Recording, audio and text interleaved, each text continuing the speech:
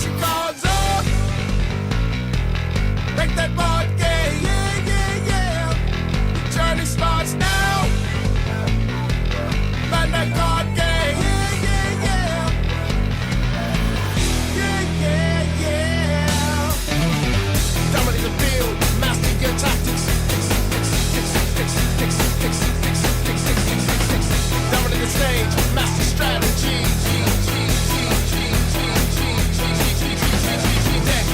Deck to the world. United the world. TCG, yeah. Stack to the top. United the world. TCG, yeah. Bandai Card Game. Make that board game. Yeah, yeah, yeah. Journey starts now. Bandai Card Game. Yeah, yeah, yeah. Bandai Card Game. Yeah, yeah, yeah.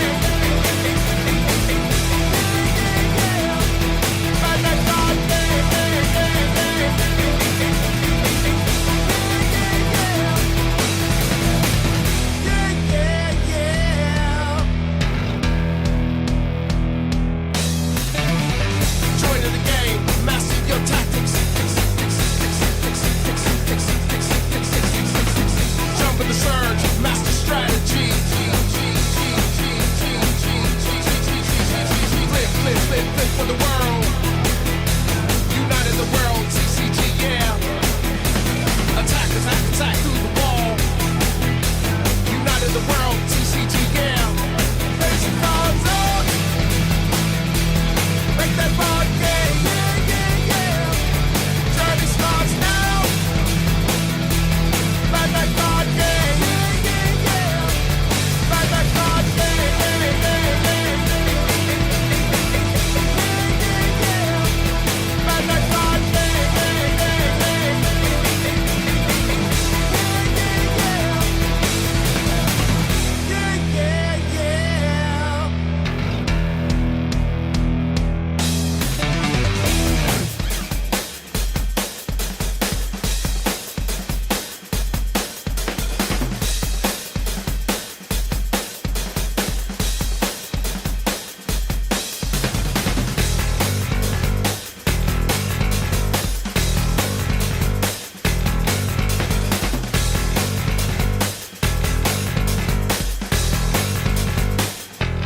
Raise your cards up.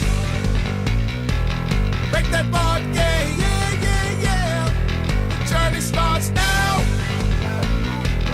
Bandai Card Game. Yeah, yeah, yeah. Yeah, yeah, yeah. Dominate the field. Master your tactics. Dominate the stage. Master strategy. Deck to the world.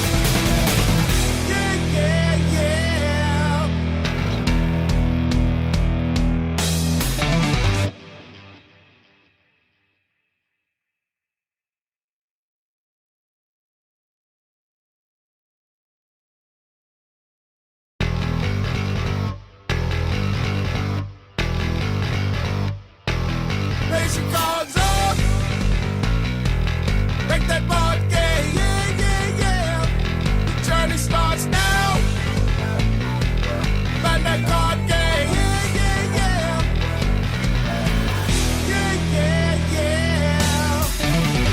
Dominate the field, master your tactics. Dominate the stage, master strategy. Deck to the world. United the world, TCG, yeah. Stack to the top. United the world, TCG, yeah. Bandai Card Game. Make that board game. Journey starts now. Bandai Card Game. Bandai Card Game.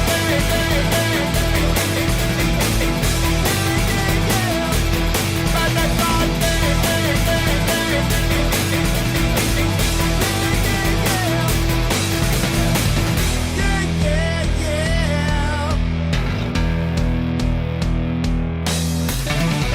Join in the game, master your tactics. Jump in the surge, master strategy. Flip for the world. United the world, TCG, yeah. Attack through the wall. United the world, TCG, yeah. Place your cards up. Make that board game. Journey starts now. Bandai Card Game. Bandai Card Game.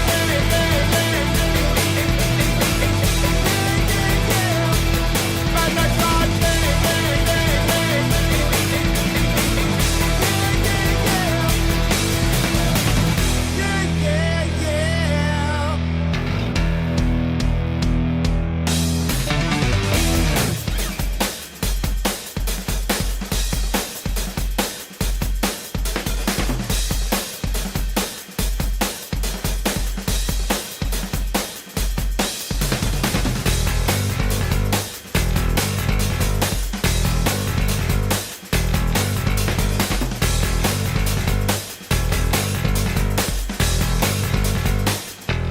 Place your cards up.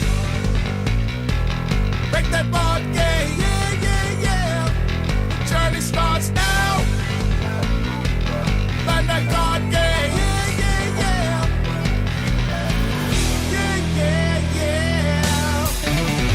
Dominate the field, master your tactics. Dominate the stage, master strategy. Deck to the world. United the world, TCG, yeah. Stack to the top. United the world, TCG, yeah. Bandai Card Game. Make that board game. Journey starts now. Bandai Card Game.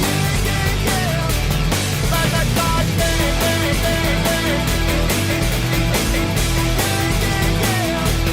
Bandai Card Game.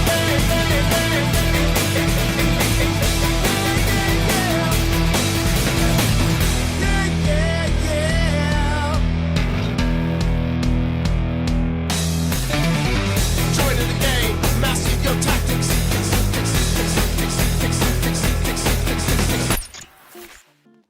What is going on, digital denizens? If you're new here, welcome to the channel. And, if this is your frequent weekend spend, then welcome back. We're doing some Digimon today, and it's a misplay for a game takeover. As always, your senior yapologist, Andrew or Elixir. I'm joined. And it's me, Marcio, aka KBeats, and we are commentating the Barcelona Regional. This is very exciting, guys. The production looks really good. So I'm really excited to get into this. We have, 9 rounds of Swiss today? Yeah, 9 rounds of Swiss. We're in Barcelona, and, one of the strongest regions on the continent with some of the best players in the game. Looking forward to seeing what they put up for us, because BT25, it's up to the floor for a lot of decks and really opened the ceiling. So a lot of fan favorite decks that got some support in AD1 getting some extra support, the likes of Shine, the likes of Crossheart, the likes of some Time Stranger toolboxes. And there's a lot of Time Stranger and different flavors of it too. And obviously, how can we forget Bandai's favorite, the one and only Bielstar back in the front running of the metagame. If you remember those BT6 days, she's back. And she's back in full swing. Yeah, she makes BT6 look like just a cakewalk. They redesigned her. Everyone was like, man, I can't believe that they haven't supported the old archetype. This new archetype does nothing. Now she does everything. Very much a lot of things. Yeah, it is no longer 3 Musketeers. Just like when Bielstar was good last time, it is 1 Musketeer. And she is the whole deck. And you'll see a lot of her. The joys of being in Time Stranger meant that she got super modern support that does play really well with some of her nice stuff. It means that, the Atmons that were kind of like cute little side grades are very much real pieces that you can... I hesitate to say main decks. Obviously, we don't play with side decks in the standard format, but like when you end up on your 4s that aren't your Black Gato, you don't feel like you're at that much of a disadvantage, especially if it's second stack.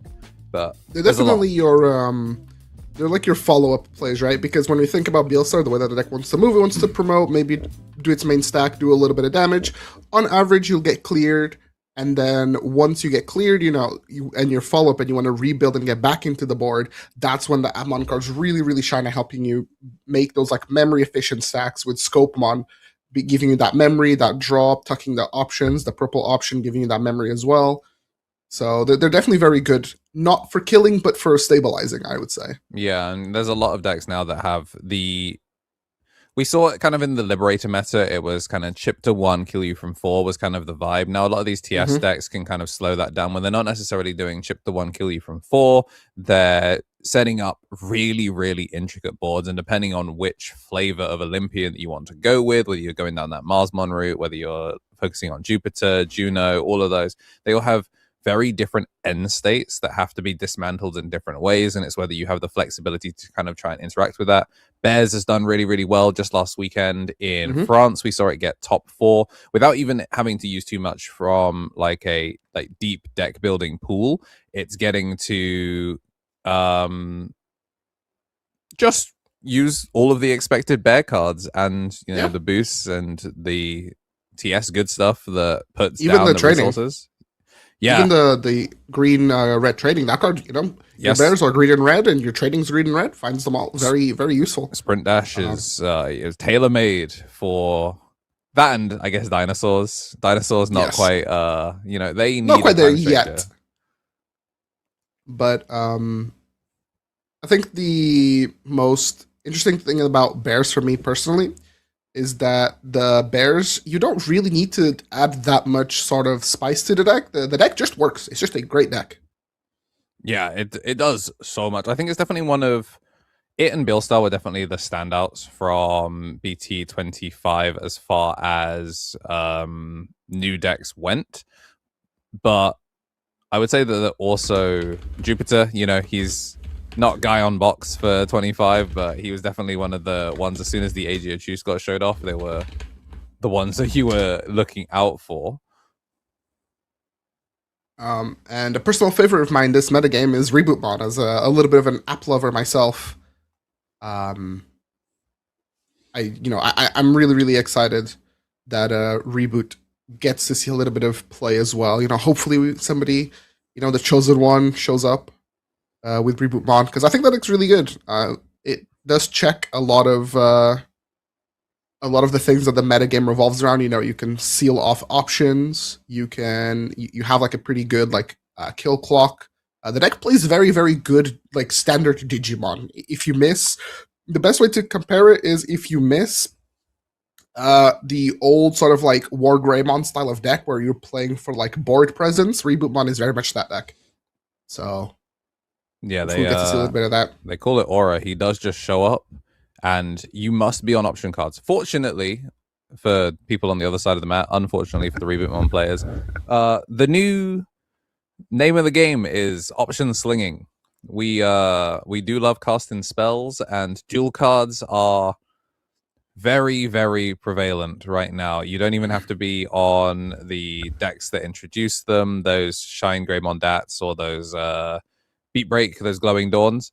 they can be splashed into a lot of decks. Obviously, black right now is notably absent of an actual dual.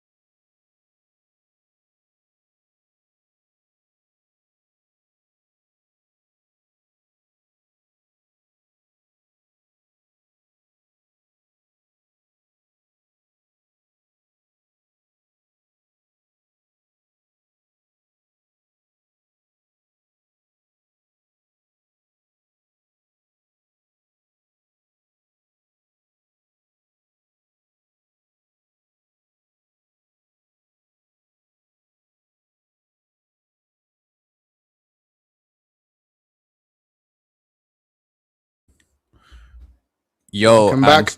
just like that, emergency program shutdown has been resolved. Funny enough, it was right as we were talking about dual cards. So, we've decided we've passed turn back to our opponent, and now we can interact with all of y'all in chat. So apologies about that, but we're gonna be kicking off real quick with the Barcelona regional very soon. They're just getting the players seated, and obviously, if you've been to a tournament like this before, you know that the judges have to let you know how to summon them at a moment's notice. And also just going over the tournament procedures. We'll be getting into round one quite shortly. For those of you that are new to organized play here at the Digimon Card Game, we are a best of 3 format. I know a lot of other Bandai games are in best of 1, but here we want you to have the chance to interact with your opponent or get OTK'd for a second time in a set, whichever happens. But it's going to be 9 rounds of Swiss, which means as you win, your record will increase and you'll play against other people that have similar records or points for you. It's 3 points for a win, 1 point for a draw, 0 points for a loss. So as we go further into Swiss, you're going to get more and more of these undefeated players. And even if we do have an undefeated early, we will still play the full 9 rounds. And then in day 2, it's going to be top 16. So that'll be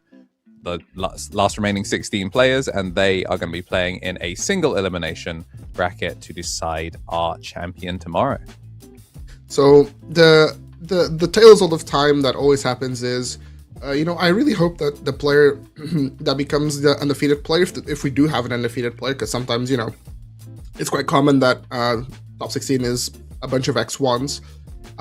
Usually the undefeated sometimes just gets knocked out in the first round of bracket, and it's just really, really sad to see. But you could be the best player on the day, and then on the next day, unfortunately, bad matchup or you bricked, and that's your day. Yeah, like fresh off of a deck check or something like that. It's just like that. My stuff was cooked. I could not fix it in time.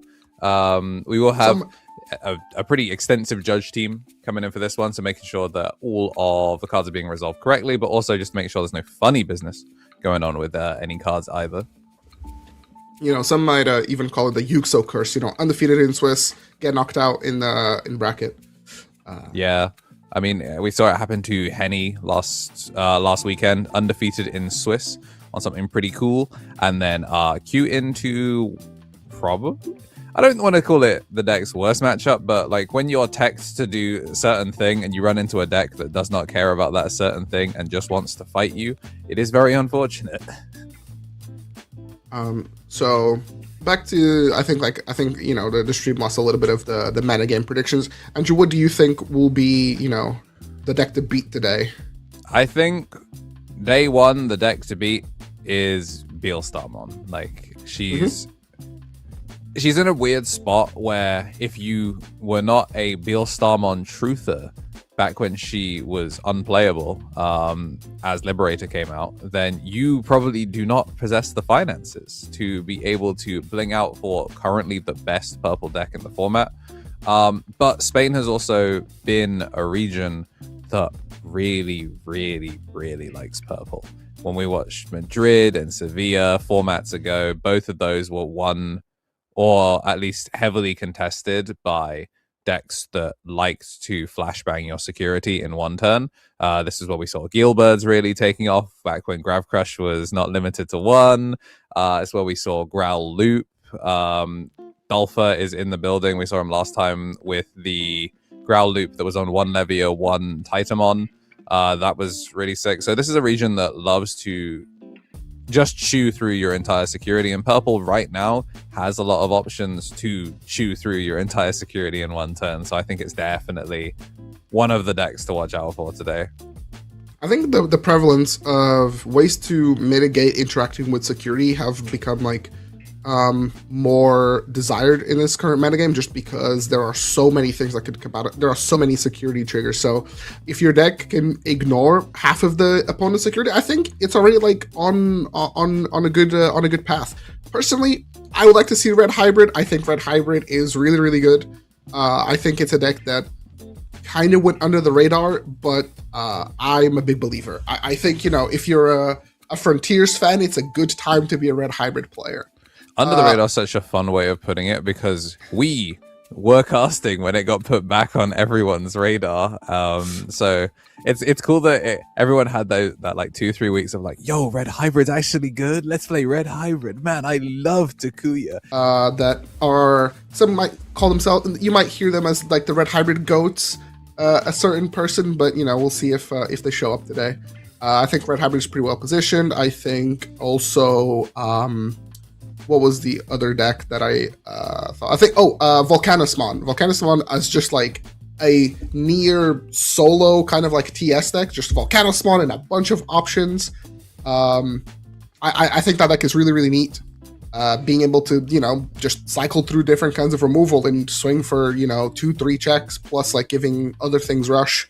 Very like, it feels kind of like Bielstar-esque, where in a sense, you have like one main level 6 that's doing all of the spell slinging for you, just kind of attached with a more robust like TS engine rather than like a purple memory gain drop package. It's so interesting as well because of how sticky he is. He really does feel like they've done a really good job of like conveying the boss fight energy. Once you get that first, like whether you get Factorial Area down or whether you get that first Divine Arms Omega, it just becomes more and more difficult to remove him, and as he stacks up more and more of them, he will continue to just become impossible to remove. So even if you do have to do that grind game, maybe you don't manage to full clear security, he becomes really difficult to remove. The fact that he can pitch he can de-link other cards that aren't the Divine Arms Omega means that if you have multiple copies of them, you can have 3-4 protections on an undigivolvable hard slammed mega that your opponent just has to interact with or die. We'll say there are a couple of times where he doesn't end up with blocker, which is a little bit suspicious. He's got like all of these hands and none of them know how to just hold back to block. It's like a day one fighting game player. I just want to run at you and press buttons. Blocking does no damage. It's a fighting game, not a blocking game. Exactly. I didn't pay X amount of money here to block. But I think that accounts a ton of potential. And I think it comes down to maybe DP minus not being as strong in the metagame, except for like, again, hopefully if I say the words Glowing Dawn, the stream will not freeze.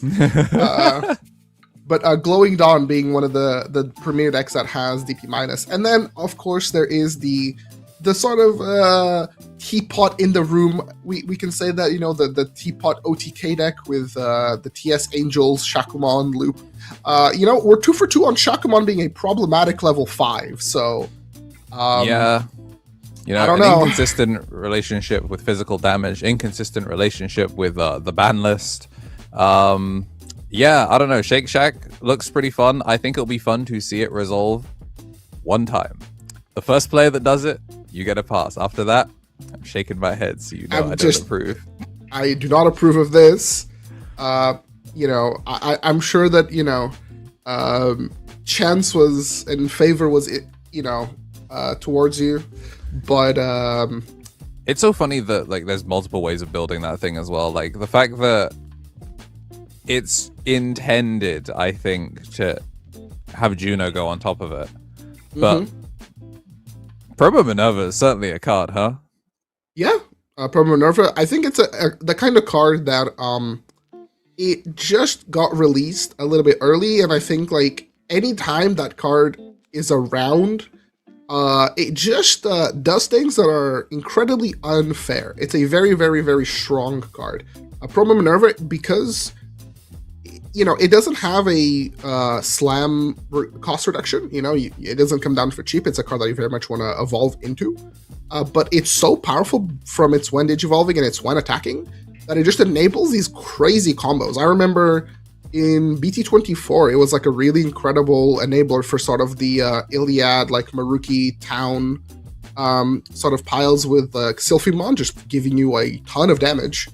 And here, this time, it's giving you a ton of damage as well by just going into Shakumon and burning security. It is kind of interesting, the kind of ranging quality of the promos. Like, you look at promo Titanmon, obviously, is the Great entire card. backbone of the Titans cards. It's an excellent card, and you've got the Minerva, but then you've got stuff like the Maruki that's just a little Look at bit... this beautiful venue. Yeah, it's huge. So we always get the big venues. We are so fortunate to be able to cast a full 256 cap regional. Shout outs to Rich Life. I see him walking past. Yes, sir. Shout out to the people that sent us pictures of the stream already, letting us know that we are in the building. But I'm not sure if they have audio, but hello everyone in Spain whilst they're getting sat down. You can see players already finding their tables and things like that. There's a whole swarm of people. And yeah, some recognizable names in the building. Maybe we'll get to see some of them. Some of them showed up in Bristol, but still a lot of people that are going to be fighting for their invite. I don't think whilst this is one of the last events of season 1, but there's still a lot of invites that need to find homes. So trying to stay undefeated for as long as possible, so you are not relying on the grace of a good pass down. And if you want to be on stream, you got to win those games. Round 1, maybe you're lucky, but if you want to be on camera, and enjoy the nice comfortable chair and the nice setup, you got to start winning those games. Okay.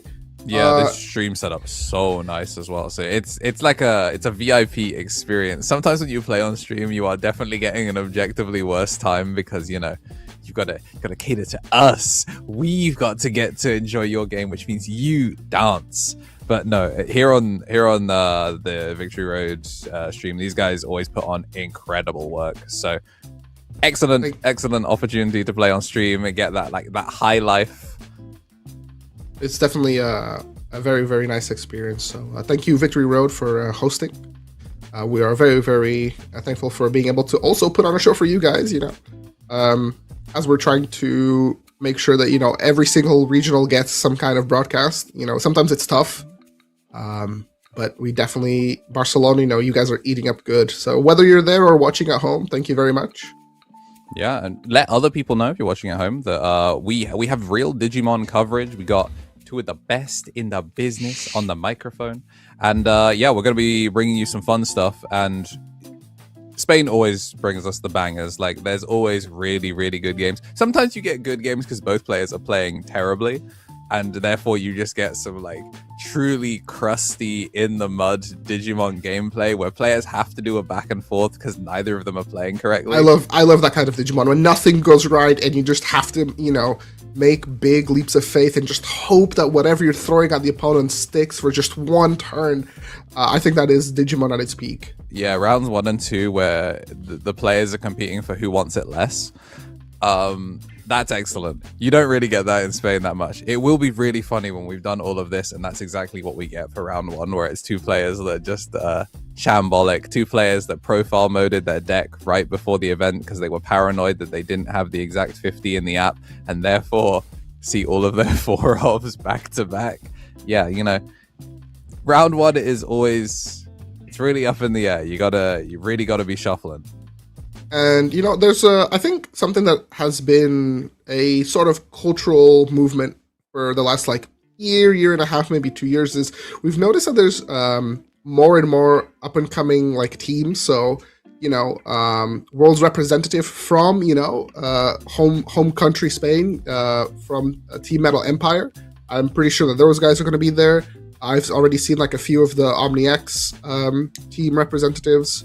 Also, cracking down at Spain and trying to get a few more invites. Yeah, some of the other Olympus as well. What are some of the other like notable teams off the top of my head? Al de France. Also, I think some of them are going to be in attendance as well. Maybe Team Yggdrasil. Yeah, there's also like Italian team as well that do travel a lot. So there's like a big range of them. Hopefully we'll get to see them on stream and that will jog some of our memories. Not all of these guys have the big social presence. Some of the teams have gotten around and got some stuff. Are any of them? None of the Misplay Mercenaries are in attendance, unless I've forgotten. Yeah, no, none of them are in attendance. So there are some UK players. There are some UK players that are coming to Barca. I know some of the UK gang were talking about going to Barcelona. How many people actually followed through on that? I do not know. And if they missed out, then they missed out on potentially getting to rep the scene on stream, which, you know, is just tragic. But I'm hoping we get to see some Jupiter. I want to see new cards resolved before we end up in inevitably probably some Deal Star mirrors. And I think, you know, we definitely have the player name, so our game will start very, very shortly. I believe we're just... And also got confirmation that we're going to be looking at 8 rounds today. 234 players are in attendance. So not the maximum length, but pretty close to it. A really, really good turnout. For people like me, I would love 8 rounds, you know. Sometimes Digimon, you know, best of 3, you know, it's a lot of games, so it's nice to just have one less game and just, you know, if you're like, you know, 7-1, you already played plenty of Digimon, you know, you don't need to play that last round. Very, very relaxing experience. Especially if you're playing like a deck that takes like a lot of actions. Unironically, maybe, you know, as age catches up to me, I can't do it anymore, man. Like, sometimes if I'm playing a deck that takes like a lot of actions, I don't think I could take Bloom Lord to an event anymore. Just because, like, it's just every game is just so much is happening, you know. I'm living my best make a single stack life. Medusamon, Rebootmon, love those decks. So simple, so just make your stack and just, you know, Jesus take the wheel. I love that you're saying that, and then they're gonna reveal the new Bloom Lord for, is it BT26 that we're getting a new Bloom? I believe so. Yeah, you can see Bloom was like, oh man, I love going wide. I love making 300 actions. Speaking of reveals, we got a lot of things revealed in the past like presentation. Something that I'm very excited for is the Rosemon Burst Mode dual card. That card is awesome. That card is so cool. The fact that you get to burn twice as like a when evolving as a one attacking, and you also get to burn one more from the starter deck Rosemon, insanely cool. Like, my green deck should just be burning security, you know? I love not interacting with security. It's crazy they found a way to finally fix like the, oh man, green only feels really good when you get to suspend and pierce. So what if I just suspended and then did not pierce and just burned security? What if we power crept piercing? Yeah. Also, the fact that if they don't play on board with you, you can bot deck your own things to get the burn is incredibly funny, because it again solves the problem of, man, I'm playing green and they won't play with me, so I guess I'll do it myself. Yeah, we've got our judges on table. We will have a dedicated table judge, and of course we've got our players getting set up for a round number 1. Best of 3, so it's going to be 45 minutes plus 5 for overtime. And the players, of course, do get to decide their mulligans, although it looks like we're both taking our opening hands for that. Oh, okay. I think we're also making sure the security is set the same way, so it's a little easier. So we'll go top to bottom towards the player. Are you a top to bottom or bottom to top kind of person? I am top to bottom. First security revealed should be... then it looks like we're going in. We're getting our first draws up, as we are going to be having Karim go first here in Swiss round 1. It looks like we do have Elizamon, so Medusa to start things off, and we got Metal Empire. We were just talking about them, and it's, yeah, no surprise here. And, you know, this is what I was talking about. This is the Digimon that I like to see, you know, single stack, We are not going to go wide, and one thing we'll get in. Although, things don't look so good for the Beelstarmon player. Dual training does get us a little bit of advantage, and the Asuna to pass turn, pitch 1, draw 2. Pitching these options very, very good, because we can get them back later. Yeah, no rookie definitely hurts, but unless we... No, maybe they did their mulligan beforehand, but we got to see the players dishing out their security straight away, so I don't know if that was off of the mulligan or if it was I love them the taking promote their here. first hand. Yeah, I mean, absolutely love the promote here. Trading, promote, we have the full line, you know. The Beelstarmon player is incredibly behind. Just push the advantage, you know. You don't have to get the most value out of your cards. Just go. yeah, one thing that was also kind of disappointing as well is we didn't get to see a level 4 pitched off of the Asuna, so even if we do go here, we don't have anything to play with. That said, though, we do hit the Sparrowmon off of the burn, so that means the Asuna now has a free play target if we manage to pass it, but we can, of course, Medusumon, just... Bye-bye. Medusumon, the red deck that hates on the purple decks, you know, if you hate the purple decks doing so many things at the same time, then Medusumon is the deck for you. Take away those resources, give them the token, protection, big numbers, swing a security with no fear thanks to progress. Yep, the progress does not matter. Yep, and Hurricane Screw Shot not going to have an effect here. Obviously, does have that security effect, but progress, for those of you that don't know, whilst this Digimon is in the attack process, including against security, it is immune to all effects. Digimon, options, tamers, you name it. And we get a double hit off of here, you know. And also, we drew into the Styraco off of evolving into Medusa, so we could just end on Styraco next turn, and that could just be game. You know, that could be a quick 5-minute game on Medusa. It'll be interesting. I actually don't know if we're gonna do it. Because we have end of attack here. Yeah, it can. I always forget I can bot deck options as well. We choose not to pop the token, which is interesting. I think we're valuing more layers of protection. Yeah, I don't think there's any real need to. Oh, we drew the overextend it. Owen. Yeah, we take it. I thought we were going to try and end on maybe like a protection Demetro, just in case, but like we're so far behind. We do have... I personally would have gone into the Styraco. I think developing it here is really, really strong. But I also understand, you know, wanting to play a little bit safer and just chill with the 2 tokens. Yeah, you know, we said about it before that, you know, maybe round 1 you're going to be seeing a pretty rough hand where the players may have, you know, profile mode of their decks soon before the tournament. We've seen a lot of 5s kind of show up back to back to back here. We saw it off the training, we saw it off of second training, so I have a feeling that maybe just a little close on the brick. Once again, progress. We security goes first. So yeah, security trigger goes first before the security check. Yes, so we are going to get the pop before the Elizamon comes out. The other thing is that the Beelstar player loaded their Blitz as the bottom security, so if you are the Medusa player and you have the option to go into Styraco, it is incredibly advantageous to burn the card that the opponent loaded into security. And so end of attack rather, pop token, and then we could bottom deck something, make another token. Yes, the Gato, and then use the security being removed. We are going to then get the Eliza played out, and then end of attack, of course, send Gato to the bottom, make sure this Asuna doesn't have a target to free play. Styraco, here it is. Evolve for 4. Or I suppose you could evolve for 3 thanks to the Gigi, and yep, burn that bottom security. It's another Hurricane Screw Shot, and then burn again, and that's game. Yep. So unfortunately, just definitely on a break. Leads me to believe that maybe we just didn't see the opening like shuffle up and mulligan, but pretty good start for Karim there. I mean, that's as good as you can get it, really. Playing into a purple deck and them not really getting to play with you, a deck that pretty much just gets to reset you on a brick consistently. Yep.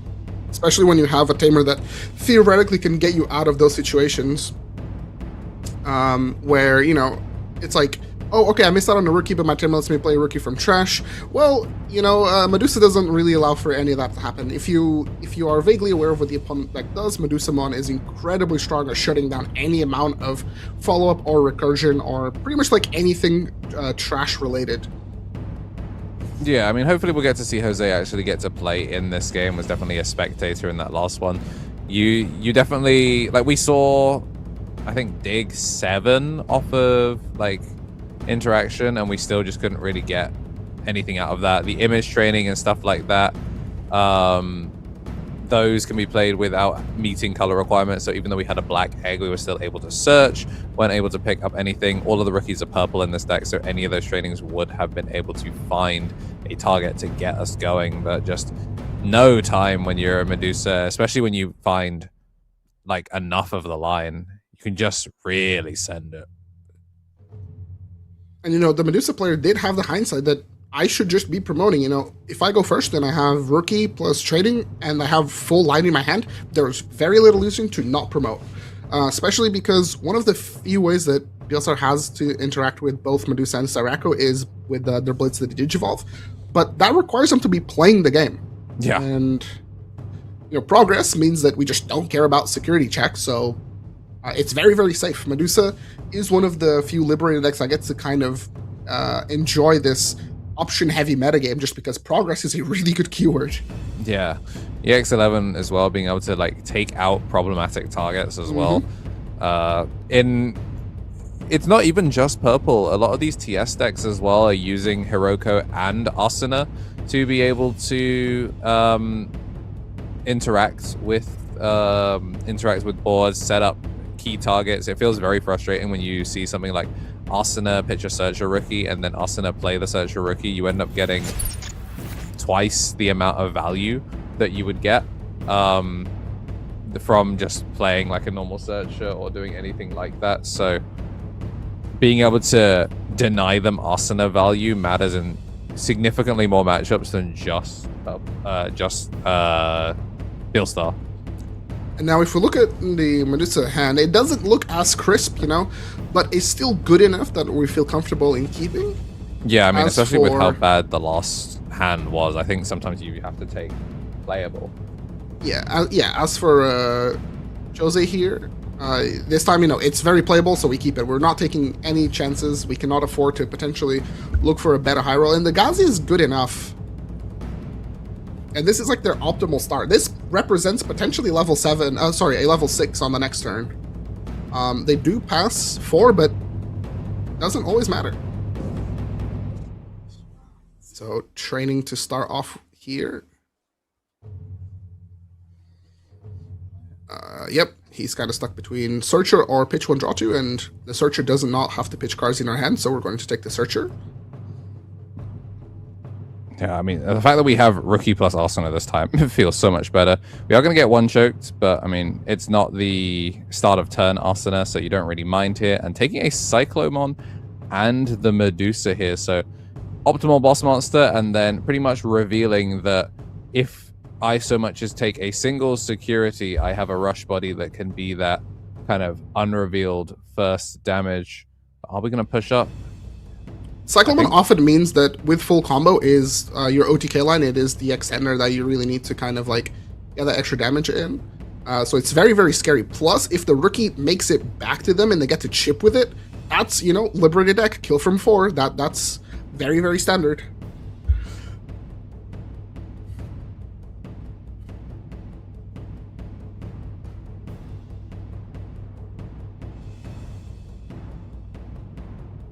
We're basically, yeah.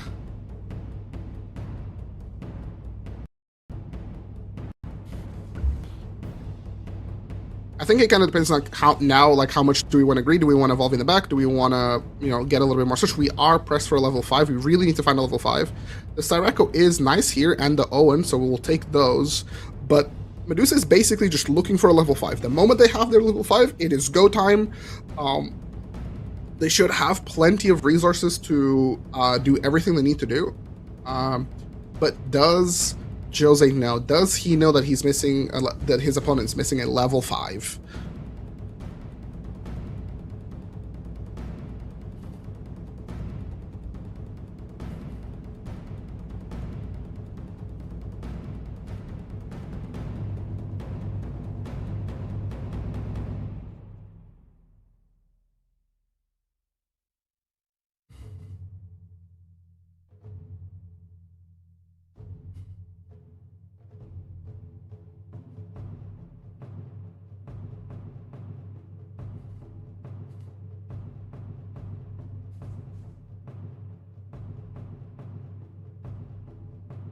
we stay in the back, but we do have the Lady Devi. Lady Devi will be able to tuck a card to draw it, and it can also trash a card to pop the Elizamon.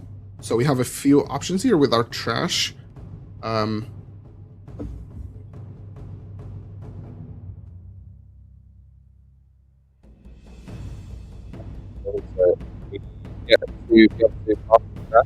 Which means we can use the fly bullet, and then we can drop the fly bullet. So still keeping the rookie in the back means that if we do get taken off board, we can play again out of more or less thin air. Fly bullet cast does let us load up the blitz, and then we're going to get to Arts Evo. So goodbye Elizamon, and hello Billstar. So the neat thing about this stack here for Medusa is that Lady Devi has an on deletion, but as long as we bottom deck the Lady Devi, we don't let the opponent float into a level 4.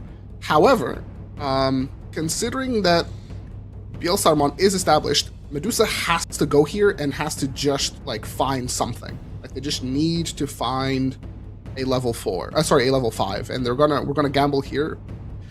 That is a level 5. That is good enough. We also get the Owen down. Punished. Yeah, it's not ideal level 5. Like you would have preferred to see Lamia rather than the Cyberdramon, but the beggars can't be choosers. And in this case, considering that we can kill from 4, we're in a pretty good position. We're going to gain our 2 memory here, and then we can spend 2 memory for a reduced Evo cost to go into Medusa, kill the BR Star, and bottom deck the Lady Devi to deny the on deletion, and then make the token. And we also get the well, I guess we bot deck the Billstar Fly Bullet in order to prevent the on deletions. Yes. So yeah, we get to petrify the Billstarmon, and we get to swing in, do hit a Gazi, and we did miss out on the we don't have an Asuna anymore, so it's a little difficult to actually interact here. We are just going to bot deck the Toyagu that was hit out of security, and that's game. Repetrify is this? It's game. Burn from Styrako, and then security got removed, pop the token, burn another one, and then Styrako gets to unsuspend, and then Owen makes it swing. Is this the swing Owen? The 3-cost one? Yep, 3-cost Owen makes you swing. Yeah, so we just top decked the out, yeah. Yep, level 5. Level 5 wins the game. Yep, it is one of the fastest decks in the format. It's the Purple Hater, and yeah, I mean, the Bristol Regional Champ said sometimes you just got to top deck your out, and Karim, following through with it, finds it on the exact turn that he needs it and not a single turn later. So it's simple. Your round 1 is going to be won by Medusamon. It's nice to see all these new decks, but, Owen's got a world championship for a reason. The deck is incredibly strong into any deck that wants to lay down some traps, any deck that, has strong security. At the end of the day, Medusamon is going to clock in, kill from 4, and move on to the next round. Yeah, and we definitely got to see that Medusamon is so incredibly strong in that instance. Obviously, the Styrako was the one that did the final blow in those games, but the amount of bullying that Medusa can do versus any kind of deck, but especially purple, is frightening every time you see it. The bane of a purple player's existence is Medusamon. That deck it's good when it got released. It's been good ever since. I think maybe beginning of a set when people want to try other new toys, people want to cook up something interesting. But at the end of the day, you sleeve up your red cards and you go face. It's like, that's a really cool new toy. My favorite toy is a 40-ton sledgehammer. And it's what we talked about before, where how many of those security did Medusa actually interact with? 1, maybe? Yeah, 1, maybe 2. I think 2 at most, but at most.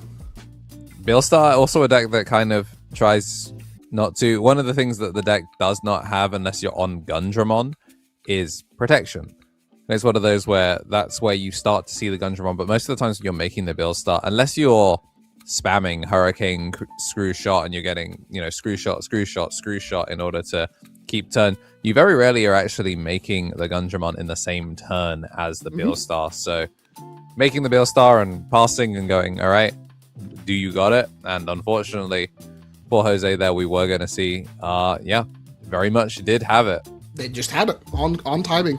Like, I think game 2, you know, it was a little bit scary. We had to play a couple, like 2 searchers to get to our level 5, but I think it was even better the fact that we also had the scramble. We had scramble and the scramble Owen. So if something was to go wrong, which did not go wrong, we also had incredible follow-up. And Medusa, sometimes when we're fighting in the mud, Medusa kind of likes fighting in the mud. The BT24 Medusa does have rush. Yeah. So just keyword rush.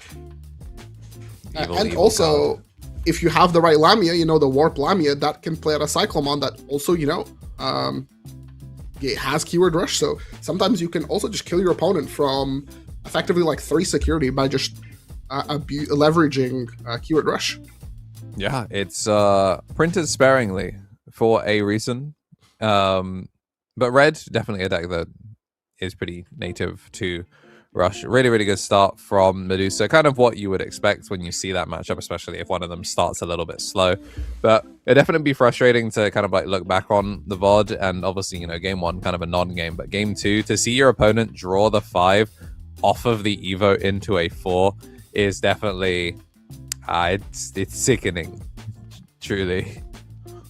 So even if we had to commit like a search, if it was because we passed 3, if it was training for 0, slam a searcher, find it off of the search, yes, you would still be able to make Medusa, but you wouldn't have basically OCO'd from security. So very, very unfortunate for Jose there that, you know, just wanted it a little bit more, unfortunately, in this first round. But X1 round 1 is not the end of your bracket. We've seen you can still definitely make it. Yeah, you can make day 2, even X2 early, but in an event this big, it's definitely going to be harder. You'd be looking for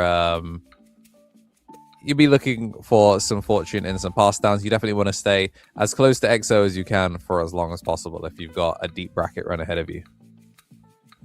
So with that, I think we are probably going to take a little bit of a break here, since, you know, we're now just going to be waiting for round 2. Yep. Any words before we go on break, Andrew? I don't think there's anything too much. We'll probably talk about some of the lists that we saw as well. Like, we do actually have the list from these players. You can kind of see some of the adaptations. Beelstar is kind of a wide open book, but also maybe get to highlight some of the other decks that were shown off in BT25. But if we are ready to shoot to a break, then don't go too far. It's bright and early here in Europe at the very least, so you can get yourself some breakfast and get set up and cozy for when we come back for round 2.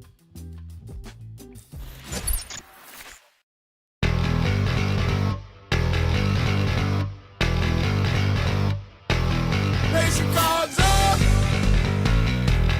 Make that board game. Yeah, yeah, yeah. The journey starts now. Bandai card game. Yeah, yeah, yeah. Yeah, yeah, yeah. Dominate the field. Master your tactics. Dominate the stage. Master strategy. Deck to the world.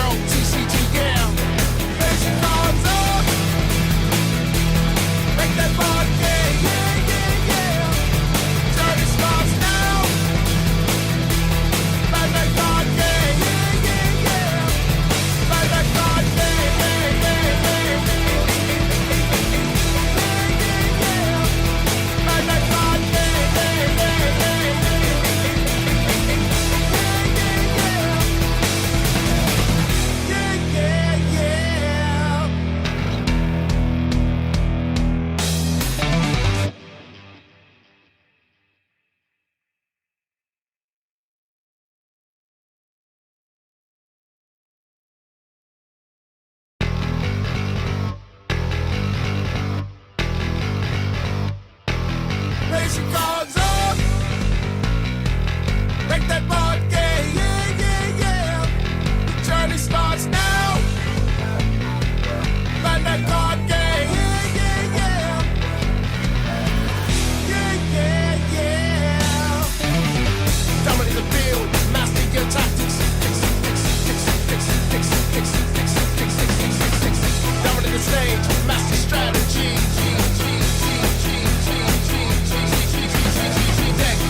Deck to the world. United the world, TCG, yeah. Stack to the top. United the world, TCG, yeah. Bandai Card Games. Make that board game, yeah, yeah, yeah. Journey starts now. Bandai Card Game, yeah, yeah, yeah. Bandai Card Game, yeah, yeah, yeah. Bandai Card Game, yeah, yeah, yeah.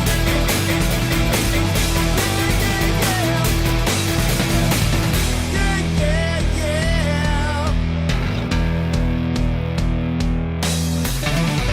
Join in the game, master your tactics. Jump in the surge, master strategy.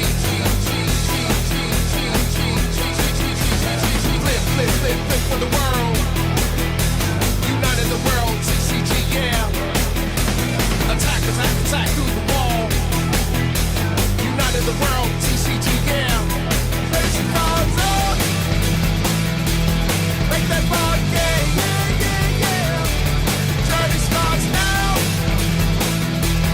Bandai Card Game, yeah, yeah, yeah. Bandai Card Game, yeah, yeah, yeah.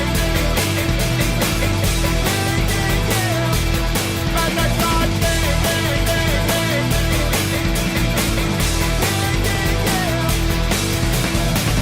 Yeah, yeah, yeah.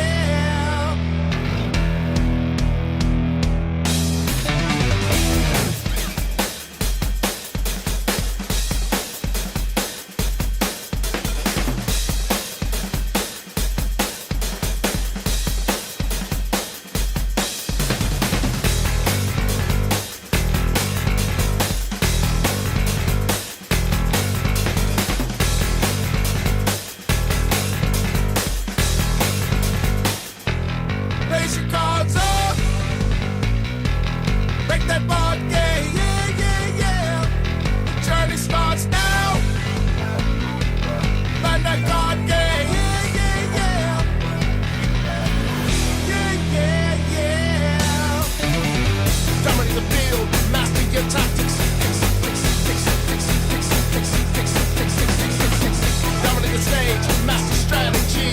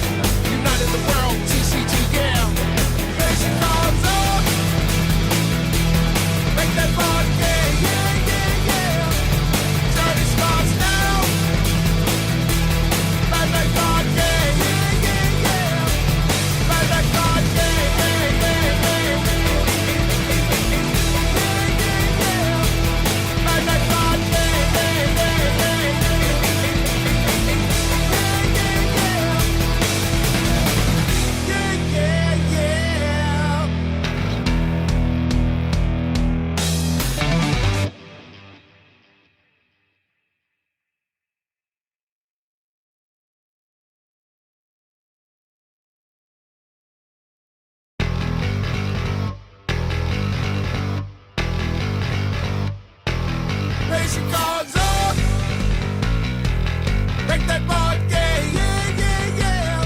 The journey starts now. Bandai Card Game, yeah, yeah, yeah.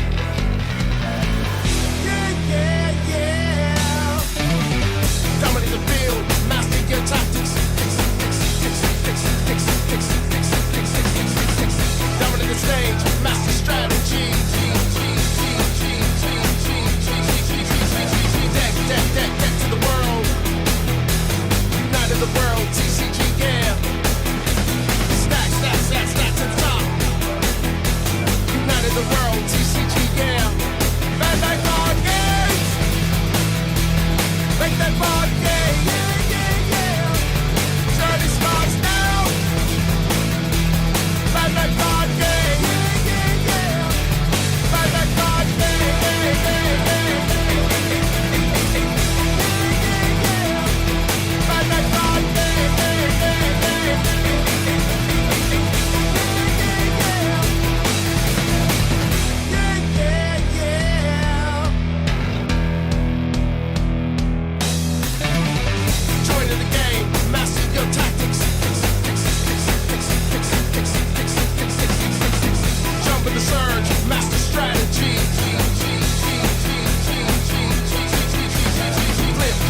Flip for the world. United the world, TCG, yeah. Attack through the wall. United the world, TCG, yeah. Place your cards up. Make that board game, yeah, yeah, yeah. Journey starts now. Bandai Card Game, yeah, yeah, yeah. Bandai Card Game, yeah, yeah, yeah.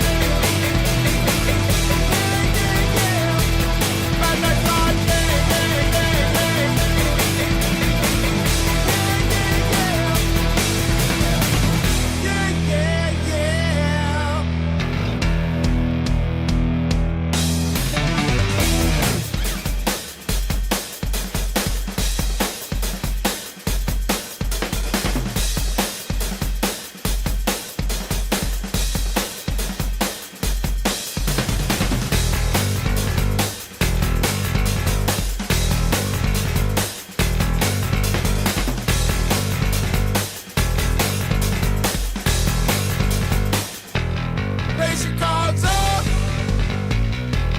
Make that board game, yeah, yeah, yeah. The journey starts now.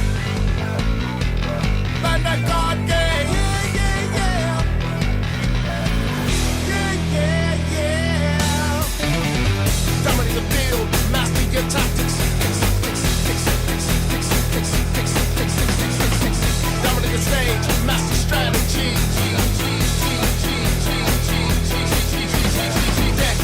Deck to the world. United the world, TCG, yeah. Stack to the top. United the world, TCG, yeah. Bandai Card Games. Make that board game, yeah, yeah, yeah. Journey starts now. Bandai Card Game, yeah, yeah, yeah. Bandai Card Game, yeah, yeah, yeah.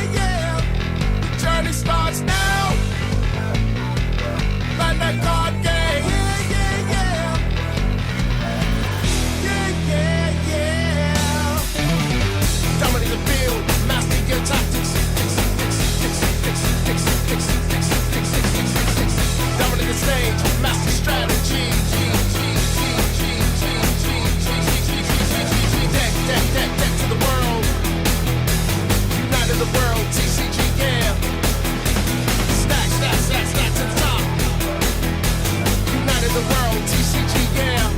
Bandai Card Games. Make that board game. Yeah, yeah, yeah. Journey starts now. Bandai Card Game. Yeah, yeah, yeah. Bandai Card Game. Yeah, yeah, yeah. Bandai Card Game.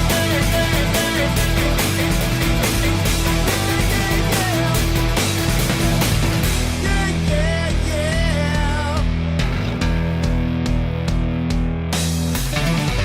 Join in the game, master your tactics.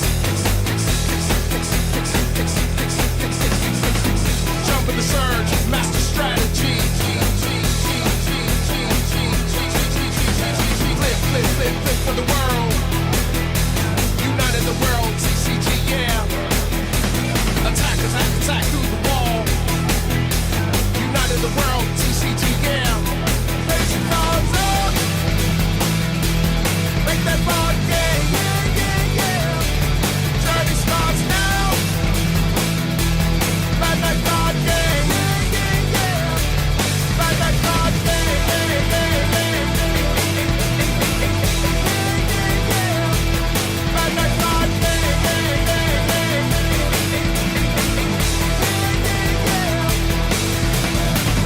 Yeah, yeah, yeah.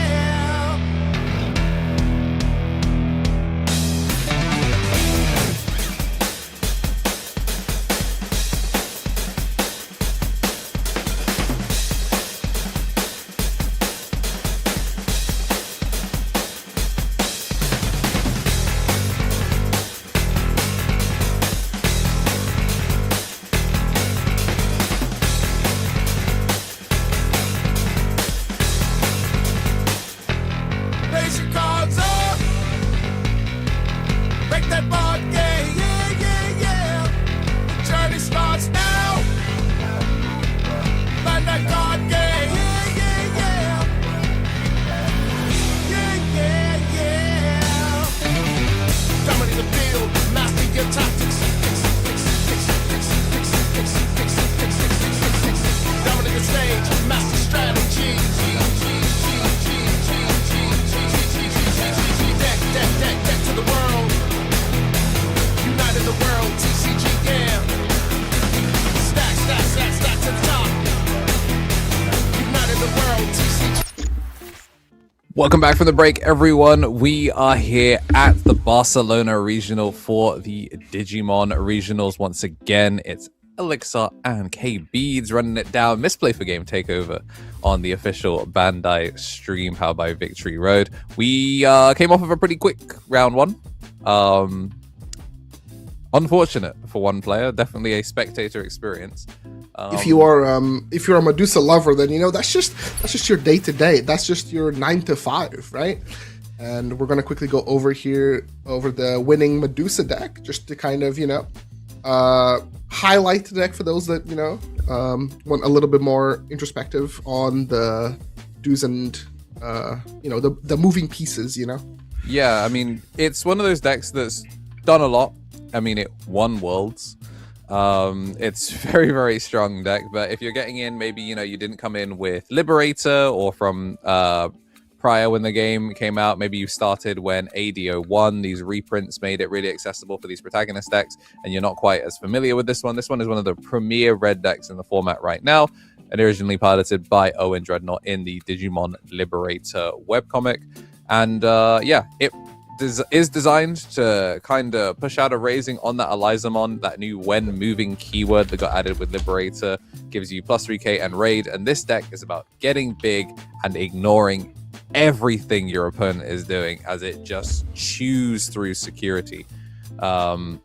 With ease, with ease. No effort whatsoever. So one of the things about Medusa is, first of all, it just has Rush, which is just super, super strong, but also it's when Digivolving and end of attack. Not being once per turn means that you get to just interact with the opponent's trash, which was previously a zone that was sort of sacred, Not many decks could interact with the opponent's trash. Not Medusa, though. White level 7s were the ones you're thinking about, like your Merciful modes, your Imperial Drum Paladin mode aces. Those were what you were using to kind of like reset trash and keep the purple players honest.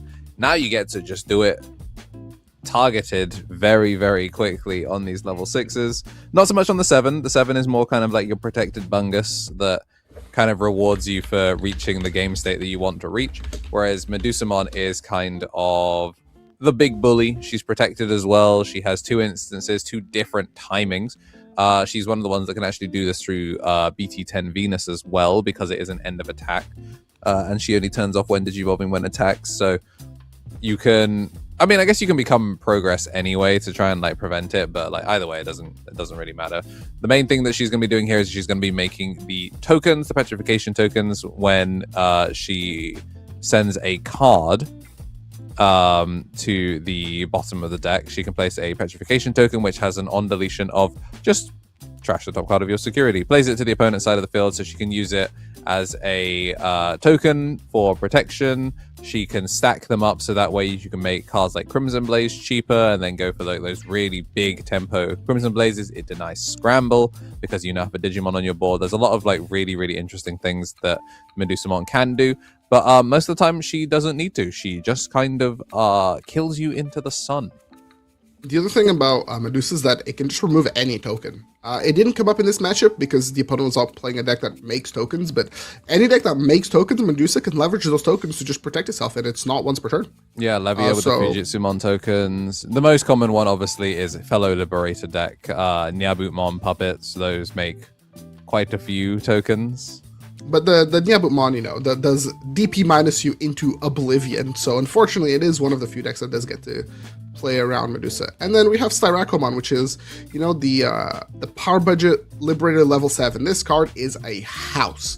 4 keywords, 1 when digivolving, 2 all turns. This card just does so much, and you can also evolve on your level 5 for a lot cheaper. So this is quite often the most amount of like damage that the Medusa player can get off of like a single evolve, because not only does it unsuspend, it also trashes an opponent's security, but also when a card is removed from the opponent's security stack, you can delete one of their Digimon. And this does not care about which Digimon. So you can delete the token that you just gave them to then burn another card. So this card by itself is 3 damage, which is ridiculously strong.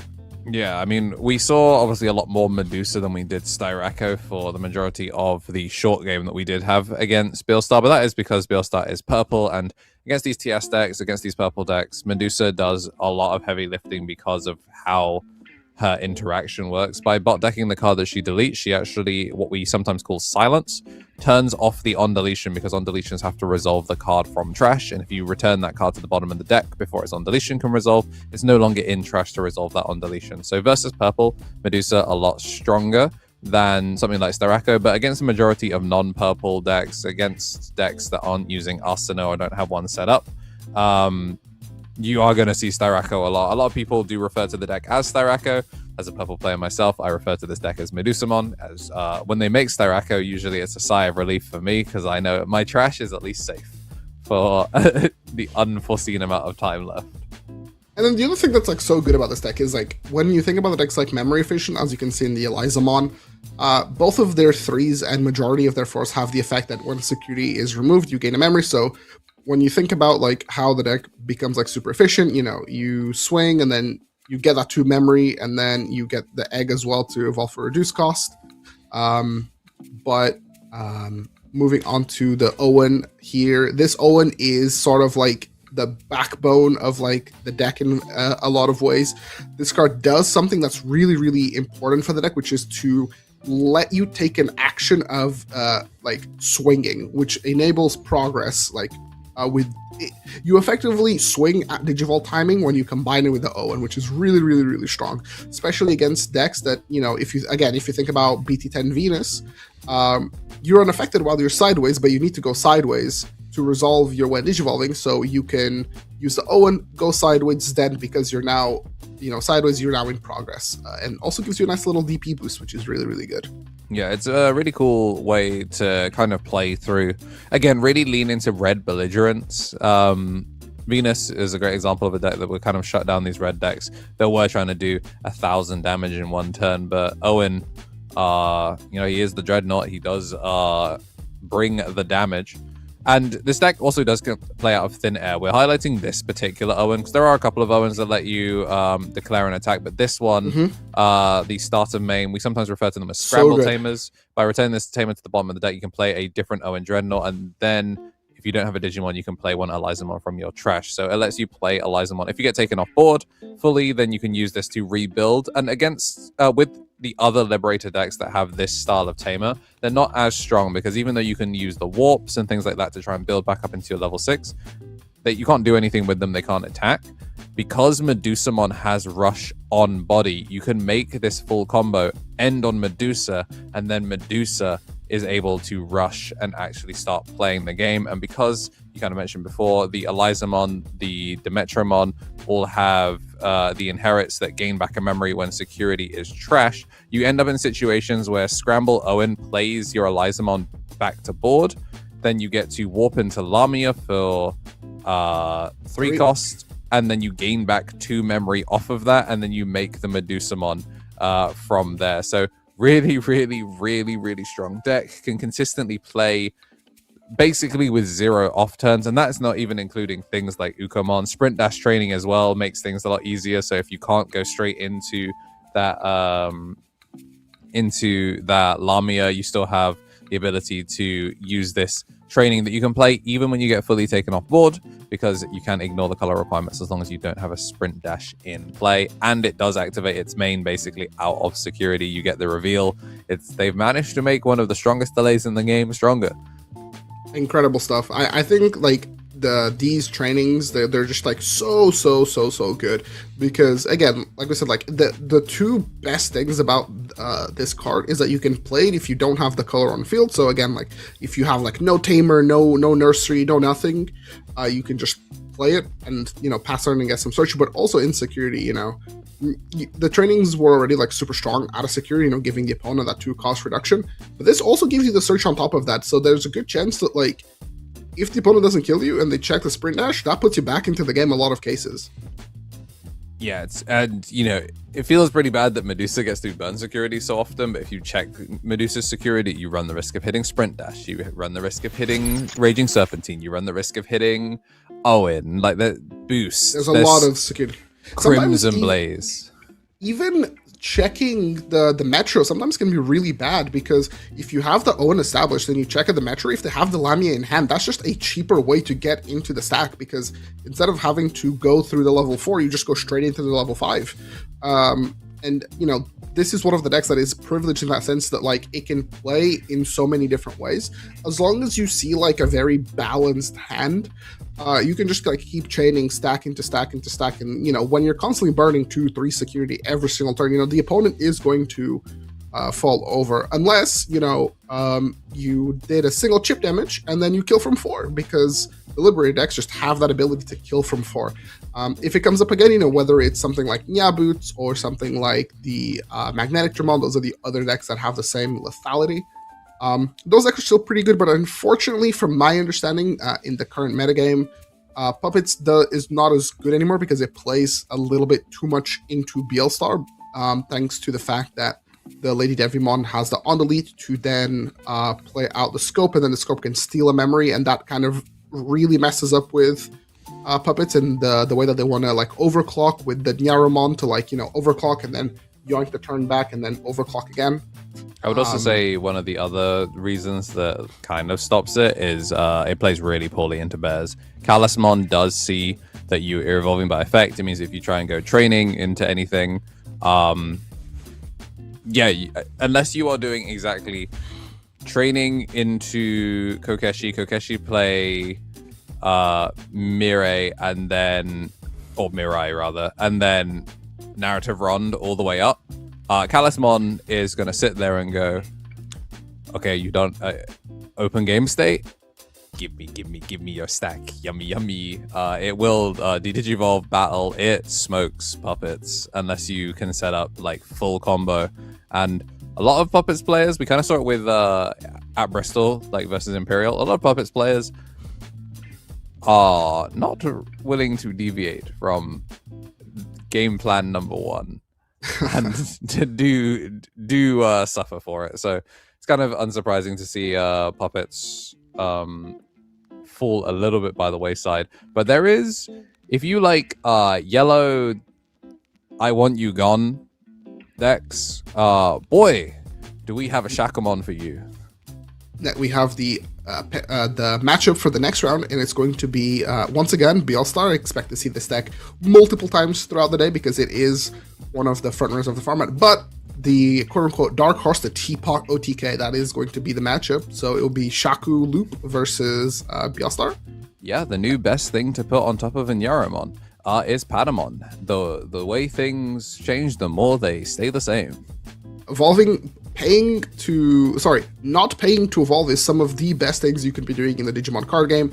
Why pay for an evolution when you can just not do that? And also, leverage DNA. DNA, very good mechanic. Giving you, hidden keyword rush is very, very strong. And then, you can just leverage level 5 and put a bunch of different 6s on top. Yeah, your Venus, your Minerva, your Juno. Anything yellow you want, like you could realistically Clavis. put Tamamon if you really want. If you are based like that, yeah. Yeah, I love me. Oh, you know what? Yeah, this is quite funny actually. Team Face Off. We were talking about Dalfa. He was our Sevilla. Yes, he was our Sevilla winner because he got top 8 in Madrid. This is Digital Gate. These guys, another storied team. I mean, they've got a regional champion on their roster. And look at that, matching jerseys. That's how you know they are a real team. Okay, if you do not have matching jerseys, you might not be. You guys are just like a gaming clan at most. Yeah, bedroom org. I mean, I like also that it's the polos. I think polos are kind of clean. Like a lot of people do jerseys. Like the esports jerseys. They're real nice in the summer because they're breathable. But our national season is in winter, so I don't want to be rocking up in a breathable shirt. I want to be insulated. And a little bit of lore here is that these two players yesterday were our victims for the test stream, so we were familiar with these guys, and one of them is not on Titans, unsurprisingly. Yeah, during our test games for the camera, we got to see Dalfa's actual deck of BL-Starmon versus Titans. It was the purple deck of all time versus a purple deck in the game, and they took turns piloting Titans because it was miserable. So yeah, kind of unsurprising to see that the actual deck that is being brought to a big Spanish regional is going to be Shake Shack. But yeah, this one's going to be really interesting. But these guys are not trying to play Digimon with each other.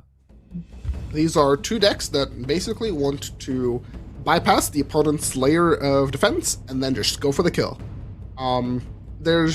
I think, even though the Shakumon deck is quote-unquote a TS deck, it really just leverages TS cards for setting up and doesn't really care about trading with the opponent's board that much. The less it has to go up against, the better, because it's OTK, just, tries to avoid doing security checks as much as possible and tries to get some burns off. And also, it gets to be a yellow deck that gets to weave in some Digivolve, which is very, very good. Yeah, Digivolve, one of the strongest things in the game. It's one of those weird ones where it doesn't actually remove a lot of things, but sometimes just messing with the guy on top is really important. There are some decks, Titamon's a great example, where they now have a protected Titamon that's Titamon whilst he's face up. So if you can Digivolve him, then suddenly you're back to a body that is much more favorable to interact with any form of removal. So yeah, this one, the Satellamon may come up here. Satellamon does give Digivolve protection, and since there's not really much removal, in Teapots, I think that might be something that we actually see is like try and focus on that Satellamon to give Digivolve protection and try and kind of mess with these boards. The other nice thing is that BL-Starmon also has counter as a keyword in its in the card, and it is a native blocker. So if they can leverage that the Digivolve protection and they don't get removed through, you know, something like the Shakumon. Is the Shakumon the Chaos the Great off the top of my head? Yes. Unfortunately, you know, Shakumon does actually just get to remove it, but if they somehow don't find the Shakumon, sometimes, you know, the Beelstar could weave in a block and stop the OTK from happening, which would be pretty good. But Patamon is back, Asuna dropped down, and this is like a lot of advantage on the first turn of the game. You know, Patamon gets to evolve for free and get a memory. Asuna gets to play the Patamon, which is a searcher. Looks like Brian has the ball rolling here. Yeah, it's interesting because you can see like Andre has. I mean, having the Sparromon's pretty good. The problem is we don't have a tamer to go with it. So yeah, just gonna go for the Scopemon here, decline to load, so that way we get the one choke, see if we can force the Asuna proc early. Obviously, if we do get the Asuna triggered here, we're gonna get a Patamon, gonna get that free search. But the main thing is that the Asuna's not coming down on like a key combo turn. One memory is not enough to make a Shakomon from this position. Even if we don't pay for our Patamon Evo here, it looks like we're just going to stay in the back. You know, we are an OTK deck. Why push out and, you know, effectively gamble when there's nothing you can do off of it? So we have some of the combo pieces in hand, so it looks like we're just going to try secure that additional level 4 because, you know, we are a DNA deck at the end of the day. We do need twice as many level 4s for our combo, and we need even more level 4s to leverage the fact that we want to play them out and also evolve with them. So the Pagumon Egg here evolving for pretty much nothing thanks to the Sparrowmon tucking an option in. Super, super efficient. Oh, we're looking at Scramble here. So don't have the 3 Musk, unfortunately, so we can't actually turn into Beelstar. Oh, look at that. And the homie upgrade. The homie drip upgrade, you know. In the grand scheme of things, this doesn't really matter. So I think it's neat that we just get to see someone just, you know, use their nice Patamon. Yeah. I mean, Patamon has like multiple ults. Speaking of ults, though, we don't got the, or at least so far we haven't seen the SP Beelstar duel, but we do have ult Asuna, we do have ult Beelstars, and we do have the golden Beelstar. So it looks like we're going to trash it and then play the option from the trash with the Lidivy for reduced cost, cost 3, and then Art Evolve into the Beelstarmon, and then cast Redbind Trigger, and then tuck it in. And for the security check, Angemon comes down, just comes down as security, that's kind of it. The other neat thing about the matchup is that because Beelstarmon deletes a lot of guys, thanks to the new keyword Ascension, when it would be deleted, it gets to get placed to the top of security, if I'm correct. Yes, it gets to top of security, and then when it's burned out of security, because it got burned off of the Bind Red trigger, it does get to play a body, which then means we get to activate Pegasusmon here, as it is on the on-play. We got to take a little peek into the hand earlier to see these kind of Patamons, and it looks like we're going to load the Angemon here to guarantee that we have a target, and that we will be able to go for the DNA. Unfortunately, though, when digivolving of the Beelstarmon is going to actually let us trash the Bind Red trigger in order to be able to unsuspend, and then Bind Red trigger when trash pops, I believe it's like 7k or lower, so able to clear that Pegasusmon from there, but we are still going to get a Patamon at start of turn because we have passed less than 4 memory. So Patamon here gets to get an Angel and a card with a TS trait. Alrighty, so it looks like there was a second Patamon that was the last card that was in there. Are going to get to go into the Angemon, and then we do have to finish resolving the Patamon. So we do have to reveal a yellow vaccine and put that as the bottom card of security. Gain a memory off the Inherit, which now sees its own Evo, and then we are going to draw and can contact fuse into a Shakomon here, but obviously there is no level 4 to go with it. So thanks to Beelstar being a blocker, it means that we can, you know, block off an attack, and then also at counter timing, we can trash an option to restand, and then we can block again, and then that will trigger some of the options. So I get to clear some cards on the opponent's turn. But we're going to evolve into Blimp. Blimp acts as a searcher here, you know, kind of a nice bridge and finds the first Shakumon. That is Shakumon number 1. Yeah, I actually kind of like this. Some people have messed around with some alternate things. You see a lot of people that are only on angels. You see some people that have used a particular green and black target that's TS traded, but using the Blipmon just to make sure that you're always cycling cards, I think is sick.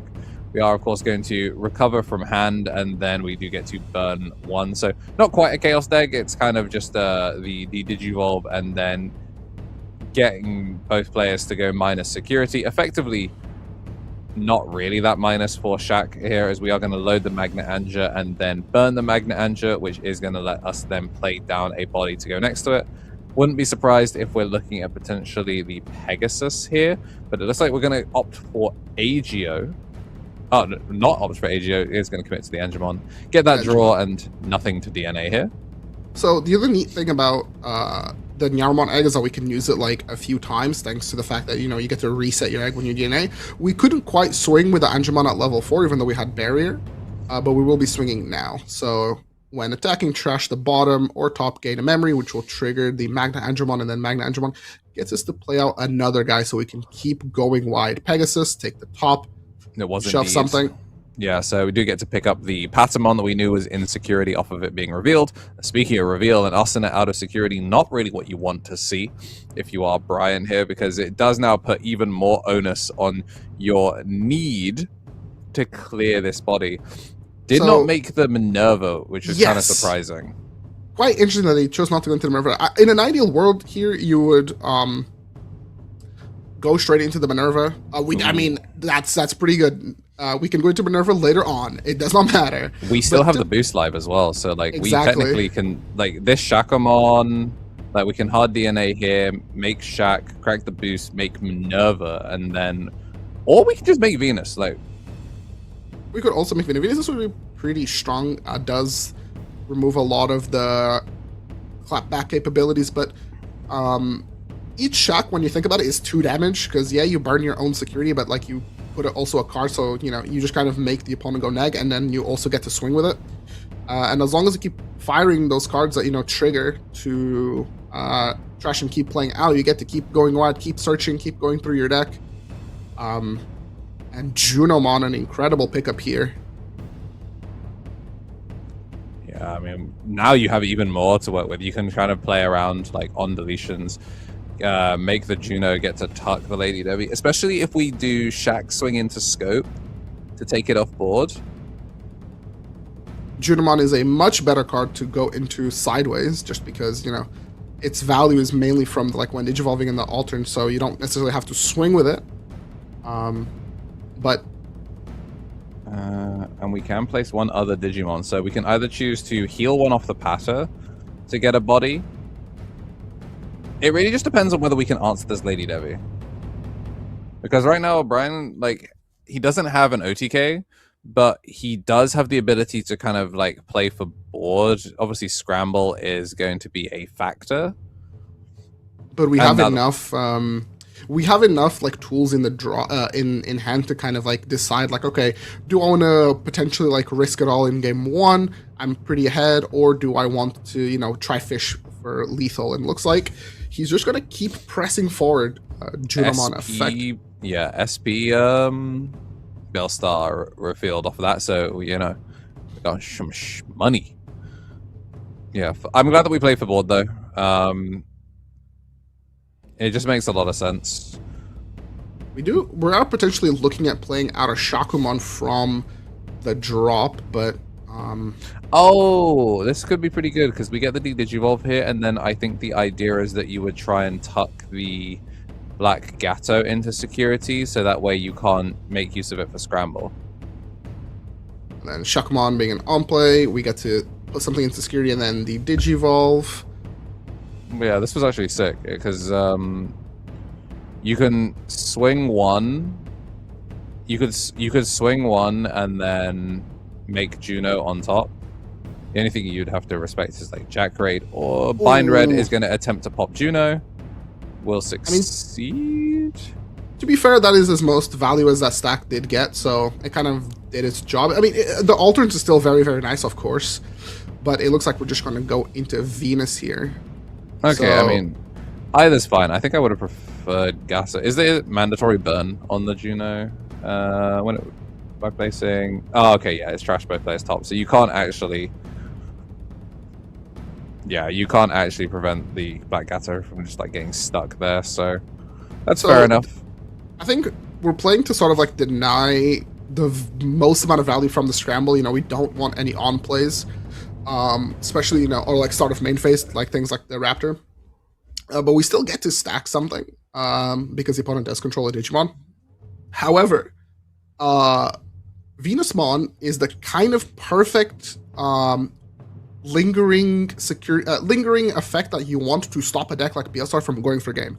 BLSR does not contain any additional security checks. All of its damage is through burns or individual checks, and so it can't quite go for lethal this turn. However, if BLSR is able to out the board, you know, Brian doesn't really have a lot to fall back on. Whereas Andre has, you know, the scramble, the tamer, the egg. So if he finds a way to clear the most amount of bodies, he's in a really good position. Unfortunately, that means playing through Venus, which is not the most easiest thing. The interesting thing about it, though, is that if we wanted to, we could probably have made Ruin mode and gone end of attack minus 5k the board and clear the Venus. Potentially, yeah. Looks like we're thinking about the Pagumon here, but things look a little bit rough here. I think the problem is we can't keep turn from this position if we go into it. I think the next action that we go into will definitely press turn. I think there's also something to be said about the fact that like Brian didn't quite go into the Minerva in hand. I think like their board would have been maybe a little bit wider. I think they could have been a little bit deeper into the deck had they just gone into the Minerva. But something interesting about Minerva, if I remember correctly, yeah, because Minerva only evolves for 3 over a Beastkin or a TS. But it does have Alliance, so it is like a lot of damage off of a single card.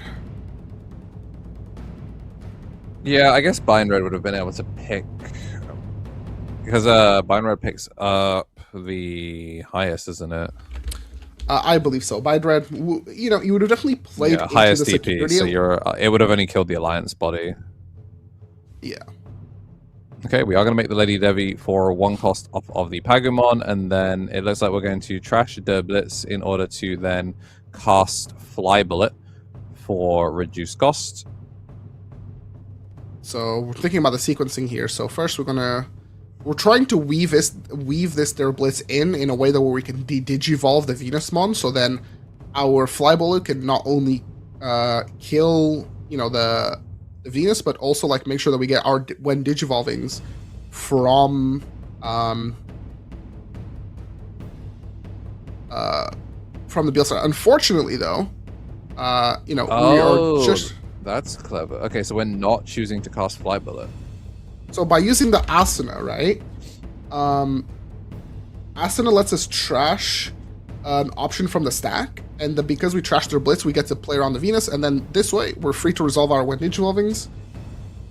Yeah, get to do the when attacking, trash Bind Red trigger, and then we can cast Fly Bullet. So clears off the other Shaco, and then by loading the Blitz back, we can Arts Evo into the Beal Starmon, and we did get the Bind Red trigger, which means that we do get to get the pop on the smaller body, and then this is going to be nice and easy. We're going to trash the Blitz in order to unsuspend and cast. So really sick.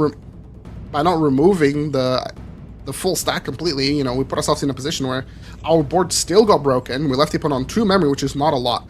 Thankfully, the TS decks, if he has a Junimon on field, is maybe able to like clap back in some way. But 2 memory is not a lot to work with. Yeah, there's we would have to have seen Blinding Ray. Obviously, you know, not a surprise to see something like Blinding Ray in a yellow deck, especially one that loves burning security. But We are low on security, so we do get a reduced cost Junomon here, so not going to cost as much as you would think to slam a Mega in response. So Juno, at least this OTK deck still has a backup plan. We have the Juno gets to load something and then get rid of it, and then we get to play out the Patamon. The Patamon is going to be our search. It looks like we get the Teapot like we very much need. And we can no longer be Digivolved, but I don't see a world where, the Beelsarmon play doesn't just get to swing. Yeah, the problem is that because we're on the Blimpmon rather than something like maybe a Grizzly, I don't think there's any blocker Angels. Unless we're on like a Pidomon, which will go crazy. And then we also get to play the Pegasus effect. Oh, no, it looks like we're not going to go for the Pegasus. We're going to go for the Shaku. Shakumon effect gets to play something, and we get to heal just a little bit more. So off of a single, slam Judomon, we still get to go relatively wide, which is pretty good. Yeah, we're doing a lot. We got to heal one, so this takes swing lethal away.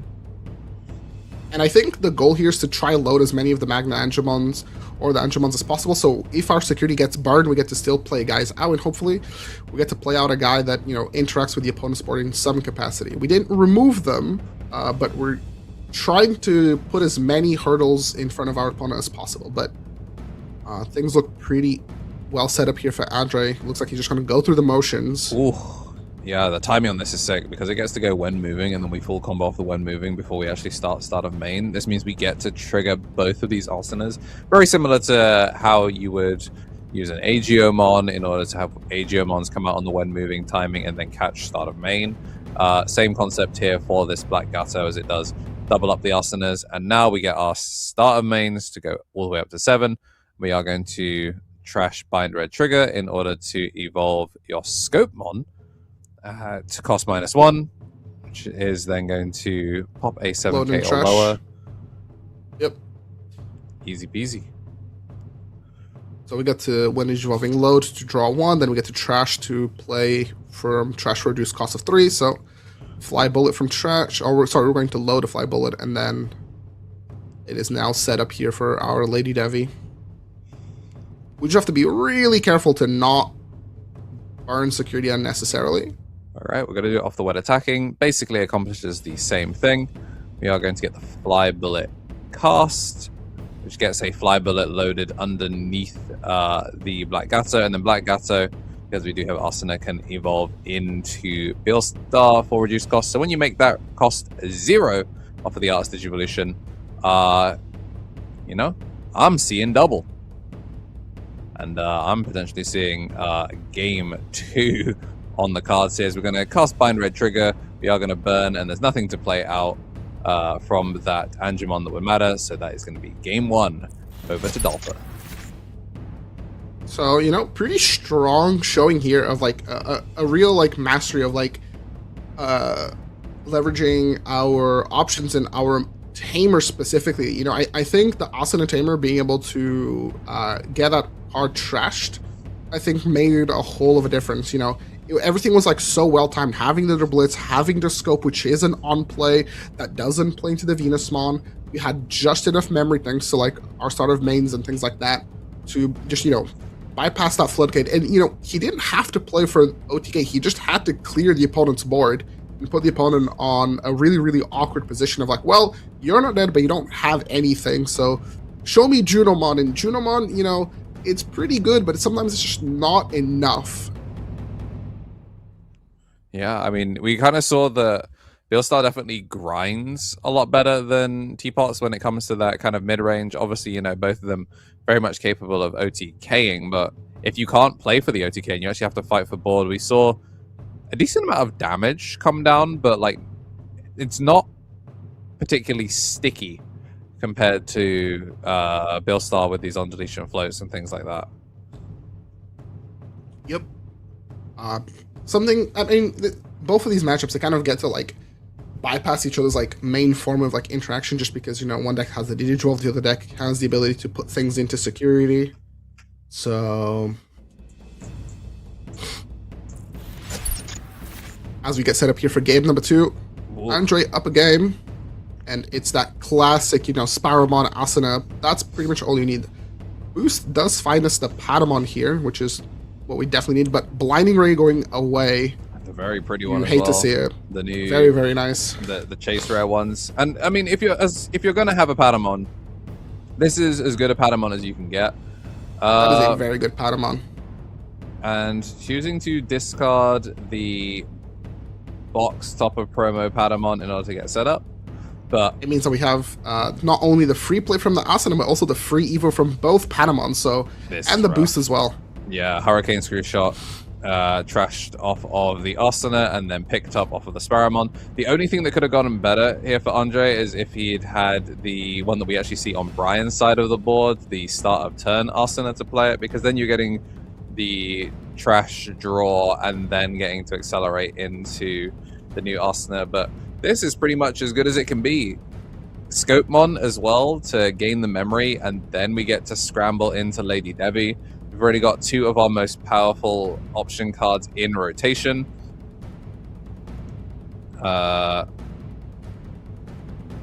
Trash the cast, and then we are going to go for the load. It doesn't look like we had the Beelstar to actually extend further. We had to go trash first. Oh, it looks like we could just potentially go into like a Ruin Mode line of play here. No, Beelstar X just... Oh, well, I guess we get to trash 2, right? So we get to trash the Bind Red trigger and the Hurricane Screw Shot in order to get that direct damage, and then we are going to gain the memory back, so we do get to keep turn and... Reload. Cast. I don't think in Teapots there's anything that you want to be scared of here, so we're just going to swing in. Don't have the 2 options to cast here, so yep. Like you said, 6 cost Rimmer. Take it every day of the week.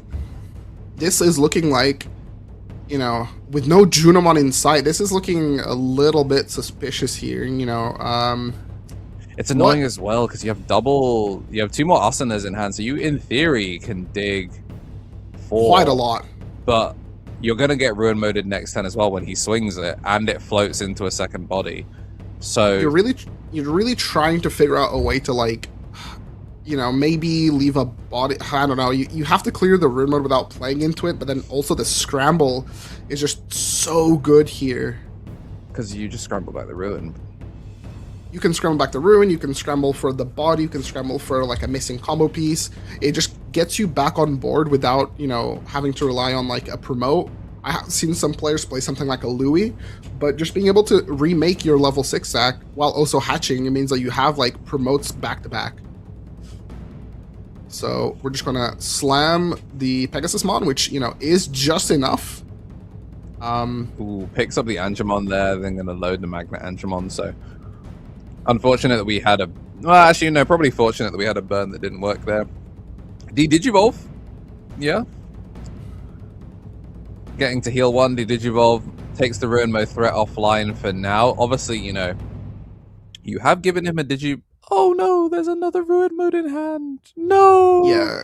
Oh. I mean, we don't do the scramble, we don't really have to. Yeah. But this doesn't look very good. I mean, granted, BLSR wants to burn security, and we loaded our security with a ton of things that, want to be burned. Yeah.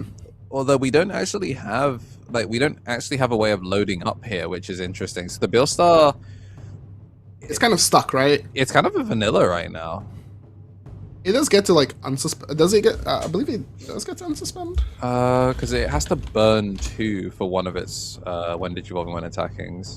So BLSR X, by trashing 2 cards with 3 Musketeers, you delete the opponent's highest and then trash the top security, and yeah, no unsuspend. The unsuspend's on the dual card. On the dual card. And Yeah, you already used the first one, Digivolving, to use an option without paying cost, so... Yeah, so we used the Beelstar duel in order to do it. I guess one of the cool things is we are going to be able to use Asuna here, so we can trash the Hurricane Screw Shot to evolve for reduced cost. It does let us go into the Black Gato, which is going to give us down the brand new Asuna, but of course Hurricane Screw Shot is going to be able to trash an option. The problem is we now no longer have an option to trigger this second Asuna. So it might be a Satella type beat. Or just another ruin mode, right? Hey, yeah, you know what? You're not scared of Shakomon, you are scared of Patamon. So, in a roundabout way, we sort of pseudo got punished. Asuna, you know, like, not being able to trash, well, because we didn't trash the Asuna in the early game. I mean, we did find Juno, that's a big help. We do also have a Shakomon in the trash, that's another, like, big help. We can sort of go wide here, but we really need those 6k DP Digimon to kind of bypass the ruin mode while still developing wide. But it doesn't look the best. You know, being on the ruin mode back to back. It's so annoying that we didn't have to scramble to get that ruin mode back, because it means now even if we Juno put the ruin in security, we have another one in the trash. Yeah, like we have a Black Gato that we won't be able to properly interact with, which means even from one memory with the double Asuna at start of main, we can probably make Beelstar make ruin for the 3rd turn in a row. It's giving 7 Great Demon Lords. Oh, okay, we're going to put Black Gato in, and then we're going to trash, and then we're going to get the Angemon this way.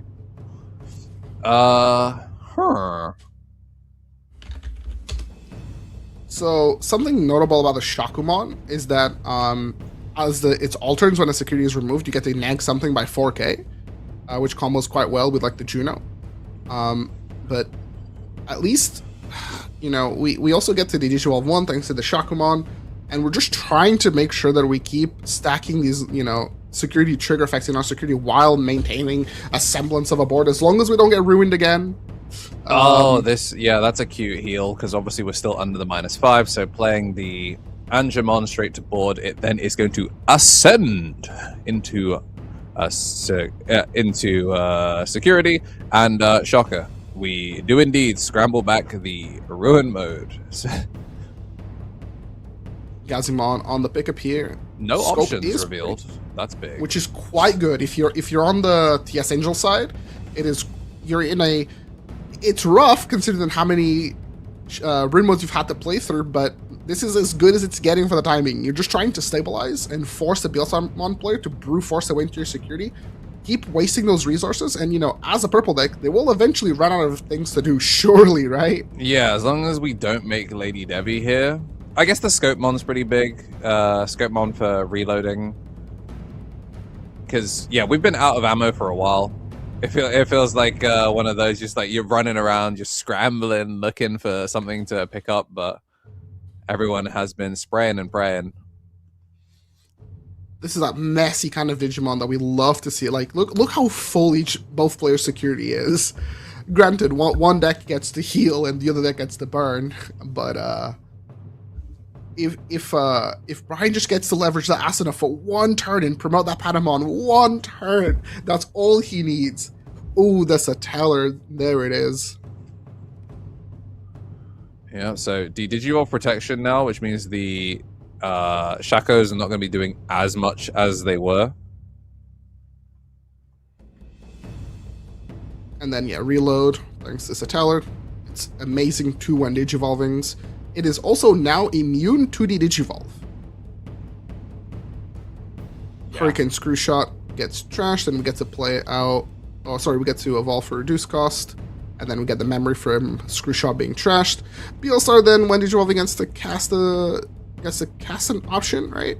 Yeah, so you get to cast an option to unsuspend, so that means we get a Der Blitz. Actually, it's 2 separate ones, yeah, because you get to trash then. So we get to use it, and then we are going to declare the attack, which means we get to trash the Blitz in order to unsuspend. And we're going to swing in without burning. We do know that the Angemon is there, so we don't want to give them the extra value. Now, here comes Beelstar. And that's going to be Bindory Trigger. And we get to load it. Magna Angemon does get to trigger here. I mean, realistically, we're just going to maybe play out this Angemon. We get to draw 1 on the on-play. And then this is... trash 2, burn 1. Oh, sorry. Yeah, so it's trash the Fly Bullet. We're treating Beelstar as Fly Bullet here. And then Bind Red in order to use the When Digivolving of... The second When Digivolving of Beelstar X in order to go. Gonna swing in, and Titamon Skullbaluchi? Nope, Ruin. Ruin mode. Oh, look at that friendly. Look how friendly. Like, yeah, you know, make sure put it on the better security stack. Don't cover your gorgeous gold Milster X with just a ruin mode. So, you know, we get to pitch one, draw two here, and we found another Juno. We still might be in the game. Or maybe we're just doing this because it's really funny. Never mind. Yep. Yeah, a nice friendly game here. 2-0 there, but we both got to see really different... Like, games 1 and 2, whilst they ended the same way, they were very different ways that they played out. We got to see kind of a really big high roll in game 1, and then after that, we got to see Ruin mode with as much frequency as 7 Great Demon Lords. I wouldn't even say Shine Greymon makes Ruin mode as often as we saw Andre make Ruin mode in that game too. And, you know, when you're playing a purple deck that just gets to cycle a ton of cards, you know. Yeah, it's really, really nice to just draw into the Ruin mode. Yeah, I mean, I think the crucial thing was when we saw that first removal of the Ruin mode, I think if we'd had to scramble it back, we would have been in a much better position on the Junomon side of things, but because he just had the second Ruin mode in hand and therefore didn't have to spend it in order to keep looping, that card was so difficult to deal with. Some people say that Ruin mode ruins games, but for me, I love presenting them with the, it's like a Kokeshi doll. It's like, all right, you've gotten through layer 1 of Ruin mode, and underneath there is a second Ruin mode. Would you like to remove it? Because guess what? Third Ruin mode. It's a third Ruin mode that gets you, fellas. And, I mean, I think on the Teapot side, or the Shakamon side, I think he played it as best as he could. I think there were... I mean, in hindsight, considering that the opponent just made a Ruin mode, like, really, really quickly, there was maybe a line of play where if he just guessed that the opponent would just shotgun the Ruin mode, he would have pitched Asuna for Asuna to then play it out from the trash and just kind of keep the cycle going to just keep filtering without having to play them from hand, because as we saw, their Asunas kind of got stuck in his hand. Yeah, I think he also wasn't expecting to draw the third one off of the first one that was committed. It's one of those that like I don't know if I want to commit it yet because I could use the second Asuna pretty proactively, and then you draw the third one, you go, I think it was also, I think it really just comes down to he did not expect the opponent to Ruin mode him as quickly as he did. Yeah. Because but pitching the Patamon makes the most sense if you account for the like, well, you know, it gives me the most amount of like combo pieces. I get to search, I get to set up. In theory, I get to my game plan before him. But because he was going second, you know, the opponent just kind of had it all. But with that, we're going to take a short little break as we get set up here for round number 3. Got something very, very cool coming for you on the other side of the break. So make sure you got yourself nice and hydrated, and we'll see you shortly.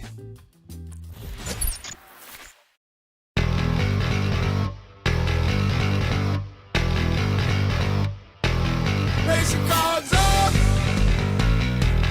Break that board game. Yeah, yeah, yeah. The journey starts now.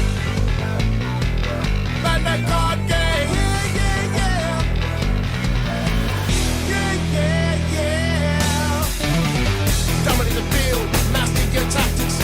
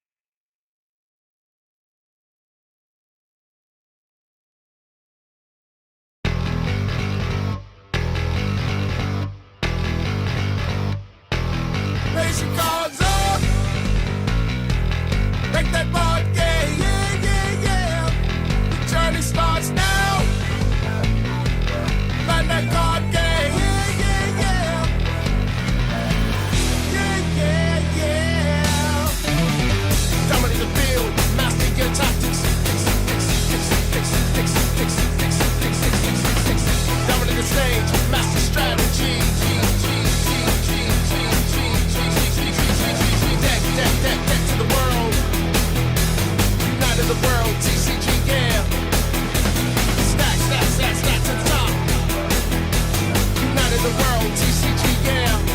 Bandai Card Games. Make that board game. Yeah, yeah, yeah. Journey starts now.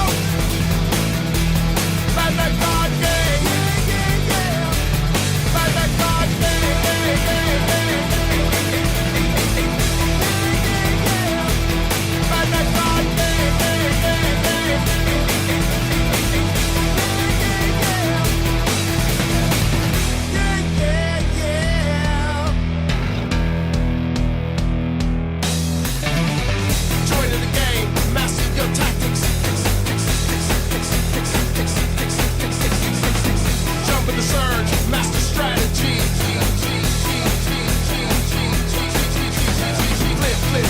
For the world, united the world, TCG, yeah. Attack, attack, attack through the wall. United the world, TCG, yeah. Place your cards up.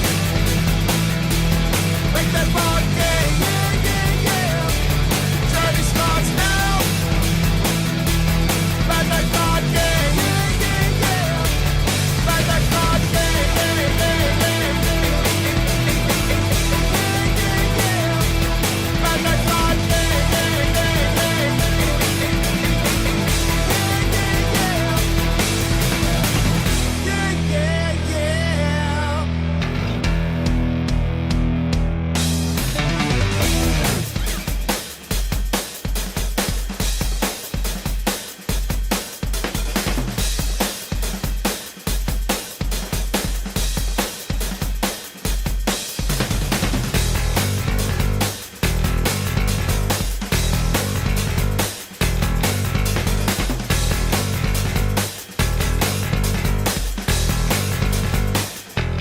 Raise your cards up.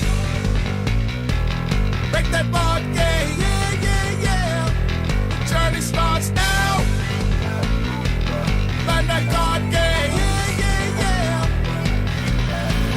Yeah, yeah, yeah. Dominate the field. Master your tactics. Dominate the stage. Master strategy. Dead to the world. United the world, TCG, yeah. Stack, stack, stack, stack to the top. United the world, TCG, yeah. Bandai Card Games. Make that board game. Yeah, yeah, yeah. Journey starts now. Bandai Card Game. Yeah, yeah, yeah. Bandai Card Game. Yeah, yeah, yeah. Bandai Card Game.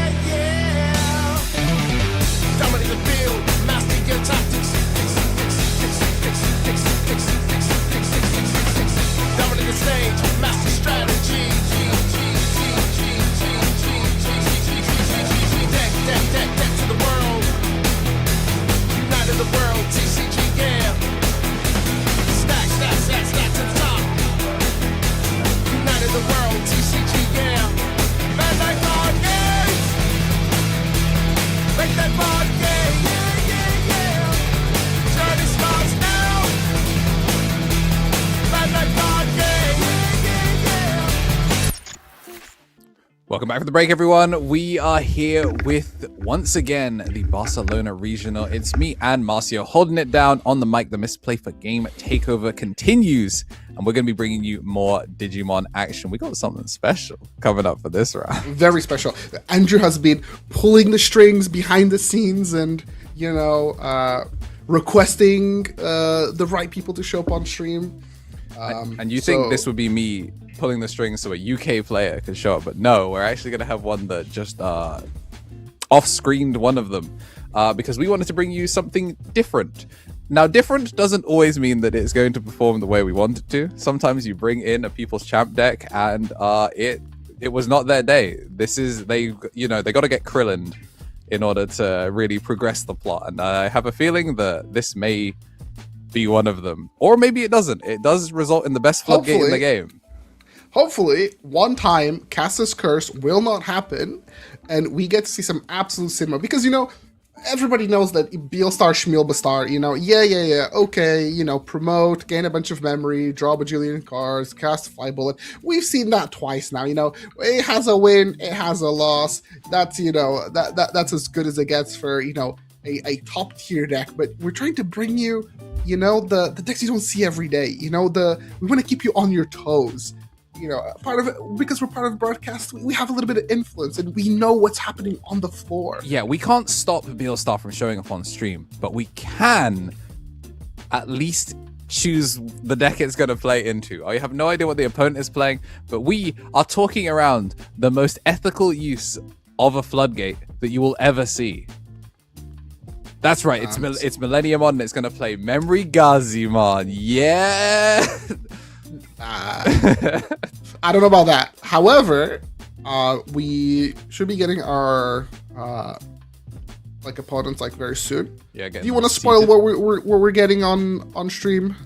I think I do, actually, because did you know that Chaosmon Volderarm is not supposed to be a green/yellow generic that floodgates you out of the game? It is supposed to be the payoff for a not so good archetype that keeps what did just get support. It's BT25 relevant.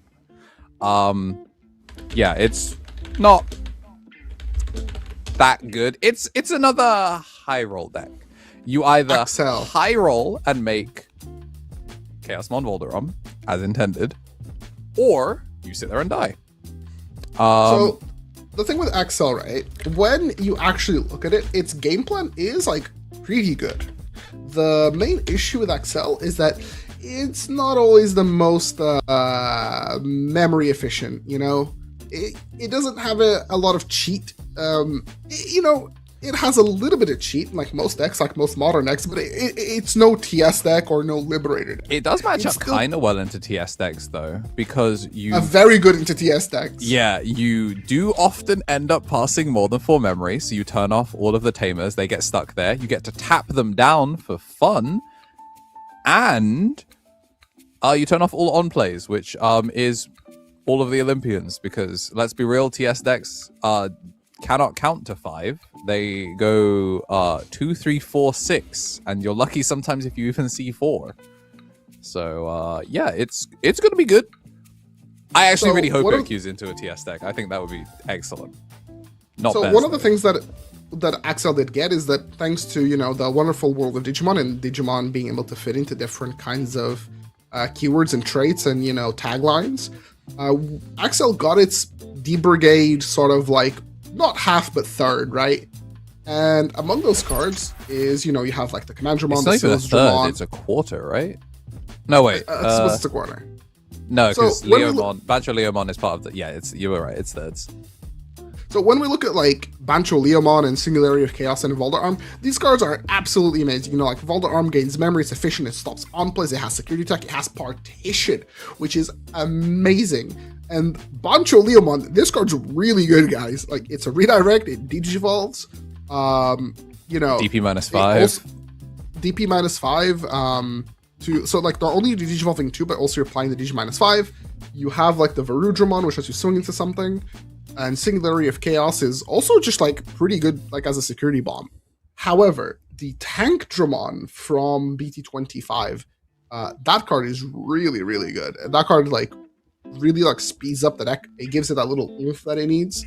It is so the most like we see like Ben when he's making like little skits, little shorts. They are all the same joke, and the joke is funny every time. Sometimes you resolve Tankdramon and you can hear your opponent's theme song playing, and you're like, oh man, they're about to riff it whatever they need off the top.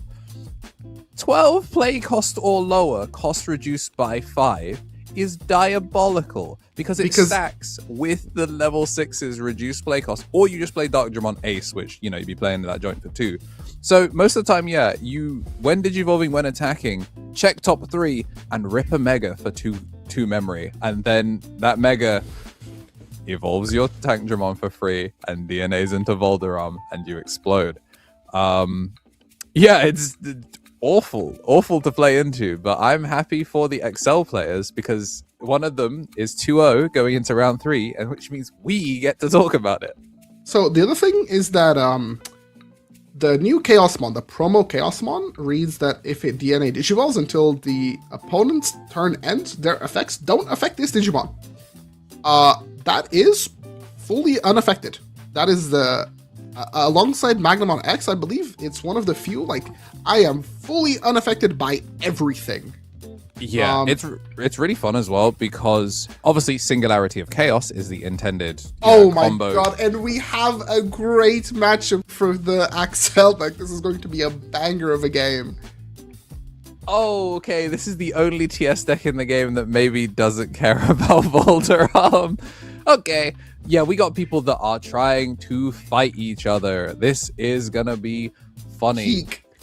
This is going to be amazing. So the matchup for you guys, we might be in trouble. We have Bears against Axel, okay?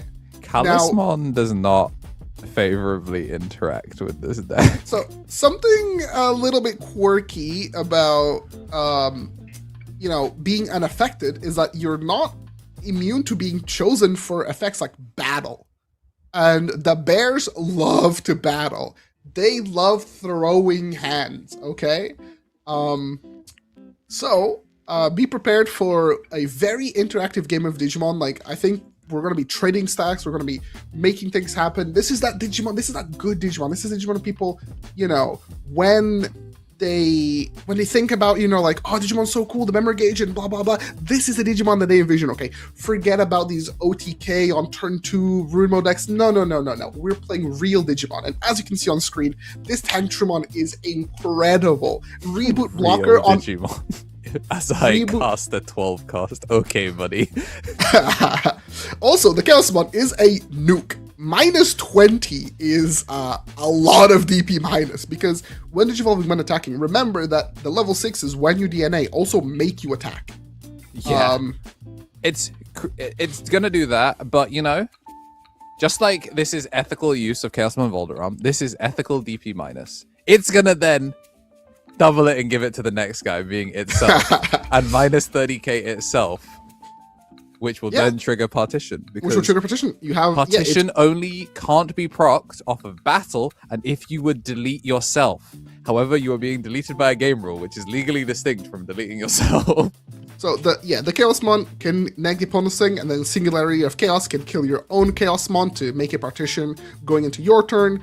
You get like a ton of damage. You get to like weave in and out of your 6s and into your 7s. It's very like Omnimon-esque. Some might even say the cooler Omnimon. Yeah, I have always thought he was cooler. It is just a shame that he, in most instances, is objectively worse. It took... Look, okay, before this Chaosmon, what is the best non-Volderam Chaosmon that exists? The best? I mean, the new one, right? The promo.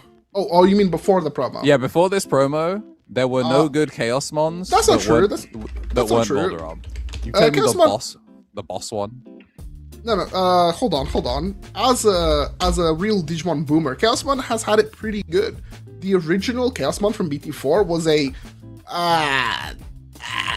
was Blitz Omni that couldn't swing direct. It was calling it Blitz Omni is fake. It was definitely a good card to go into. That it was very good at removing guys. It was very good at removing a thing. Unsuspend this Digimon, then attack your opponent's Digimon. You can attack unsuspended. So attacking unsuspended was very cool. At the time, it was very, very good. One set later, they printed the greatest ever white level 7 to ever do it ever. It took 3 years to power creep that card. So green if you remember, back in my day, my back's like aching. A long time ago, green had an OTK. Okay, and the goal was to use the promo Quagamon, Digiburst, and go to 3 security, swing at the opponent's face, ignore the Digimon, deal 3 checks, and then go into Chaosmon, and then 3 check, swing into one of their guys, 3 check again. And if you had Mimi or a rookie out on the field, that's how you'd go for a game. How are you keeping turn off of a 6-cost Evo? You see, HPD? Does HPD... Yes. It's a green Digimon. So one of the lines of play was like you'd have the Mimi out, the body out, and then you had like some of the memory gain inherits that like when you delete an opponent's Digimon by battle, gain a memory, you could use those to like yoink turn. It was a very convoluted setup, but it worked. Green was on the map back then. And then the next time we got a Chaosmon, then we got Voldarm from BT4. Anybody remember like BT4 Mega Zoo with like the Lusamon? That was something. Yeah, minus DP minus 14 on deletion, gain 3 memory is really funny. That was neat. So it was serviceable. And then what else did we have? You got the BT16. What? That's crazy. You didn't get a Chaosmon for ages after that. Yeah, Chaosmon fans were in shambles. Then we got the BT16, which in my opinion was like the Chaosmon that never could. It was so close of being okay, but just a little bit too slow. Trash both player security stacks was kind of diabolical. I think for a card like, I mean, it was an SR, but like for a card like that really didn't have a when attacking. It's on Digivolve once and then nothing again. Looks like we're set up here for our game, and this is going to be some absolute cinema. So I highly advise everybody to tune in. Yeah, this is providing everything goes well, we get ourselves a real slobber knocker. This is the set that you want to be watching. I think with the Mega Kabuterimon t-shirt, I have a feeling this is the XL player. Oh, it's incredible. One of my favorite Digimon. Even though I've been around for a lot, at the end of the day, I still like the Gen 1 guys. You can't really go wrong with a giant bug. One day, Tyrant, maybe Titan's Tyrant will be good. Shine of B! Shine of B. Yeah, and then we got Bears on the other side. I really hope he puts his sunglasses on as he makes Chaos Volder. I'm just like, every time he does it puts them back on. So something about Axel is that the matchup is not as bad because you have a barrier. So even though you can be chosen for battle, your goal is to get 1 instance of barrier. And if you can get it nice and low down, like on the Leolmon, you're chilling. Yeah, so that way you stop the bears, because you're unaffected, you stop the bears from just punching you, and your stack just losing all of its value. And if you have barrier, you're happy to trade. The security to maintain your guy. So this is going to be a very explosive game. Ooh, pile shuffle. You gotta make sure that your cards are unclumped. Gang. Lunge shuffle. Although we may have just come off of a deck check. Some of these games ended nice and quick, and then some of these games did go to time, so that's why we've been waiting for the player. So it might be that we just had a little bit of a deck check, in which case I will side-eye it, but not as bombastically. Both of these players on the 2-0 record. Love to see, Bears and Axel. That's already that's neat. You show up with Axel, you beat somebody that the caster's known to get you on stream. If you lose here, you know what? I would be happy anyway. Yeah, you got to show off your tier 2 deck. You were 2-0. There was proof that the deck was running hot at the start of the day. At the start of the day is where you want... your rogue deck, if it starts X1, you're like, oh man, the experiment failed. But starting 2-0, that's good. Yep, okay. Bears on the right, as we expected. Then on the left, that's a lot of rookies. But it looks like it's we're happy to have a lot of rookies. Bears is another like with bears you just want to like promote, climb, gain your power pump, swing security, evolve for free, put the opponent on out this stack, or you die next turn. A very tempo heavy deck. All right. Falcomon in the back, and I believe that is the piercing not barrier. Yeah, that is the Falcomon, and it's on play when moving for the Commandramon, so kind of interesting that we chose to go there. Although this is pick up one, and then we can bot deck or top deck, so it looks like we're going to take the Tankdramon, and then we are going to choose to spin the rest of the cards at the bottom of the deck. So, notably with the Falcomon, it is a one-cost Evo reduction, so we have a little bit of flexibility that way. Okay. And we're also on Sepia Memory Boost. And Sepia, I believe, is black-yellow? Yes. So it finds everything, because everything is black or yellow. Yeah. Only 2 copies, though, and then 1 Treadmill Training, which, again, black or yellow.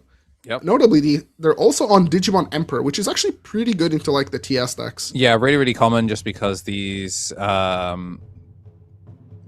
know, Excel sometimes is a little slow. And sometimes if you don't have the speed, you do just need to keep someone honest for a little bit.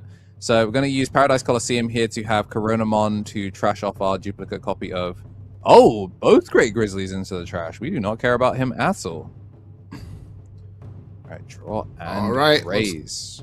Oh, also, I'm not gonna lie, this might be full combo in some capacity.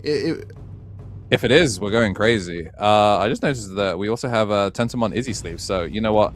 Two bug enjoyers just having time of their lives. We're swinging in 2k over 1k. And it lives. Yo, Comandramon's huge, bro. He's huge. No, we're missing pieces. Oh, this is... Yeah, I said there was a lot of rookies. We do find the Seals Dramon. That's neat. Oh, and then okay, we still have another rookie in back, so this isn't terrible because you would have the barrier inherit next turn. But like, do you think you have 2 turns versus bears with 2 rookies on board? I think maybe we're missing a level. Oh no, we have the level 4 now. Yeah. Oh yeah, because it's a your turn as well. It's not even a on Digivolve, so we actually can't make. Yeah, we can't make this and keep turn. Yeah, so we're just gonna get swinging and hope we don't find an Asuna. That is 6k. That is gonna be heading to trash. Tragically, though, we don't have... Yeah, we just don't have a means of clearing. I don't... Oof, I don't like this, but I don't hate it. Double clearing the rookies denies 2 damage, especially if you're in danger of getting, like, a proper combo here. At least Darkdramon has Scapegoat. True. But we have 1 instance of we have 2 instances of Scapegoat, and we gave the opponent a body out. Yeah, that said though, we're not getting taunted, which does matter because we trashed off the Great Grizzlies and we're choosing to go for the Grapplio. We're actually in a pretty good position. The raid might be a little problematic, so if we make Grizzly Grapplio and then we choose to like swing and raid to declare like the intent, this should be enough. No, actually, I think this Darkdramon is safe, unironically. I don't think we have a way of clearing both Commandramons before the Darkdramon gets interacted with. Unless I'm missing something. I mean, this is I'm curious as to why they decided to go for that line of play when they know that they're up against the Bears. I think like that's a world where maybe they just play a little bit more chill. I genuinely think it's because he saw that the double Great Grizzlies got pitched. Because we've got Grapplio, just drawn the 3rd one, but like Grapplio is already out now. So, and there's no way to make something attack, so... We do have Raid, I believe, right? Yeah, so we've got Raid, but even then, like, if we swing go into Mars, it's Mars Battle 1, and then you Scapegoat to protect, and then you raid, you Scapegoat to protect. So like, there was no instance where he can... Oh, actually, okay. We also don't even have double Mars. The only way that he could actually out this entire board was if he had double Mars, because we slam Mars, battle, and then do the Grapplio, and the Grapplio make the second Mars, but we don't have a Mars, so we do actually live this. Yeah, so we're raiding at the Digimon. When attacking, we're huge, so we get to go into Mars without paying the cost. And then we're going to attempt to battle Digimon, which is going to be Scapegoat. Which interestingly means it's not winning the battle, right? I think he's raiding and then attacking the Darkdramon, so technically it didn't win the battle. No, it does win the battle, right? Because it's not deleting a battle, but it still does successfully battle. So we should burn a security here, I think. I need to recheck the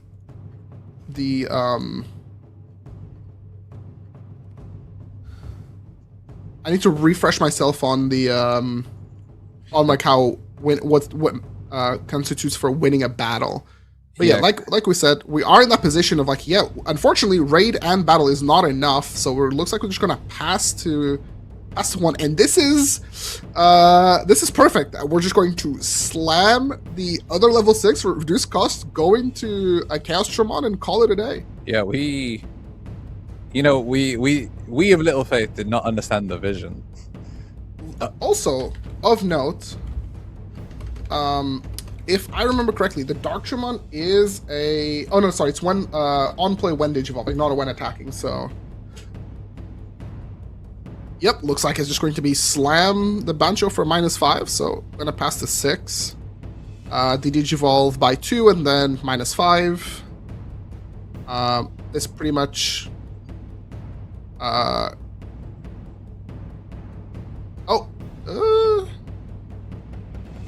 It's still big enough because it's lingering anyway. It's a shame that we didn't have it's a shame that we didn't have a Singularity of Chaos here, but we're going to hit him with the Boomstick. So -20 and then unaffected, and then we're going to swing for 2 checks. Bear and Colosseum is really good here. Now, we aren't affected, but we don't have Barrier, which is the scariest thing, because we can very much just, be chosen for a battle. Now, if I remember correctly, does battle account for effect? Is battle an effect? Because if it is, it could theoretically trigger partition. I don't think so. I think partition specifically mentions by battle.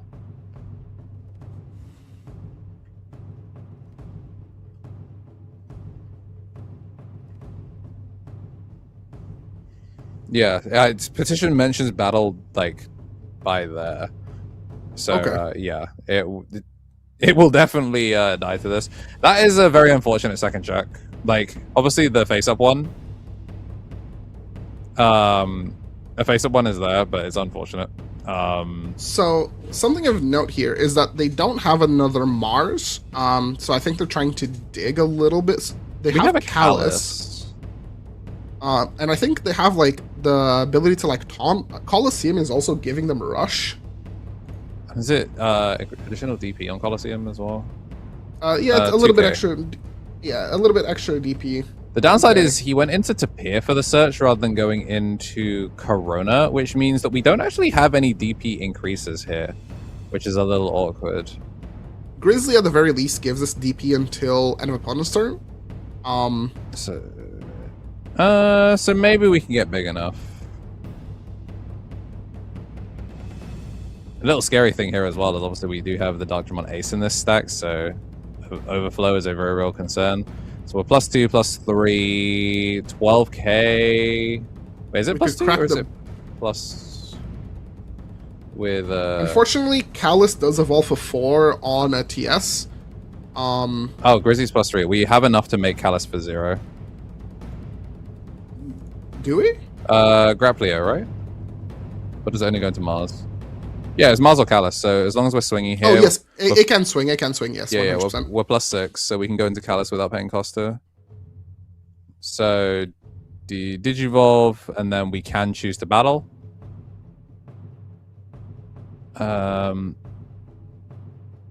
Yeah, so we're choosing to battle. We're going to overflow 4.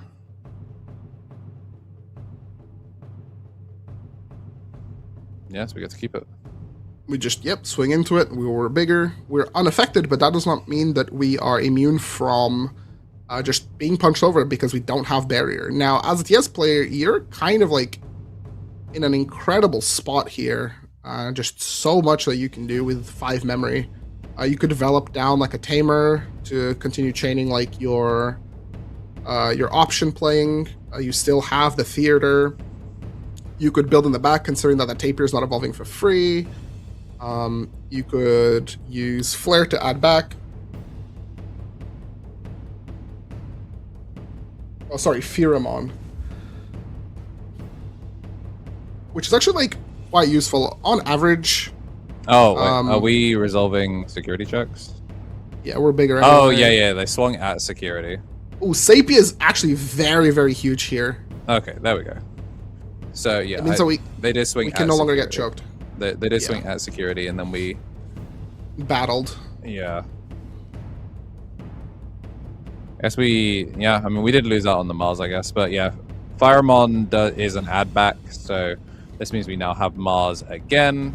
Crack the boost. Yeah, we could actually... High key?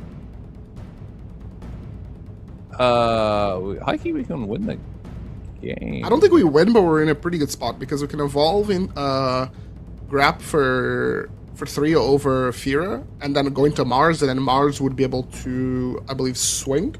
Yes. It's just that when Mars wins a battle... oh, no, sorry. Mars battles an opponent's Digimon, but we don't have Dankanan to make it swing. That's fine, though, because we can just swing off the Grappler, right? Are we big enough? +3, plus the Inherit, and then Paradise. So we can swing, so Mars would come down for 0. As long as it hits 1 Digimon in security, the all turns will trash the next one. So we can clear, and then you slam anything for... Oh, no, I see what you mean. Yeah, no Dankanan.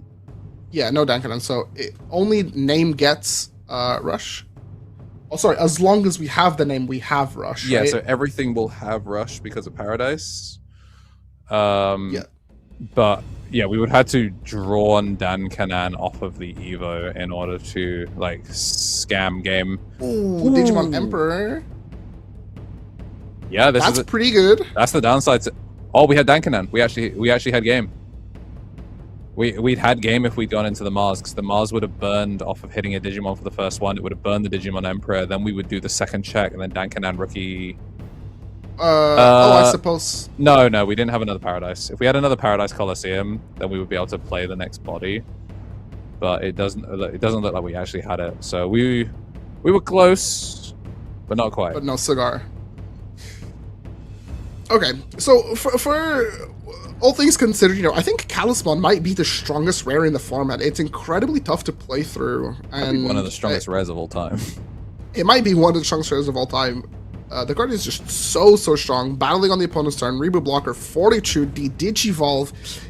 It just does so much. However, if there's one deck that can kind of like get back into the game, Axel, can start slamming.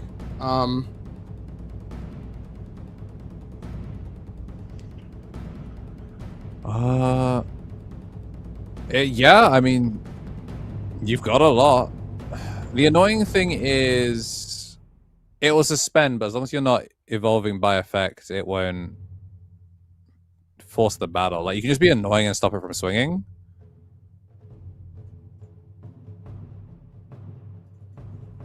So we really needed like another Bancho Leomon here. Like Bancho Leomon would let us somewhat play through these Calismons. But things are looking a little bit rough. We still have turn player priority, so it's not impossible to get out, but we really need like a good couple of draws here. We do have the Varudra, which is something. It's an end of turn. So CP back up. Yeah, I mean, Tankdramon and just rip it and ship it, right? Well, yeah, so as long as we find, like, We need like 2 level 6s and a 7 here. Oh yeah, because It's less about the things that we can do and more about that our hand currently just does not facilitate these lines of play. So Varudramon going to suspend. Yeah, get played for reduced cost. Suspend the opponent's Digimon, and then we get to trigger both Pina and Sealsdra to make it swing, and then also like evolve evolve at a significantly reduced cost. Tank Dramon, oh, draw. and then Tank Dramon 1, 2, 3. We do not have it. Yeah, we do not have it. That is unfortunate. We definitely had to go early, which is quite unfortunate. So we're going to take the Leol, but this should just be Chaosmon. Oh, there it is. Well, at least Yeah. we at least get to get the search here. Obviously, we take the Chaosmon. Very good. Does this really only pick up one? I think it's like a Leomon name and then Axel. That's surprising that it's not like Chaosmon and then... Oh no, sorry. It's one Digimon with Axel in its name or the Axel trait and one option with Axel. So the bonus card you get is the Singularity. option. Singularity, yes. Okay, this has been played by effect now, so we are now in Callus timing. I know 2 attacks can't happen simultaneously, but can the Calluses battle individually? I think you can try to proc one of the effects as much as possible and then battle the other one. Like, you can try to Digivolve, and then because only one battle can attack at a time, then yeah, we Digivolve. Yeah, that's rough. That is very, very rough. This is just a simple swing, swing, swing. Don't need to overcomplicate it. No, you get the suspension, not that it matters. 15 into 15. Fortitude. Comes back with Fortitude. Eat that Leol for fun, but yeah, we're just gonna swing in to security and take game 1. We did forget to tax a little bit of memory off of the Digimon Emperor, but it did get fixed. Yeah. So, I mean, a little bit, probably a little bit of nerves for game 1. Also, kind of unfortunate, like 3 rookies. 3 rookies in the opening hand and no 4s early does suck. But we did get to see Chaosmon made, as far as like bricks or slow hands go. At least we made the guy. We made the guy. I think it just came down to the fact that we didn't have barrier because we had to sort of like, we played for a big gamble on the Chaosmon. But had we had barrier, if we had like a proper stack, I think also we were maybe a little bit too afraid of the bears. In a world where we waited things out a little bit. It also obviously sucks that we hit the face down. Yes. The face down Paradise Coliseum was a real difference maker. If that had been like anything else, 100%. Giving him the body that had the native ability to swing mattered so much because obviously Paradise Coliseum does give rush, but it only gives rush whilst if you have one of the big guys are out. Yeah, so we wouldn't have actually been able to do that full combo that turned into Graplio, turned into a big body. So pretty unfortunate security check there. It's one of those that you kind of wonder if maybe since he had a rookie in back, he should have declined the free damage. Because it's one of your Digimon may attack, right? I believe so. The effect is optional on the DNA. Yeah, like the DNA then may attack. I think it, like obviously, you know, hindsight is 2020. We now know that it was a face down that would have scammed him, but you got to wonder if maybe to try and play to his outs. The end of turns are optional. Yeah, you got to wonder if maybe to play to his outs, it would have been decline the free damage and then like be on a weird guarantee. Also, the problem is we didn't have Singularity. Because if we had Singularity to do that, then that play works because at the end of the turn, end of opponent's turn. Yeah, although I guess actually, no, now that I think about it, you wouldn't have been able to... The DP minus is end of opponent's turn, yeah, so it would have just gotten punched anyway.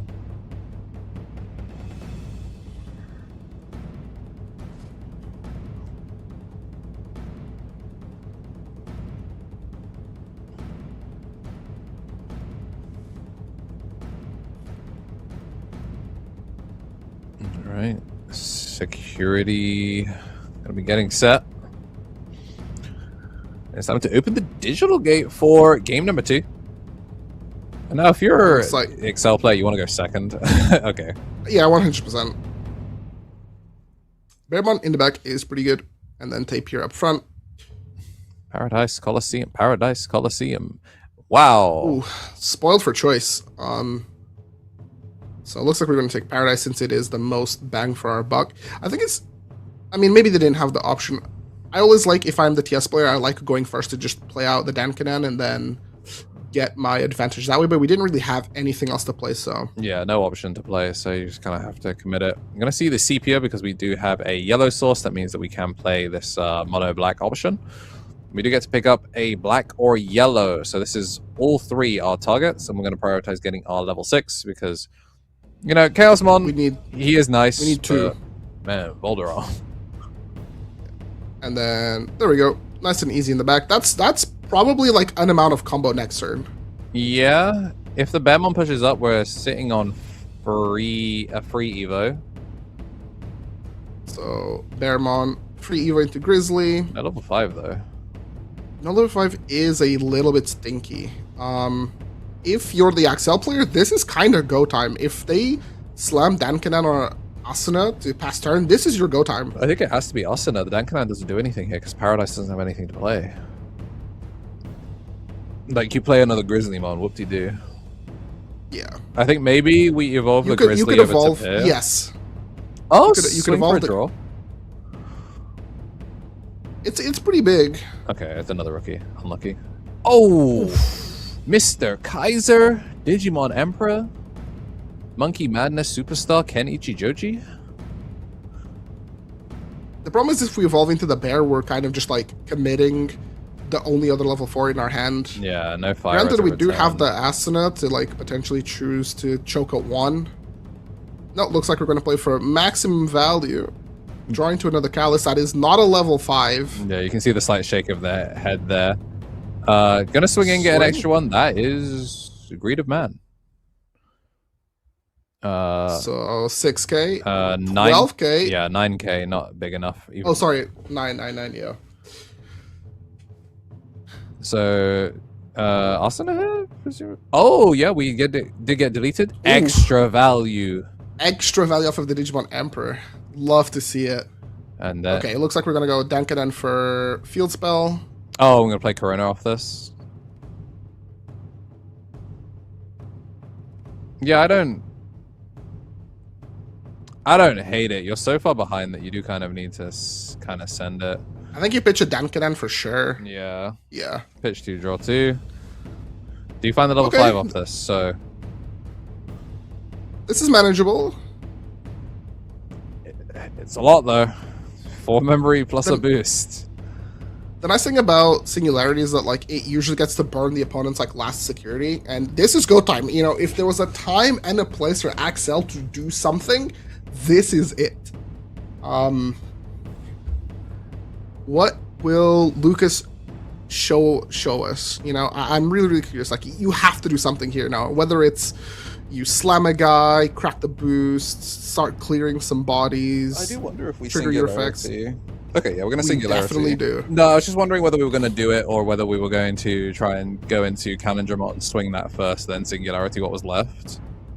Falcomon is piercing and not barrier, and we really need barrier.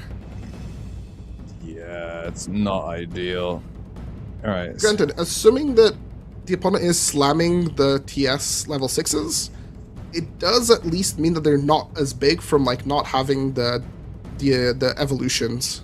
Yeah, so as long as we don't pass a crazy amount of memory. So Digivolve, we get to DP minus here, and then Digimon was deleted. That was level 5 or lower, so can go sideways once more, and then this will trigger the Seals Dramon. So we do have another. Oh, we can go into tank. Tank's pretty good here. Yep, when you play any D-Brigade or Axel trait Digimon, you can evolve cost -2. So we get to keep turn, get into Tank Dramon. Once again, kind of a lame rip off the top. Don't get to do anything too crazy, but the old search, considering this Chronomon is not going to see the light of day. Leol on play to just keep cycling cards. Another Singularity to replace. Oh, we do lost. get Pot of Greed here. Yes, Voldemon. We love a little Pot of Greed. Drawing cards is always pretty nice. And then we could maybe go into Pina. Yeah, so sorry, we can trigger Pina to go into maybe Varudra, and then Varudra can suspend the Corona. The funniest thing about this is, like, we don't even need to do it this way. We could have done anything else because we would have got an end of turn DNA anyway. But this just means that we pass over the least amount of memory, which means we get to do Verda. But remind me again, how does end of turn work? Oh, Hiroko is not ideal here. Hiroko is really, really good for the Bears player. And I believe with Hiroko, you get to play out a 5k DP, and does that mean that you get to play out Fira? Yes, you do. So we can get back into Engine. And we also have a level 5 in hand, which is really good. Yeah, and with the Dankanon as well, this means that if we get the Grizzly and then Grapplio, we can still go. So yeah, we're actually Iron Slash is really good. Yeah, we won't get time to cast it is a slight problem. I mean, to be safe, we're doing this under the assumption that we're not making Volder to keep turn. End of turn, DNA, and then may attack. If we had the Volder arm, it would be so good here, shutting off the on plays, and then it's crazy we haven't made it twice. Gaining the memory would be like super, super good. Yeah, it's genuinely crazy that we've not seen Volder arm twice. It's been this Chaosmon is good enough. It's good enough, but like we would have kept turn, and you would have turned off all on plays. That's the thing that, like, especially now that we hit the Hiroko, I feel like this mattered so much that we didn't get the on plays. So 2 checks. Check 1. Check 2. So we just have to contest the Hiroko. The opponent is on 1. Dankanon will push him up to 2. We are unaffected by the opponent's effects, but not immune from battling, which is what we like to see. Alright, so Hiroko first, and then this is before active. So Hiroko down, Great Grizzly. We're going to get the +3 until end of opponent's turn. And then active for both players, because we do have reboot, draw, hatch, and then start of main phase. So, something worth knowing is that the D Brigade line is currently buffing us by 1k on opponents all turn. So our Voldarm is actually, our Chaosmon is currently 16, which is better than 15, considering that Mars and Callus, the way that they gain DP, is in increments of 3. Oh, wait, this is so interesting. This sucks that we actually can't play any of our options here. Because we got past to 1 and then Dankanon mandatorily puts us up to 2, we don't actually have a way...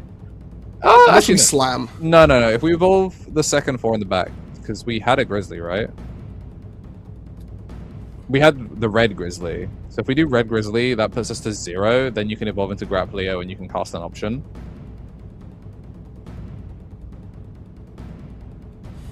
This is looking pretty good for... Where did the red Grizzly go? I'm not too sure, but what I do know is that this is looking pretty good for the Axel player.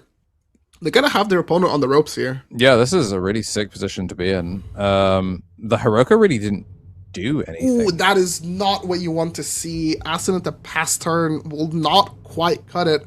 Yeah, we do get the burn 1 off of Singularity, and then Colosseum can play something to potentially disrupt the opponent. Colosseum cannot be played here. Oh no, I'm talking about the security effect of Colosseum. Oh, right. So when we interact with it next turn. Yes. So we get to play out Varudra and the Bancholeo. Bancholeo on play. We'll get rid of the Grizzlymon. And then no, it's 1k. Oh, sorry, yeah. Wait, no, it's Digivolve by 2 and then -5. Yeah. Oh, sorry, it has the on play. Yeah, we're +3, so ultimately 2k. So we get to suspend it anyway thanks to Veruja, which is still really good. Oh yeah, and then also All Turns Paradise Coliseum. So we're actually plus a lot. Obviously, it can be swung over by basically anything here. Or you could also just go face. Yeah, like we don't have to overcomplicate this. I guess the thing that you have to be somewhat cognizant of is, you know, if it floats into a blocker theoretically. That's kind of what you're playing around, but because you have the because we have another Chaos Money in hand, I believe it doesn't really matter what we play out. Yeah. Hopefully. Yeah, there's nothing. Like, he has the blocker one in hand, so he's going to float into the blocker and try and do it. Yeah, okay. And then you either swing, or you reveal one more Chaos Mon for fun. But, you know, we're gonna go out the honorable way. We'll block it out and And just like that, from the depths of hell, Axel is now back on the board, and we're gonna go for the all-important game 3. 0 Chaosmon Volder Arms made so far. This is Chaosmon proper showing And he's up. feeling himself. You can see it. The smile is coming out. He knows he has a chance. The matchup might not be great, but there is always a chance. And he The didn't even high TSX roll there. He just... He did. He really didn't. I cannot stress this enough. 0 Volder Arms, man. Like, we've just made unaffected Bungus and hoped it was enough. This time it was. But, like, gain back to memory. Turn off Voldarm all is so plays. crucial. Yeah. Being able to suspend the Dankanan as well means that they can't cast the options, which is like one of its weaknesses. Because they can't use the Digivolve option, especially on Voldarm. Because while it isn't unaffected, it does have partition, but we want to make sure that, you know, that partition makes it back to us. So, you know, the TS deck, all it has to do is like brick a little bit. For the propaganda, we need these bears to go into hibernation. I think if it wasn't exactly... This is so bad for... misplay for game... host number 3, the Tommy NT. You know, he's watching the Axel player, you know, pop off, and, you know, I can tell the brainworms are going off. He's like, oh, this could be the deck. This could be the pick. I could int my regional run.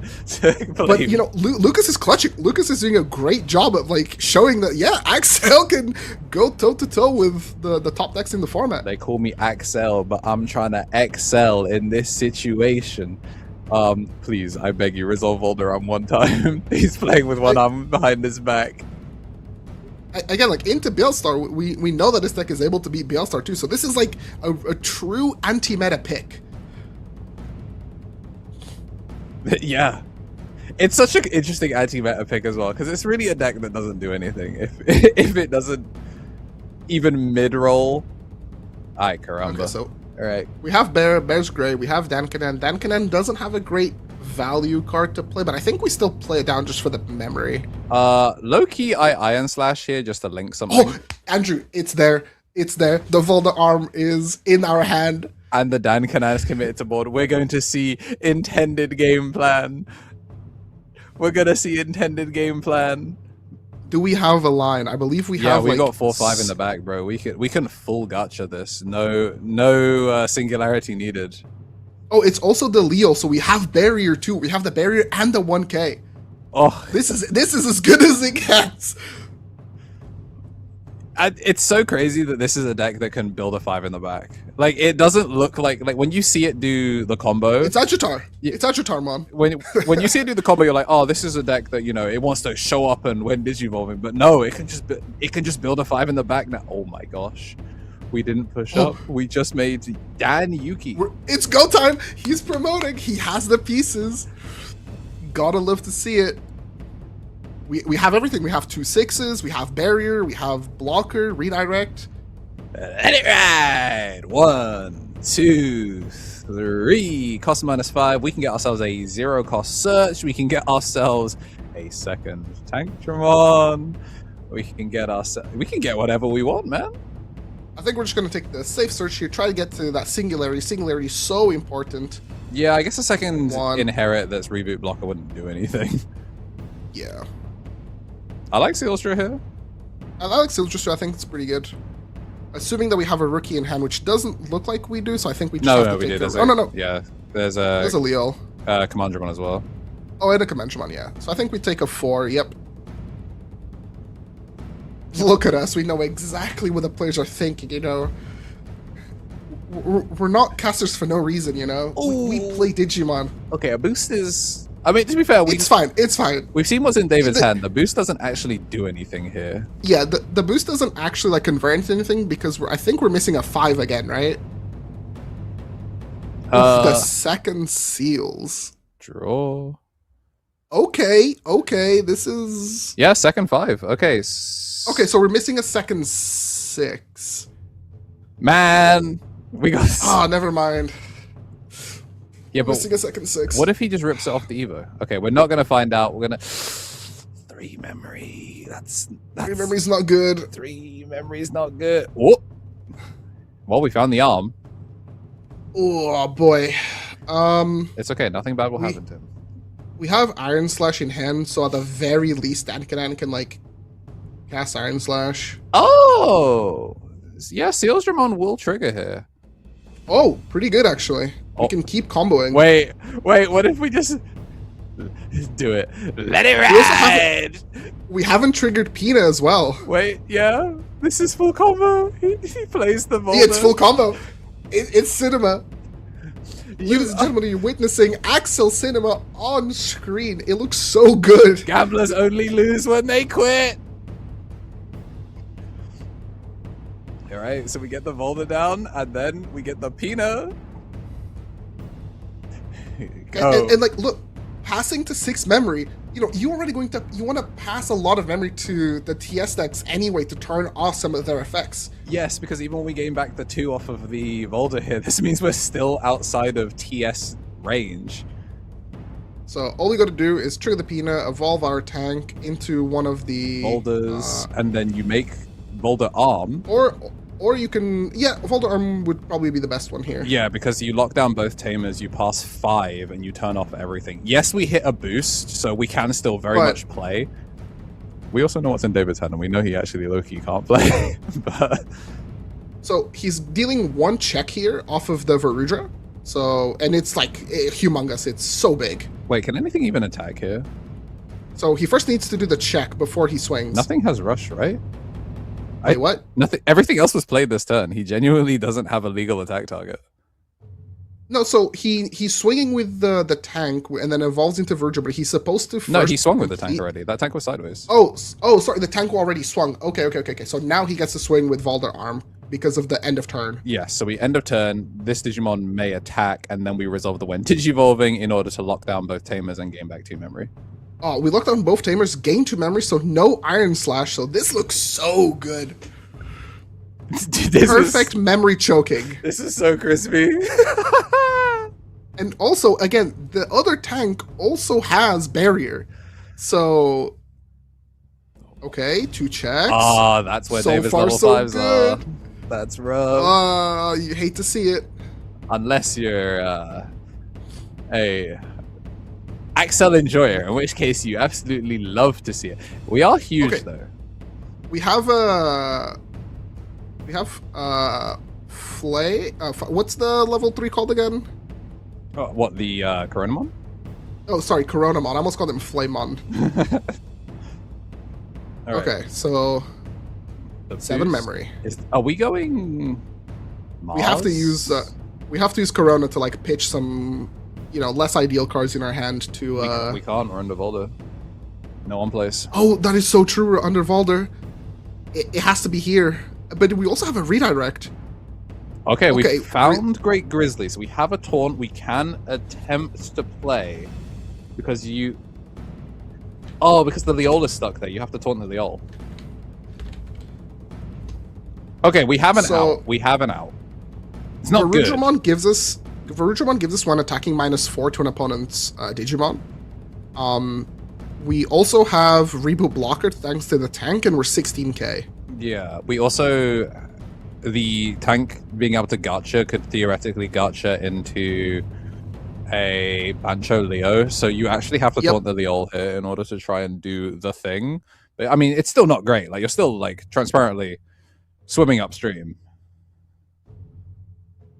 David is doing a great job here at, like, using the bear tools that he has in terms of like offense and defense to try like crack the board. Unfortunately, Dan can't cast the option to help him remove the board, so he's going to have to try do as much as he can off of a single stack.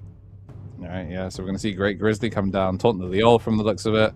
It's the only reasonable target. The Leol is the only reason we get to make this board, but, it's done its job. It's probably going to be making it Callusmon here. Not Callus. Mars. Another Veruja is pretty good. All right, so start of main. In we go. Take the block. And we did win the battle, which means we then get to make Mars here. Mars gets to gain some power and battle an opponent's Digimon. We drew into Callus right after. That's so unfortunate.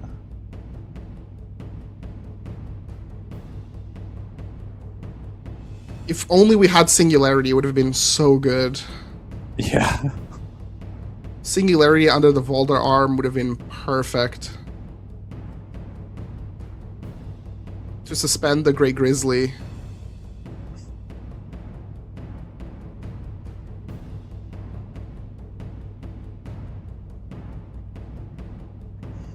So he can't choose to like, even if he chooses to battle either of them, the opponent has barrier. Yes, but you get a security. You get 2 security out of it. Yes, you get 2 security out of it. Which is great. 3 security. Yeah, so barrier and then win the battle. So burn one more and then burn another one. Yes, you get 3 security on your opponent's turn out of it. Very strong. Pretty cool. And that's all of the interaction. So in a world where nothing funny comes out of security, Volder Arm is 2 checks, and then tank for game. This is assuming that nothing funny happens out of security. All we have to do is secure our backline. Well, there's still no on plays, which is the most interesting thing. So even if we hit another paradise, I think the floodgate is gone at this point because it's not permanently. Yes, because we're now in Thingy's turn. So this is minus. So Verujamon -8.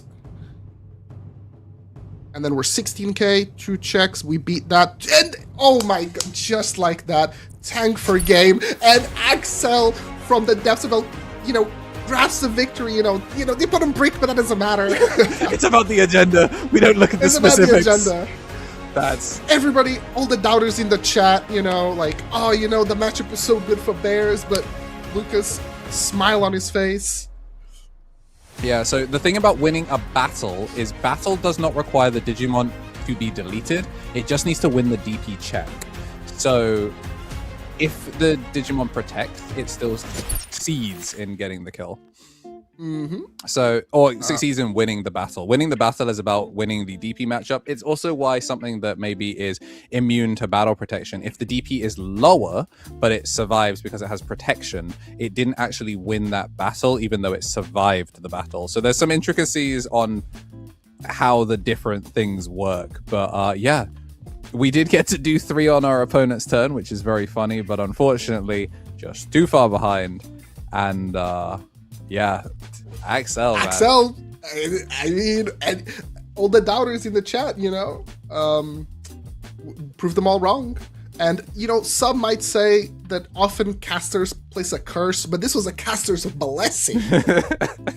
Yeah, and it was one of the hard matchups as well. We're saying that, it matchups really well into every TS deck, except Bears. And we got Bears, and game 1 kind of showed us why. It was not great.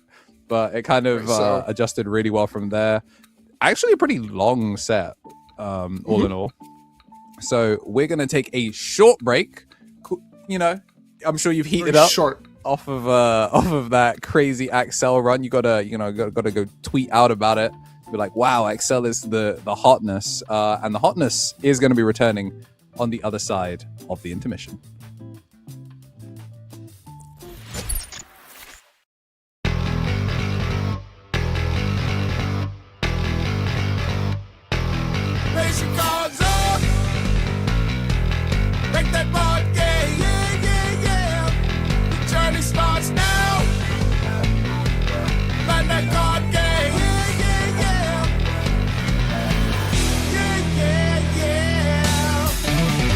Dominate the field.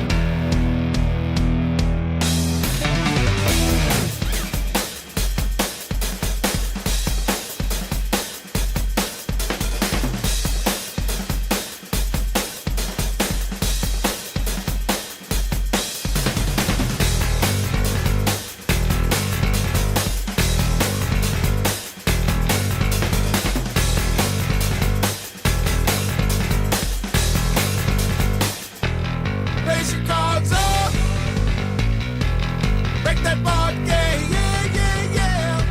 The journey starts now. Bandai Card Game. Yeah, yeah, yeah. Yeah, yeah, yeah. Dominate the field, master your tactics. Dominate the stage, master strategy. Deck to the world.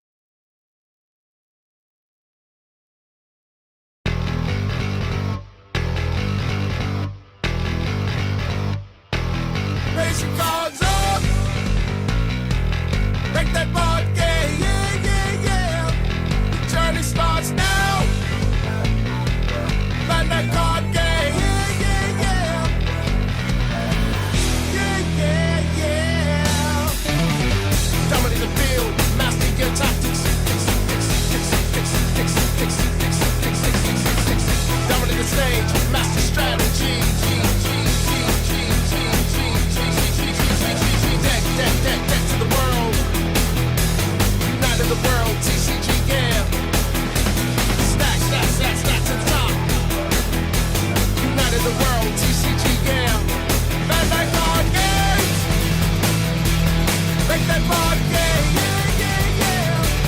Journey starts now. Bandai Card Game. Bandai Card Game.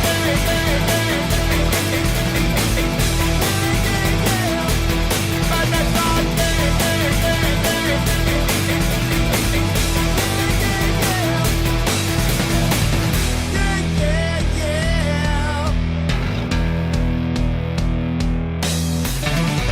Join in the game, master your tactics.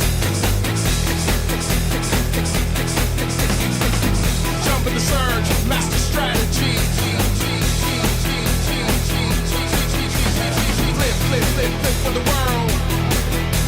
United the world, TCG, yeah. Attack through the wall. United the world, TCG, yeah. Raise your cards up. Make that board game. Journey starts now. Bandai Card Game. Bandai Card Game.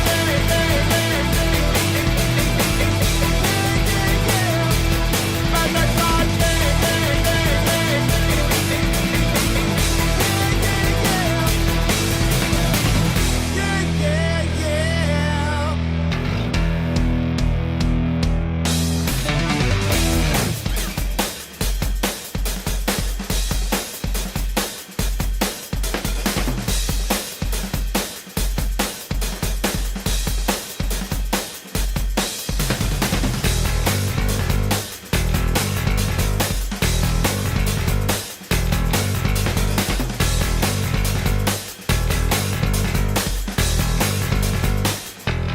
Raise your cards up.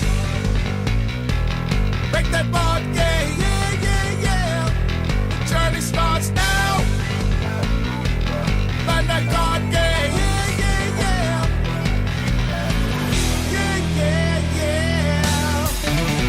Dominate the field, master your tactics. Dominate the stage, master strategy.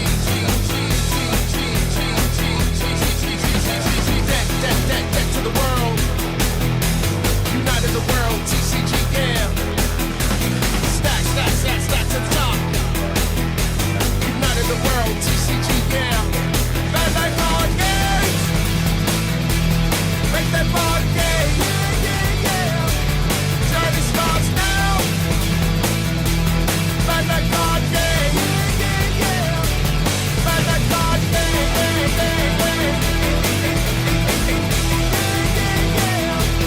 Bandai Card Game.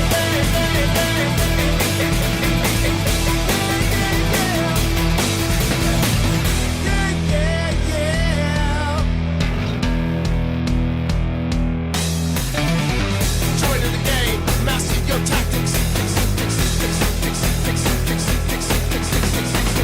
Jump in the surge, master strategy. Flip for the world. United the world, TCG, yeah. Attack through the wall. United the world, TCG, yeah. Raise your cards up. Make that board game. Journey starts now.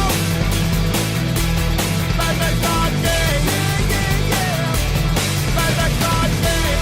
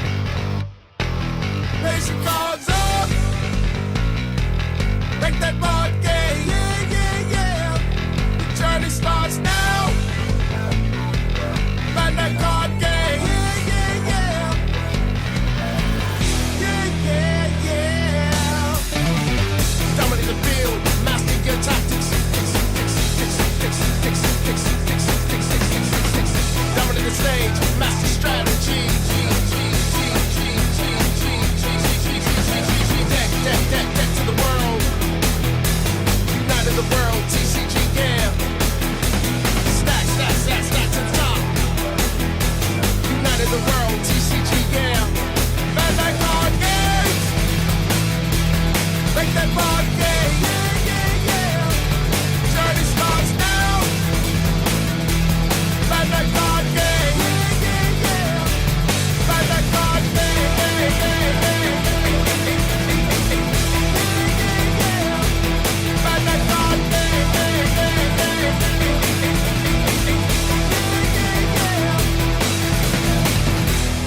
yeah, yeah.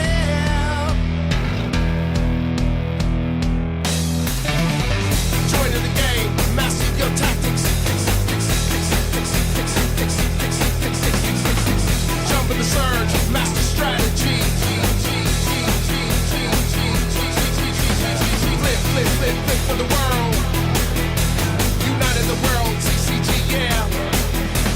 Attack, attack, attack through the wall. United the world, TCG, yeah. Raise your cards up.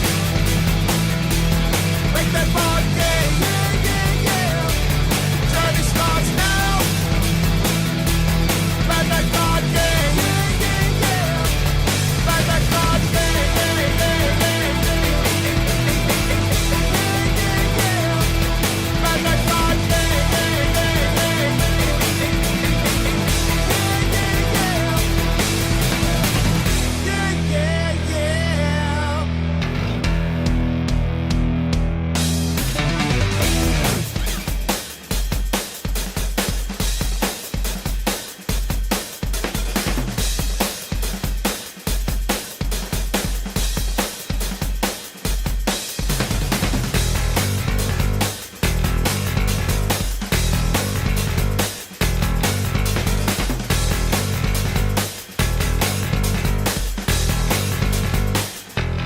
Raise your cards up. Break that board game. Yeah, yeah, yeah. The journey starts now. Find that card game. Yeah, yeah, yeah. Yeah, yeah, yeah. Dominate the field. Master your tactics.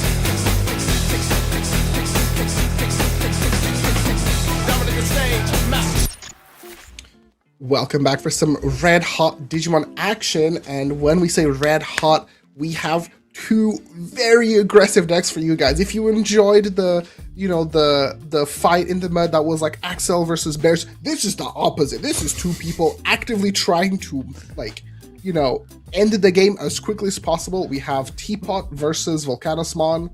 Volcanosmon, a deck that we talked about, looks pretty good. In terms of it is sort of that Beelstar-esque kind of deck that just plays a bunch of options. And you guys have already seen Teapots, and of course Andrew's here joining me as well. Yes, sir. As we gear up for round 4, I believe. Yes, so we're going to be doing this. There's a lunch break coming up to this one, but that doesn't mean the stream is going on break. We're going to be doing 4A and 4B. So we'll be doing this one first, and then after that, for the next round, we'll also do, what would be a round's worth of time whilst the players go and have a break. 2 other players have been selected to do our backup games. So you're going to get continuous Digimon coming in for this. These might be quick games. These might not be. Who's to say? We may see it brick out. Volcanus is an interesting one because it can very much stonewall the game. But that's if he just doesn't keep just punching you. He is a boss fight by himself, and he definitely plays like one. The neat thing about Volcanosmon is that it is one of the decks that makes use out of the TS Greymon, which is an on-delete Digivolve, which is really good into a lot of the OTK strategies, and it is you just choose what you want to Digivolve. So it's an aggressive deck that also has a backup plan, and it's really, really neat. And Teapot, you guys have seen Teapot. This list compared to the other list doesn't seem that much difference, except, there's a surprise level 7, which is, of course, that ruin mode. For when you can't quite finish off the game, we also have the Hootie Shakumon as another DNA target, just for more damage, more reach. Yeah, the main thing is obviously he still maintains the colors. His order of DNAing is the same as well. So 5 Shacks. Sometimes you see, Magna Angemon honestly just exists as an option here. If it's ever evolved, something has gone horrifically wrong. And I quite like that Volcanismon definitely plays closer to that slam style of TS deck. You know, it is TS toolbox in a roundabout way, but only in the way that your toolboxing comes from your options, but ideally you're slamming one down every single turn. I'd love to see. I wasn't really paying attention to what sleeves Antonio was wearing, but if he's got the yellow sleeves, okay, no, black. I mean, he's kind of got the Shakamon fit going on. He's got the yellow top, the black sleeves, yellow egg sleeves.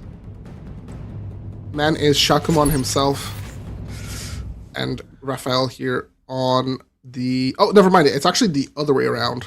Okay, never mind. You know what? We were trying to soul read. You know what? Maybe that's why he's just he's reading into it. He wants to trick the opponents into thinking that he's playing Shakumon.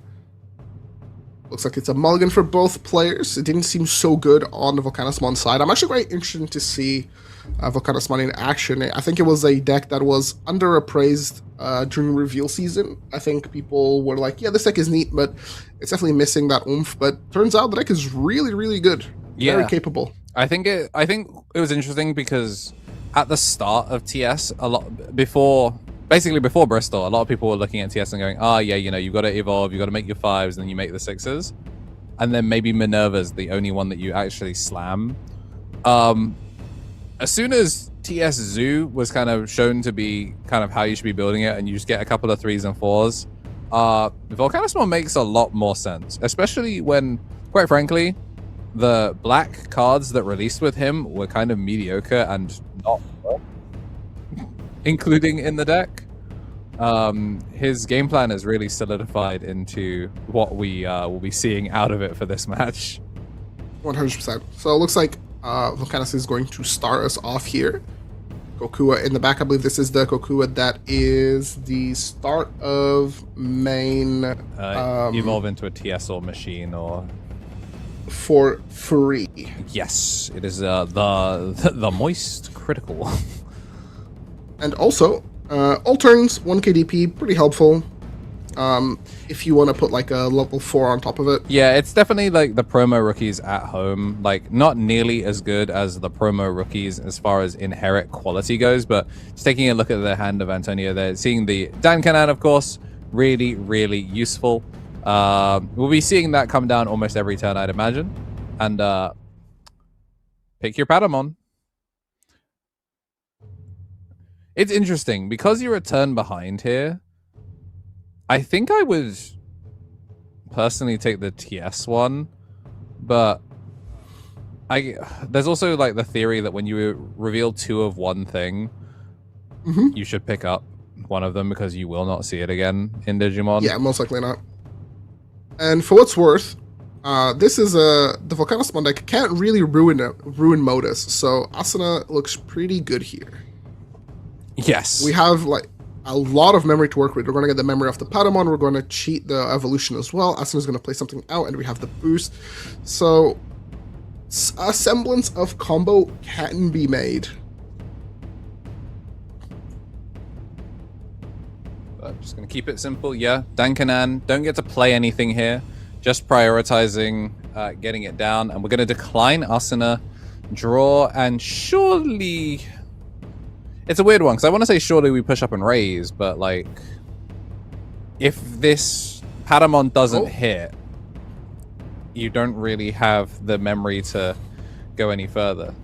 Ooh, double. Draw. That's 2 level 4s. Man, these have been kind of clumped. I wonder if we just came off of a deck check. Obviously, you know, variance is variance, but the fact that we've seen double clumped Patamon and then double clumped 4s, and it was one of them was trashed as well.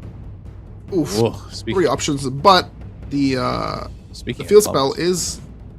The field spell is definitely a card that we want in our hand actively. Oh, Blipmon can't pick up any of these. I forgot. Oh, does he only pick up Digimon? Yeah, I think it's Digimon and Tamers. Yes, TS, yeah. Okay, so we're just bottom deck 3. That's very unfortunate. Woof. Not my go. But, you know, we're closer to getting to some Digimon. Yeah, although we have Digimon in hand, I think we really needed to find. Well, okay, Toyag. Yeah, okay. Four title streams. I think both these players just came off a deck check. Yeah, so I mean, you could say before there's like, oh man, real shame that we lost the title stream, but yep, that's all of them accounted for. Or maybe does the blimp maybe keep them on the top of the deck? Return. Yes, top or bottom. Okay, no, we were. Yeah. Okay. So we just get to keep the pieces that we want. In which case, good sequencing from him to.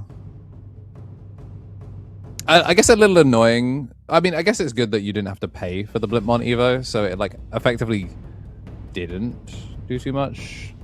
Mm-hmm.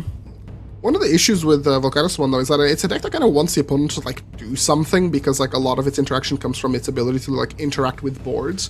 So when the opponent is just kind of like setting up for an inevitable like huge combo turn, and you know you don't really have anything to play out for your discounted Volcanismon, it is a little bit rough. Yeah, we only have 2 level 5s as well. So we're gonna title stream nothing to unsuspend, so it won't actually unsuspend a Digimon here, but we are going to link. And then this gives us Dankanan to then play Factorial Area.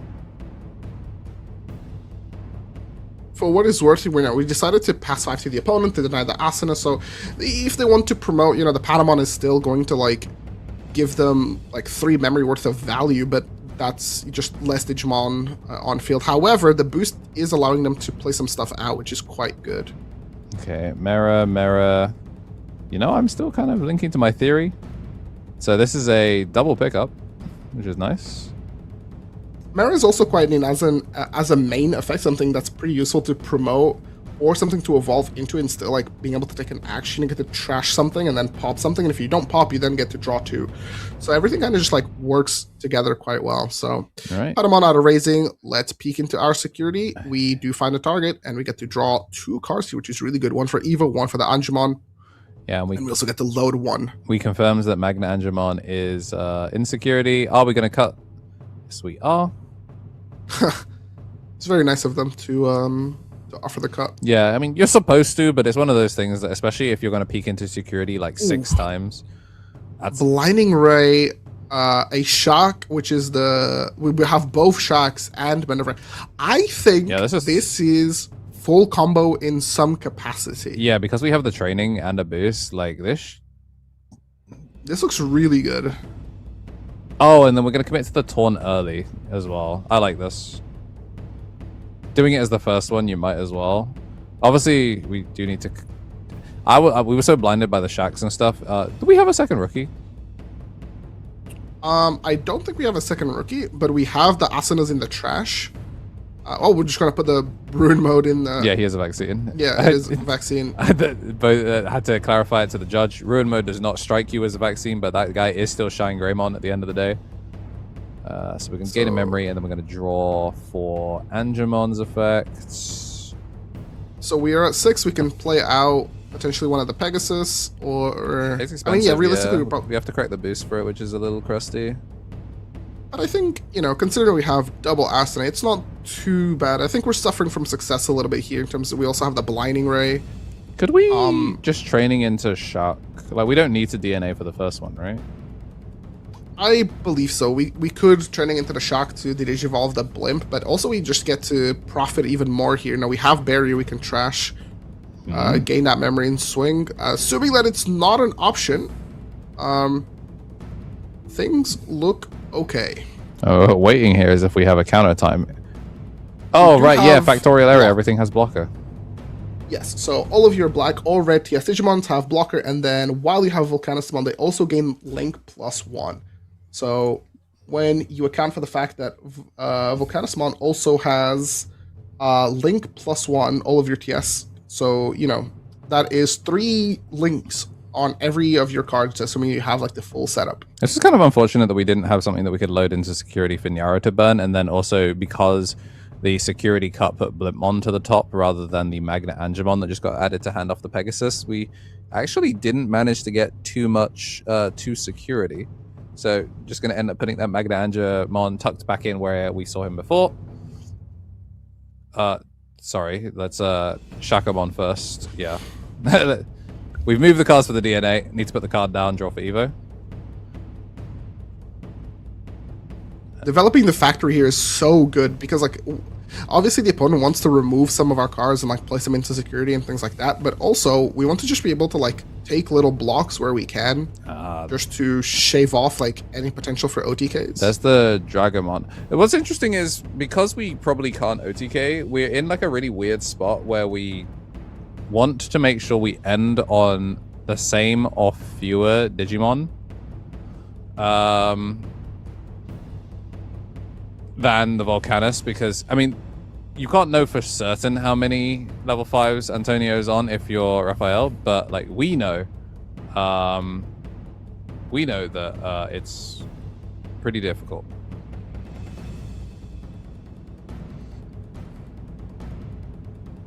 So we loaded the maneuver because we have another one in hand. We still have 4 more memory to work with, just off the fact that we have the training and the boost, and we can also swing with our Shakumon at some point to reproc the Nyaramon to gain even more memory.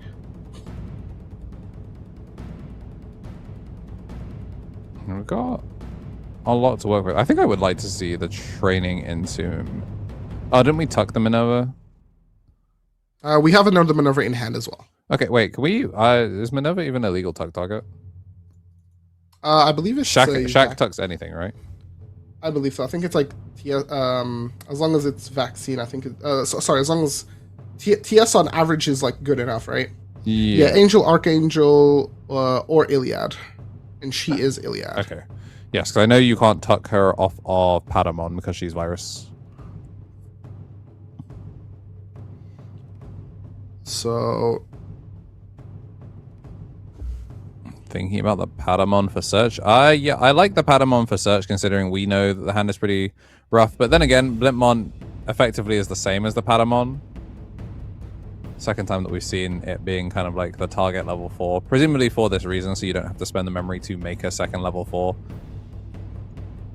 We also just kind of whiffed on our DDG from the Blimp. But I guess, maybe Promo Minerva is not Iliad. She is, yeah. Shaman Olympus 12, Iliad TS. Oh, okay. Alrighty, second Shack. I just got handed misinformation by the chatters, but it is what it is. We move on. Misinformation for game. Junomon.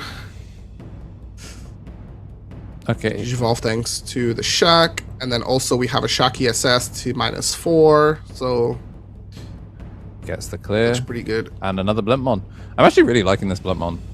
It's really growing on me. Every single time that it effectively does what Patamon does, and then we don't have to pay to turn it into a 4 for a target. Yep.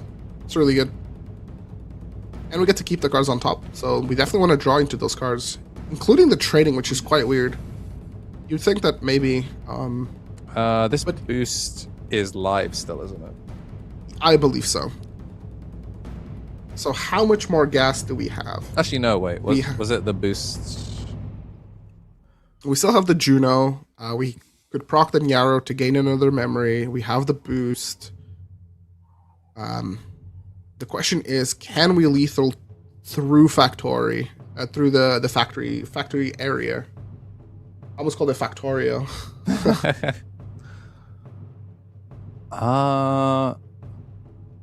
That's the issue with some of these TSX is because like their field spells are able to play out some disruption. It causes not necessarily the game to drag, but it causes the loop player to like really think about like how they want to approach the OTK, because you know if he's playing, say for example, like a guy that like interacts with the opponent's field, that just takes the OTK away.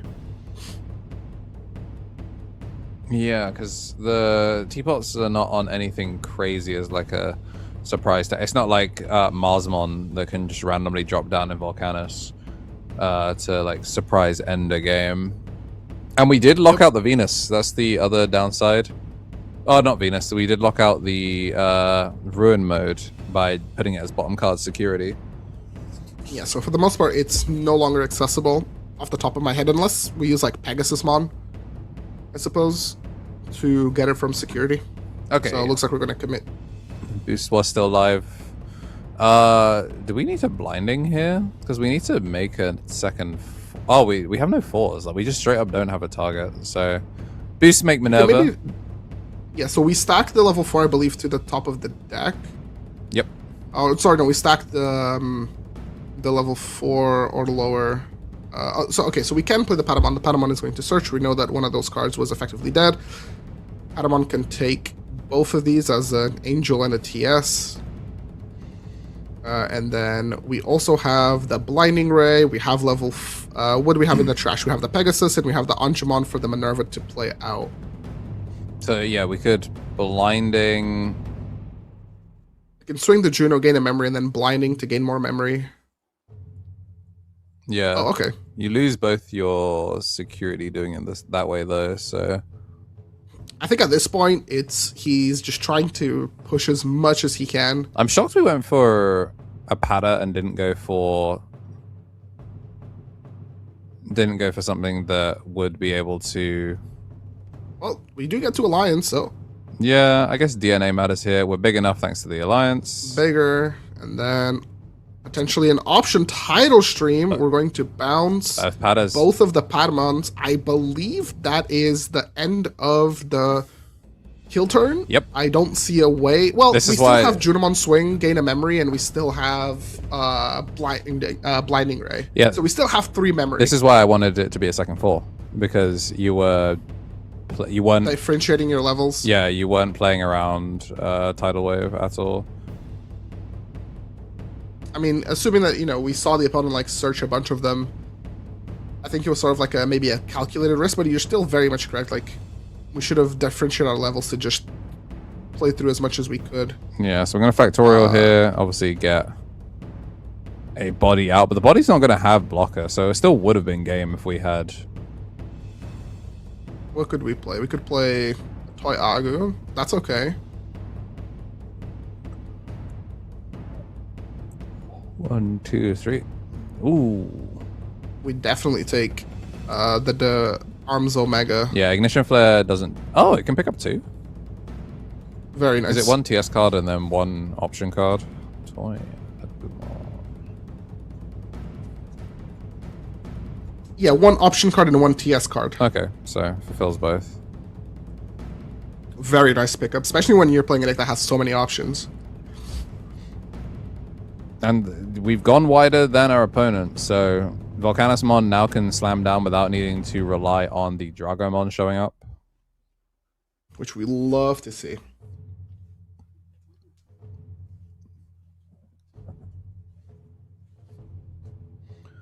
And now decisions. You've burned a security, and you don't really have an extension. We know the last card is ruined, so we know a Blinding Ray doesn't result in a second body here. But we're still going to send it. We're trying to do as much as we can. My Shakumon -4 kills out the Toy Agu. And we get... Play out the Patamon. Ugh. What are we potentially fishing for? I have no idea. Remember when these games were supposed to be the nice and quick games, and...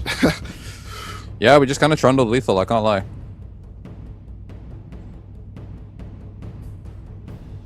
Some might say. I mean... Alrighty then, chat room. Yeah, he kind of definitely got a little bit screwed over by the title and security, but that's basically why Volcanus is so good. It makes it really, really difficult for the deck to get OTK. It's like OG SetCon levels of like, you better have a way out. Okay, I don't hate this. Recover 1, trash 1, and then play... Nothing's a blocker. I feel like this didn't do anything. Pegasus can attempt to take something and then put something to the top. Okay. So we do at least have that. We have a security for the Junomon, so both Junomons have something to, he has to remove everything at once. But if only there was a level 6 that would digivolve everything on the field. However, one of the Junomons was slammed, so... Yeah, I guess this, like, as far as last-ditch efforts go, it does a lot. That said, can you find 2 Because as long as it doesn't float into a blocker, what's stopping you from going Volcanus, play Factorial Area, slam something, Dankanan Rush? Because like Volcanus gives himself rush and can attack as soon as he's linked. We have to play through the Juno, but Volcanus will Digivolve one of the Junos, and then as long as we have an option to bounce the other Juno, we should be good. Do we even have Volcanus? Okay. We might not have it. We had a lot of Digimon in his hand to start with, and then we've drawn like basically only revealed options. I guess if we boost up to 6. Oh, because he wants to link to his other Digimon. So, because Volcanus makes it so that when one of your Digimon gets linked, one of them may attack. He can attack with the on play here by linking, and then he can use Dankanen to end of turn do the other attack. So first, everything will get Digivolved by 2, I believe. yep. And then Ignition Flame can also delete something with as much DP or less as this Digimon. So this way, he can use the Ignition Flame to delete the Junomon. Nice. Yeah, and she doesn't have any form of protection. There's no scapegoat here. Yep. And yeah, this is wraps, because this will be one check. And then as long as we Dankanan play Factorial Area, does he give everything? So, yes. All of your TS Digimon gain Rush and Link +1. He just alterns. All of your TS trait Digimon gain Rush and Link +1. Nice. Yeah. So another lineup play would have been maybe like end of turn, Dankanan, play one of the options, link it to the Corona, and then because it got linked, your turn Volcanasmon would let it attack. Very neat. Yeah, I guess making sure that you just had the link in order to be bigger, so that way Ignition would clear. But yeah, I mean, that game was definitely decided defensively and offensively by the options, so really, really cool. Volcanus, normally he shows up and is a big bungus for most of the game, rather than being showing up for the final turn to secure it.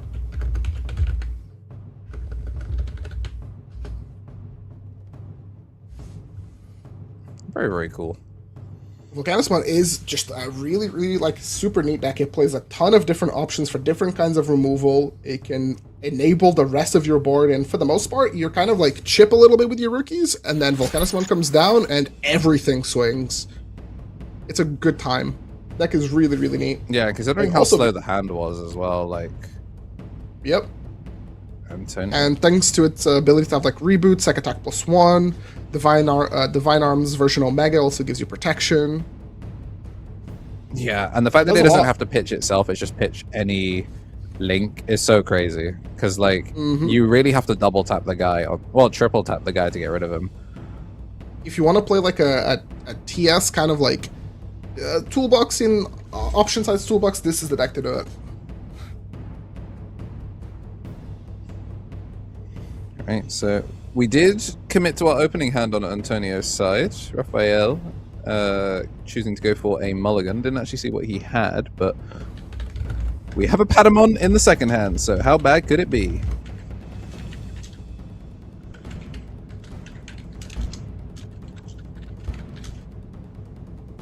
Okay, yeah, Patamon Asana. That's about as good as it gets.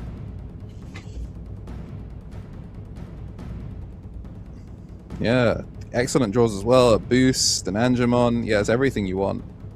Great stuff. Pretty much like we're pretty well set up here. I think it's like obviously outside of opening something like Patamon TK, like that's as good as you can get in a modern start. And we're gonna answer back with Kokua Dankanan. Yellow memory boost. All right, just setting up so that way in case we miss. It feels like unlike Yellow Vaccine, where the Patamon is promoting turn 2. T-Pulse to kind of stay in the back because of the OTK.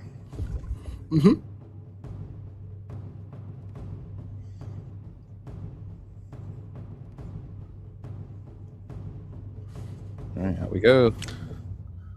Kokua. Free Evo into a level 4. It is so interesting. I do wonder if the Kokua inherit is like valuable or if it's just played because it is. I do wonder if. Oh, I guess it's also black, so it is a blocker. But Yeah, I think it being black, I think is like one of the main like selling points on it. because I bet you could still probably get a lot of value out of the promo rookies because they still do the warp effect. Like Bearmon seems pretty good there as well for the same reason. Mm-hmm. Because as far as I can see, it's unlike Angels, which is the kind of like half Angels, half TS. Volcanus doesn't seem to go out of archetype at all. So it looks like the Patamon in the trash now is another valid target for the Asuna. And we're just going to play Monica Simmons. This card is really, really good. Yeah, if there's nothing to pick up, no option to pick up from trash, she will draw one. And then when you do cast an option, she does get to prevent a Digimon from attacking. Which is very neat against decks that have like this Digimon is unaffected by Digimon effects. Well, this is a tamer, and tamers that interact with Digimon are very good. Yeah, some flavor stuff. She's also a mem setter. Yeah, which is crazy because a lot of people are like, oh man, TS doesn't need mem setters because then they wouldn't be able to get their effects. And then one set later, here we are. Here's your TS memory setter. I do like that she pairs up with Volcanus without being like strictly paired up with her. But also the fact that it's a defensive thing is pretty cool. She's the one that developed the EMP for Titamon that prevents him from doing his thing. Okay, so just making sure we have Arc. So our Angel and our TS. Okay, yeah, because we could double pick up. There we go. I love that this card could pick up a 4 Great Dragon. Like that will ever be relevant. You know, maybe one day. TS 4 Great Dragon. And we do get the Angemon here, which is pretty good. Can't really complain about that. Now, on the Teapot side, Deceptive, well, it doesn't look like we have as much setup as we did before, although we do have like a boost. We have those we have the boost and we have those Magna Angemons that we can start trashing to kind of get going. You can definitely tell that Raphael definitely feels the pressure a little bit. He kind of has to do something. Obviously, we get to trash, gain that memory, and then get to play something out. Yeah, so now we don't even have to evolve on top of the Patamon. We can just slam the Angemon and kind of go that way. But we're choosing to go... No, surely you take Angemon here. It's extra draw, like... You oh, sorry, yeah, we just get to draw the one. He was resolving it as if it was the Patamon, but obviously it's just the Angemon. Well... So this is Barrier 1 check. Ooh. Gravity Crash. Doesn't do anything, but good to know that it's now out of the game. Yeah, and also it means going into Game 3, it's now something that if you'd forgotten, because he's just been slinging options at you, that Grav Crush is something that you do have to account for if we do make it to a third and final. Yep. So on the Volcanus one side, the main options that they're playing is Tidal Stream, Ignition Flame, In Between Theater, Slash, Arms Omega, and then the Factory. Those are sort of like the agreed upon cards. Something quite interesting about his deck list is that he's also on a Marsmon as like another sort of like guy that can come down. It is red. It does get blocker, but it also gets to perform a battle and burn a security, which is pretty neat. All right. Progress.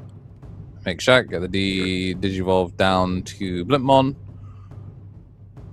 Annoyingly, obviously we don't... Oh, actually no, we still have the boost, so... Yeah, we still have the boost. So Patamon get that memory, Shakumon the Digivolve. So on the next thing that gets to go over the Shakumon, we then get to full clear the Kokuamon. This time we don't have Factorial Arms. Factorial Area. Well, that we know of anyway. Yeah, at least face up. Okay, so we do pick up a Minerva with the... oh my gosh, that's what, the third Magna Angemon? We're definitely kind of going through the motion. I think he's definitely feeling a little bit more confident. Yeah. It's a good place to be. We said that he had fewer resources, but The cool Doesn't thing seem about that true anymore. yeah, the thing about Shake Shack is sometimes it just shakes you down from nothing. Like the resources are in case something goes wrong, but right now nothing is going wrong. So the Minerva can swing here for 2 checks and leverage the fact that it just played out a guy for free, or we can just DNA right away. I like this. I think this is actually okay. This is better Yeah. in case we hit the title stream again because we just lose 3 level 4s. Yep, there it is. Another Angemon. That is gross. It feels like he's fishing. very, very strong. He's fishing for whatever option is his security. He actually does not want to check them until he absolutely has to. Angemon this time the Patamon this time to diversify levels. For the most part, we still have the Nyaro to gain a memory, and then what we can do is, Shakumon gets the pop it. We could swing the Minerva potentially, and then Nyaro gain a memory, go to 2, and then we can alliance with one of the level 4s. Minerva gets to play out another level 4 from the trash potentially. And the Shakumon has rush here, so it can just swing and end the game. Yeah, but if something was to happen to the board, we have 2 level 4s out on the board, so then we could go into another Shak. Now, obviously, title stream would be pretty very detrimental here. Yeah, it'd be pretty inconsequential. It would only bounce the Pada here. Oh, I suppose it is lower, right? Yeah. Maybe a Crimson Blaze. We know that there's no Crimson Blaze, but it does the Ignition. Crimson will go crazy. Deletes all. Ah, there it is. Okay, so yeah, so bounce the Patamon. We played around it quite well, and then Dragomon, and then Shock for game. Yeah. The funniest part about that is if we did see double Tidal Wave, like was revealed off the search, it still wouldn't have been enough. Still would not have been enough. And I think one of the issues with a deck like Shakumon is that while you kind of just go through the motions and just, play almost like a different game at your opponent, it is also very susceptible to things going wrong. Yeah. You're kind of like at the mercy of like your top decks. And we did you just kind of have to like keep chaining things over and over and over and over. We did see a break point where he had to pick between going for a level 3 in order to search more pieces or committing to the level 4. Where like those decisions do add up the longer the combo goes, where the decision that you made 3 interactions ago may have cost you the ability to actually overextend because maybe you're missing the level 4, or maybe you had to spend memory to make the second Shack. This time we basically got to do everything for free and basically use the boost in order to secure that level 6. Yeah, Antonio just kind of had to play the waiting game. Like you said in game 1, T-Pots really doesn't push out and give you a number of Digimon to interact with, so the Volcanus is kind of stuck in jail unless we see those level 5s, and both games Dragomon has been in security, so we're digging for effectively a 1 of level 5 to make it work.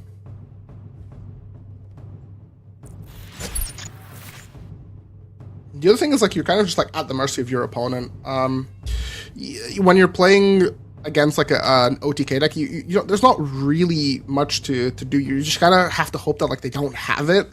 Volcanus doesn't really look like he can particularly do very much into it, and so much of the security gets burned that your options can't always bail you out. It really has to be on like crucial turns.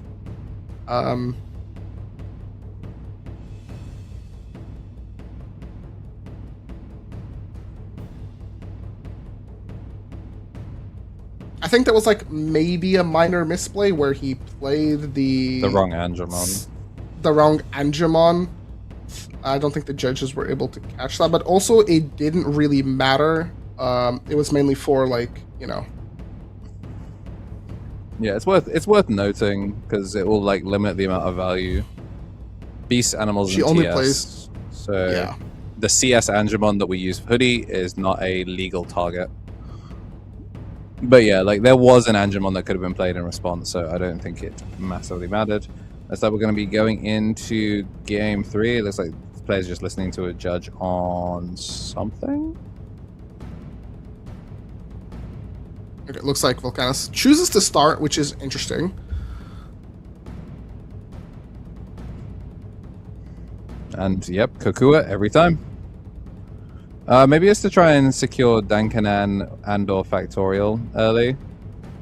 Passing for Sora free against like an OTK style deck with 30 minutes on the clock, you know. Okay, so Arms Omega, pitch 1, draw 2. Yeah, unfortunately, we'll not get to link because it can only link to Volcanismon. But if we get a Simmons, we can pick this back up. We do mercifully finally see the Dragamon in hand. So if Raphael does not give him anything to play with, and never mind, One target. Patamon uses a search finally, and not a particularly good search either.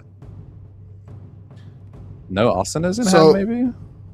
How much do we want to pass? Because this will dictate whether or not Antonio like promotes. If he draws into, like, say for example, like a Dankanan, he feels pretty good here. Dankanan cast the factory. He can start leveraging some of the blockers. That was actually like a really big deal, was having multiple guys out to the block, because when you think about like the Teapot deck, it's very good at like dismantling a board, but it needs to take like a lot of actions to get to that point, and they need to do a lot of swings in between that, which is when you want to leverage your blockers. Yeah, this is a weird one. His hand definitely doesn't look as good, but it still looks pretty good. I'm gonna place as the top security rather than bottom. And I think this... Oh, the problem with pushing out is obviously you no longer get your cheap Volcanist. I think you always do it here. You know, the opponent gave you something, you want to get rid of this body, because you know, removing bodies is generally pretty good. Take the mirror. Take the mirror, okay. And what? To the top. Okay. The title stream on top here, so we'll pick it up off the Evo. Dragomon's a little annoying here because we don't have the link. Dragomon's not gonna. It's not gonna have a target. It's gonna trash one link card. So unfortunately, we don't have an Iron Slash or anything like that to make Dragomon actually useful. So in between theater, just gonna keep it low and slow. And doing that to pick up a tidal wave.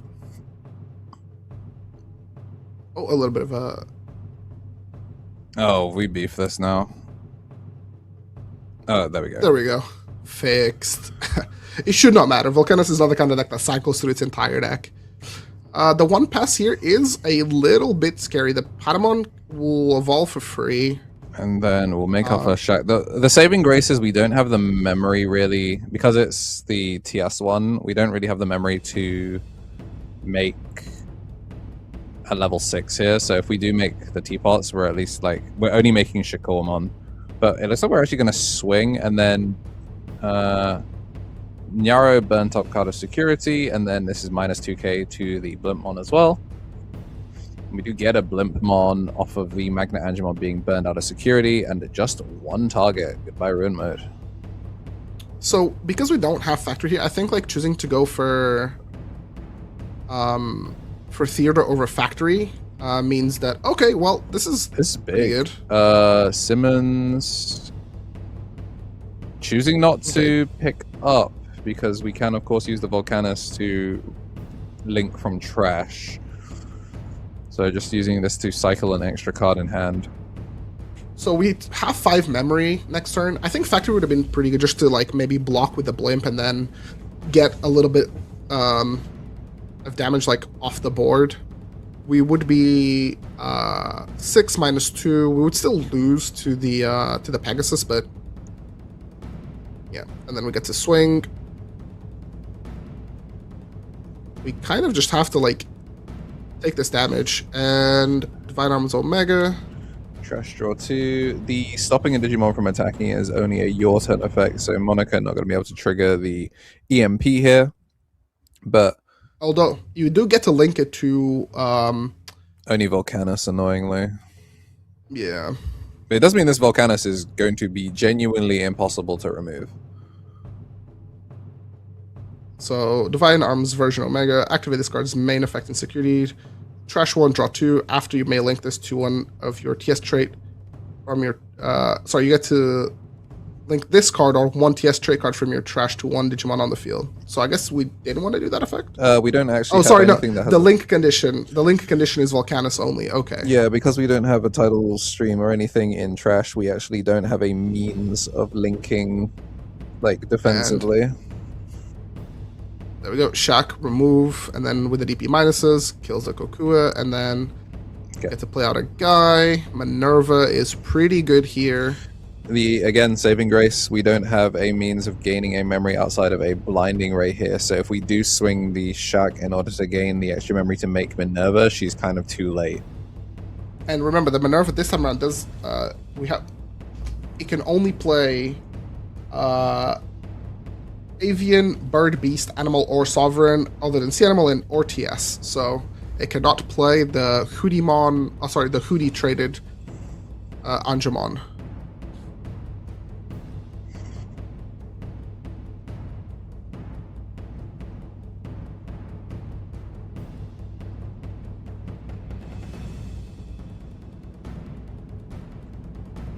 A little bit of a head scratch here.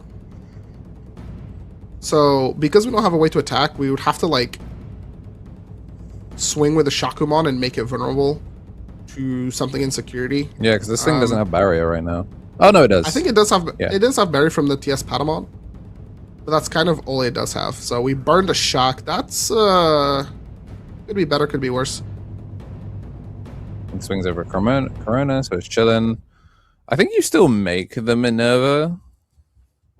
I don't know what you do with it after that. I think because looking at the hand, the most we could do is like play out one of the Patamons that evolves for free, but we're kind of like running out of gas here. It feels like it's been the hand was case just- for all three games. That it's just been like Okay. running draw on one fumes. into draw one. Oh, and we get Asuna into boost. These are cards that we want in our opening hand, not cards that we want to draw into. So Yeah, we're out of extension. The Shakamon being burned out of security just shows that we do not have the one that we need. Don't have any level 5s in hand. We can't even try and pivot. It's like boost rookie or make Minerva. So in an ideal world, I think he plays the Asuna maybe to just have like some semblance of follow-up, because otherwise it does look a little bit cooked.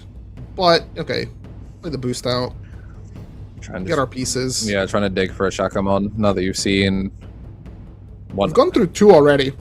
Yeah, and we're on 5, so set to 3, draw for turn, and hatch.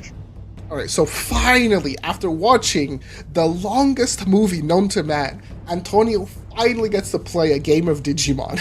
Yeah, I'm sure he's had He is now so in long the- to plan his turn. He is now in the driver's seat, okay? But it's not a regular car, he's piloting like an F1 machine, okay? That's the kind of seat that he's at. He has Monica, he has in-between theater, the opponent has things on board. This is as good as it gets for the Volcanismon player. He just has to full clear, put up a semblance of like something annoying for the opponent to interact with, and like low choke, and he kind of just should win the game on Genuinely, spot. like boost factorial area pickup or play Volcanus is link 3, and you just make the most uninteractive boat. Huh? Oh, we're going for title stream. Yeah, so Iron Slash, we Digivolve up to 2 because it's Digivolve to 2, and then it can link into raising. I guess it doesn't matter because we're gonna pick it back up off of Volcanus most likely. Oh, tap Monica. Surely this doesn't matter. If we're casting title stream, this does not matter. Okay, I would have liked maybe Monica on like the barrier Algemons. I think those are like a little bit better. Oh, Yeah, here it is. Okay, we're gonna go Factorial pickup, and now the big man, big man slam one time. the leader of the Factorial area. Okay, we passed to 5. Volcanus, and then Volcanus gets to link up to 2 cards from your hand or trash, which means we can probably double Divine Arms. I think we probably want to like delete things. We want to remove these bodies off the field. We do not want to put them back into our opponent's hand. We want to make sure that the resources are wasted, and we punish the opponent as much as possible for committing to the board. Okay, this is where the title stream is going to come in. We're going to use it to bounce the Pegasus, most likely. So it's Digivolve 2. Oh, we get stuck on a rookie. I don't know. This is not ideal, actually. Swing at the Patamon, bounce the other one.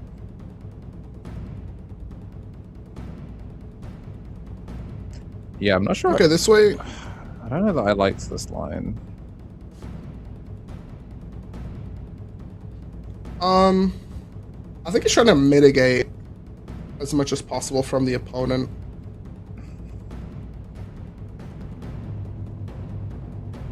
Maybe he didn't have access to Ignition Flare. Although Ignition Flare, I don't know. I guess it could have been okay, maybe. Yeah, it's a weird one. Like Ignition Flare would have no Iron Slash 2. It would have given like Collision Piercing, would have maybe progressed the game state a little bit. Yeah, I'm kind of surprised we didn't link the Iron Slash to the Kokua. Maybe didn't know that you could link in Raising. Because we've not seen him do it. And the TS cards are weird in that they do let you link into Raising area, so that way that Iron Slash that was used to Digivolve could have been put onto the Kokua. It would have been something that the Dragomon would have actually been able to use for extension.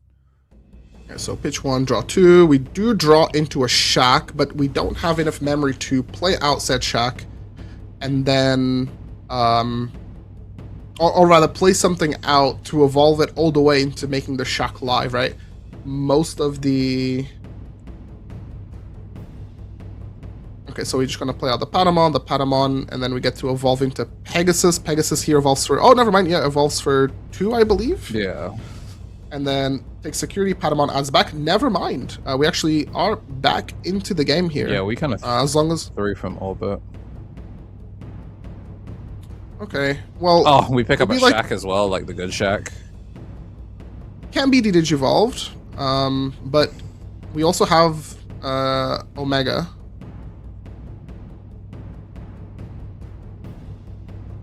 And then, yeah, burn both. At this point, yeah, we get to play this guy out. Oh, we don't have blocker anymore. Yep. Yeah, kind of beefed it. Yeah, we kind of beefed it. Yeah, that was quite disappointing to see. I think, you know, the TS deck just does so much. It asks the opponent to have a lot on the clapback and just like not having blocker. I mean, we realistically need to kind of like clear the entire board. Because the way we got back into the game was just by having a level 4 to DNA with. Yeah.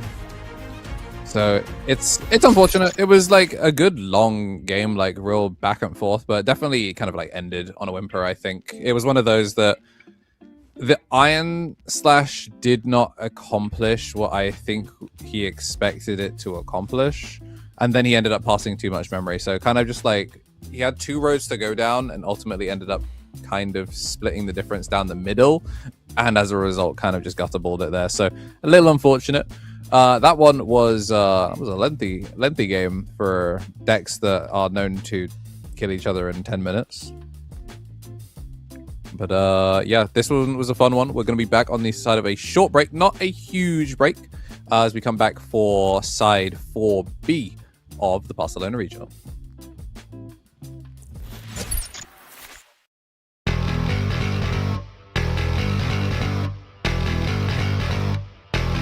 Raise your cards up. Make that board game. Yeah, yeah, yeah. The journey starts now. Learn that card game. Yeah, yeah, yeah. Yeah, yeah, yeah. Dominate the field. Master your tactics. Dominate the stage. Master strategy.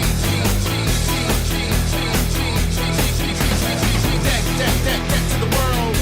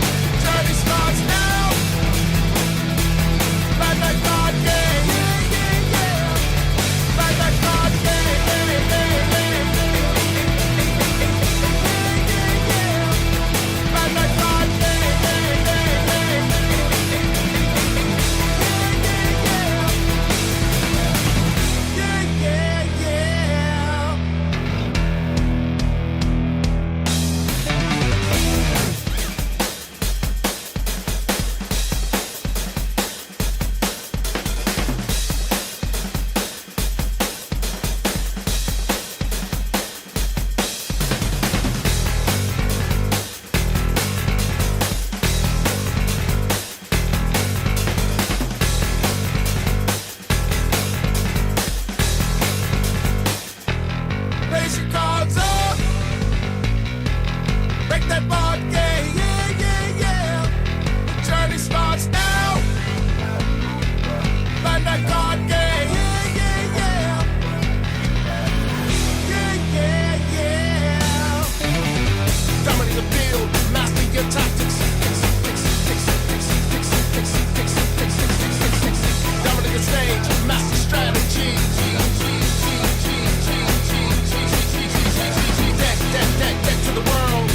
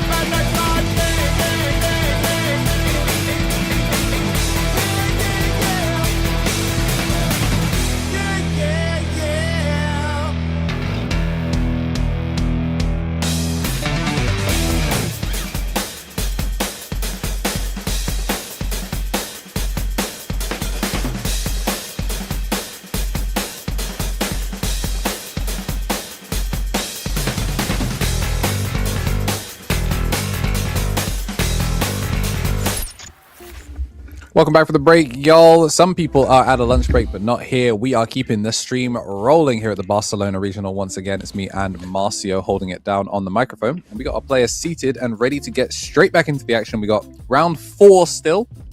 Round 4B. Bonus footage. Yes. We're going to get to see new decks as well. We get to see one of the other, you could call it green, you could call it yellow. One of the new starter decks that got its extra support in BT25, facing off against one of the poster boys. Jupiter. Yeah, the guy that got introduced in 24, but really introduced in 25. Got Jupiter box, not even TS box. This is definitely Jupiter and friends. So yeah, a lot of yellow. You're gonna see security is gonna move around a lot. B-Break doesn't really play Both like players. a yellow deck though. No, B-Break in a lot of ways kind of just has like a little bit of everything, you know, considering that you have Habakirimon being able to contest Minervamon, you know, if the Jupiter player is on Minervamon, you know, Minervamon tends to be another sort of like anti-OTK sort of like level 6, you know, if the opponent interacts with it, it kind of gets to like slow the game down. Ooh, okay. We have another digital gate player. But because of Habakirimon, you know, doing effectively a Revelation of Light, it stops things from floating, which means that the Minervamon just doesn't really get to interact in a favorable way. However, Jupiter is also very, very good. Jupiter is effectively like a walking nuke. The card is incredibly efficient, kind of can top you back up, so it's really good at like making sure that you don't get like killed very easily. And the other really, really neat thing is that because you're able to go sideways, if you trigger things like Barrier, you have, for example, the Anori to evolve on the opponent's turn, or if your security just gets checked, you have Anori, and then you can go into the different Aegyokusmons to, you know, interact with the opponent's turn, so you have lots of the Digivolve on the opponent's turn, so lots of good stuff from both decks. Glowing Dawn has pretty strong security. Some of the Tamers on play can just steal a memory, and TS is not the most memory efficient deck, you know. The memory that it has is however much memory it has to work with. It doesn't really gain any more memory out of nowhere unless you're on, so for example, the Teapot. So I think it's interesting security that will matter. we're not Jupiter Juno. Generally, when we see Jupiter, the secondary level 6 is Junomon, and then you kind of see some like tech choices for the format. But yeah, we're actually seeing a lot more level 6 companions to go over the level 5s in this one. So really interesting to see kind of like how that one works. Juno works really, really well with Aegyokus Blue, but it seems like we kind of gone for a wide split of the various AGO choose colors, although unfortunately not seeing green because he is kind of a jobber. Really, I think green is like incredible. Yeah, I think you would green think, is you would really think green is incredible. the green one is so good. It gives you Tamer interaction, which is something that a deck like desperately wants. Another like common pair of like 6s, or like another, you know, addition to the Jupiter deck is the inclusion of the Dianamon. Dianamon is also really, really, really good. Really good into like go wide matchups, really strong into things like Shine, or, you know, those decks that kind of want to play a body at a time. The rookie style kind of like TS-esque decks that we have been seeing. Dianamon puts in the work. Yep, and every one that's been selected here is a target for Ruin mode, which does matter in this matchup. Glowing Dawn players go back and forth about whether they want all of their level 4s to be playable off of E-Pulse, which is kind of like the backbone of the deck, or... E-Pulse is incredibly efficient. That card is so, so good. Yeah, or sometimes you see the 6k one, which can't be played off of E-Pulse, but does let you play through Ruin. Yep. And I believe these are these the Black or Greymon sleeves? Yes, that is Gaiamon and Yuko. These sleeves look amazing. I love the CS like artwork sleeves that we got. Yeah, honestly, I completely forgot these came out. Like, I did not recognize them at all. But yeah, no, this is Gaiamon and Yuko, and then the egg sleeves are Erika and her plushie. I can't see Wormmon there. To be fair, I have those sleeves on my personal Hoodie-mon deck. Talk about the egg sleeves. Yeah, talk about misdirection though. 2 CS sleeves and one of them being black or gray, and it's like, yeah, I'm on E-Pulse. You know, Hoodie-mon no longer terrorizing the metagame. one of the decks of all time. I think she can still do it, but I think Hootie still has it, but it's one of the. It became a rogue deck. yeah, you're not So we actually flipped fighting. Tsunamon, and I believe this is post mulligan. This doesn't look that great for Jorge here. Yeah, but what if you just? No, you cannot slam Minerva. This is AGO pass. Yeah, that's AGO pass. that is rough, especially because we see the Leol. And yeah, E-Pulse for 3. Show me a forecast tamer. Oh, and you have a Digimon. It's sometimes you just have to shake your head or nod your head like the FGC nod. But you know, looking at the rest of the hand, like his hand is like quite small here because he used like a card that played out another card from his hand. It's gonna take him a little bit of time to like rebuild his hand. Play for 4, load up, gain 1, pass the 2. That's the 2. Okay, so we have Agiokus blue here, which is pretty good. We also have Agiokus red. We could potentially like aggress a little bit. Low key, I'm slamming Minerva. Blinding Ray is a pretty good pickup. Well, there's a rookie. We could swing with Barrier, maybe. Or we're just going to red. Okay. Red, swing 1, Evo, Minerva. It's a lot cheaper, and it gets... It might, if you get it off the swing, you might get something. Glowing Dawn. Okay, that is not... Depending on That's whether a you're going for the OTK, boost. it's not like as common to be on too many of them. No, it's usually like a 1 of or a 2 of at most. I think I would have maybe gone into Agios blue and save the red one for like follow-up, but Minerva looks like we're not going to play anything out. I think the idea is that we would decode off Yeah, of the red one.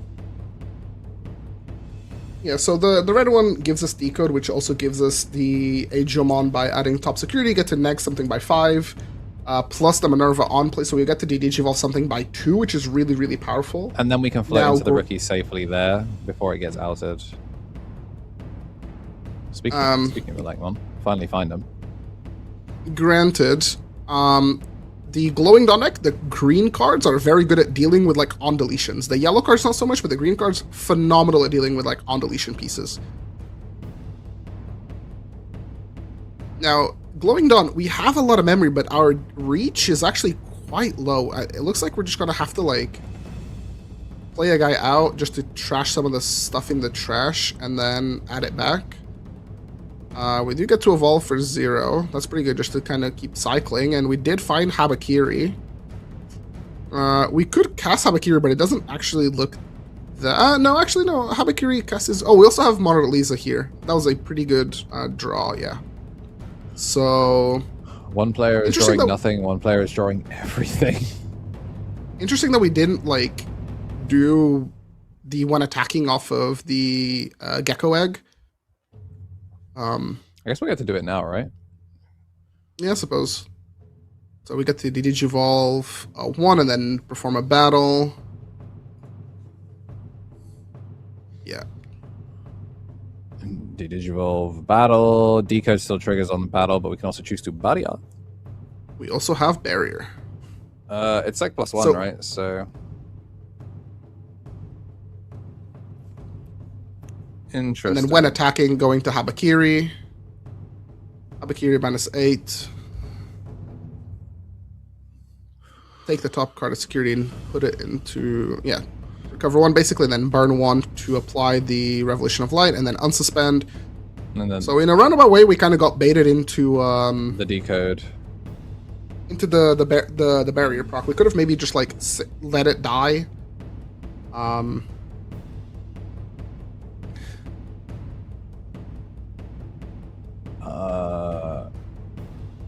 Oh right, no, it didn't actually cast Habakiri. It's it went into Habakiri just Mon evolved. off of the Evo, so we actually don't cast Habakiri here. So Oh, okay. This looks pretty good for us. And we got a home roast. This is great for us. yeah, We are in a really, really good position. yeah, this would have been a complete stranglehold if we'd just chosen to spend the extra memory.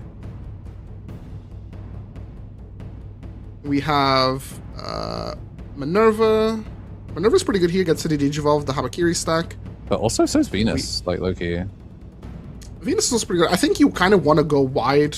You need to start potentially like developing your kill clock. You're like, okay, no, Venus also works, right? The thing is, Source like, strip everything. you have an Iliad now, so like if you really wanted to, you can you can lock down the Habakiri, lock down the Tamer, maybe. Yeah, you can also lock like the level 4 because Glowing Dawn doesn't play any level 7s off the top of my head. This version, however, oh no, this version does not play any level 7s that I can see. Yeah. So you can just like permanently keep the Habakiri hostage. The protection is a little annoying. Yeah, but you'll eventually get around it. Well, it just means that if your Venus ever tries to do anything with it, it can't do too much. And then just Inori, So- Homeros, Venus to like both of them down. I actually think I still would have preferred Minerva personally, but I think it would have been okay. The main thing here is that we took care of both of the stacks here. The opponent is getting a little bit of memory. They can like evolve in the back. We have decode into Inori, so we have like effectively like a trap on the opponent's turn. And we also have homers to like keep resetting the Venus to make sure that the stacks are not really doing much. However, we could just slam spells. yeah, Like, we're target stunned, aren't we? yeah, so Venus stops the Digimon from like triggering there when Digivolves, which is pretty strong. So we're going to slam this guy for 4. This is -3, and then if we choose to trash from under a Tamer, then we can evolve cost -2. So we're gonna use the E-Pulse, get into Monarch Lizamon, and then we're going to use Monarch Lizamon there to Digivolve, and We could battle. We also have Rush. this is a trap. Or do we have Rush? No, we did not use Final Judgment, so this... Oh wait, because it's... it's only reduced cost by 2, so... Yeah. And we're not on Memory Set of Tomorrow, so... No decode. Oh, it's without paying the cost. Never mind. Yeah, no, we did Final Judgment. Oh, okay. Oh, this guy was crazy. Does cost 6k. It can't be played off of E-Pulse, so that's why we don't see it as off. But yeah, you can -3k. Then by trashing 2, you get to play a Glowing Dawn. Face down. This Digimon may Digivolve into a Glowing Dawn trait. Okay, so no, it did not have Rush. So we have like Ajo. We can like add security, then -5 something. We could. Cannot believe we're actually minus- getting to play. Inori will let us evolve for free. We can go into the Digivolve Ajokus. We get the Digivolve the Mona Lisa, which is pretty good. And We could have. we can Actually, no, there's no point risking. We can swing and then heal 1 off of the Lekmon, right? yes. If you have 0 recover. But we get to evolve for 0 into... Oh, evolve for cost -1 off of the Suno, which was still pending. Play out a rookie. Minerva only plays from hand, right? When she... Yes, this Minerva only plays from hand. Yeah, it's a shame, because that Searcher of Lekmon has been kind of staring at us from trash for a while. Unironically, like... Swing, recover 1... and then make Ruin isn't terrible. Well, Ooh, okay, this is not ideal. We have Homeros. Yep, that blows. Yeah, unfortunately, this is not great here because, in an ideal world, we would be able to like go into like Ruin mode, maybe clear off the level 4, go into Ruin mode and like hold the stack in the back hostage. But, thanks to the Glowing Dawn Tamers being, X Antibodies insecurity, just stealing memory and making it really difficult to sometimes OTK through. Cards of all time. Those cards are very good out of security. Yeah. And then they just give you a bajillion amount of memory thanks to the mem setter plus all the start of mains. That's... No Venus on board. Every stack is available now. It's one of those where, like, the 2 starter decks, when they come out, usually one of them is significantly better than the other, and the DATS one definitely doesn't feel as good, but it's very Mirage-esque in that, like, you swing into security and you just expect something bad to happen. A Tamer's So going to pop notably, out, a delay. the Ajokus gives us, if the security is removed, a Shaman can unsuspend, and Minervamon is a Shaman. Yeah, because this is just a suspend, it's not actually a lock. But a Tratus would be huge. Yeah, Atratus is like potentially like game winning here. So Habakiri. First, we're going to Because Digimon runs sideways. Yep. Tomorrow going to give us the stats that we need. And then 12, we can just choose to block here.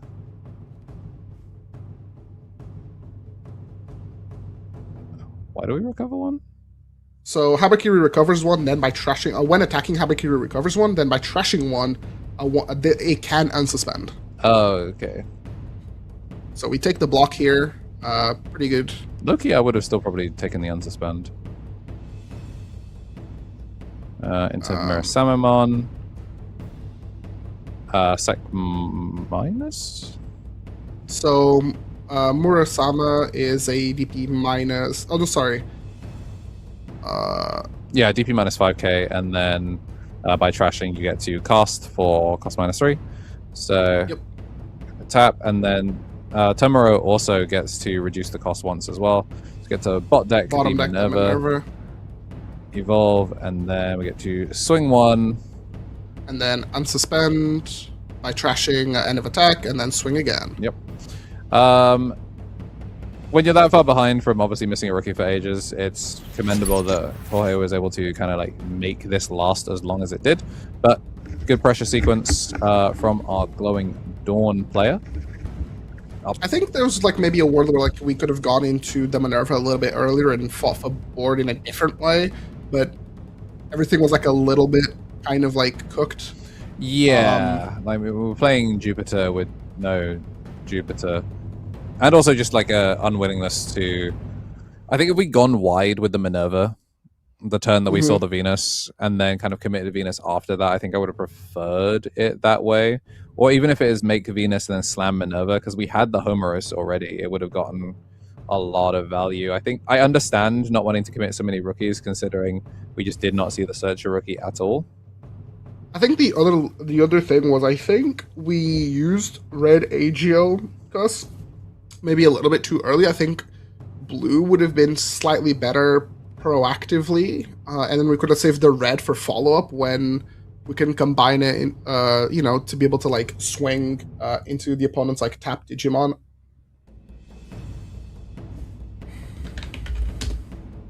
Because it also has raid. It has raid and rush. So between like little DP minuses, we can bridge the gap between the DPs and then raid rush into our opponent's Digimon and like fight for board that way. But we can't always have everything, so... Yeah, I mean, hopefully we can have something on both sides. Like seeing these guys get to go, especially these Digital Gate guys, very, very strong team. Definitely contest for one of the best in the region, but I mean, there's so many storied teams from Spain. And you know they're a real team because they have a matching jersey. Yeah. If your team does not have a matching jersey, I'm sorry. It is what it is. Okay, so game number 2 here, Danielle up a game, feeling pretty comfy into Jorge. Now, if you're Jorge, you're probably going to take the hand that, like, it doesn't have to be a high power hand, it just has to be a hand that kind of, like, plays the game. Something notable about,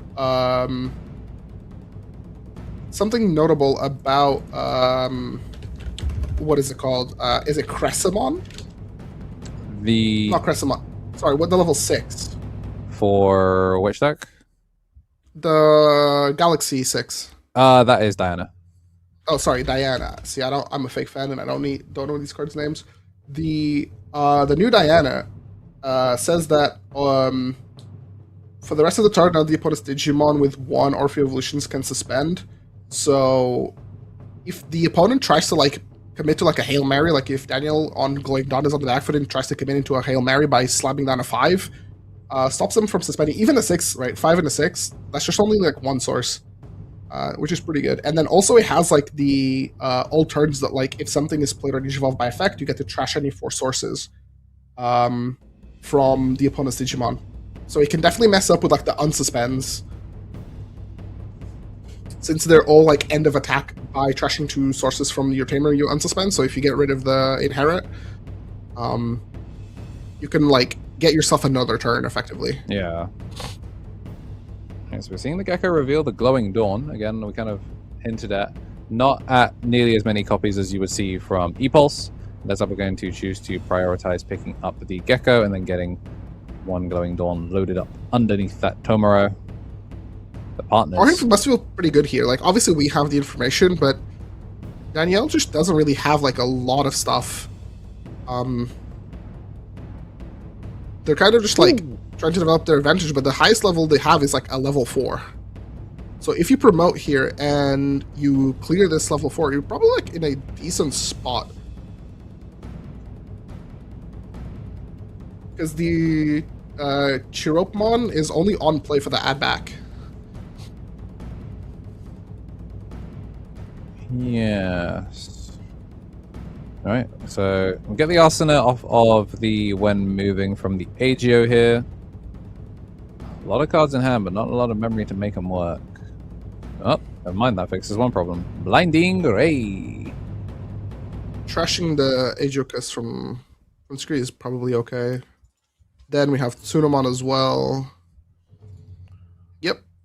DP minus, pop, delete. And this is Ajokas for 2 checks. And we're effectively like pretty big.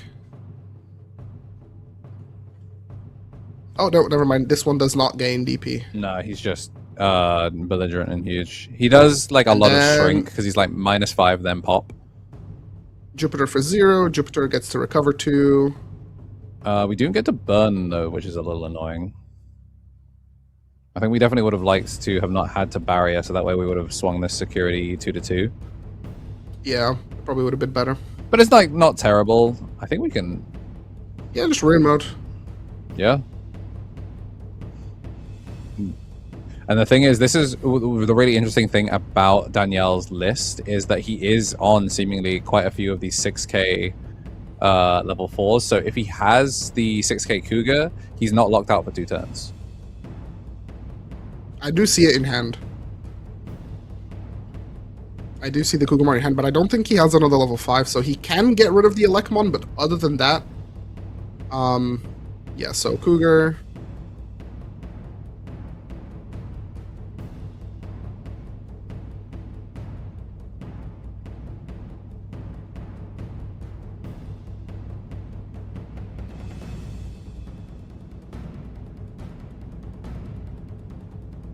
And then what? Yeah. I'm kind of surprised that we played it to board. Like, evolving. Oh, that is not great. doing? That's a 4k DP level 4 in the back. What are we doing? Asuna here gets to play something out from the trash, which is really good. Yeah, we don't really have a reason to not do this, right? We get to play out the Elecmon. The Elecmon will get to search. Yeah, Homers is great here. Homeros and Lunamon, right? I think you can pick up both. Add 1 Iliad and 1 TS. So, okay, choosing to pick up both Tamers. I think that's good. I think it gives you like more follow up. The Rune Mode can also like kill the Cougarmon just because of its end of attack. You get to recover 1, and then you also get to delete the opponent's Digimon and then apply the floodgate once more. Yeah, this was Omega trolling. I have no idea what we're doing. Unfortunately, though, we will not recover because we're missing a Tamer now. Oh, of course. Maybe if we evolved into AGO. No, if you have a Tamer, you hatch. You always get the recovery. Oh, you always recover. You just missed the hatch. Yeah. I mean, we already had the hatch from native turn anyway, so it does not matter. The hatch really doesn't come up very often. And decode, you can decode off of your own self-deletion, so we will get the AGO back down, which means we're This is great. probably recovering, and then AGO is going to pick that bad boy back up to give us either Homeros or Asuna. Ooh! Oh. We're in a really good spot here as the Jupiter player. We get to play out the Homers for free, which is great. Like, even if we didn't punt this game from orbit. Oh, that's lovely. Love to see that. Yeah, like, even if we didn't Nori punt this is game so from good. orbit, like, this is still such a good position to be in if you were Jorge. I'm befuddled. Like, genuinely befuddled by this. I mean, it just comes down to the fact that he didn't see level 5s. He has to, you have to make the most. But even then, like, you take away your, like, conditions for play by putting your ruin mode safe level 4 in front and then evolving something not. in I back. think he wanted to interact with the rookie. I think he didn't want to like take more unnecessary damage with a rookie. Yeah, but you take the and same just amount by of damage trading. by not getting to play for the turn. Yeah, I suppose. At the end of the day, I mean, the game kind of just comes down to the fact that he doesn't have.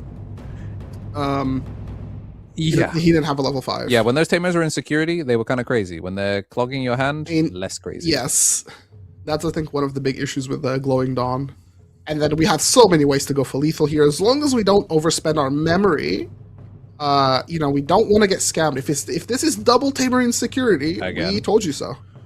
If it's double tamer in security, you know, maybe Daniel actually wanted it more. Okay, picking up one. Oh, okay, so we can Inori here. I like this.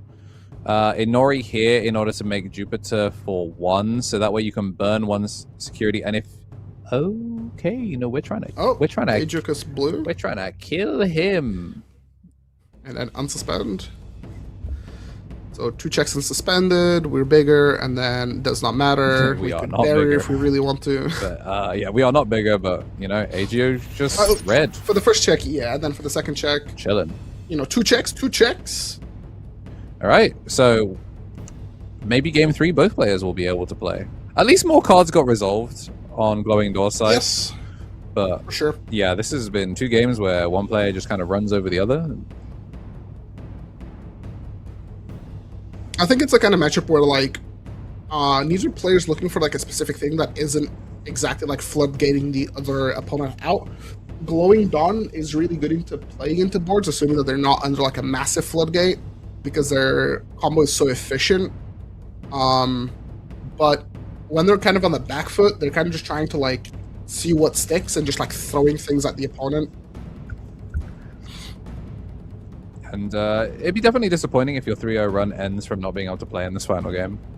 You could argue, oh, you know, I didn't get to play game 2, or oh, I didn't get to play game 1. But if you both get to play game 3, it'll definitely be a disappointing. Like, you'll be looking back on that round as you get later on, especially if it comes down to bubble situations.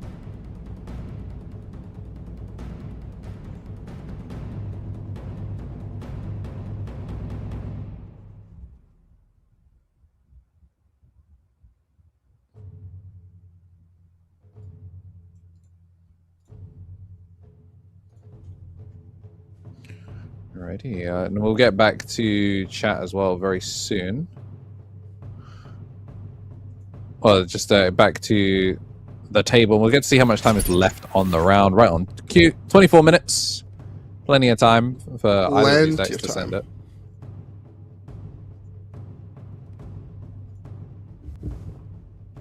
Now, if you're Daniel, would you take first or second? I think Glowing Dawn probably wants to go second a little bit. You kind of want to like draw that extra card, kind of like develop your advantage to be ready to respond to the opponent's like board. But maybe you kind of want to go first and just play a little bit more belligerently. Yeah, I mean, it's been a game that really has come down to, well, okay, it's been a game that's come down to being solo player games, but also speed. Like, just getting ahead whilst your opponent is trying to scramble some pieces together has been really important. So, I think if I'm Jorge, I would like to go first.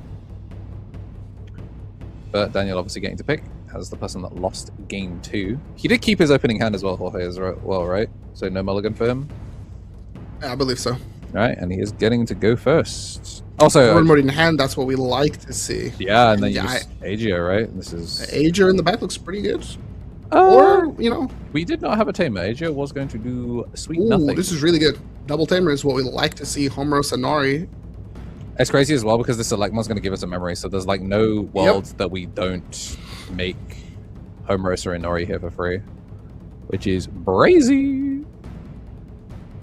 What we really need to do this game, I believe, is we're gonna swing that Elecmon, put the opponent to 4. All right. Next turn, maybe promote and achieve ruin mode, and then from that point onwards, you kind of like soft win the game. I'm not gonna lie, the fact that we did not play a tamer off Epos should be ringing alarm bells for Jorge. That security is unfriendly. That security is so loaded with tamers. Ooh, the way you do not want to interact with that thing at all.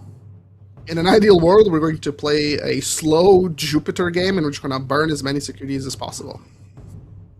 Cougar, take one. Load recover one. That was not a tamer. It was a gecko, I think, that got added. Yes. Oh no, I think it was the 6, the starter deck level 6. Oh, the Atratus. Yes. Whoa, we're gambling. Ooh, E-Pulse. Well, there's a tamer. Interesting that we didn't promote. I guess we're hoping to like,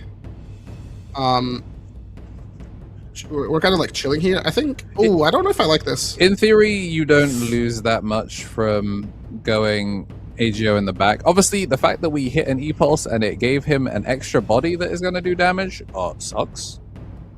Do we have a level 4 that plays out a tamer from hand? Because if we, I mean, the E-Pulses are kind of... They're dead this turn. Really, yeah, they're very much like dead this turn. Yeah, no level 4s. Yeah, I don't think... We have a level 4 on board, but without the tamers, like our battery... Oh, I think the reason we didn't push out is so if we swing a rookie and he plays the Memory Steel Tamer, it's going to cost 4 rather than 3, so this meant that he wouldn't have been able to develop a Tamer without committing the third E-Pulse that he has no idea is in hand. That could also work, yeah. Yeah, because like if you don't know that, Lamau, we're like we're just making a full-on symphony here. You would assume that it's a 4-cost tamer and it wouldn't be able to keep turns, so that's why we swing the rookie. But obviously, I would recommend that he puts a level 4 with 6 KDP in the back ASAP. He really needs a level 4 that can play through the rune mode. Cannot stress enough how much he needs this, but it doesn't look like he has that option.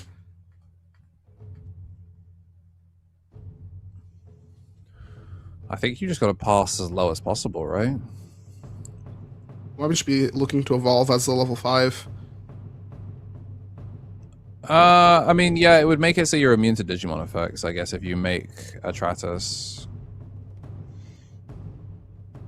This is so interesting, because obviously a lot of Glowing Doors are designed to OTK, but these guys have been playing actual mid-range the entire time. So be -5, and then we are going to get to use for cost -3. Which means we either get to make Atratus here, or we get to... Final Judgment. Looks like we're going to go for Eclipse Impact, and then Arts Evo. Passing 4 is a lot, but you are now immune to all Digimon effects. We are a big reboot blocker that is immune to the opponent's effects. We also have Barrier. So overall, I think we are feeling pretty good. Yes. On average, AGO doesn't really play any sort of like options to remove. However, the important thing to know is that we have the Ruin mode. If we have the Jupiter, we can apply Lingering DP minus to the Atratus and then Ruin mode the opponent, and that is like pretty devastating. Yeah, we're going to get a chance to really dig here with the Asuna. Take us nice and far. I don't see a Geojuice in hand, but I'm sure we have one. Oh yeah, and this is obviously off of the when moving, so we are now at start of main timing for the Inori. And yeah, I think we're missing a 5? Oh, that is not what we like to see. We have another draw potentially. We could swing, we have Barrier, we have Inori, we could use the Inherit to add the card of our security. We do have an Geojuice. We have a Geojuice Blue. Oh, okay. That's pretty good. Oh, I guess we get to then go into Blue Ajokas here, right? Yeah. And then unsuspend. This way, we give the opponent sort of like a choice. And we unironically kind of want the Barrier. We want to be as low security as possible, so our Jupiter is as cheap as possible. We do let this go through. No scams today. Well, Blinding Ray, every single game is pretty good. yeah, I was thinking about it earlier. It's really funny. Blinding Ray is looking really good here. Again, all we have to do is apply Lingering DP minus to the Atratus and then go into Rune mode, and we are in a phenomenal position. 3 for 3. And yeah, Jupiter for. Oh, no. Minerva. Okay. I don't know how much. I mean, did we have a Jupiter in hand? Maybe No. we didn't have a Jupiter in hand. We just hallucinated one. Never mind. The casters are manifesting the least interactive game, but these guys have to play like actual Digimon. We could play out the Homros here, yeah. Yeah, I guess you just try and go turbo wide. I just pray he doesn't have Habakiri. I don't know if Rune Mode is like the answer here. I would maybe like to see him swing with the Minerva. Yeah, I don't like that we went through the effort of establishing Homeros and then did not do anything with the Homeros. I mean, Atratus here gets to like delete something with the lowest DP. Oh, it's mandatory. Oh no, it's mandatory pop, and we didn't get rid of the Luna. Oh, this. Off of. Oh wait.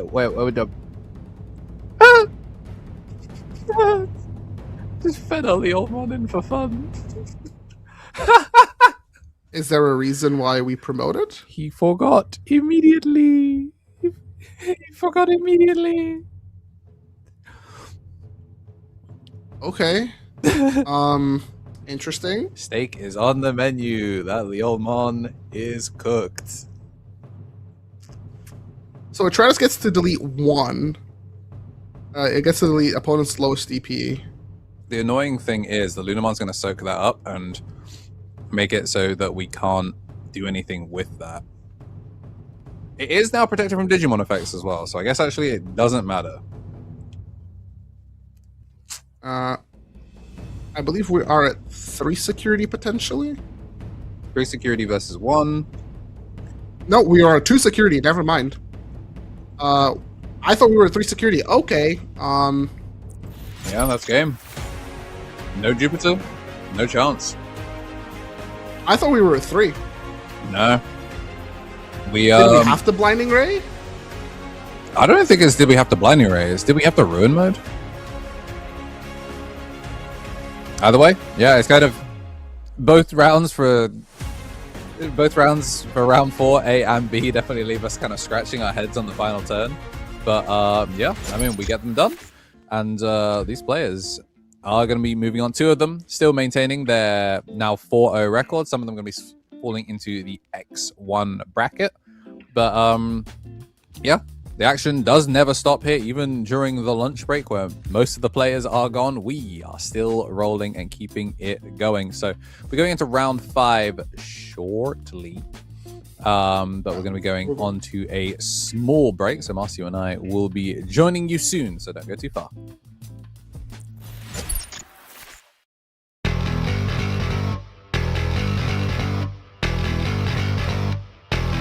Raise your cards up. Break that board game. Yeah, yeah, yeah. The journey starts now. Find that card game. Yeah, yeah, yeah. Yeah, yeah, yeah. Dominate the field. Master your tactics.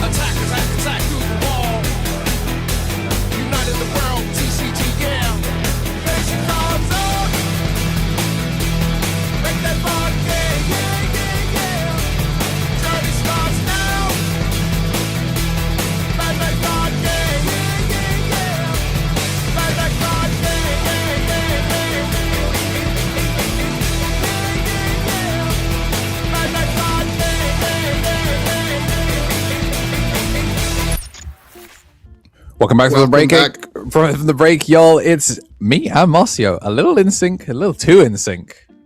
We finish each other's sandwiches. And start off these rounds.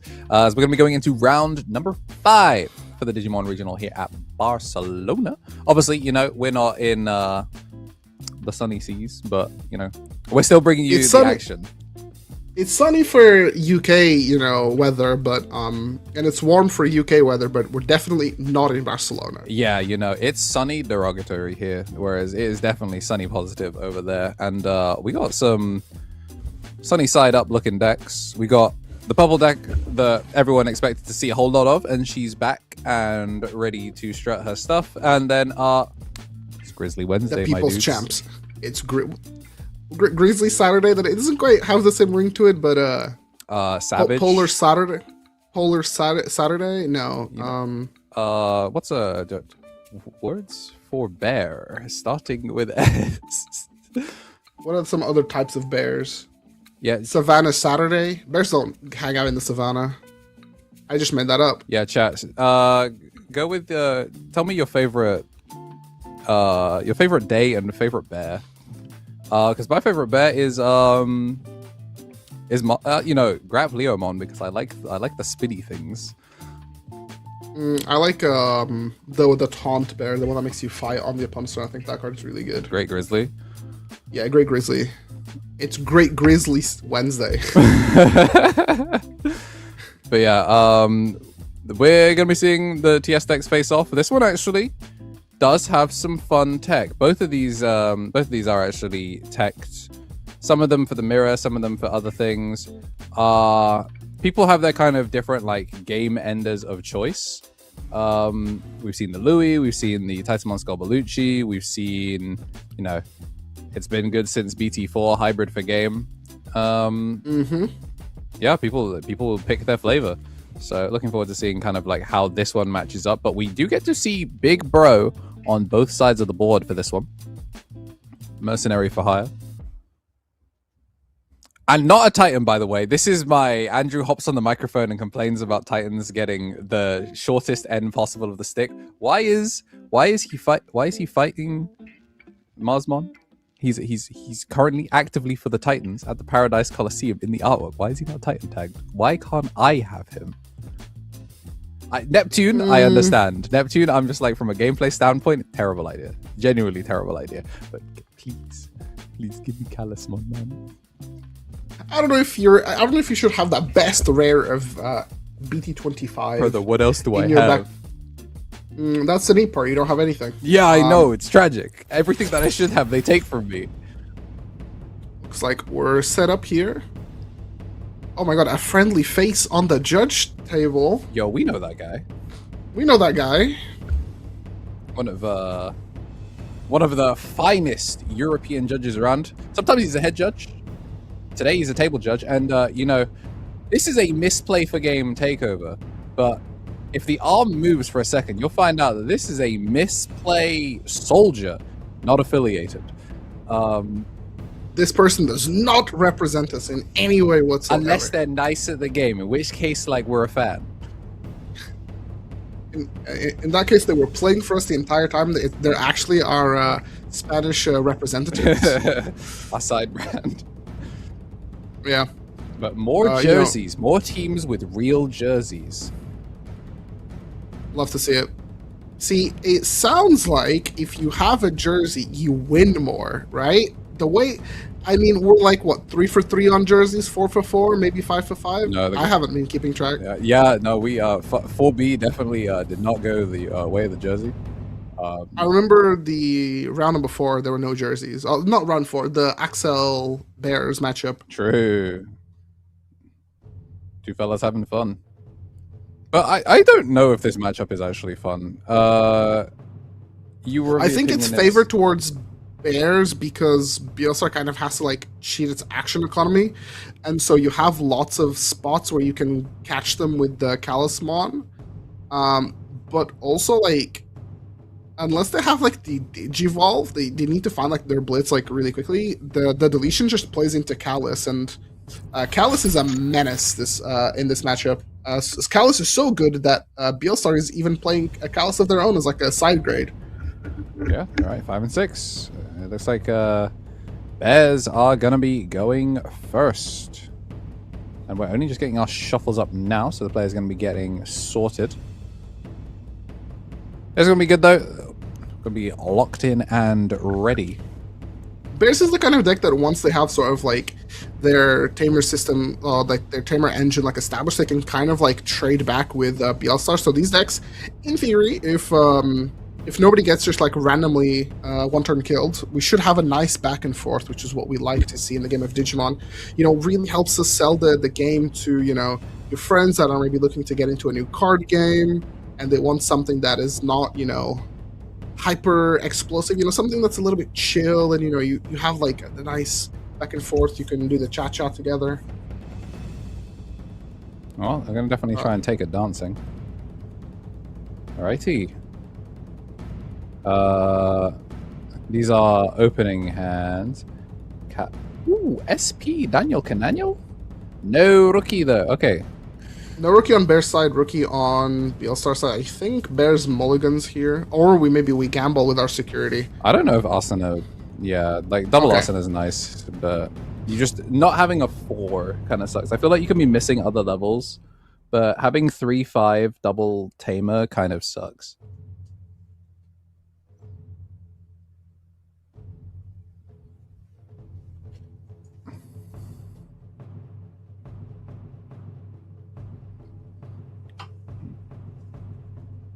Okay, so looks like okay. I thought Jinlai was gonna be the first to finish shuffling, but it looks like they're both kind of like syncing up and ready. They are also finishing each other's sandwiches. How do you like to cut? You My straight down the opponent's middle? deck or my sandwich? You're both actually. Sandwiches. My partner is a big fan of triangle sandwich. Big ups triangle, the strongest shape. So I kind of got used to like triangle sandwiches. I quite like rectangle. You know, nice even cut in the middle. That's the way that my mom does it. So you know, the two different women in my life like their sandwiches cut differently. Me personally, I'm a whole sandwich kind of guy. Yeah, my mom also cuts sandwiches, the rectangles. But you know, as game devs, you and me, you got to know triangle the strongest. Where would we be without triangles? This is kind of, I mean, like rookie is not terrible, but you would have It's loved fine. to see that Asuna in back row. For what's worth, it gives our Gato like a target to play out, which we take those. And now here for the bear side, we have Big Searcher Bro. Bear, pretty good. We Ah. have Colosseum. That's a decent action that we get to take. Yeah, so we've got Big Bro in the back, and then the Colosseum nice and early. Presumably, we're going to see something like a Tapir or maybe the Corona. Grapplio is decent. We do not have anything. Wow, this hand is stuck. I think we could evolve into a level 4 in the back, right? We could. I think that's like probably the. Plus 3k and blocker here. Okay, so we choose to just commit to the low choke with the Colosseum instead of evolving in the back. I guess this also means if you do manage to secure another 4, the Big Bro is the cost reduction. Yeah, you know what? This Okay. It baits a turn. This is okay. Yeah, I think because they did double rookie, you deny 1 chip, which will matter obviously because Bill Star is pretty aggressive. I'm sure it can forecheck you pretty comfortably. So you deny the chip and you kind of make it so they have to. They're like, okay, I've got my rookie, it made it back to me, so let me just take a tempo turn. With the Sparamon, with an Asuna, that's where you really start to see the pop off. And we do see the second 4, so Big Bro going to stay in the cannon line. Plus 3k Going to and draw. here. Do we Oh, sorry, evolve for 1 and then gain the DP. So as long as we have a level 5 that gives us the action to attack. We have Oh, Grapplio. okay. Huh. We have Grapplio. I'm kind of surprised that we. That's We did win the battle, so. Nope. It's a tamer. Oh, sorry, yeah, it is a tamer. I guess we just go into Okay. Yeah, fair Grey enough. Grizzly and taunt. Yeah. We have retaliation. This is kind of. But we also have fortitude. Yeah, we have fortitude, but it's just kind of annoying to lose your like fortitude. I think we get to trade 2 for 1 here, though. It might even be better than that, actually. Start of May. Yeah, this actually... We might actually do enough. We double pitch options here to go to 5, and then we can start of main Sparamon, load up Hurricane Screw Shot, which then triggers Pagumon. And we do not have an appropriate level 4, so I respect the effort, but we just did not find it. So we've gambled and we'll lose for it. So this is going to be a block with the Great Grizzly. We get to get the draw. Oh. Yeah, because it's win a battle first, so you should get the draw and then die to retaliation. How does retaliation work in this? But yeah, we'll Judge is just explaining the process here in terms of like when retaliation triggers in this, because I don't know if you actually get to make the callus in time. Okay, I mean, this is looking a lot better here for Guillermo. Yeah, if this doesn't work the way he thought it did, and the way I thought it did, we might be in trouble. Because it's win the battle, and then the battle is processed. And then interruptively, is retaliation interruptive? I think the idea is it's a turn player priority. I think it's a turn player priority effect, so you get to kill it with retaliation before the win a battle effects can go off. Interesting. But we have another Black Gato, and we also have the Lady Devi, so everything is good. Yeah. I think turn player priority works against him in this instance. It's a really good idea, but if they're both on the same stack, then yeah, retaliation kills it every day of the week. Okay. Turn player priority on retaliation.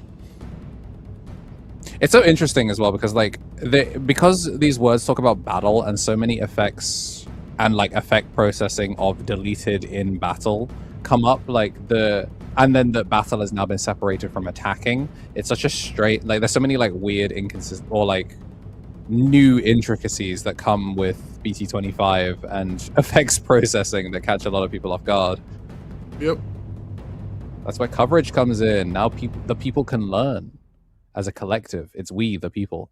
And we, the people, are watching Hurricane Screw Shot result for the second time in 1 turn. So gain a memory and then cast the option. Kill the Grizzlymon.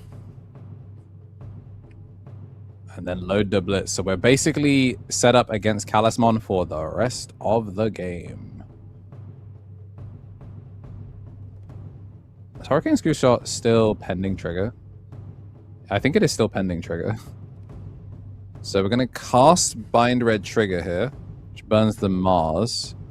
And now we finally resolve Hurricane Screw Shots when trashed effects to gain back a memory and pass the 3. Okay, so the opponent's on 3. We didn't really leave them with a ton of stuff. I think we really want to start slamming some of our guys and kind of get back on the board. Yeah, no rookie, so we've got no choice here. Gaining back the memory mattered so much. Do we have a Callus in hand? I don't believe we do. Oh, so this trade was never favorable. This trade was never favorable. We just wanted the draw.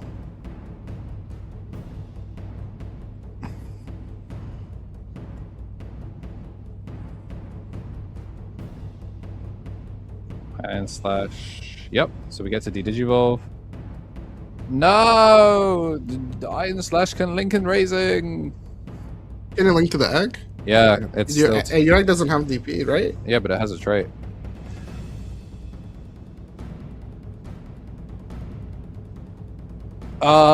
Yeah, I'm pretty sure you can link to eggs. It came up in a ruling thing. It's goofy, but you can do it, I'm pretty sure. Chat double check for me, but I'm pretty sure you can link to eggs, which is exceedingly goofy. We're gonna pitch off with the Great Grizzly here, presumably to add back a Bearmon. Like, Yeah. you can't as. I stand corrected. But the Bielstorm one plays kind of like in a really, really good spot here. They just have like so many draws. They have like a couple things to link and pitch. They can kind of like, yeah, Bielstar X. This is looking very, very promising. They need another level 5 to kind of like bridge everything for the most part. But I mean, Black Gato on Bielstar also kind of does it, right?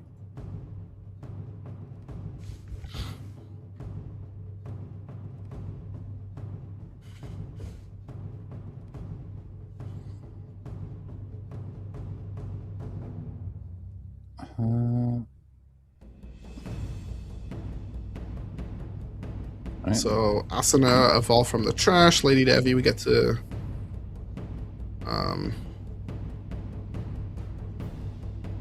No, yeah, we did not draw for Evo.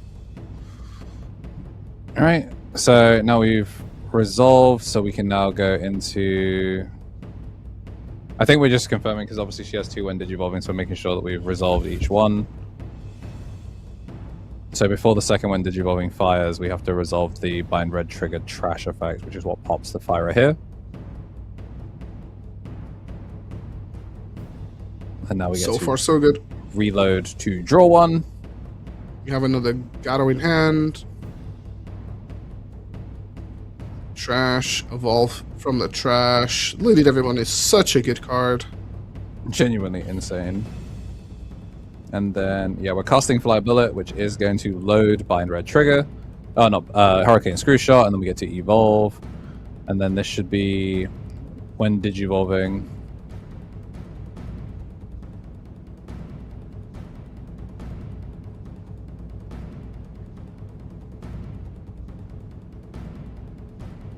Yeah, I mean, an unfortunate brick, and if you don't have to interact with your opponent's security, why would you? Another rookie found in there.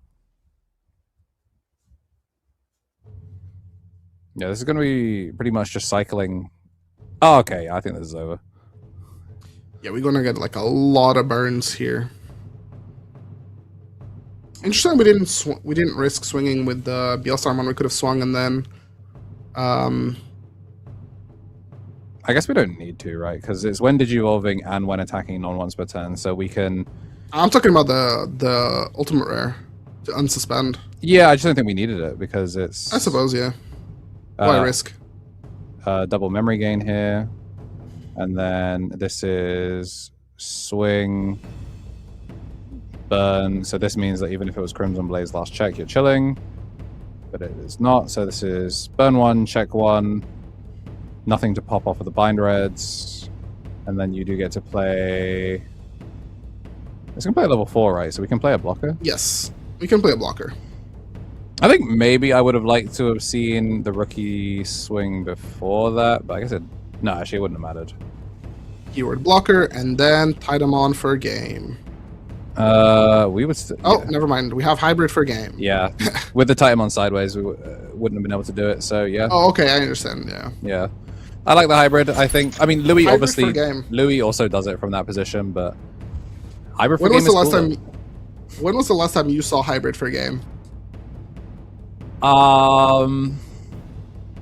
We didn't even see it in Bristol. Now that I think about it, yeah, I haven't seen hybrid for game in a hot minute. Unless you're like a dedicated like hybrid deck, right? Like It's- just the tech 2 cost level 4 on a tamer. 2 cost over every tamer. Like, won't ever have retaliation, but still super clean. Yeah, so just showing him the rules processing there, I think just making sure that there was like a clarification that it's not like a wonky ruling. But yeah, I mean, it's in a format where, you know, red hybrid's good, light hybrid is there, the other hybrids are playable. Purple hybrid in all shapes and forms. Big ups Jaegerloem on that card. Just like having a random event pack way back when is cool. I gave one to one of our one of the Bielstar players we know, who is in Barcelona. Not on stream though. I think things would have to go categorically wrong for him to end up on stream. And we have So a this rookie. time, Yeah, we have rookie, we have a 5, we have a 6. We have 2 rookies, actually. No 4s, though. I think we keep this, though. I think if you're Jinlai, the fact that game 1 was kind of just nothing, you hope that it's rookie and can go from there. Oh, is that rookie Hiroko, actually? So, let's see. There, draws another rookie, and then, yeah, it's Hiroko. Okay. Yeah, this is an excellent start. 1, 2, 3. We find the 4. Yeah, we are off to the races. This is a real game.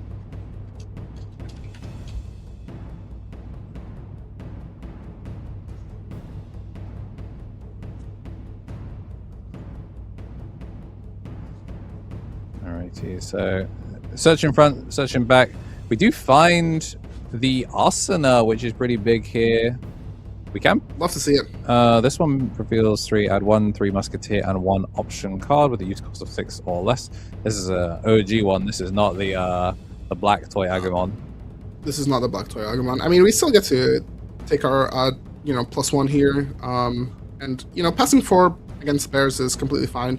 Hiroko could potentially play something out, but I don't know if we kind of want to. I think in an ideal world, we just kind of want to make our stack and kind of go from there. I don't think there's any point because we don't have a searcher. We also didn't know we were going to draw into a second level 4.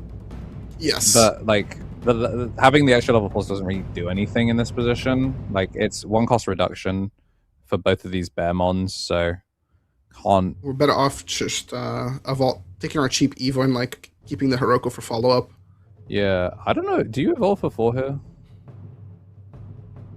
You know what? There's actually a pretty good point about like evolving for 4 and trying to like floodgate the opponent out while they're not evolved. Yes, there we go. Perfect. Because we lost to the Gazimon last time due to retaliation being a very good keyword into the Bears matchup.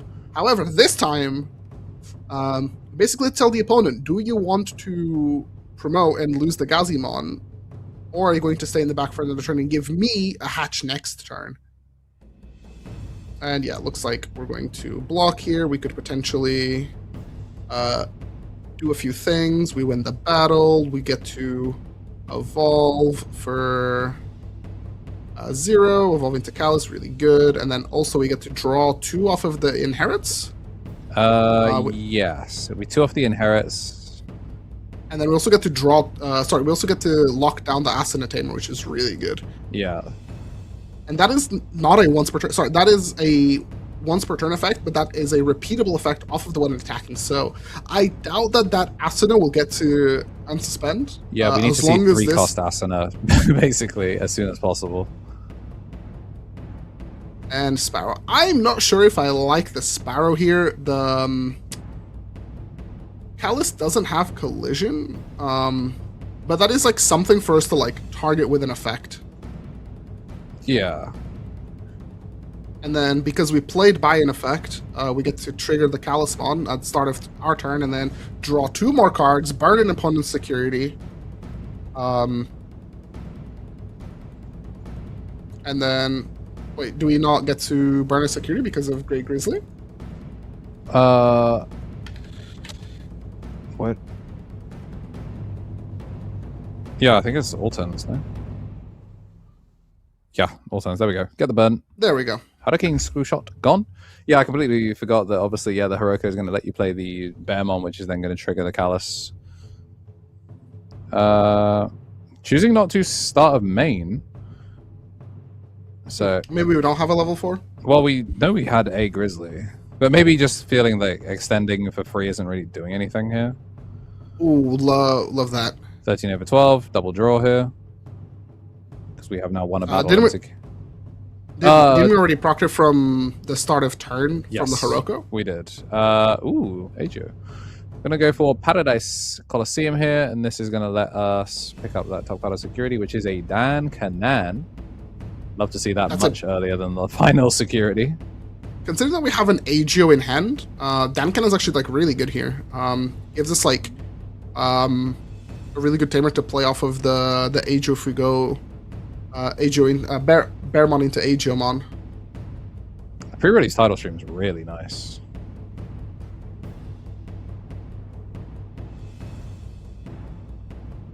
Yeah, big fan of the slightly shinier title stream. Obviously, we got reboot here, so this is going to be active phase draw. And that Asuna is going to stay sideways. So looks like we're not okay. No, Asuna is the start of main. When moving Gazimon first, get those searches going. Let's have a quick gander at the hand, and then Beelstar X. Yeah, pretty easy pickup there. Seen one in security, so you don't know where the rest of them might be. Can we play through Callus? That is the real question. No. If we have scope into Satellar, that could maybe be something, but the problem is Satella won't combo any further, will it? Unless we can evolve regularly into Satella without using the Pagumon, and then we use that to go into Beelstar X. I'm gonna pay 3 costs. Yeah, so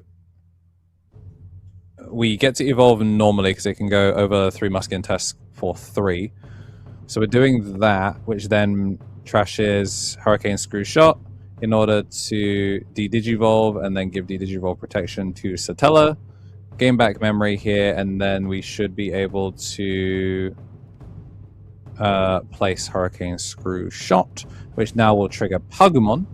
So we can now go into...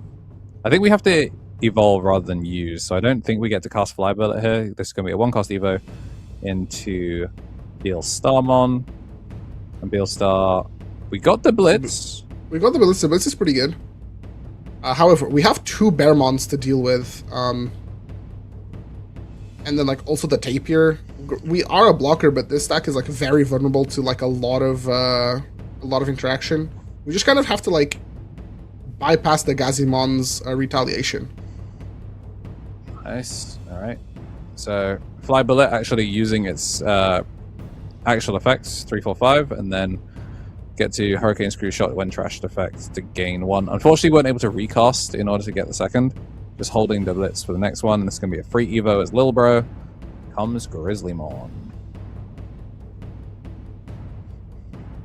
So how do we want to go about this? Because, unfortunately, going into Grizzly and not Agio, we could have gone into, like, Agio, play out Dankanon, and then going to a 5, and then... or, like, commit to, like, a bigger pass, and then have the ability to, like, cast Tidal Stream. Yeah. Well, yeah. I think, like, not developing a Tamer here is pretty rough. I think we just drew Callus again. The problem is that the timing here doesn't quite work out. I think we're prioritizing being big enough to make a level 6 here. Obviously, Satella gives us de-digivolve protection, but this is going to be retaliation coming up again. Choosing to go into Callusmon because we know that this Beelstar is gonna get punched. For what's worth, we at least have Fortitude, and we get to keep the Asuna Tamer locked down. Yeah. And no Lady Debbie here, so it's not like it's floating into anything of value. Yeah. So this time, because we're turn player, we are going to win the battle, so we should draw for winning the battle. And I think we have retaliation, right? I think. Yeah. So I think we get the draw first from winning the battle because we're turn player this time, and then we battle it. We die to retaliation, and then use Fortitude, which is at on deletion timing. Yeah. So all good there, all squared up.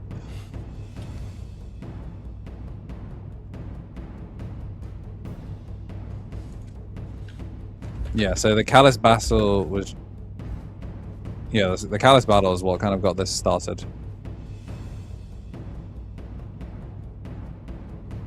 Okay. Cracking open a cold one.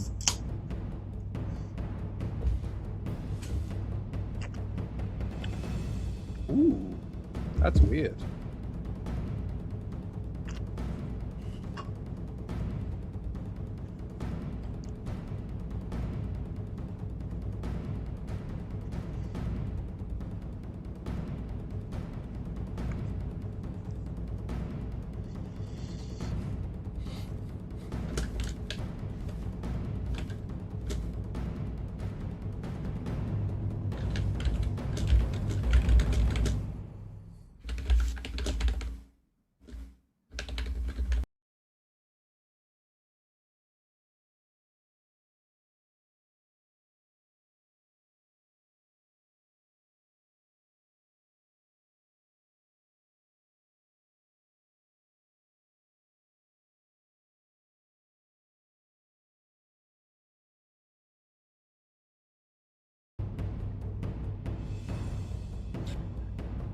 And we are back. Apologies for the technical difficulties. That fortitude hit so cataclysmic that the stream went into hibernation to join Talisman.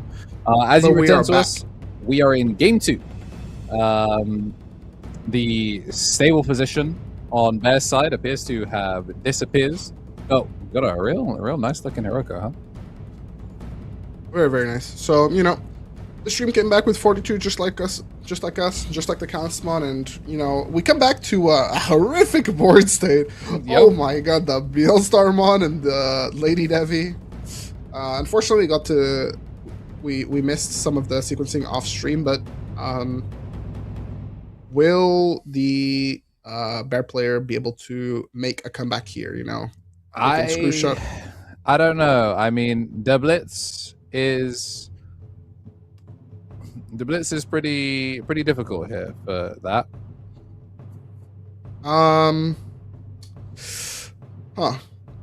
So we basically have to, like, I don't see Satellar, so as long as we have, like, the Digivolve, we should be, like, maybe okay. You know, trashing the Dankanen, that's a little bit unfortunate. We would have loved to have that a little bit. And then we get to choke at 1. Tapir, not quite what we need. Yeah, at the very least, we are now noticing, like, we're making sure that we're not getting anything like the Hurricane Screw Shot being recast whilst it's still in kind of like a pitch timing.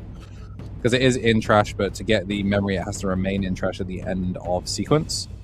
Choosing not to Hiroko, I have a feeling where, yeah, Tidal Stream. These are both the lowest level Digimon, which means we get to bounce both of these Beelstarmons to that. Yep, so both of them go to the hand, and we can also link it into the tapir, or yeah, we can link it to the tapir in the back, which is actually really, really good. Considering that Beelstar makes one Digimon a turn, it gives us the out to just, you know, a single little rookie can just bounce to level 6.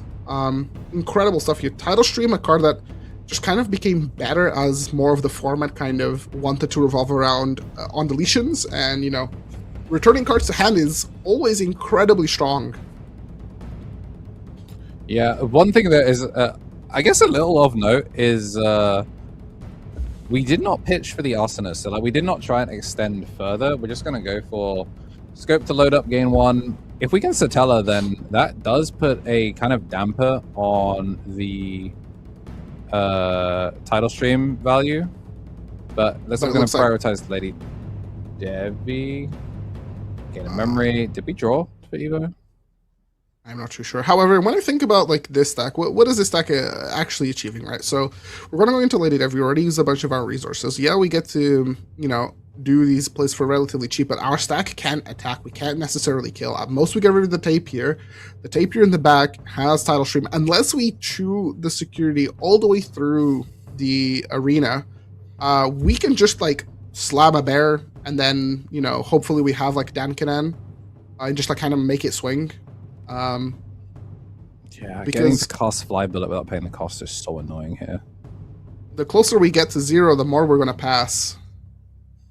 So we need to, like, be really, really careful with making sure that we're sequencing things in a way where we try to give the opponent the least amount of memory as possible.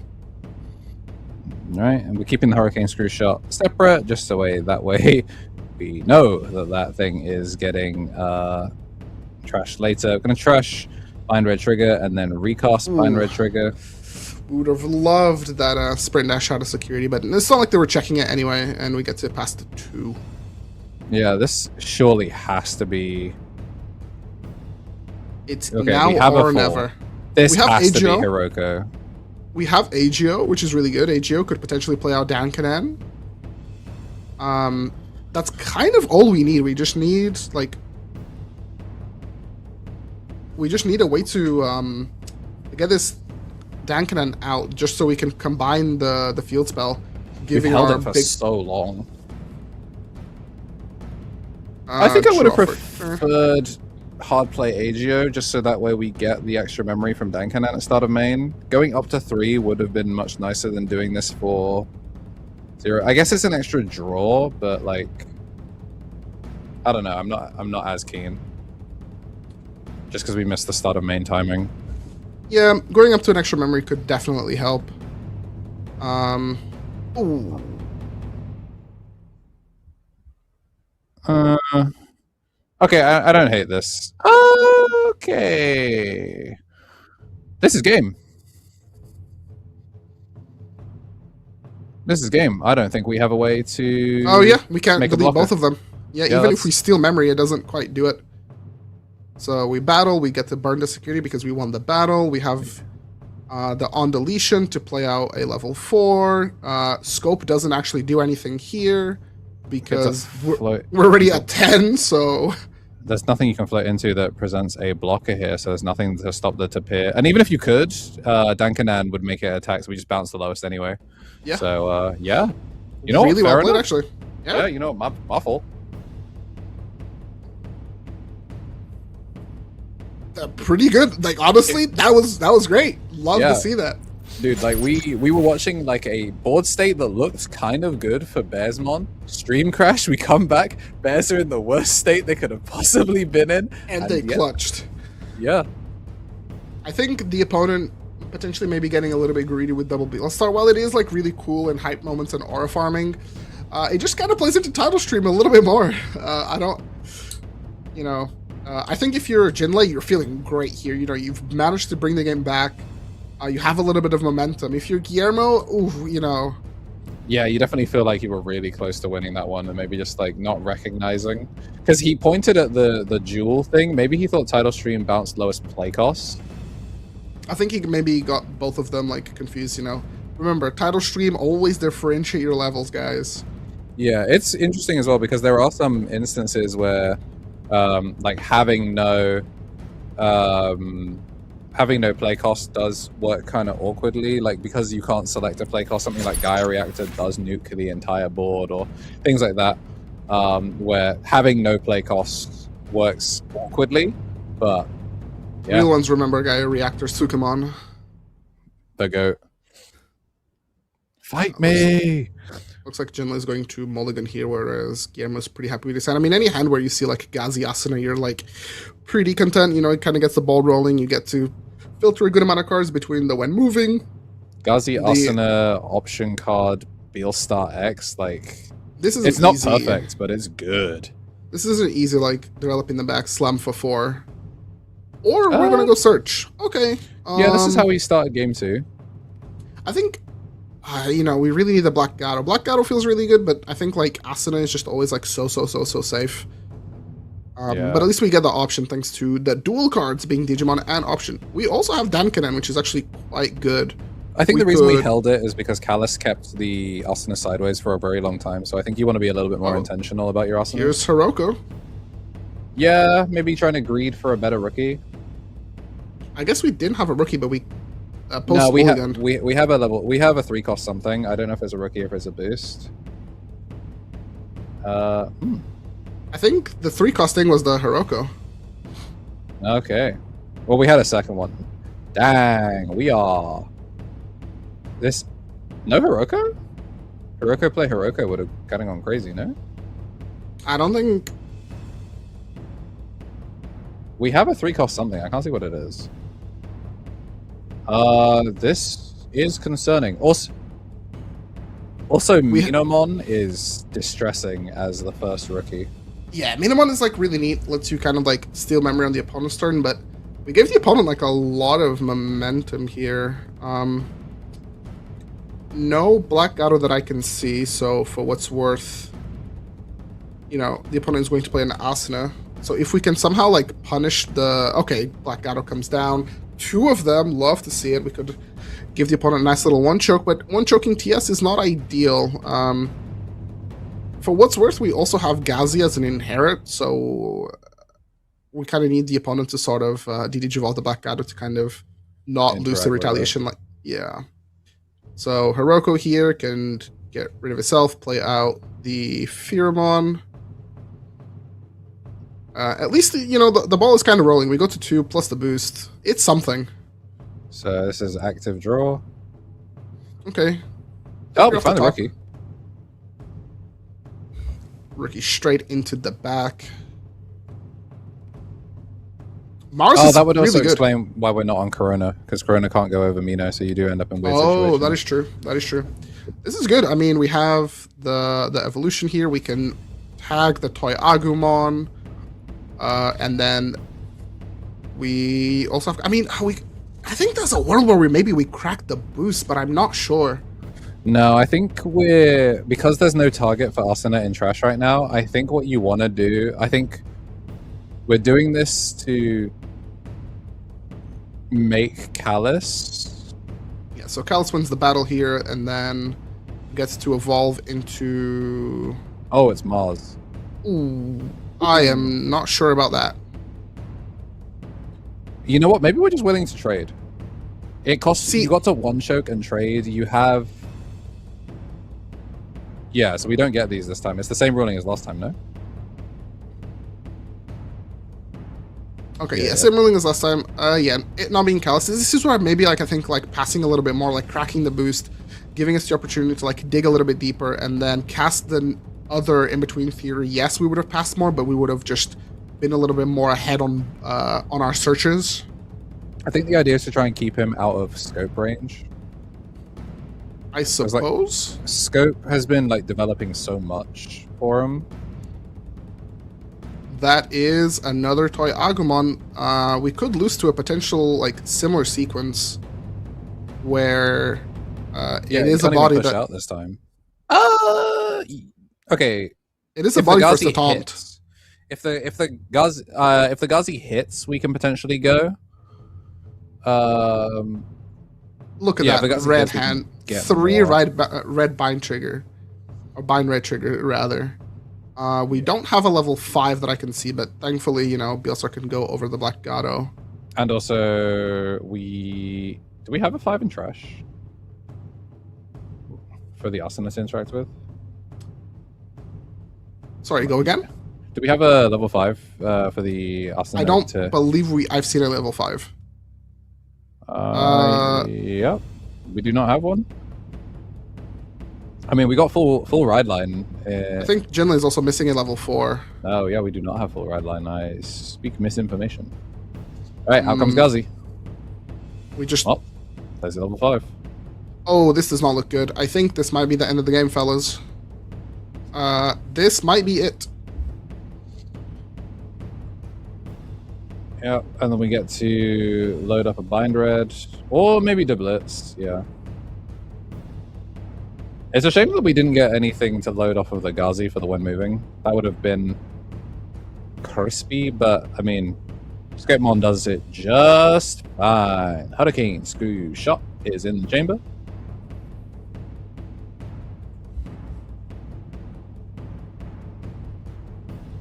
And then we get to go into a Lady Digimon.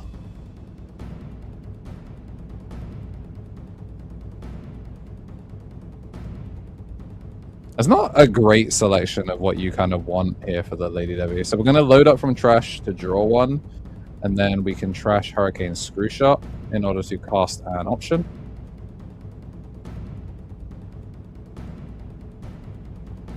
We are dangerously close to the memory gauge here.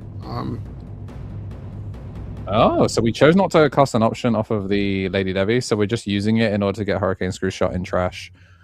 And then it looks like we're going to Asuna here. And that's going to give us Durablitz. And then into the Billstar. Okay, so Gazimon seems to be a really big problem here in this matchup, so we're going to trash 1. That's a level 4 that we would have loved to have in our hand.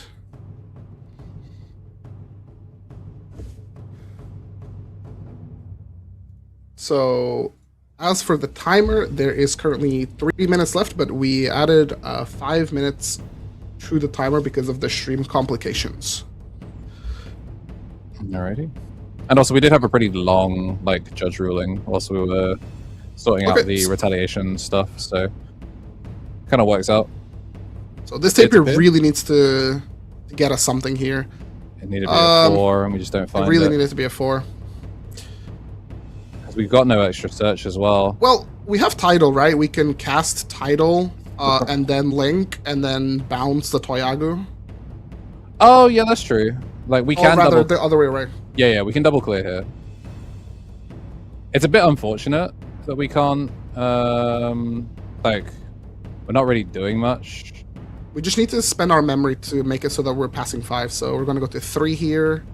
And We then, could play the Colosseum. Yep, very good. is it a 4? I don't think That's so. a 4. Is it? No, actually. Oh yeah, Yeah, it it's is. the Grizzly. And then you have to prioritize title. You can't make the 4 here. Or you slam You slam? Slamming is good. slam Marsmon. Oh wait, is she too short? Marsmon requires you to have 13k, right?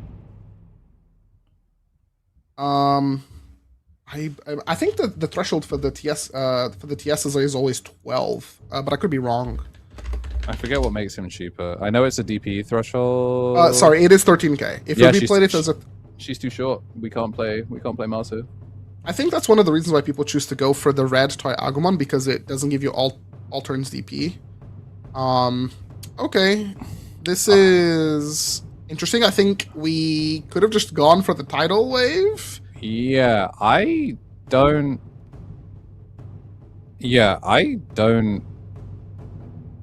like this one. I think the one choke is being very. We know the ranges of which like a Bielstarmon deck could kill, and like we know that if we keep forcing them to pass back to us and not actually like killing us in one turn, we always have a chance. We're going to take the block here, very easy. Yeah, I like this. It means that we're now open to title stream, but also we know that this Grizzlymon is not going to make it to the end of the turn, quite frankly.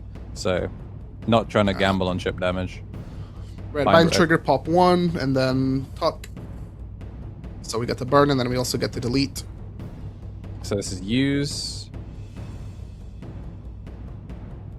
and then place. So it's doing it before the Beelstar comes through, I think. We're just making sure that the trash timings are correct here. Because it gets to load up first as part of full resolution, then we get to trash it to unsuspend and pop with the when attacking of the Beelstarmon. So an option here gets us out, and this is not an option. Do we have Bielstar X? Yes, we do. And this yeah. should be game. This is our third game 3 in a row that has been a decision that just does not make much sense. And then Yeah, burn the last pop, and then swing for game. yeah, Interesting. unfortunate. I don't know what we were so afraid of, to not just pass 5 to our opponent with title stream. I think Yeah. that just made the most sense. I'm not fully sure on that one. It's one of those that, like, the bright lights and everything, people make mistakes on camera, but that is an unfortunate one. Maybe just like getting so focused on the fact that title stream would have instantly bounced the body, that maybe just forgetting that we could do title stream bounce 1 and then the when attacking of the title stream would have bounced the other. Really unfortunate there that we didn't see that clear, because it would have been a proper off turn. But yeah, Beelstarmon is going to take that one. A lot of bricks though. I'll also shoot Sunbale. I don't think the Bears player opened a good hand all 3 games. No, I think like he was definitely like stuck for pieces, but sometimes that's just Digimon. Even the TS decks, this deck still kind of wants to make a stack here and there, and those decks are still prone to breaking. Especially Unlike- Bears that actually does play a traditional 3, 4, 5, 6 Evo line. It really needs to, just to kind of get that free Evo into their level 6s, just because it's just super important. But Yeah. an unfortunate way to end it. We are going to be back quite soon. We went basically into OT as that game finished, so don't go too far. We'll be back for round 7, 6, 6, I think. round 6 on the other side of the break.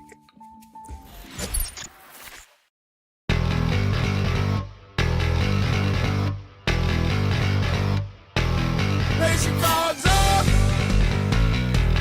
Make that board game. Yeah, yeah, yeah. The journey starts now. Bandai Card Game. Yeah, yeah, yeah. Yeah, yeah, yeah. Dominate the field. Master your tactics.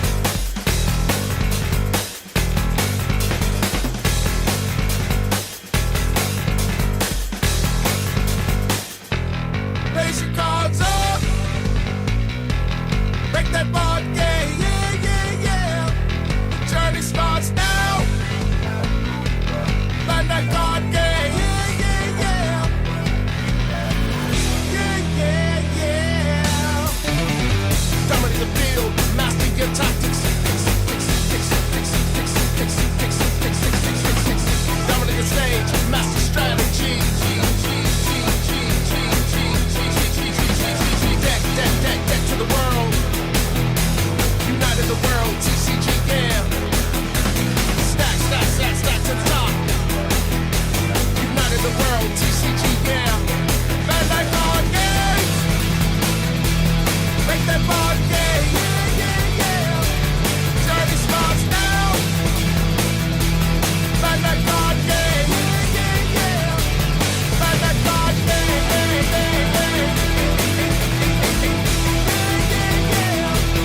Bandai Card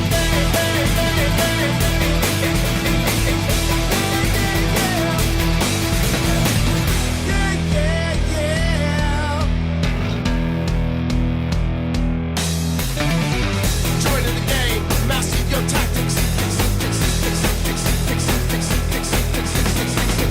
Jump in the surge, master strategy.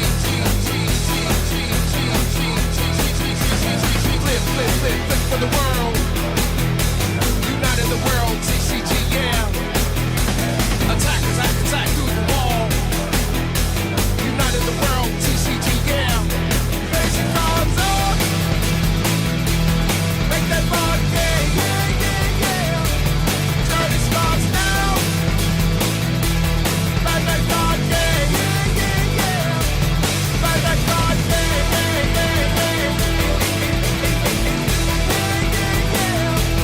Bandai Card Game.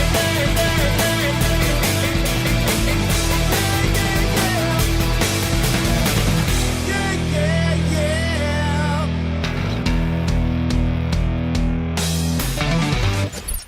Welcome back to the Barcelona Regional with your hosts Andrew and Marcio. And we have very few rounds left to go, but there's still plenty of Digimon to be played. We just had a very interesting match with the Bears and the Beyond Star. I think that's the tale for today. Two incredibly strong decks, and I would not be surprised if we see more of them. We would however, not be.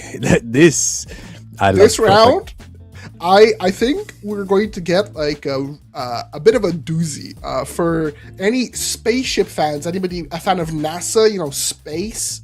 I will tell you right now that we got Galacti on stream, and the matchup will be Galacti against Glowing Dawn. Glowing Dawn. Ooh, nice tamers. Yum yum yum yum yum yum yum yum yum yum yum. What's the feeding if his there- cats to the coyotes? If there was a game to make Galacti look really good, it would be this one. We promise you that we did not handpick this. This is just what's currently in top tables. So if somebody's waiting with Galacti, maybe it's time everybody tap in and go check your bulk, go get those Venmons again, because it's looking good. And something even funnier, I don't know if I want to spoil it or not. I think if it doesn't come up, we'll talk about it. But there's one incredibly funny card. Oh my goodness, what is he doing there? Andrew, if it comes up, we'll talk about it. If it comes up, he's a genius. But I need everybody to turn your Sharingan on, really open up your third eye, and something funny is going to happen, hopefully. One of those times that you're browsing socials and then you see a video that's it's muted or whatever, and the quote retweet was like, man, you could have given me 300 tries and I would have never guessed how this video ends. That is the tech. Chat, I want you to go into chat and try and figure out what is the random card that has absolutely no business. No business. What is it doing? Something really funny that I can see in the deck list. This player on Galacti is using individual arts for the Galacti from the BT21 Galacti. They're using all three different artworks. So I see the SB, the altar that we got in English, and then either the Chinese or the Japanese altar. We've got it's literally one of all three. Yep. And for Glowing Dawn, the Glowing Dawn list looks pretty similar to the list that we've seen before. I think this player chose to play a little bit more of the mem setter, but Glowing Dawn still looking good. E-Pulse still an incredible card, and hopefully their tamers, they keep their tamers safe. My neighbor told me the spacecrafts keep eating his tamers, so I asked how he keeps getting tamers, and he just goes to the E-Pulse factory and gets a new tamer. Afterwards, I said it sounds like he's just feeding his tamers to the space factory, and then his daughter started crying. Oh, I love Destromon when it's not directly opposite me. I love watching Destromon eat other people's tamers. How many tamers do we think? Do we want to keep a counter on the tamers that Destromon eats? True, gang. Put your predictions in chat on Twitch, on YouTube, wherever you're watching from. Follow and subscribe, by the way, if you haven't already, and hit us up on the socials. But let us know how many across the entire set, how many tamers you think will meet an unfortunate end due to Destromon promo. We can do a little exercise together. I mean, I'm really happy to see Galacti. As somebody who won a Star Regional on Galacti, this deck, is my baby. I haven't quite played it recently. I don't know why. I don't know. I mean, we got new support. I just wanted a change of pace. Making Destromon is like really fun, but then after a while, you kind of want to do something else. And this guy is doing something else. I'll tell you that much. I mean, the games can sometimes go long if you manage to stop like the Ragnarok cannon win condition. So like, yeah, I get it. Also, if we think about it, right, in an ideal world, you want to play against like Bielstarmon, you have like some protection from the options. You have the Digivolve protection. You have like an amount of deletion protection. Into the TSX, you also like are pretty favored. You can kill a good amount of tamers. So I'm happy to see how Galacti gets to hang out in the current BT25 metagame.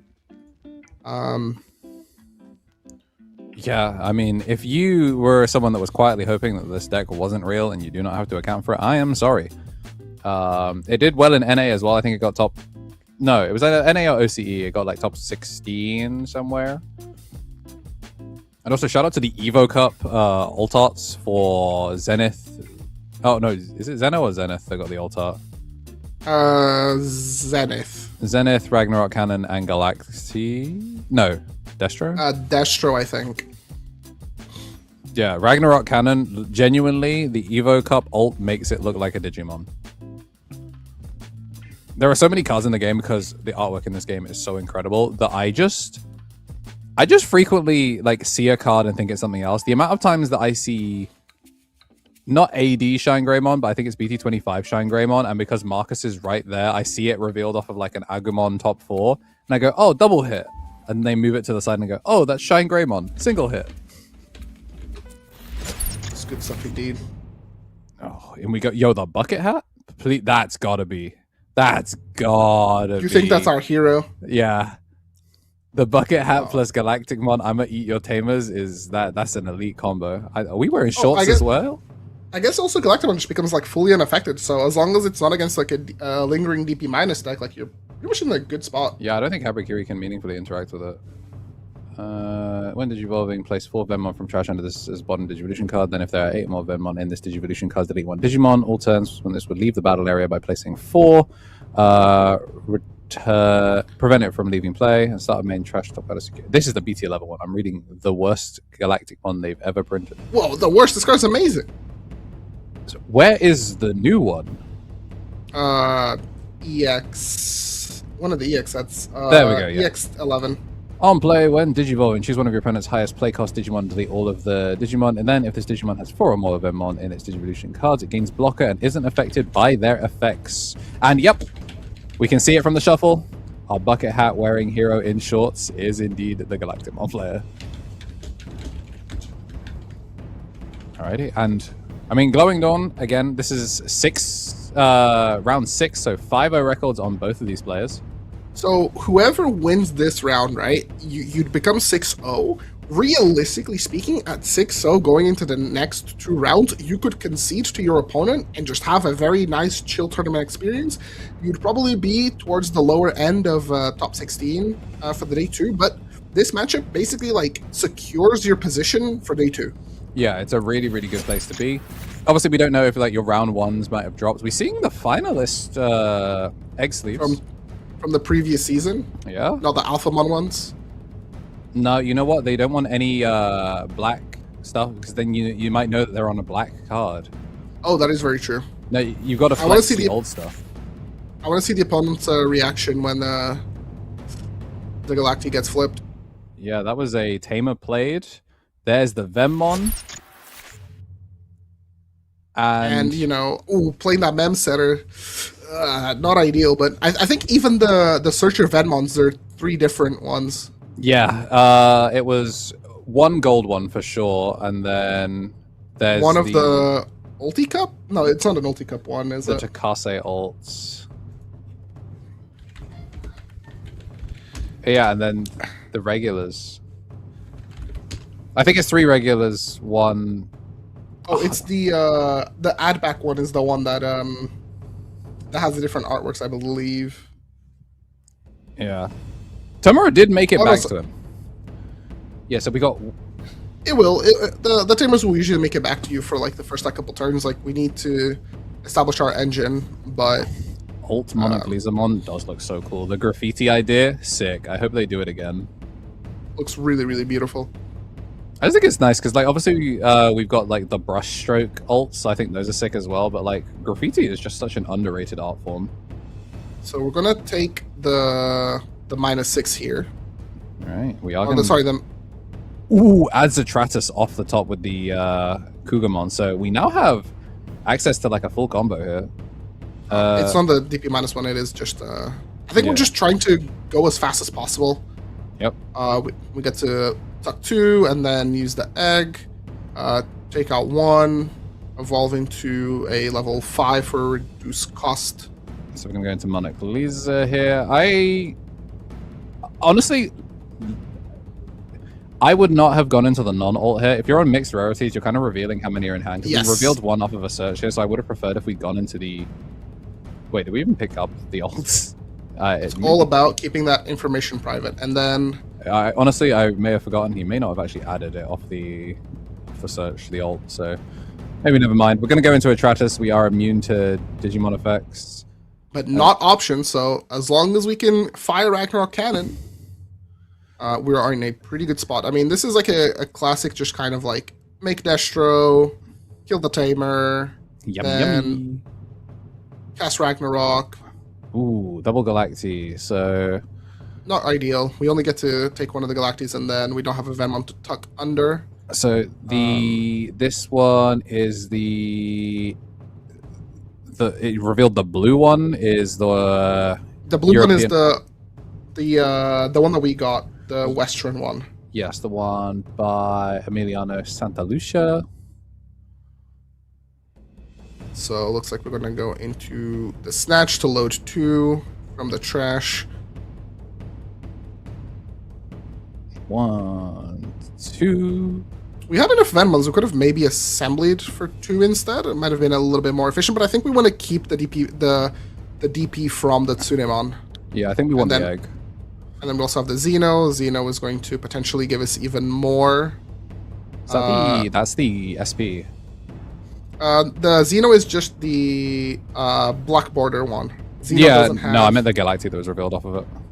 Oh, that is not the... no, that is the SP, I think. Yeah, it's the SP, it's the gold. It's the only art I recognize frequently because our local Galacti player makes me stare at it a lot.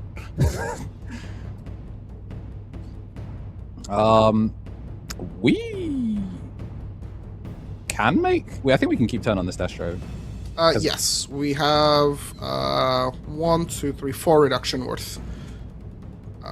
And we also have a Fusionize as well. There it is. Fusionize for So it costs 0. 0. Put in another one. I mean, we could also just go straight into the Galacti and then like cast a... Well, actually, we can't cast Oh, no. Do we have enough cards in the trash to cast a Ragnarok? I certainly hope so, because... Okay, so first, Destromon. This will be the Digivolve Destro, I believe. Yeah, so we attempt to Digivolve, and then we are also unaffected by the Digivolve effects, or effects that trash our stacked cards. Yes. Which does mean the Tomorrow gets to live again, but if you're going to make Galacti and pass a memory setter, like, the Tomorrow doesn't really matter here. So, We're going into Galactic here, and yeah, because he's done all the different alts, this is the fully protected one. Yeah, so we are fully protected from opponent's effects. And currently, we do not have... We can go into the Old Galacti, but the Old Galacti requires you to meet its condition to fire off the Ragnarok cannon. Yeah, so a little bit of an awkward one. We're like... It's a shame. I think maybe it's the only Destro we had in hand, because if you were going to end on Protected Galacti, you really don't... You didn't need source protection. So I can only imagine we just didn't have promo Destro.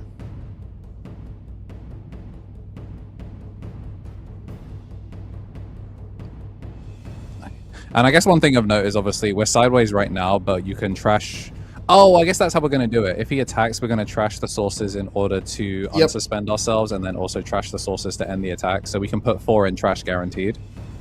The Snatchmon that... The effect of the Snatchmon is when Venomons are returned to the bottom of the deck, he unsuspends and gains blocker. Oh, did we just lock it down with Armor Lizard? We don't have... We don't have a way to interact here. We really need a 5. Oh, no, sorry. We do have the 5. Yes, we have the 5 to end the attack. Yes, so we get to end an attack, and we also get to unsuspend. Yes, so we can put 2 in. We can put 2 in trash. Yeah. But then also start a main pitch one. Like we can send it. And we're currently 17k, I believe. Yeah, we are huge. All right, Tomura gonna give us. Unironically, I think you let the first swing go through, because the 2 checks, you want cards in the trash, and Ragnarok Cannon, that's perfect. Ragnarok gets to play out a guy, so you get to play out a Xeno. The Xeno will also tax a memory here, and we get to draw 1. This is really, really good. Yeah. It goes to hand as well, and we now have plenty of Venomons to then end of turn go into the Galacti. On the opponent's turn, and then just kind of like start clearing up the board. I kind of like trying to diversify how many tamers you have, because now that a lot of these sources are stuck underneath Galacti. 1, 2. Do we have enough? So we get to evolve into the Galacti from trash, and then we have enough. You only need 4. I guess Ragnarok Cannon's not going to clear it straight away, is it? So here we get to clear the Ragnarok will clear the Armor Laser, and then when we swing, the Ragnarok will then clear the level 6. Sick. All right. Both players active, and the space station is assembled.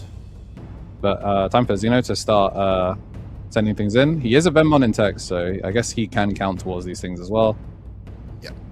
I remember when Xeno came out, you were not a fan of Xeno.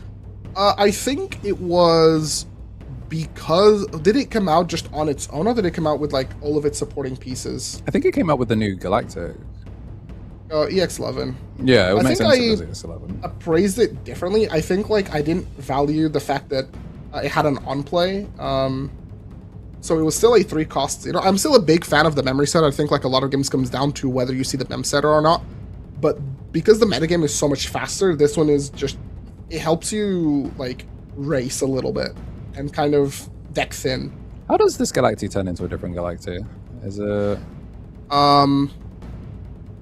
It can just evolve. The EX11 Galacti can just evolve on a Snatchmon or a Galacti for 5. And because you... Oh, cost reduction. Yeah. Because you have cost reduction, we get to fire everything. Did he protected it? Wait, hold on. Why didn't we kill... Am I missing something? Is he unaffected? He's only unaffected by Digimon effects.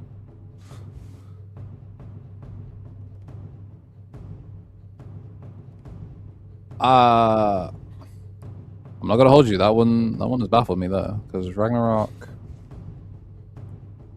Unless I'm missing something. Oh, is it? It's got no play cost. It's a dual card. It's got no play cost. It has no play cost. Ah, very nice.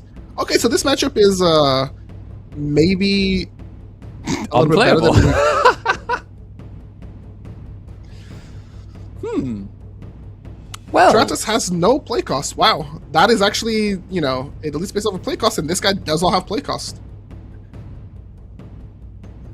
Well, And we get the Zenith, which gets the Venmon. Then the Venmon is going to search. It's going to add the goat. Doesn't get the load up from the looks of it. But yeah, we're just all right. Now we're kind of just spamming. Tamers. Okay, so we need the Xeno that is not the Mem setter, the one from the Evo Cup. That Xeno, when you attack with your Galacti, you get to trash sources to de-digivolve an opponent's Digimon. So what we could have done is play it down first. I don't know if we had it in hand out. I wasn't quite paying attention. I was so baffled by... search. Okay, we could have maybe committed to the search first, play it out if we had enough memory, swing, de-digivolve the Atratus, and then Ragnarok kind of would have been able to delete the rest of the stack. I guess, but now you put him on better habit. Like you've got the ability to become a blocker. You're unaffected. You're gonna be able to end one attack and unsuspend. Like you're not actually in that much danger, and he has to commit DP minus in order to try and go, like to clear your. I guess the random Venmon's getting capped by Atratus. Yeah, the random Venmon, will probably get cleared quite easily here. Dude, we really have every type in the Zenith. It's so cool. We also don't have any more security for barriers, so if the Atratus swings, there's a chance that we can just like block it for bigger. The Tamers do give you I know one of the Tamers gives you jamming, and one of the Tamer gives you. We did DP minus on the unaffected Galactic. So we gained the 3K, so we go to 15. Oh. Yeah, no, I am a little confused there. And we also have Alliance, so we can big Alliance, which become quite huge. But the problem with the Alliance and trying to become huge is that it kind of just plays into the attack ender. Yeah. And it's not like the Galactic is lockable because it's protected from all effects. So we're getting to use E-Pulse without paying the cost because we trash from underneath a Tamer. So we're going to E-Pulse back a Armor Lasermon to... Okay, no, we're going to go for the Gecko, just keep searching. What play cost gets popped by... What play cost gets popped by the Snatch or whatever it is that is an inherit? So Snatch is when a Venmon gets returned to your deck, you get to delete a play cost of 4 or lower. Because we have the Zenith, we can use the Zenith to then trigger like some of those effects, which is pretty good. The main thing that we want here is the Digivolve. Oh, we're going massive. All right. Habakiri is finally going to hit there. We do get the recovery. Oh, we do get recovery, which is pretty good. And then burn top card of security. Then it is going to unsuspend. Oh, this matters. Because now the Gecko is also eating the deletion if we unsuspend here. And again, no cards with play costs. Yeah, the no play cost here is pretty devastating. The problem with the Zenith from BT18 is that it's a your turn effect, and it only works when your Digimon attack. Yeah. All right. So we're bottom decking 2 here. Yeah. Do we have the Snatch? No, we have the blocker. No, we do have the Snatch to pop the Gecko, which is pretty good. And then we get to end the attack, unsuspend, and we are now a blocker that is pretty big. They're both +3, I think, because we have the Sume and the Atratus, so we are still bigger as Galactic because we are unaffected by the DP minus. Yeah, I mean, you just let this swing through every... Oh, this is annoying.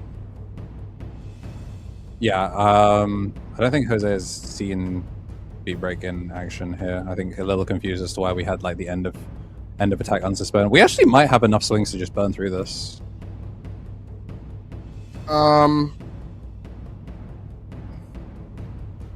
Yeah, I think the not having the Zenith to Digivolve on cue allowed the opponent to like get another turn.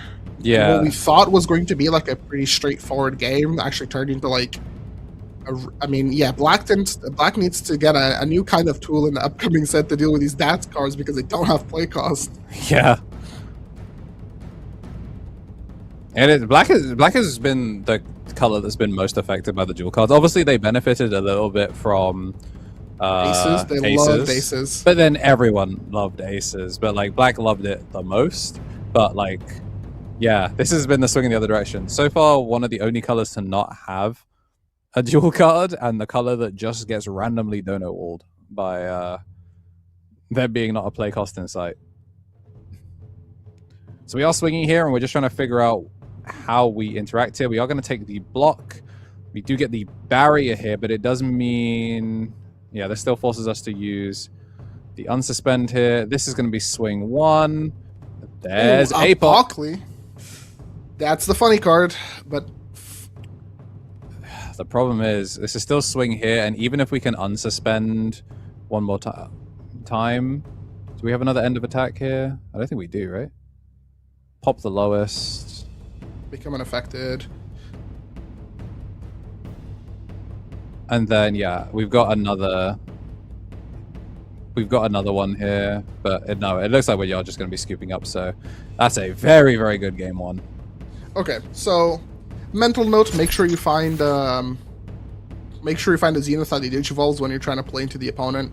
Also, like we didn't see Promo Destro. I think Promo Destro on the turn that it came down would have set back pretty far. Like, yes, we did evolve for that much, but like, think how much like pulse that Tomoro generated from getting to stay alive for 3-4 turns. No tamers eaten. We just need to make sure that we're stopping the tamers from coming down. Like, we need to kind of aggressively use our resources to clear the opponent out, and then potentially go for like an assembly line or for like a digicross line to just kind of like play the long game. We need to deny the opponent resources. Emblem isn't legal yet, is it? No, the emblem is not legal. I believe it will be in the July pack. Okay, so coming up very, very soon. So season 2 regionals, we're going to be... Yeah, I think we're back in Spain in August for Madrid. Okay, yeah, so we got Javier is the one playing Galactic, and then Jose up 1-0. And 20-ish minutes. The problem with the Galactic games is when you lose the Galactic game, it's you're kind of looking at a draw unless you... It depends. I think because it's such a tempo-oriented deck, there are sometimes games where the opponent just doesn't have the out to you, like, you know, having everything, and then you get like a quick game. But yeah, ideally you want to like win your game 1 as best as you can. Yeah, I mean, eating tamers is kind of the thing, and when you get to eat 0 tamers, it feels pretty bad. Rookie. This looks like a pretty fine keep for Jose. Like, obviously, it's a little annoying to be missing the tamer off rip.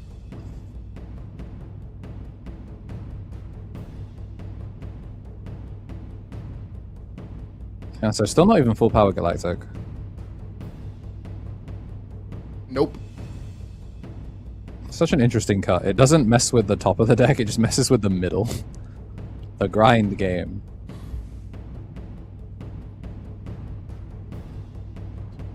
Oh, well, Rookie plus Zenith. It's everything you could potentially want. Ideal. So typically with Galacti, I like to go first. I think like establishing like a mem setter and Rookie in the back is generally more favored. You don't want to take a necessary chip in the beginning of the game. You want to have time to like set up your things without having to like immediately go for the lines that contest the opponent's Digimon, because you want to set up like your advantage. But you know, we do get a nice little one choke, which is quite useful. Yeah, Atratus being so early, but I feel like Atratus is better in this matchup than the Habakiri.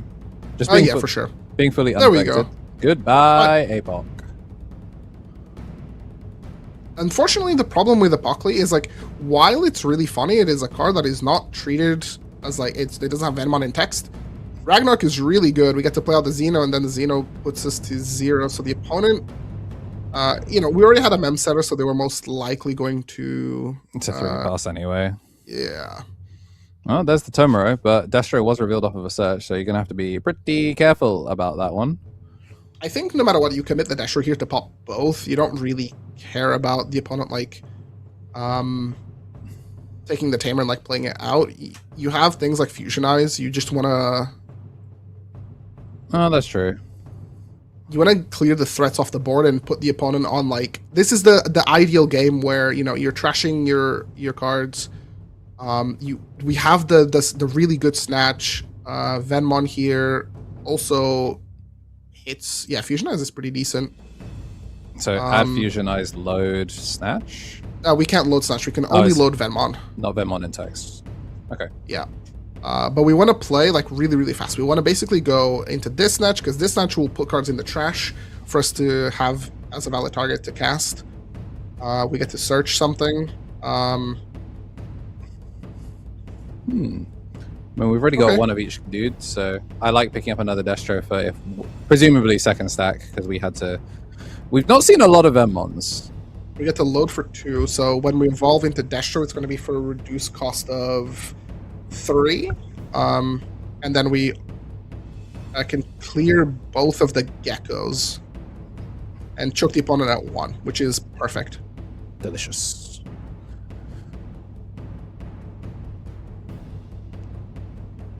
A little bit unfortunate that we didn't get to keep turn here because our Venmon whiffed.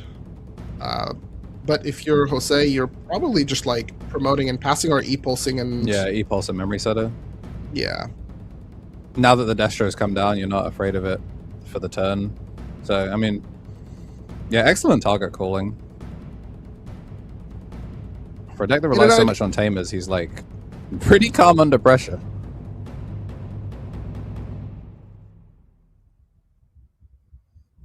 So the idea here is we want to set up our trash so then that way we can have Ragnarok Cannon like ready.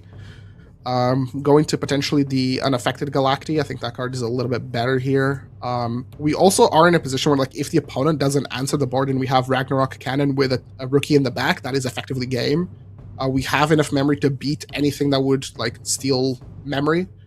So we really just want to like, get Ragnarok down, get Galacti down, put the opponent on, deal with this. Otherwise, I have game next turn, and that's how you get the quick revenge victory on Galacti. All right, so this one is the Unaffected, I believe. Reveal 2, trash 2. Yeah, trashing's good. Unfortunately, we trashed the Zenith that lets us play through a Tratus. But it is what it is. Yeah, maybe we'll see a second Ragnarok in security or something. This deck has so much random mill, so it's like there's a lot of these. The Ragnarok is okay in hand or in security because the other Galactimon, the BT21 Galacti, gets to play them from location, and that location is it gets to play from hand or trash. All right, we're going to use E-Pulse to start a main, draw 1, gain 1 by loading under a Tamer. And only Tamer though, so this Monarch Leaser is not going to get as much. You do get a suspension that will obviously whiff, so maybe we're going to see the Cougar committed here.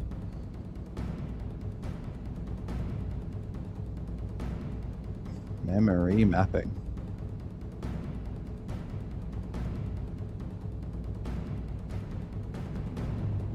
Yeah, I mean, we've already pushed up, so we're definitely committed this turn. I guess a little late to be trying to map your memory, but it looks like we can make a level 6. Because we'll have the Cougar for 1. Cougar cast or evolve without paying the cost. That'll get us into the 5. Murasame can then burn or use under a Tamer to send it. Yeah, so we can make a level 6. It's just, can you do anything with it? Yeah, pretty much. All right, full memory mapped. 1 cost Evo off the Armor Lizard. Attempt to suspend, nothing to suspend. And then swing, Tomoro gain 2 sources. They're not even looking at them, does not care. It's going to find out when they get burned for effect. So this is the Geckomon inherit now, right? I believe so. Into the Murasamemon, and then Murasamemon can use from under a tamer or from security. We're going to use from under a tamer. We can only go into the Atratus here. We still get to keep turn. Wait, are we not wait. protected? Were we not unaffected? What's the unaffected condition? We didn't have 4 or more Venmons in security. Oh, We needed to have 4. Him whiffing on the promote is actually really, really bad here. Because we take the 2 checks. we have the barrier. Dude, truly the unluckiest unluck of all time. And then trash to unsuspend. Swing for 2 more checks. Oh wait, he's not dead because we use from Murasame underneath. Because the Murasame didn't go from security, he whiffed lethal. He gets the unsuspend. I think he only had. No. If he'd done the Murasame burn security, we would have had 1 more source for Tomoro. We'd be able to slam them. Oh no, we don't have double Monarch Blazer. No. We don't have what we need. Because if we had Monarch Blazer dual, we can just slam for the 7, cast Final Judgment. But we're just shy, so tempo. E-Pulse here is interesting. It gives him a little bit of follow-up. I guess it also means that a Ragnarok Callan would like eat the lowest rather than. Yes. And never mind, there is no play cost to attempt to remove. You have to hit that Atratus somehow. It has reboot as well. It has reboot. It's unaffected by Digimon effects and has barrier. This guy is going to be hard to remove. So the idea is we go into the Destro that deletes the opponent's like Digimon and then like the Tamer, and then that way we can swing with Ragnarok. We can deal all but, burn all the security but 1, and then do the final check, and then hopefully maybe have an out for the Atratus. But we definitely need to so things have to go our way. Yeah. This is going to be a crucial turn here for Javier. We did at least have a Venmon here. Add a snatch, load a Venmon. There's plenty of guys in our trash. We also, I believe, have the Fusion Eyes, so whatever we're missing, we have access to it through Fusion Eyes. So you go snatch here first, right? I think Snatch kill the Rookie and the Tamer is probably the best line of play. The main problem is that we don't have the Zenith to digivolve the Atratus. That is a little bit sus. I'm not going to lie. Okay, yeah. We're doing this. We can cross. Yeah, we can cross because we have only Venmons on the field. So for 2 cost, we get a snatch down, and so we get to load and we get 4 Venmons under. Typically, you want to vary your Venmons just because when you put them back into the deck, you want to have like a good amount of them. We also have Fusionize, so we could Fusionize for 0, tuck a Venmon under, and then going to Destro for 0. Thanks to all of the reductions. And then we could go into a Galacti and kind of go from there. So he's tucking the Destro. Okay. I think tucking Destro, evolving into Destro, gives you a redirect and gives you an attack negate as well. And you kind of need as many ways to stop defensive. Yeah, now that we're like staring down. Oh, we chose to whiff on the Evo, so that way we could go double fusion. Yeah, I like we can go double Fusionize. Yeah, we are fully committed to this being the final stack. We better have enough Venmons in trash to have the 4th. Ooh, the 3rd one. We're giving up on all of our follow-up. This is greed of man. I mean, there is no follow-up, right? If you get cleared, you're gone. So, like, to everything. Time to eat Gekomon and his eyeball. So, something that you can do here is trigger the Xenos first to just increase your thresholds. We get to tuck both, which is really good. And then it adds to the play cost, but that's guard, no play cost, so we can kill both instead. Yep. So we kill both. We could have done the other Xeno as well. I guess you can do it on the Galactic, right? Yeah. I guess you can do it on the Galactic. I'm not too sure why we decided to burn through all of our Fusionizes.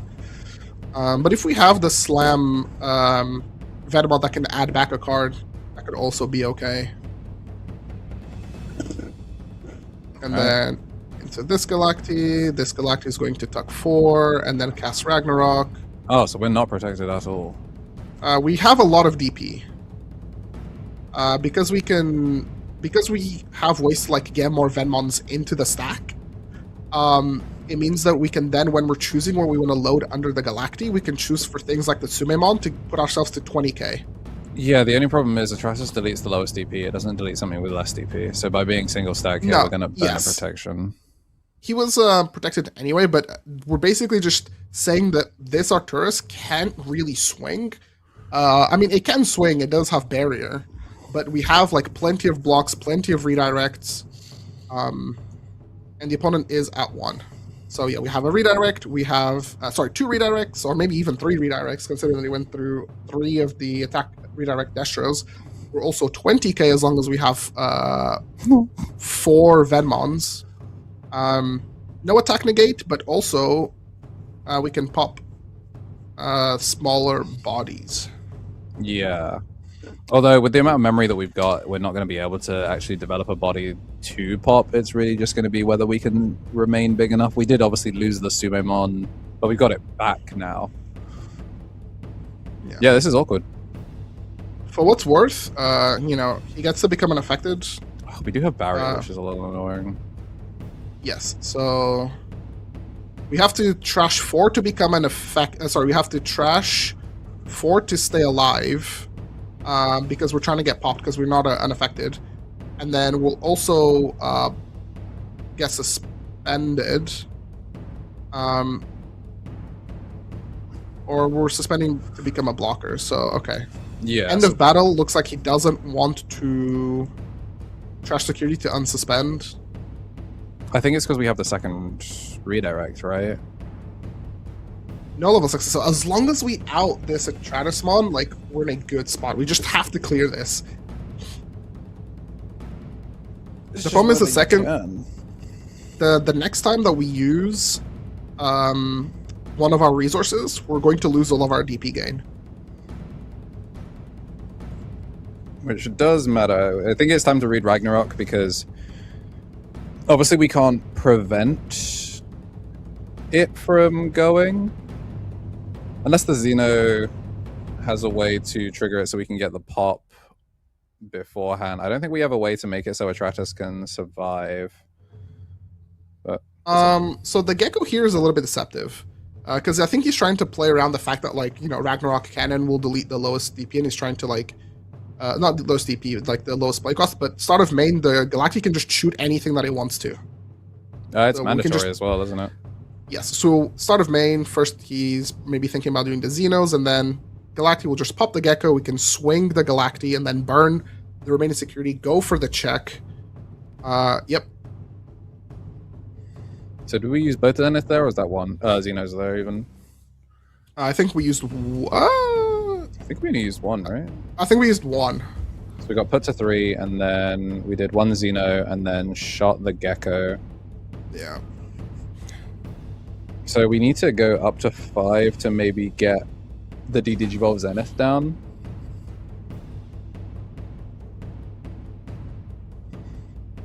Yeah. So I think we're just confirming that we've still got one more Xeno left to use. Trash is a Ragnarok cannon. Yeah, you can guess it from trash, so it's fine. We are just really... I think he was playing 2 of the Zeniths. How many cards do we have left in deck? It's looking a little thin. Yeah, okay, so we go into the other Galacti to gain our protection, become infected. He's only playing 1 of the Zeniths that the Digivolves when attacking, which is not ideal. Yeah, they got trashed, right? So, like, he's just gone. Yeah, the only way that I can think to get it back is if you go Venmon. The on-play Venmon can trash a Venmon text in your hand to return a non-Digi-Egg card from your trash to your hand. So that's one way to get it back. Oh, hits the Tamer. Will that matter? Steals a memory. The Tamer, I mean, obviously getting a Tamer matters quite a lot here, so... this is an illegal... unless he's assembling. Yeah, he's assembling.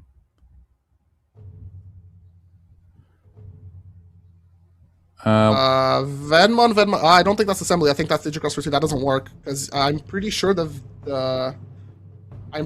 snatch says. When you have no Digimon other than. Oh, sorry. He's not. No. Sorry. He's not using them from the trash. He's not using them from the. Oh trash. yeah, his hand So is that massive, isn't it?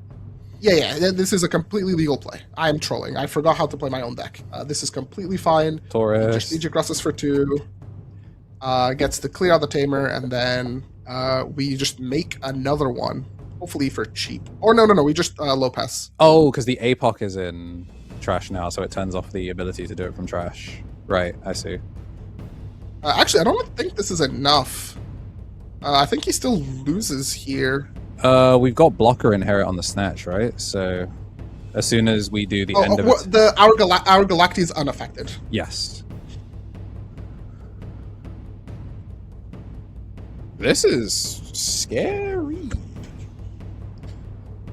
Yeah, so I think we stabilized, unironically. yeah, having the blocker inherit under for the snatch matters because as soon as we do the end of attack, this Destro will be like a defensive resource. Mega wall. If you can obviously out it before, then that's great. But do we have protection? I don't think we do, right? This Destro is just 10k roll. I think the Destro is just kind of hanging out. It killed the tamer that popped out of security and denied E-Pulse. Yeah. That's it did its job. It kind of did its job. It is funny that the E-Pulse basically, like the tamer also like milled. Like obviously it doesn't matter because the APOC is gone, but this is like the sort of game where an APOC over would go crazy. All right. Get to recover 1. Yeah. Cougar is really annoying. Because we've got the Monarch Laser, we've got double Monarch Laser duel, so if we have enough attacks. I think between the attack negate and the redirect, we are probably in a good spot. Yeah. So we're going to delete that Destro. I don't think we can protect it, can we? No. The Destro unfortunately just kind of goes away here, which is completely fine. And then Is it 2 to the bottom, or are we just unsuspending? Yeah, not even doing the attack negate. We're just going to unsuspend or redirect, which then gives us the unsuspend. We trigger the barrier there, so Mura Masemon is now no longer viable, and then this is going to be Tomoro and Kyo to load up. Okay. And we get to End of turn. Fire the cannon. Load 4. Ragnarok cannon kills the level 4. And we have 2 swings, and they have 1 blocker. So we can at the very least get a draw out of this, considering that we were in a not so optimal position in the first game. I think if we planned our turn a little bit more carefully and leveraged our tamer that gets to the Digivolve, dual arts card, we probably would have won, but I mean, we'll see. Zero cost Evo. Yeah, I mean, this APOL would be hilarious. We're going to swing and then take the block and then, yeah, going into a third game. Galacti.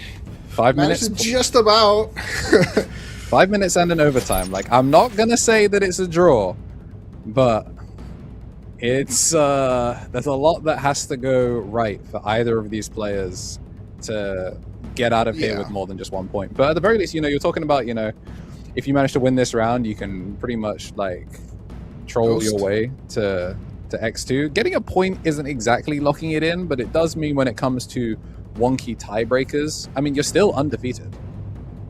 Yeah, so if both of these players win 1 more game, if they go like, well, X1-1 is better than X2, obviously. So as long as both of them win their next 2 rounds, they still have a round of buffer. Yeah, but it's definitely a little bit more stressful because instead of one player walking away with guaranteed top 8, they both have to fight a little bit for just 1 more round.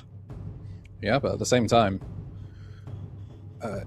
you're still a little closer than you were. Like, neither of them are ending with worst case scenario, which is that, you know, you could potentially just trundle it from here and just go like X3. They've at least mitigated that by leaving with a point. So when it comes to the glowing dawn deck, like it can theoretically OTK if it has like some of its resources set up, like the Tamers, but the Galacti just can play for board, clear the Tamers, and just start dragging the game out into like an inevitability situation. Oh, a little card off the top. I don't know what's going to happen there. Yeah, it was 2 off the top Maybe as go to- well. Wait, how many cards deep are we? Yeah, because I think this like guarantees we know it goes into security. So I think we're going to be 1, 2, 3, 4, and then yeah, I think it'll be known security is annoying. So we're going to keep 5 unknowns and then shuffle again. I'm pretty sure we just put 2 e-pulses to the bottom of the deck. I think, you know, for the Apocalypse, it kind of comes down to what I'll say, where like, not Apocalypse, Galacti can play all of these like cute tech cards, but at the end of the day, because they are not a Venomon texted card, they kind of sometimes just slow the deck down. If that Apocalypse was a Zenith for the Digivolve, we would have won a lot quicker. Yeah. But it's one of those weird ones. I don't know, like when you are a control player, I do wonder how much you're okay with at least knowing you've secured one round. Because like even if you draw out the rest of the day, that puts you at effective X2 because you'll have accrued 3 points over the 3 rounds. So like, and it'll be like a strong X2 as well, technically. Yes. Like as far as X2s go, you would have the best resistances. Mm-hmm. So 4 minutes on the clock, no Tamers in Jose's hand, which is, you know, maybe a blessing, maybe a curse. We're going to play our Glowing Dawn, search card, right? maybe. Okay, this is pretty good. This is a card that Galacti can interact with. We'd love to see it. No Tamers, we are far from home.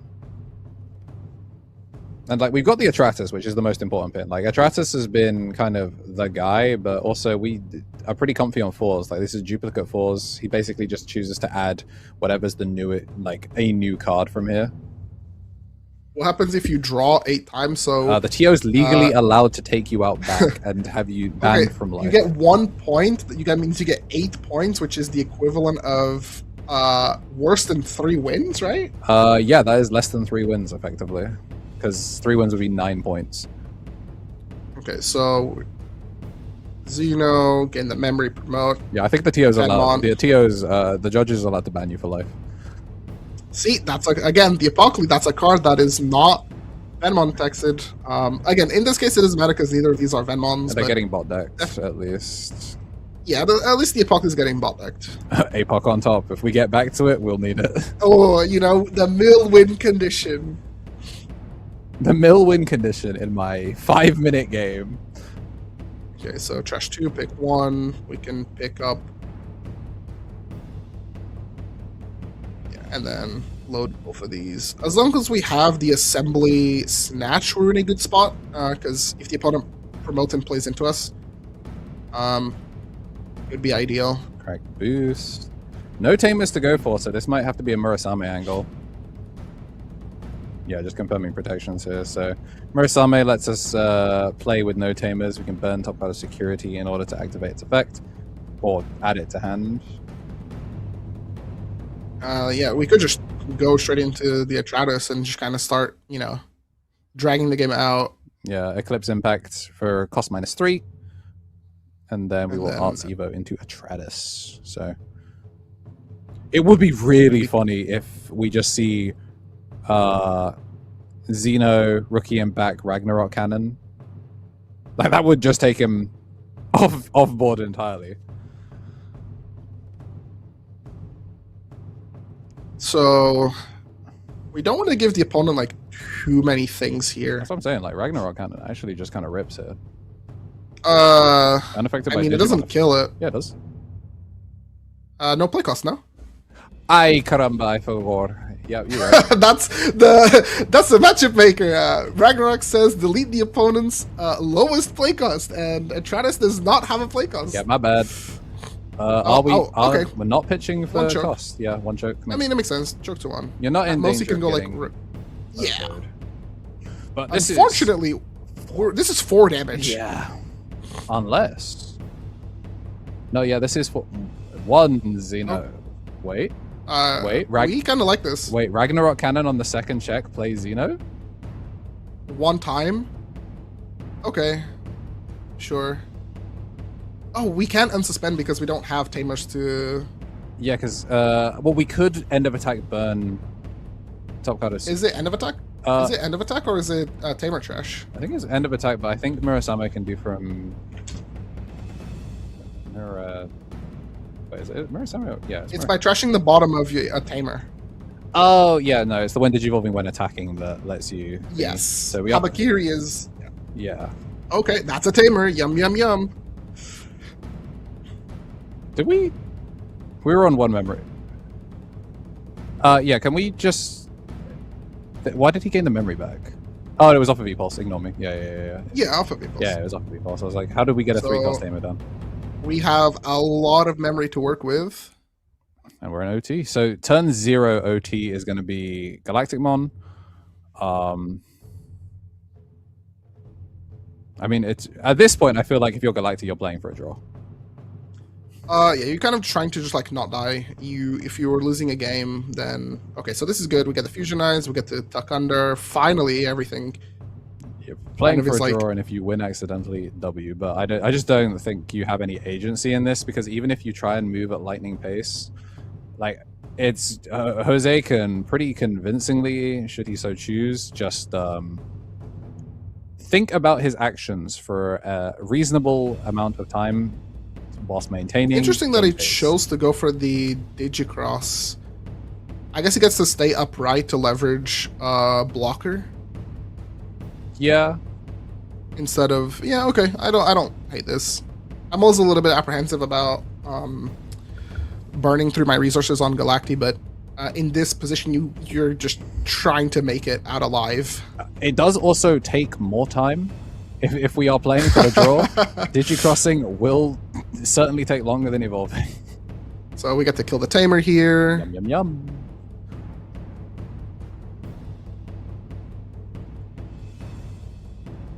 So this is evolve for 2. Yeah. And then... So kill the Tamer. Come on. Kill the Tamer. When did you evolve and kill the Tamer? Oi. Okay, Oh, first is it we're doing... Zenith. Xeno first? Does it matter? Might as well, right? Okay, took 1. Ragnarok to the bottom is not great, but I thought it that's got fine. trash, right? So Oh, sorry, it goes to trash. Yes, of course, this is great. Why are we not killing the Tamer? Please kill the Tamer. Am I missing something? there we go. Okay. Ooh. Ooh, Monarch. Oh, loses Travis two. Travis should also be standing. That is very correct. Yeah. Yes, it has reboot. It does have reboot. I don't. It doesn't matter. This but- can't attack because we digicrossed. Yeah. So we are unaffected, which is great. We have a redirect, and we are keyword blocker. All right, so that was turn 0. This is turn 1. Okay, high key. Actually, this might be a Galacticmon win if Jose moves a little too quickly. So the thing was that we can't quite kill here. In 2 minutes. Galacticmon It just needs to kind be of- on Louis. Loki. On no, Yeah, we really do not. No, because you hatch rookie, you do all of your Ragnarok stuff, you Yeah. take the block, and then you Louis and you push out the rookie that you developed in back. Oh, you know what? You're so right, actually. Okay, evolve in the back. That's the 2. Wait, that is not good. Wait, we do not get to. We're not become protected. unaffected. Huh? I mean, we don't die. We don't die here, but we're also not unaffected. No, wait, can't we just delete one Digimon at start of main? This is just delete one yes. Digimon, right? Yes. But we can't go for game because we don't have an unsuspend that's easily accessible. Surely we can find one. Sure. Well, the unsuspend would be the blocker inherit combined with the BT-18 Zenith. All right, well, we've got 3 memory off of a Xeno to rip. We get start of main, delete one Digimon. I guess he also couldn't quite swing because then he would get blocked out. Yeah, and I guess he didn't have the barrier inherit this time. Yeah, he didn't have the barrier, so I guess you could argue maybe that. we're taking a lot of actions. Yeah, I mean, I think we're trying to play for a win. I think now that we know that. I mean, it does a 0-1. Is this his turn 2? No, This and is- then Jose's. he technically would have turn 3, but let's be real. Like, there's not enough time on the clock to go back to your next turn. Like, you got 50 seconds to try and find lethal. This is Ragnarok Cannon, burn everything. Check And the then loss. do the check. And then do we have a way of unsuspending? So, okay. Digicross. Yeah, Digicross, and then is that it? Yeah. All right. Unfortunately, we do not have enough time. Yeah, we Because he can promote pass, and that is the end of the game. No. 0, 1, 2. Yeah. This is the end of the game. Oh, GG's. So the only line of play that would kind of get us the win was if he had enough memory to slam the Zenith that when attacking gets to the Digivolve an opponent's card by bottom decking 2. Yeah. And then, if I'm correct... okay, no. Fusion Eyes only places a Venmon or Destro from sources, so we couldn't even load the Unsuspend Inherit on the Snatch. So there was no lethal line for Galacti. Yeah, that was a long one, but a good one. This one's our actual first genuine overtime finish, where both these players are going to be going to a draw, because in Swiss we do not play tiebreakers. So if you do not finish your game within regulation time, it goes to 5 minutes or 3 additional turns, whichever comes first.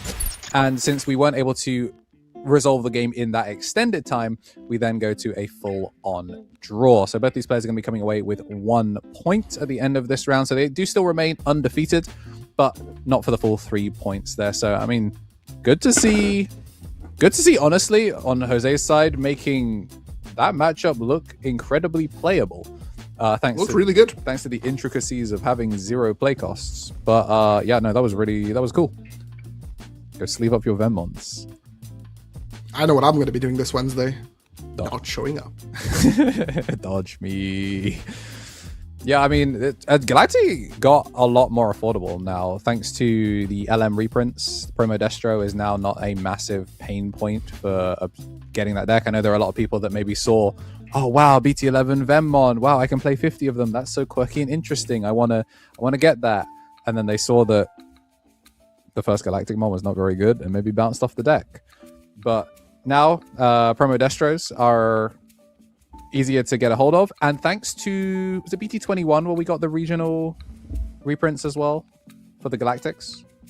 Yeah. Yep. So I think the only downside is you have to assemble like 12 Venmons. yeah, But those are harder to find than you would think. Yeah, unironically, I think the Venmons are actually now the most expensive part of the deck, because the Dash Pack gave you the regional ones for, maybe if you're new to the game and have no idea what we're talking about. Galactic Mon, Medusa Mon, and I do not remember what the I do not remember the third one. All had regional alts, so depending which region you're playing in, you would get an artwork supplied by an artist from your region. So we got Emiliano as part of like the European scene. Gaiamon? Gaiamon, yeah. There was a NA one. Actually, no, it was just English, right? It was like English, Chinese, Japanese was the 3. I believe it was English, Japanese, Chinese. Yeah, yes. so we got a European artist for the English version. We got a Japanese artist for JP, and then for China.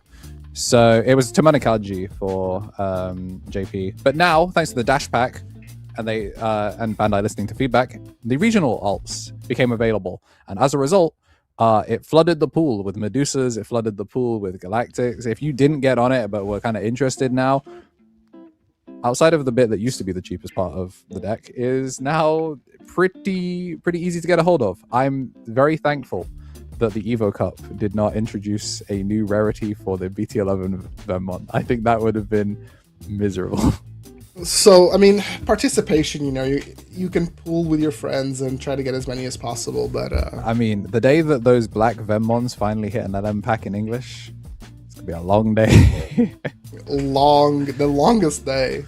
We just had the longest day, longest round, as we went to OT. So we're going to take a short break as we get situated for round 7 to bring you some more red-hot Digimon action in Barcelona.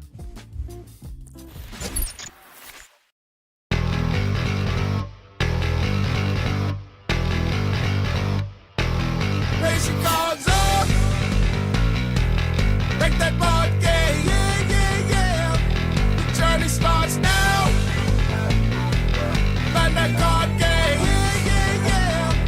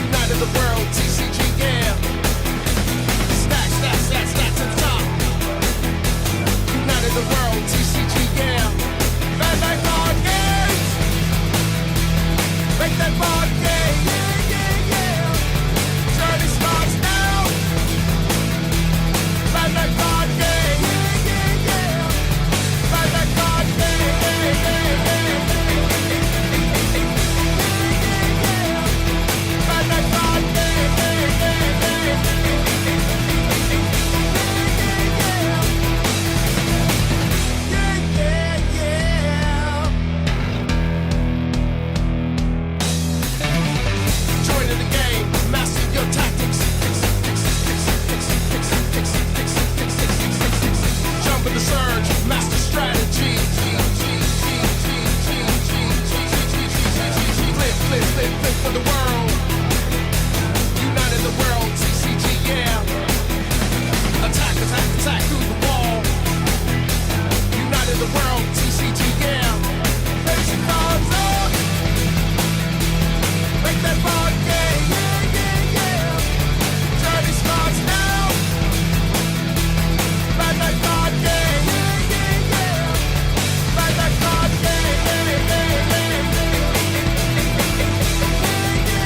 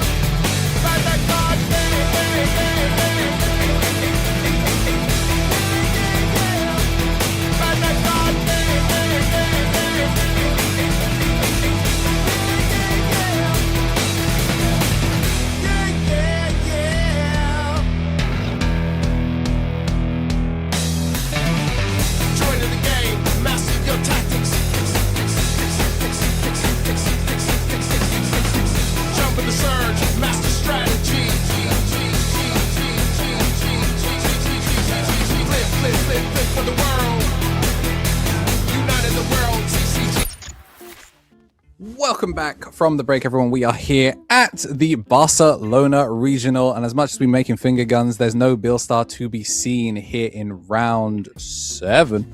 We're approaching the end of day 1, but we've got the big man and many hands showing up once again. We got Volcanismon coming on stream, and then, you know, we talked about Beat Break, and we talked about how it is definitely the better performing of the 2 starter decks that just came out. But what if you took all of the bad cards out of the starter deck and only played the good ones and just played Shine Greymon? Because that's Shine Greymon 6-0. Yeah, it's clean. So what I will say about the Shine Greymon list, and I think the big reason as to why the deck is 6-0 is you know, every Shine player has this issue, which is, you know, sometimes my deck breaks. And you know, that's really unfortunate. But what if you played Ukomon, baby? That's right, Uko Shine. And we're on 4 of them things. So, you know, we shine another deck that loves killing from 4. So our game plan is Ukomon, promote, get our search, get our pieces, swing, and then kill from 4. We also have things like Digigray Open to combine with the Geogray that, you know, when you play the Tamer, comes down for goes into a Rise Greymon for effectively 0. We have the AD01 support. We have the starter deck Shine as well. We have the Amber Memory Boost is funny. I like obviously it doesn't really matter because you could have been on Vermilion, but it is very funny that you pick the one that finds yellow and purple, as if Shine Ruin Mode couldn't also be found off of either. But, you know, another team we've been talking about, we mentioned them at the start of the day, our first Olympus player finally making it to stream, and one that people will be pretty familiar with. Okay, 5-1. 5-1. 5-1. Okay. I just knew, you know, I wanted to believe that, you know, Shine no Greymon Shine could player go could be that consistent. 6-0, but you know, you have to lose somewhere. It's written in the pact, and honestly, looking at the list, I think morally he deserves 1. I don't think a player should be allowed to run 3 Ruin Mode and be EXO. I think, like, from a karmic perspective. Oh wow, this is 3 Ruin Mode. Okay, yeah, yeah, you deserve it. You deserve at least 1. But dude, I mean, we talk about like, oh man, it was Beelstar, right, that we watched make 3 Ruin Modes back to back. And it's like, man, yes, more consistent than Shine Greymon making Ruin Modes. And here we have Dante on the left going, bet, I will make more Ruin Modes. And you know, you always have that Tamer, so you're more likely to get that Hatch and the Recovery as well. And then, you know, the Shine Greymon Burst Mode, you know, you call your Viltrumites, you know, Avengers Assemble, and you just turn all of your Marcuses into Digimon that can swing at the opponent. Yeah, it's gonna be rough. This is a deck that is designed to squabble, and the Ruin Mode is interesting because there is like the end of turn timings changed for this deck, because there was a time in the game before the CRM updated again where players were going Burst Mode, end of turn Marcus and Agumon, revert back down to Shine Greymon, and make Ruin at end of turn timing. That has been patched out. You cannot do that anymore. You know, it would have been a crazy line of play, but unfortunately that's just not in the cards anymore. Yeah, it's horrific. I mean, it makes sense. Like, burst mode timings are really weird. Like, we've had one of the other famous ones that I've gotten to watch and complain about is that Heaven's Judgment would hit a Mirage burst mode whilst it's 15. Obviously, that does -12. It's not going to clear. But you can declare end of turn, DP minus fall off, then revert to Mirage, and not instantly die to the -12. It's really annoying that you can do it that way, but it's the same reason that people were doing the Ruin Mode after making bursts. So, you know, I'm willing to have that exist if it means that we do not have to deal with burst and Ruin at the same time. So it looks like both players took the mulligan here. Volcano's side, we have 2 Tamers, we have some options to play. On Carlos' side, Ukomon in the back. That's what I like to see. Never punished. We also have the rookie for follow-up. We have the Marcuses. It's looking really good. Notably, he's also on Pillowmon, which I think is quite interesting. Yeah, all right. I forget Loco is a level 5. So we got Blimpmon. We saw Blimpmon kind of Whiffmon a little bit, but we do get to draw 2 off of this, and I think we found a rookie off the second. And there it is. Ignition Flare into the raising area. A player that does know that you can do that. It does look really weird. Okay, no, it's a Meramon. We do not have a rookie yet. Okay. Uko gets a fine, and he's on the mono yellow Rise Greymon. I feel so vindicated. I think this card is really good. You know, it taps your tamers, which is something that, you know, sometimes you don't want to play the Marcuses out, but you want to like be able to tap them, and also applies the -3. Super good, and also it gains a little bit more DP as well while it's on the field. So I love to see it. I feel super vindicated that somebody's on this Rise Greymon, and then Pomon in the back. Pomon pretty good. We are struggling to find pieces. I wonder if you slam Loco, unironically. Slam Loco because they're... Like, we don't have any draw spell. No, we drew 1 off of the last Divine Arm, so I'm thinking maybe we do Loco to get some additional value, and then you can go from there. But it looks like we're just keeping numbers small. Trash the Meramon and draw 2. Now, we could promote the Pillowmon and get even more value out of the Ukomon. Yeah, I mean, you're in no rush. You're already committed to Volcanismon coming down for cheap, so... And have you seen a Shine Greymon deck cycle these many cards? The moment that he plays a Tamer, he gets to draw like 2 more cards, you know. This is why this is a Shine player that does not break. Yeah, I mean, I like the... Carlos is always basically on whatever makes the most consistent Greymon in name. Tom flamed me because he said the Greymon Andes don't like Shine Greymon. I was like, no, some people just want Greymon to be in the winning deck list by any means necessary. 2k over 2k? Toyagimon's kind of big, huh? Yeah, no, you know, we're not playing the Marcus this year, so we're only drawing 1 card instead of 2 cards, which is... I'm kind of shocked that we didn't swing the Pillow. I think we want to keep the Pillow to floodgate out the Asuna, right? Considering that the opponent doesn't have a rookie. But, I mean, I would have maybe held off on the Uko just that 1 turn swing, because, like, you get to draw 2, and then when you promote the Agu, you then still have, like, a ton of value. Well, I don't think it mattered. Ignition Flare being gone does kind of suck. Oh, no, I guess we get Collision Piercing anyway. This Ukomon was never making it. So, maybe just had the foresight that... We can also link from trash, so... Yeah, the problem is Ignition Flare is stuck under the Toyagu. Oh, right. Oh, interesting. Only linking... Oh, yeah, I guess only linking the Iron Slash. Not the Divine Arms is kind of weird. Maybe he doesn't want to... Okay, I guess because we get to go 2 then 2, right? Oh, no, sorry. It doesn't swing well and suspended. Yeah. Okay. And then we get to cast it. And then we still get it anyway. This way you control how much damage you're doing to the opponent. Because you don't want to give them, like, too many free resources. Oh, you know, does he unsuspend? No, I think we were trying to reboot. Oh, I see. Yeah. We're rebooting. So this is now active, and then we should be rebooting here. There we go. All right, start of main, game 1. Avengers assemble. Only 1 Marcus, though. I guess we're saving the next one for some more fisticuffs. This one's effectively free. We still want our memory to... You know what? For Volcanus is unfortunately, like, in a position where it's really good into, like, removal, but DP minus not so much. So yeah. Swing Marcus. Divine Arms does give, I think, more than the standard amount of DP, though. I think it's +4. Yeah, Divine Arms version Omega is +4. Good old Davo. So we're +6. This is an 18k Volcanus right now.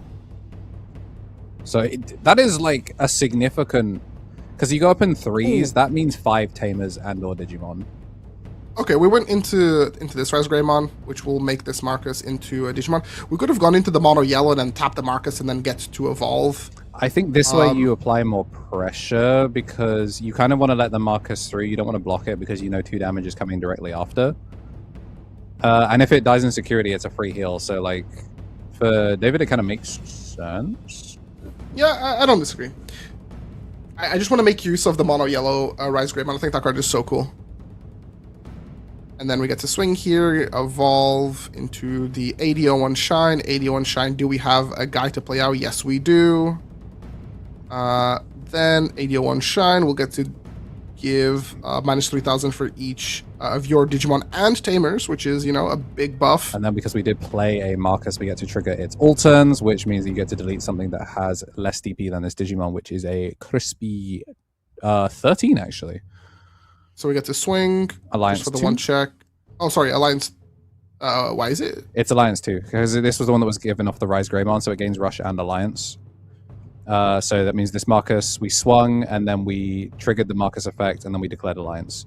So we get to go pretty big. Okay, so yeah, we played it out, and then... Yeah, this Marcus could not swing. Slightly misrepresenting game state, but we have fixed it, and delicioso. Are we big enough? No, we are not big enough. Between the minus like 9 and then the ruin mode, Minus 14. and then I think there was something else. I trust the players have figured it out, but I thought we were big enough. Because we were plus 6. And then by my count, we're minus 14. We know that at least there's like a Marcus coming out of security, but we can't quite promote. So it looks like we're just gonna slam Loco. Slam Loco for 3, Loco effect. We can't really play out any of these. Damn, all rookies, huh? I mean, we can play one out, but it just gets us a little bit deeper into the deck. It immediately dies thanks to the ruin mode, and then because we're 3, we have Dankanen.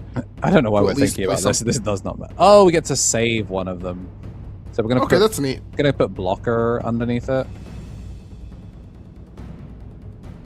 Yeah, okay. Well, it looks like we're gonna And scoop. then Oh, no option in hand. yeah. It's a shame. I think that ignition flare genuinely mattered. Not having access to removal there kind of sucked. Do get to go 1 for the Marcus. We're going to swing. Surely we block this, no? Ooh. Okay, that's pretty good. We get to... Oh, never mind. Pitch 1, draw 2. It's not factory. It's Yeah. Divine Armors Omega, I think. That's the pitch 1, draw 2, right? Yes. I guess I'm kind of surprised that we didn't block it, but like you're so far behind, it really doesn't matter. Because the Volk also lost the DP from losing the link, right? Yes, okay, that's why. So he was 14 because we attempted to pop, we protected, we lost 2k. Yeah, I completely forgot to do the extra maths on losing 2k. That's on me. That's at least what the chatters at home are saying. Yeah, no, they are correct. This was one of those instances where Shine Greymon actually uses the red half of its removal. A lot of the times the Shine Greymons are just straight DP minus, or at least the good ones are just straight DP minus. So having DP minus and a pop.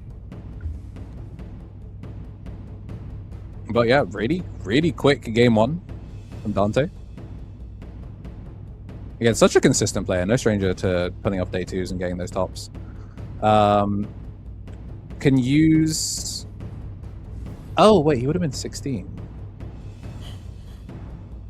Unless he removed Divine Arms Omega. If he removes Devo, then yeah, he's within I think threshold. he'd remove the arms, yeah. Yeah, because fun fact, if you read that card correctly, you do not have to pitch it for cost. You just have to pitch one of them. If you removed Iron Slash there, you keep an extra instance of protection, and it keeps him just barely alive at 2k. Oh, he kept Divine Arms. He should have been 16. Interesting. Maybe we missed minus 2k somewhere. Yeah, I think we just missed a minus 2k somewhere.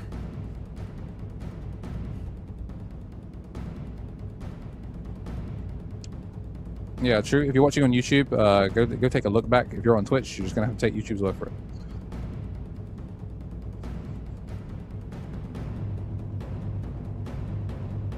Yeah, some Agumons do have the when a guy goes sideways minus 2k, which would have made up the last one. I don't remember if the start of main Agumon is that or if it's a draw.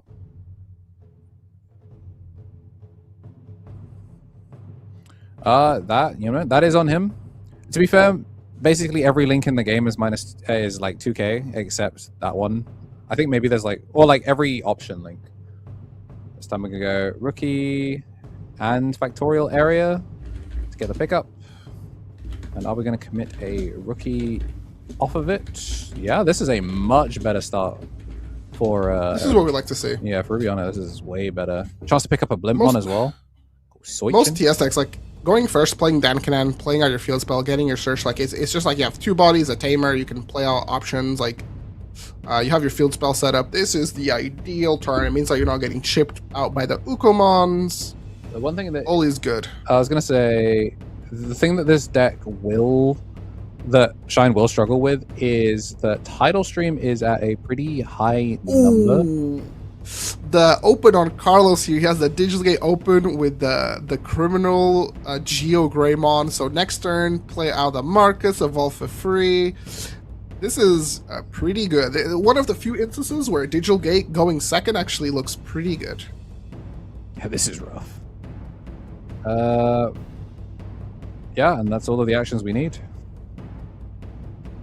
I think it's time to check some security, no? The annoying thing is we can't make Volcanos here because we've got nothing on board. No, so I think the line of play is like we're going to try beat down the opponent. Unfortunately, we might have to give them some resources. We need to like potentially like search a little bit. For me, Make sure we get our like removal tool online. Make sure we find that Volcanus, and then oh, okay, we're just gonna draw 2. yeah, Thanks to Corona. I don't hate it because Tidal Stream from this position, Ooh, there we go. proactive Tidal Stream doesn't do anything here. No, I think we're just gonna maybe go into like blimp. Blimp and Keep searching. Loco, yeah. Yeah. Draw for Evo, and then let's rip the top 3. Another Volcanus potentially. I would have liked it maybe on the Toyago, but I guess like on the Corona it's just a little bit bigger, so it's more likely to live security. I think it's only a yacht. Yeah, so yeah, I mean Yeah, I it's think beefier. Yeah. If we're trying to swing here, and then we get to stack the top or bottom. Okay. I guess we can make Loco now, right? Yeah, we can still make Loco. I mean, do you think we swing the Agu? I guess our player is not going to swing the Agu. And then reveal. I like not swinging the Agu because, you know, every security check has a chance to accidentally play a Marcus. So I think you got to limit the number of swings that you do. It also means that, like, we have to be, unless we end up obviously ending on Ruin where we get the board-wide minus, it means that you do have to try and commit a couple of your, like, little shrinks elsewhere rather than just, like, going, you know, chipping in, dying to something in security, and then it's just one stack you have to clear. So we're going to get the Loco to play an Asuna here, and then presumably this is the Protags coming through. But first we're going to trash them off to draw 2 and send in the train. Draw 1 off Toko. And this is 9k. Okay, we die anyway. Well, no amount of DP can save you there. So this is where I'm maybe like a little bit apprehensive about like the Toy Agumon. I mean, part of me would want to maybe make it swing, but at the same time, I'm not too sure.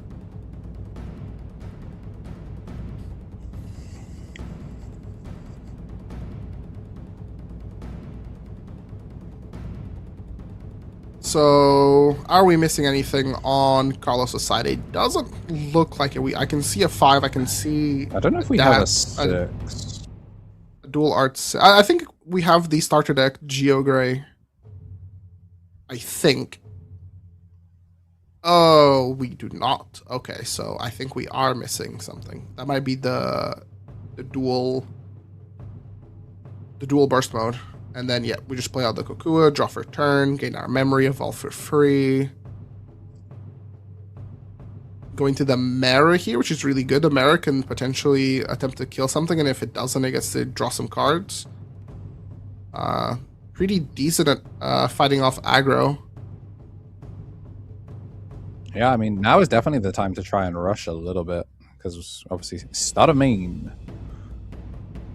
Did we draw for Eva there? Right. There is the blimp. And how much does Mirror reduce? So we're trashing 1. And then just draw 2 because we didn't delete. Yeah, very nice.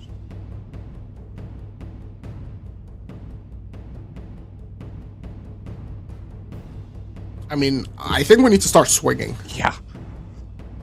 I mean, unless we're trying to play for some OTK line, but I don't see a world where like that's better than just potentially trying to swing. The problem is, as well, now that you have 2 bodies on board, and because we're kind of playing in raising, you're never going to be able to get this Volcanus down for cheap.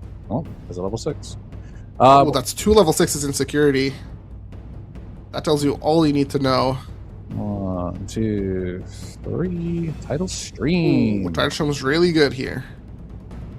Yeah, I don't hate Asuna here. Pass 3 gives you the opportunity to play one of the draw spells as well. Yeah, we've got Factorial Area, and we've got... Oh, wait. If we'd managed to spend a little bit more for Ignition Flame, you completely take him out of the game. Think about it. You'd have been able to clear the DGO. With Ignition Flame? Oh, yeah, that's because he interacts with... Yeah, there's nothing to pop, so it would have popped a delay.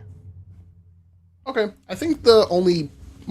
I think that line of play is really good, and I think it's definitely probably what I would have gone for as well. I guess you can't know that the Marcus that was played was the one that would have been DGO'd next turn anyway. Yeah. Though we do have Marcus Agumon. We are now going to push up. I think we do have a level 5. We're just going to maybe try and send it. We have a 5. I think we're missing a 6. And this is that high count of level 7s. Sorry, we have a 7 and we have a 5. We don't have a 6. We need to get our 6 right here. We have a draw off of the Rise Greymon, and then we have a draw off of the Digital Gate Open. So Marcus Agu for 1. Ooh, we cannot. Okay, yeah, we can keep draw, and then Marcus Agu, draw for Koro, draw. Did not find it. Did not find it. Low key though, how bad is Shining Final Burst if this stack lives? I mean, it's not any worse than... Yeah, we just take the block. Stay at 5 gang. That's how you live through... that's how you live through the Shine Burst mode combos. Yeah, you just have to do right? Because next turn, I mean, we kind of have everything. We have the field spell. We have plenty of rookie swings. Thinking about it. So close. Thinking about it, we had the Marcus. I wonder if there was... Oh, Marcus Agumon can make any Marcus do it. I completely forgot. This card is an SR. This card does everything. All right, Meramon. Okay, we might be in the game. Wait, this is... Okay, we don't have a second attack coming, mercifully. But, this is unbelievably... And it's even just a safe chip. We don't get anything major. It's just one cheeky check. And all the Marcuses scurry to the back line. Yeah, we got a game on our hands. I think having Asuna here, though, means that we get to have another body out. And then between being able to link to the body on board, it'll let Volcanusmon, let it swing, especially with, Dankanan. So I think we're still dead. Yeah, potentially. The problem... Because we can go chip with the Corona, and then slam Volk. Volk gets linked, swing, and then Dankanan play the option, link again, make the rookie swing. Yes, because everything will have rush. Yes. The only thing would be if any spicy cars come out of security, but Sunrise Buster. Swing, draw 1. Okay. 2k so far, so into good. No, it's 2k into 3k, no? No, it's not DP on Factorial Area. No, I think it just gives keyword blocker. There's so many effects to remember, yes. Colosseum gives DP, Factorial does not. Similar to Abyss Area. Abyss Area also just gave blocker. No, why are we... Why are we going into Marva? That is a good question. And then, oh, I guess. Ooh. Is it play Factorial area, make Volcanus? Nothing can swing here, right? Yeah, Okay. we can't afford Volcanus.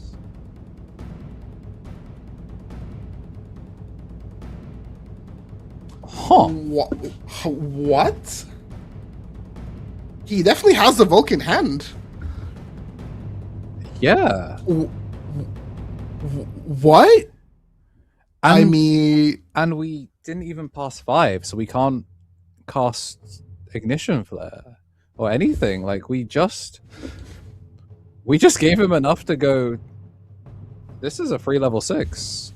he could have ended the turn, but so for what's worth, I think maybe considering, okay, so we get the warp here. Yeah. We get to play out some tamers. Merva's pretty good at like making sure that on deletion, you get to clear the opponent's like stack. All right. So we did play a Marcus, so we have enough to pop. Yeah, because we're 13k, so I'm gonna pop down, float into Blimp, and then this is the Digivolve, and then reveal the search. Does this pick up too? No, Blimp. Oh, we're going to the top. We want options in hand.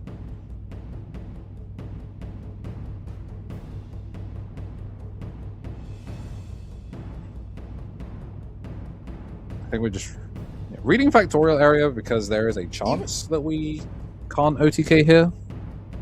So even if like the opponent, like even if you can't get the play cost reduction off of Volcanus, right? Because it requires you to have fewer Digimon than your opponent. We could have just like slammed for 12 and that would have been fine. I think the thing is, it has like, because of the Digivolve, it meant that when we warped back, like the fact that we still retained blocker because of Factorial error, we just get to be annoying. Yeah, but I don't know if being annoying is better than just going for game and winning the game that turn, right? I guess we added Factorial area back to hand off of the Volcanus, so as long as we Dankanan Factorial area, we've got guaranteed lethal, right? Because it's Volcanus comes down, casts Devo, hits for 2, and then Dankanan Factorial area any rookie swing. Like, we have guaranteed game as long as we don't end on Ruin here. And I don't think we can end on Ruin. I don't think we have enough memory. I think, yeah, that confirms it. Well...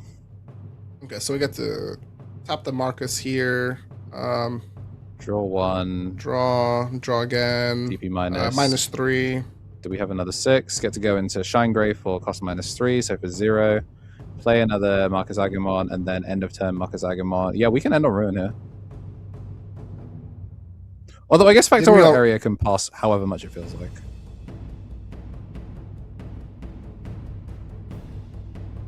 And then do the check. Ooh. Wait, you actually want to not clear Marcus? Delete all of your opponent's Digimon with the lowest. This kills every Marcus at Agumon. So 1 gets recovered, and then... Wait, is Marcus Agumon bigger? Is he 12k off of his end of turn effects? He might be. Yeah, I think this guy's huge. They're both 6k. Okay, so we now have the cost reduction, but unfortunately we are passing turn. As long as we pass to like... This is fine. As long as we have enough that we can afford to Factorial area play like a level 4 or 5. We are in the Ruin mode. Yeah, that's fine. You just need it to live. Oh, we healed 1. Yes, we healed 1. Unless we double Divine Arms. If we double Devo, we've got our... Yeah, he's still low-key might be cooked.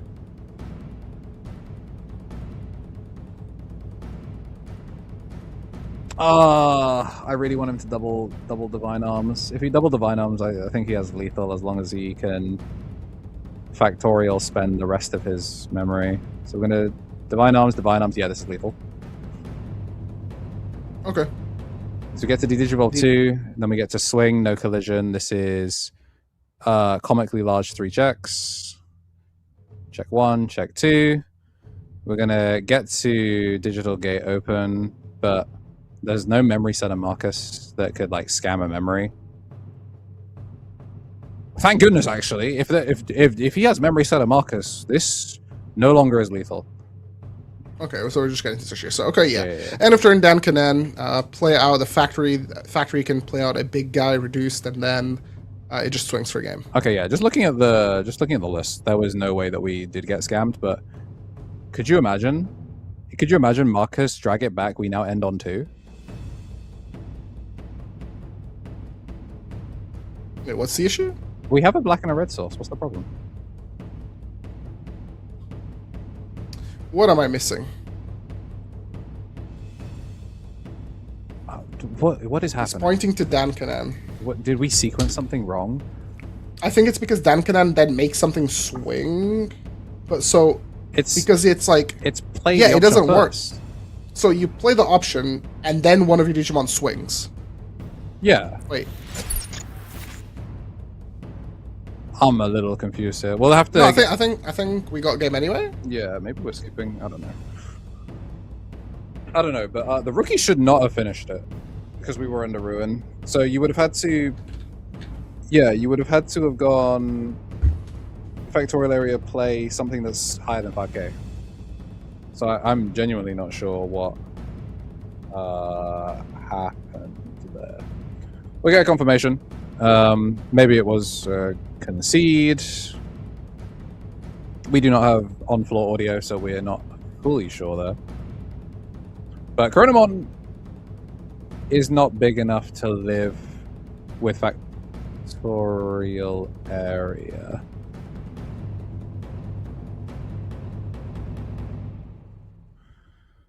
Because Yeah, so because Dan Kanan says you suspend, then play an option, and then one of your Digimon may attack. So I don't know if you can weave in the field spell to then resolve the field spell, then go back to Dan Kanan to finish resolving it.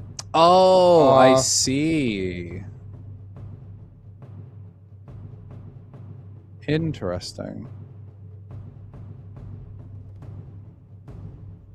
So what we actually need to do then is pay enough that we pass with title stream.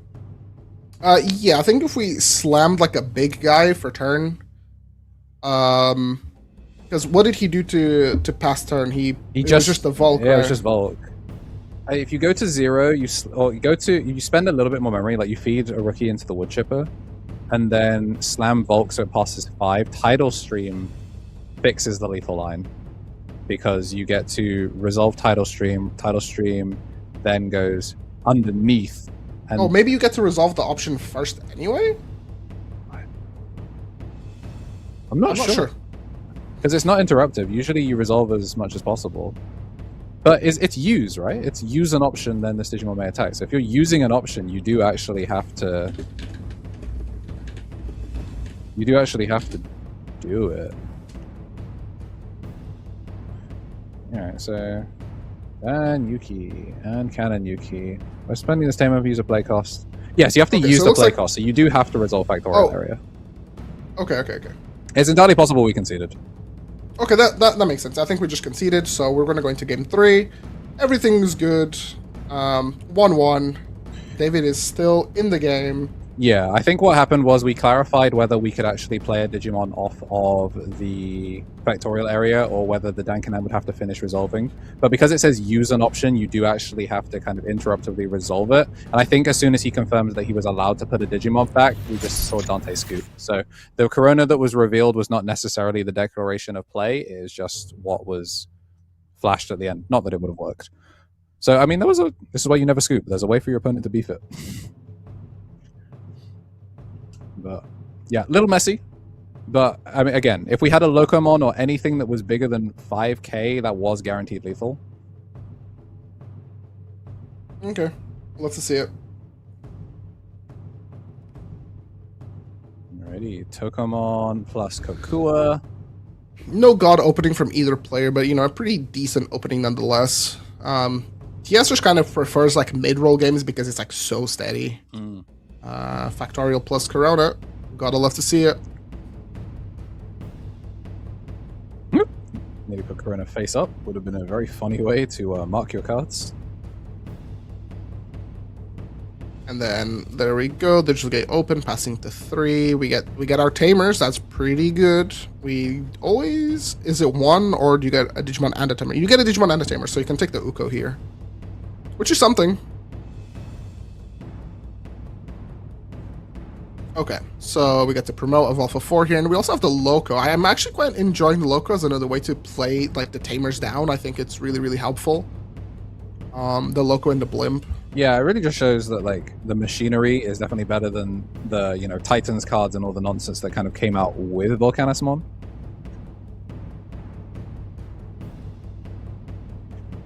You're gambling a little bit, but what is Digimon if not a little bit of gambling? Yeah, sometimes you just have to find lethal lines that were not presented to you at the start of the round. All right, let's go into Loco. Draw for Evo.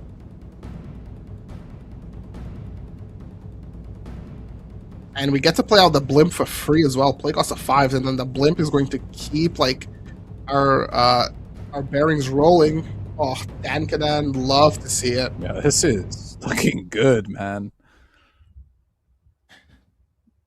Yo, shout out to transportation, my favorite form of locomotion. I hate walking. So from this point, I think we definitely want to be swinging. We want to put the opponent on like, okay. Can you play Dankanan off of this? I don't think you can, right? I don't think you can because Dankadan is not Iliad. Yeah, we are strictly not from around here.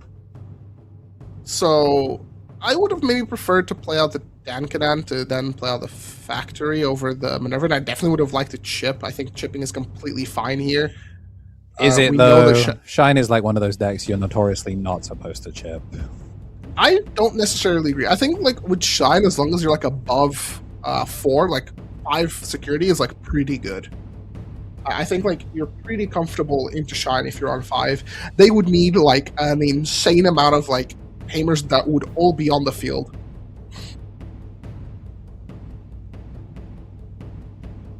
Oh, and we're staying in the back. Oh boy. What do we? I think the judge is maybe checking that we could play multiple Digigate opens because he thought that maybe it was only the first one that got like color requirement dash. ignored. Yeah, like the dashes. Whoa. And it looks like Shine is stuck for pieces. Oh, So no matter how much oil you add to your old voxel Corsa, it's still beat up and the radio doesn't work. Man, it was looking so good. It was looking so good. Surely we swing 3 down. We just have to start. Please, we start swinging. Like all of these guys on the board not doing anything. Like, dude, Marcus, like outside of DGO play a Searcher Agumon from a security, you're not afraid of anything. Turn these guys sideways. Please start swinging. But first, Factorial Area. Everyone gains Link +1. Please. Wow, Coronamon. We have so many tamers. I think we just pitch the dual tamers maybe. At least one. An Iron Slash does nothing here if we got Iron Slash in hand, but I think if we have 2 factories in hand, we can definitely afford to pitch one. No, that is the Divine Arts version Omega. Divine Arms even, and we draw it into Iron Slash. Swing. I guess maybe he's just playing for OTK, right? Like no point complicating. Just give me one chip. You know what? Patience pays off. Okay, we have to promote here. Dude, if he dies from this, I have zero sympathy. It's going to be quite difficult for him to play through the Minerva because, like, between Factory giving everybody blocker and Minerva also giving Digimon blocker, I don't really see him dying here. Title stream out of security is certainly a win condition. I agree. That. Alrighty then, chat room. We got ourselves Marcus coming down. That boy be swinging. We get to -2 one of them because we do not have any DP increases thanks to this being the BT 12. I don't remember which BT Agumon this is. Oh, I don't want to search the word Agumon, the most represented card of all time. Which Agumon are we talking about? The Searcher? The Marcus Searcher Agumon. It's not BT 12. It is BT 12. Yes. Really? I thought that was black. No. I think it's when Tamer. Okay, we're just swinging as an active protest. It's definitely looking a little bit cooked. And then yeah, we take the block, we die here, and the game is effectively over. Yeah, we got no options. We can't. No shines back to back. Yeah, like what can you do? What can you do? Shine very good at playing the game once it has its pieces, but maybe this is finally the caster's cursed someone, and you know, Man, at 1652, or I suppose like 17 if you're in Spain. Shine Greymon player bricked in Spain. yeah. Some things are inevitable. It's really sad to see because Carlos has been playing out of his mind. He's been like leveraging just like every little bit of juice that his cards give to him to try put himself into like a good position, but just like nothing is going his way. This will also be so frustrating to look back on as well if genuinely David didn't have a target that could have played through Ruin mode. If he hadn't scooped, we might not even be in this position. Yeah. It's a tragic way to go out. Like a player that's well known in the scene, a player that's got several tops. Still, we're saying this like he's being. Oh my! This is just like X2 is still potential day 2. This is just unbelievable. I mean, this is the greater man. I mean, I guess we healed one, right? Like, so he's not one lethal away. I suppose he did heal one. So, all right, Agumon in the back. Still no level 6s.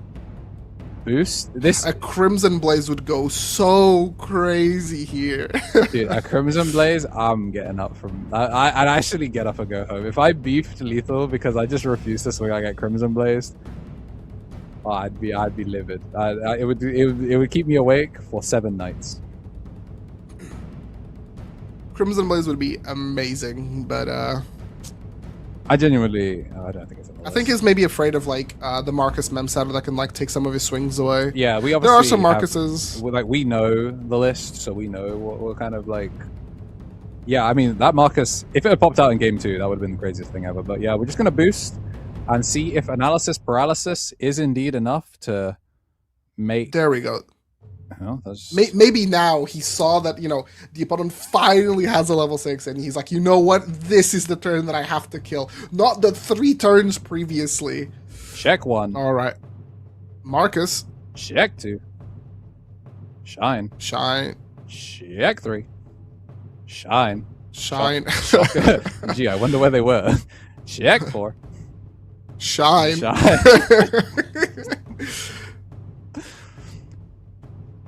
Check 6. Marcus. Wait. Check 7. Volcanus for a bajillion. That's game. Tragic. Okay. Tragic way to go out. I've never seen somebody look like their game was so much effort to win when they won like 3 turns ago and they did this to themselves. Hey, some people want absolutes, and that was absolutes. But yeah, good stuff to both players. They gave us 3 very, very good games, honestly. Like, obviously the third one was a pretty tragic way to go out, but like, game 2 came down to razor-thin margins. So, really good from both of them. He really was like, oh, phew, I just had the hardest game of my life. And it's like, you were so ahead that, you know, it was unbelievable, but we just didn't want to swing. I guess, like, why throw the game and give the opponent anything random? Like a scramble could have maybe derailed things. Some Marcuses could have derailed the game plan, but the Marcus actually why risk it? Wouldn't have even done it, right? I guess it would have -3 to random rookie if it had popped out. Like, it wouldn't have given the memory. Genuinely, I just, like, we know the list. We know that there were no memory setter Marcuses in there because everything is just, it's just straight gas, and the Marcus memory setter doesn't exactly represent free Evos. But Yep. man, if any of those security checks had just randomly been that memory set of Marcus and just yoinked a memory so we couldn't Dan Kanan factorial area, would have been giggling, would have been giddy. So with that, we're going to take a short break, and I believe it's going to be our last round? Yep. Question mark? So we will be playing our 8th and final round on the other side of the break. So don't go too far. We'll be back soon.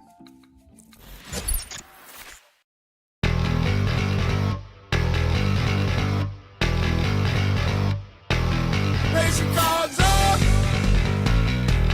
Break that board game. Yeah, yeah, yeah. The journey starts now. Find that card game. Yeah, yeah, yeah. Yeah, yeah, yeah. Dominate the field. Master your tactics. Dominate the stage. Master strategy.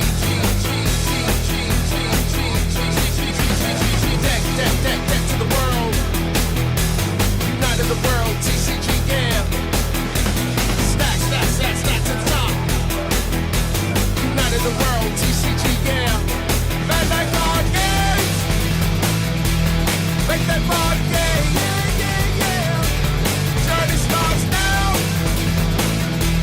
Bandai card game. Yeah, yeah, yeah. Bandai card game. Yeah, yeah, yeah.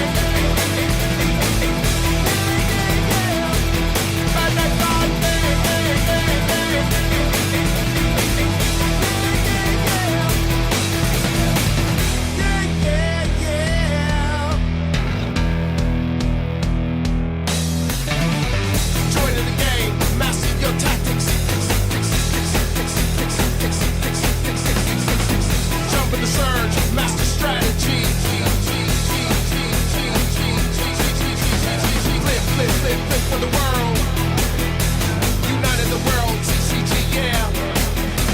Attack through the wall. United the world, TCG, yeah. Raise your cards up. Make that board game, yeah, yeah, yeah.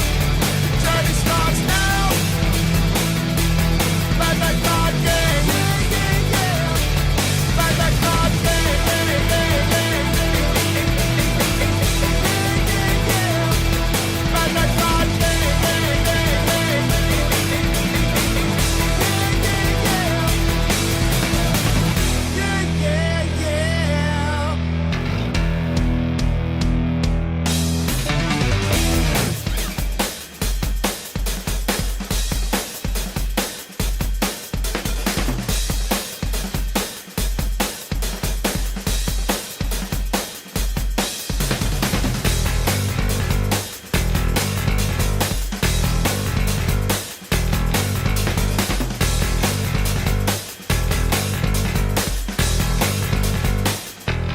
Raise your cards up.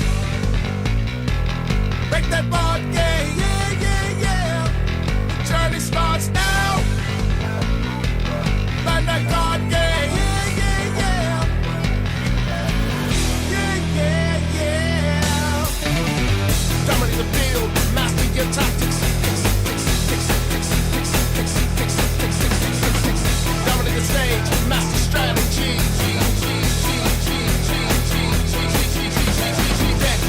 Deck to the world.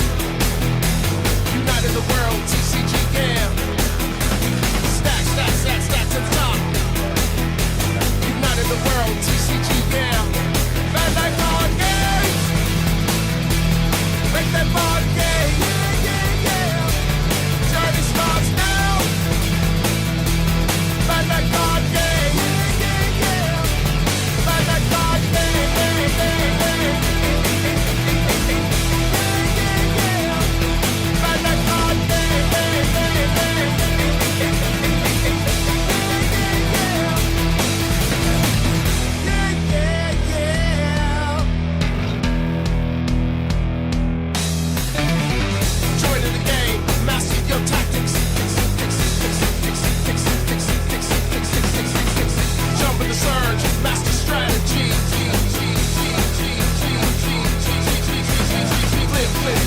For the world, united the world, TCG, yeah. Attack through the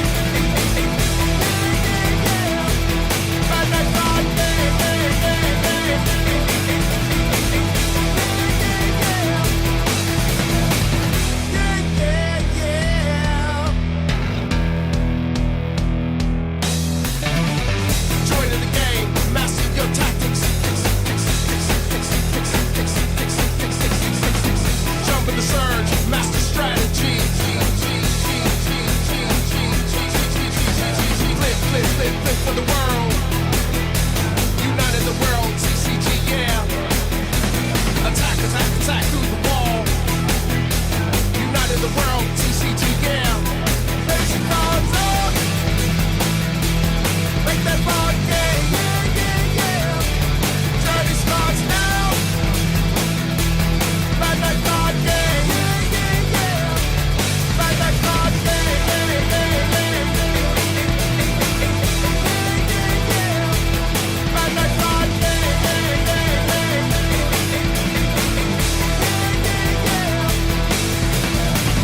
Yeah, yeah, yeah.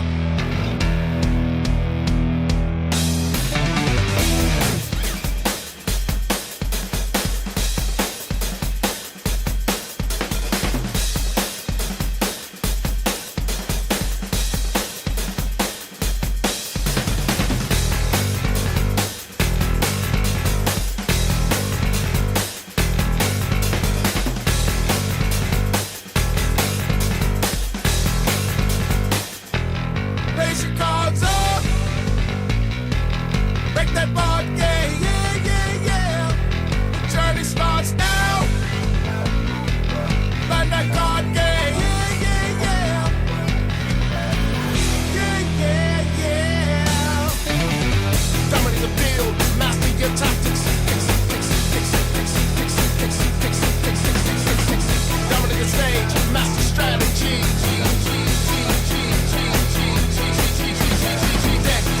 Deck to the world. United the world, TCG, yeah. Stack, stack, stack, stack to the top. United the world, TCG, yeah. Bandai card game. Make that board game, yeah, yeah, yeah.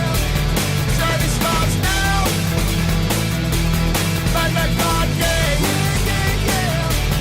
Bandai card game, yeah, yeah, yeah.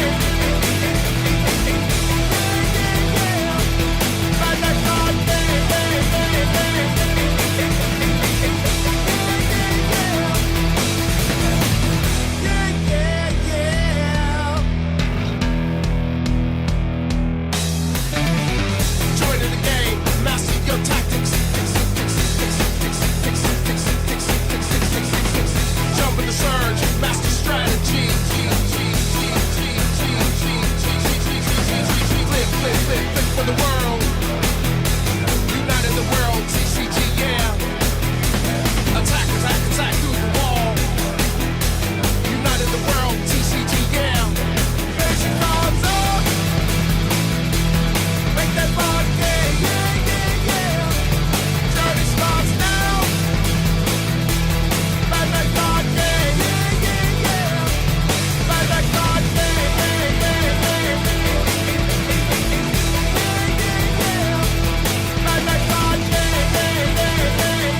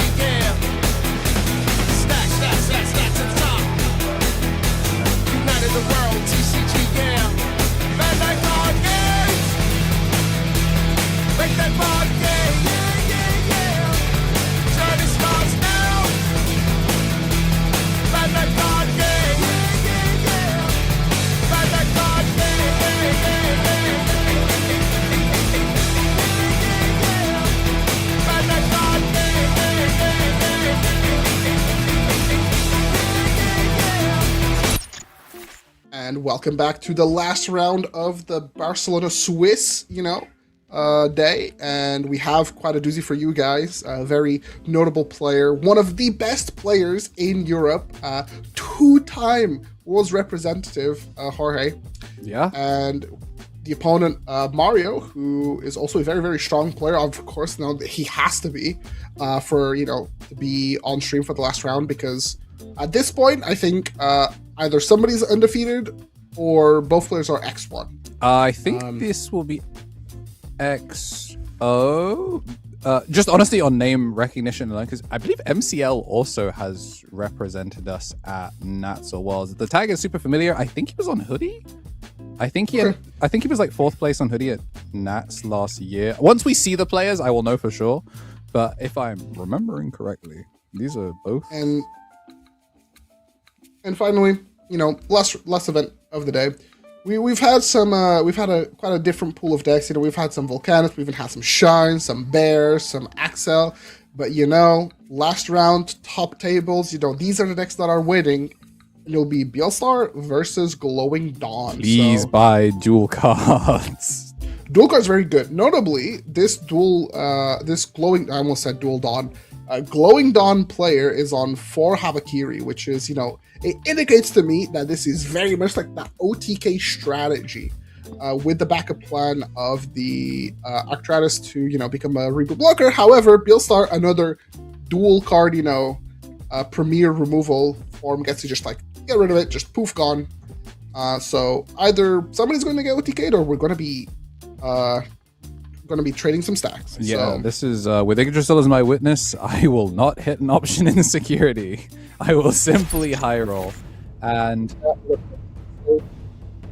long hair supremacy.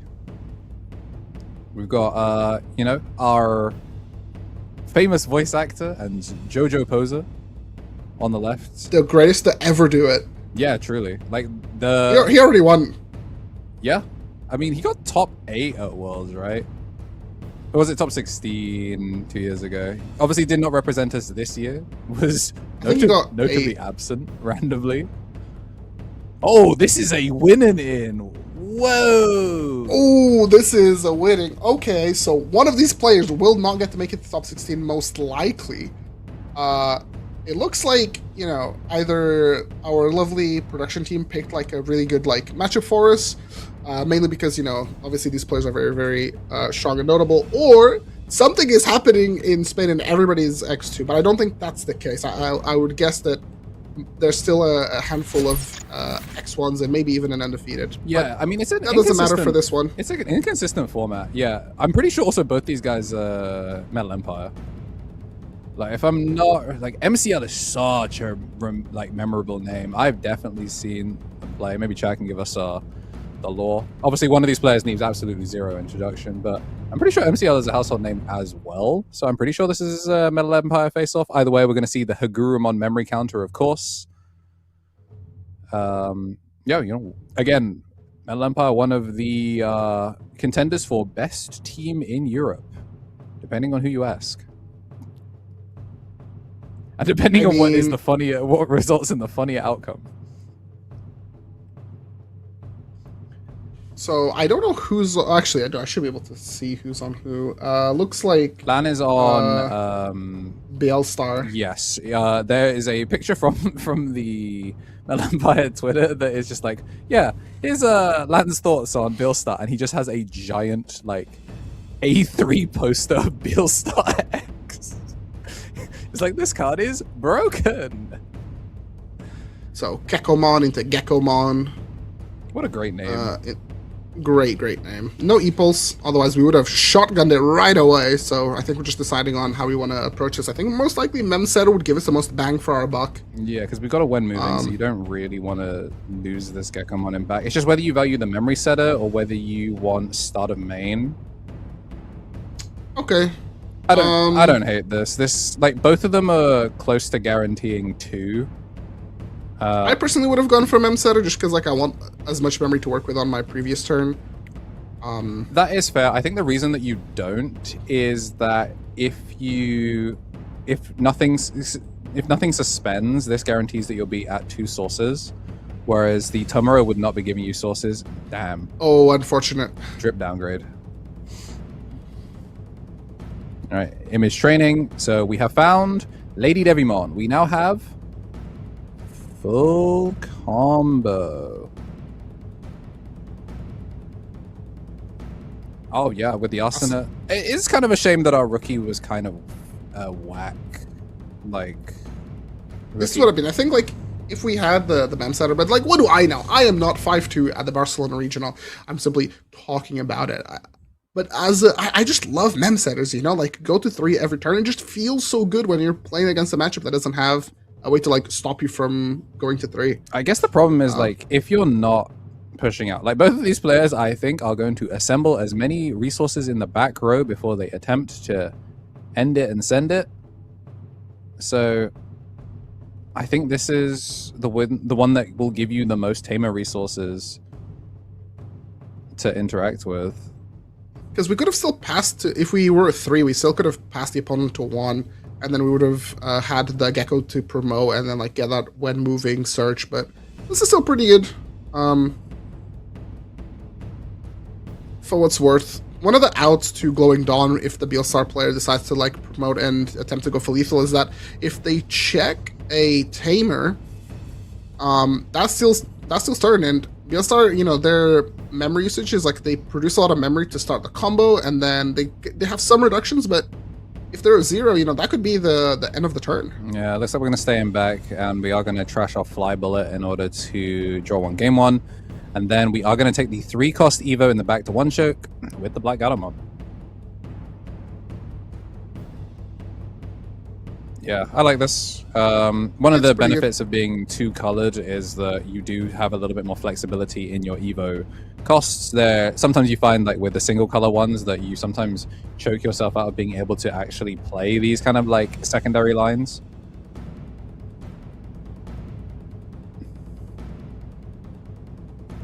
But again, I mean, both these players, no one wants to be the first one out, especially, like, Mario on this, like, OTK variant that doesn't... We saw, like, using Atratus to play for board earlier was a thing, but considering Atratus does have that gaping hole that is options in his protection, you really do not want to commit a stack if you're not ending on Habakiri several times. Yeah, shaking the head there, I think. I think the first person to pass over more than 2 memory is going to be the first one to explode. Finally going to see the Geckomon come down, E-Pulse, and yeah, this one's a rough one. You do get to add 1. You get to add a Glowing Dawn Tamer, and we do get to add a Glowing Dawn trait card to hand. But we do have to load 1. Yeah, so We actually get the tuck 1. Okay. that sucks. Loading. Do we have the Habakiri in hand? I think we do, right? No, yes, we have 1 in hand. We had to bot deck that one. I guess we also had a Tomoro. So, like, losing the Tomoro under a Tamer doesn't hurt that much. Because I guess in theory as well, if we can trash it from under a Tamer, it will be in trash to then E-Pulse it back. Mm-hmm. But again, that's like a 2-turn play. Like, this is a hard place to be. The Lantern's kind of stuck. I guess you trash Fly Bullet again, right? No, never mind. It's going to be Beelstar X. Which gives us Hurricane Screw Shot. That's you love. That's exactly what we need. We can Yeah. training into the Lady Devi. Oh, tapping and cracking. Truly committing the... I like it because some people like second guess themselves after they commit an action. I think tapping it to just give you that extra step before you commit to it does mean that you have a chance to, like, circle back without actually giving... like, committing to an action. Especially because trainings force an Evo. But Lady Devi, trash Hurricanes... Oh, load Hurricane Screw Shot. And then we get to cast Fly Bullet from trash.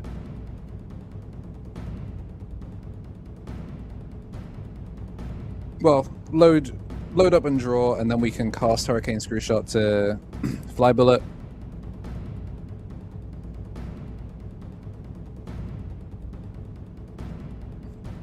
So we do get to keep turning, and we do get to burn our first security if we are going to be committing the bind red trigger. Kapow. First check. Just a 4K, nothing major. Load it up, and then I think it's time to start gaining some memory. With Bind Red Trigger also loaded up, we can at least no matter what, getting rid of that gecko is pretty easy. But we get to swing and unsuspend. It's quite criminal in my opinion that a purple deck gets to unsuspend. Didn't you play a famously unsuspending purple deck? Maybe. Did a couple of checks. Wait, are we dead? We might be. Yeah, Image Training is an option card that you can trash, which means we do get to go into Start X from trash, which means we do get to cast a Bind Red Trigger. That's going to be burn 1. Yep. Load up. And the second shot, going to give us a memory. Bang, swing, get rid of Bind Red, and Fly Bullet, burn the last, and direct for game 1. That fist bump looked so tough. It looked like dimensions shattered just by how rough that fist bump was. Did you see that? Yeah, the Metal Empire guys, they got sparks flew out. Yeah, the aura is crazy. But yeah, I mean, good friends there. That's the sort of fist bump that you only offer to someone that you're actually tight with. So, I mean, big smiles all around. These guys, whenever we see the Metal Empire guys playing, they have usually such a smile on their face. Just happy to be resolving Digimon cards. And this is to not just make it into day 2, this is to make it into day 2 as a low seed. So you got an uphill battle ahead of you tomorrow. If you're a horror, you're feeling great. You're feeling like $1 million. You won your first game on stream, very easy.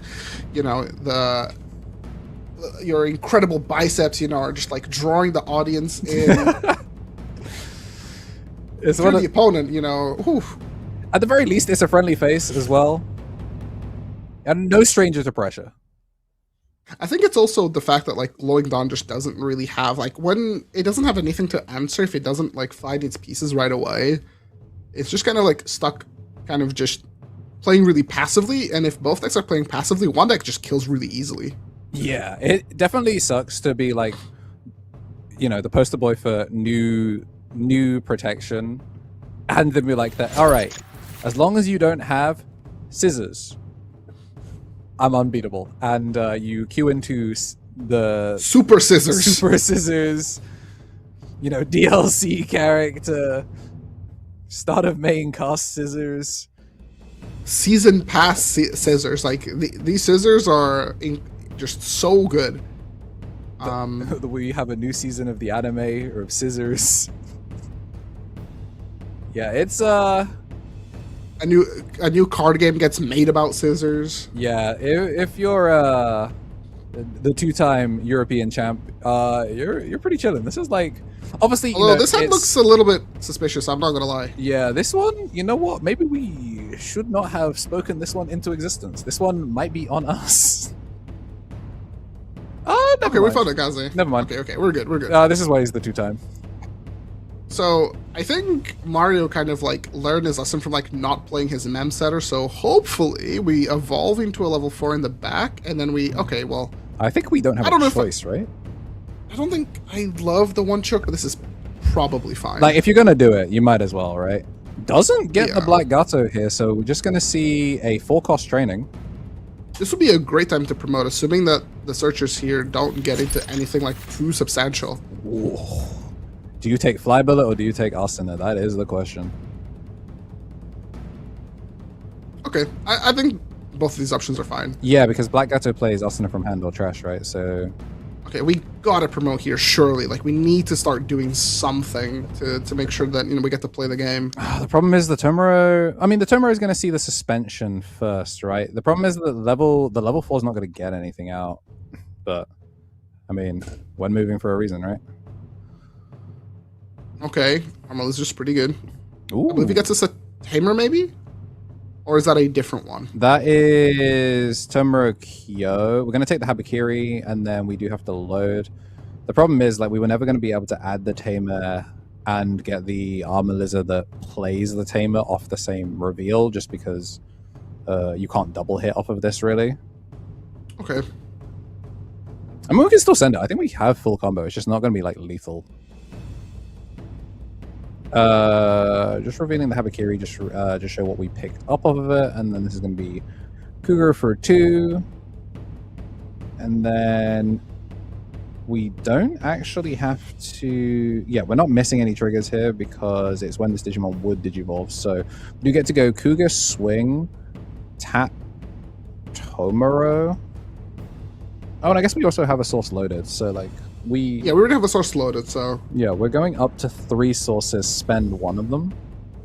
Yep. Oh, I guess we can spend 1 right away. Yeah, we actually don't have to do anything here, so... When you would evolve by trashing source, you get to reduce the cost by 2, and then... we drew the E-Pulse out of security! Or we drew it for Evo. Either way, this is crazy. This is burn 1, play E-Pulse. Wait.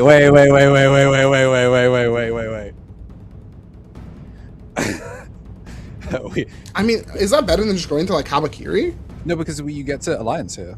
You get to E-Pulse a body, then you get to Alliance. We get to go... Oh, dummy I checks. understand. We get to go dummy checks here. This is Muramasa. This is surely Muramasa. It's when Digivolving, when attacking, so we can do it either way. So we're going to do when Digivolving...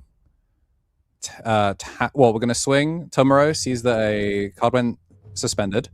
We're going to pulse, I guess, get those 2 sources. And then it is Muramasa. Oh, we're not doing it. You know what? I respect 2 it. checks. Ooh, we are... okay. Okay. Yeah, there's nothing. Tragico. I guess your saving grace is you didn't... So far, so good. You didn't spend that much, but... Yeah, there's nothing you could have done there. It's always highest DP as well. There's no route out of it. I would have liked to maybe see burn 1 security or burn 1 source under Tomoro to E-Pulse. Yeah, there's just nothing. It's just whether Lan wants to Asuna for Black Gato to play Asuna for free. Would you rather have $1 or $2? In this economy, honestly, some decks get away with like 50 cents. Ooh, big reveal. We get an option card here, and we get a 3 Musk in text. Never mind. It has to be TS tags. So, only 1.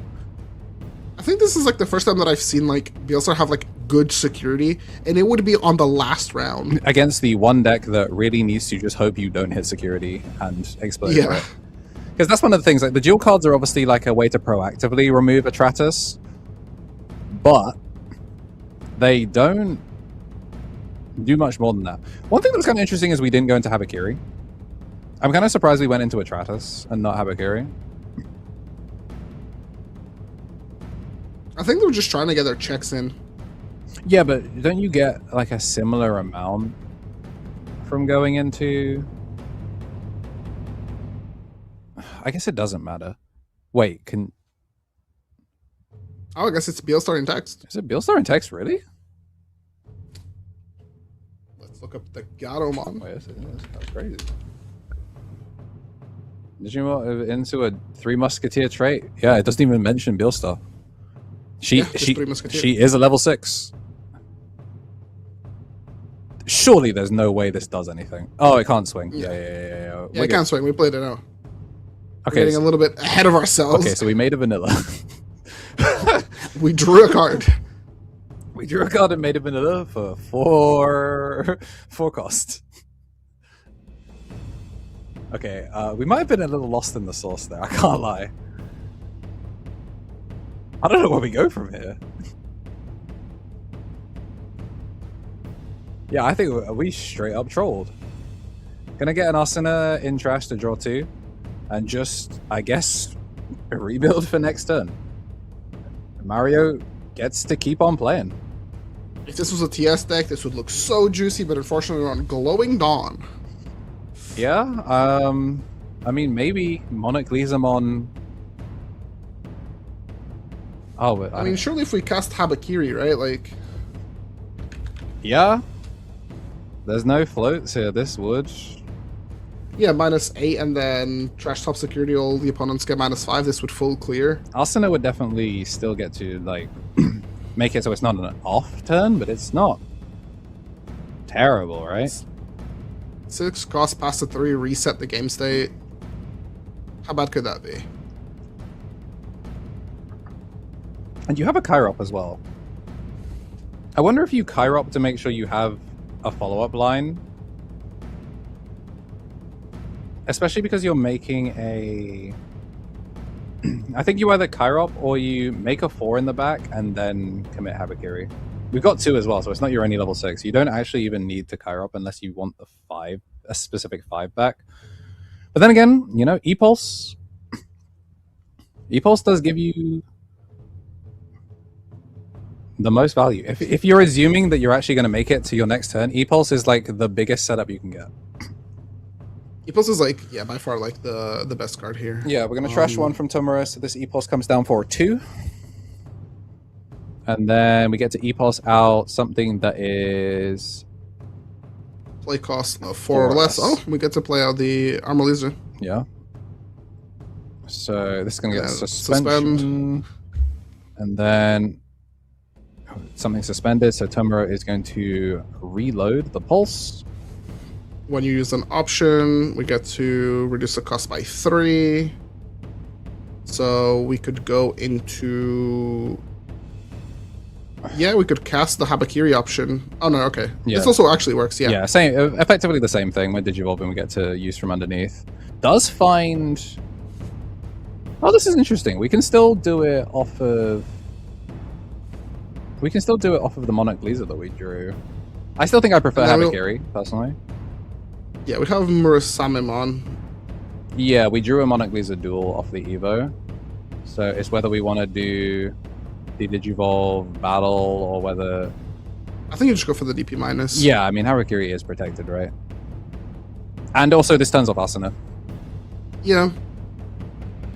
So yeah, we're going to minus 8 on the Beelstar and then take the top security to then apply a minus 5 lingering. Unfortunate that it's a tamer. Yeah, that kind of sucks, but double clear. Man, we're in certainly a much better position now that we... Can we even... I don't think we can meaningfully interact with this, no?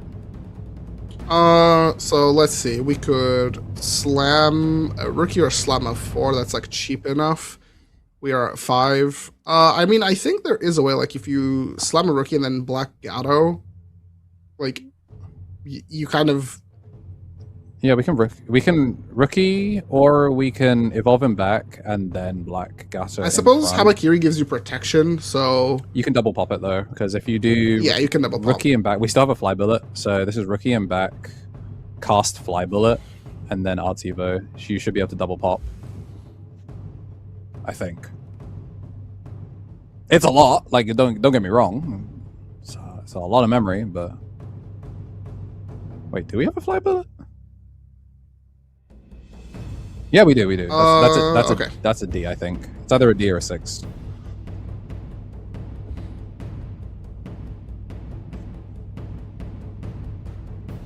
But then again, there's also Asuna from Trash. Like, there's a couple of things we can do here.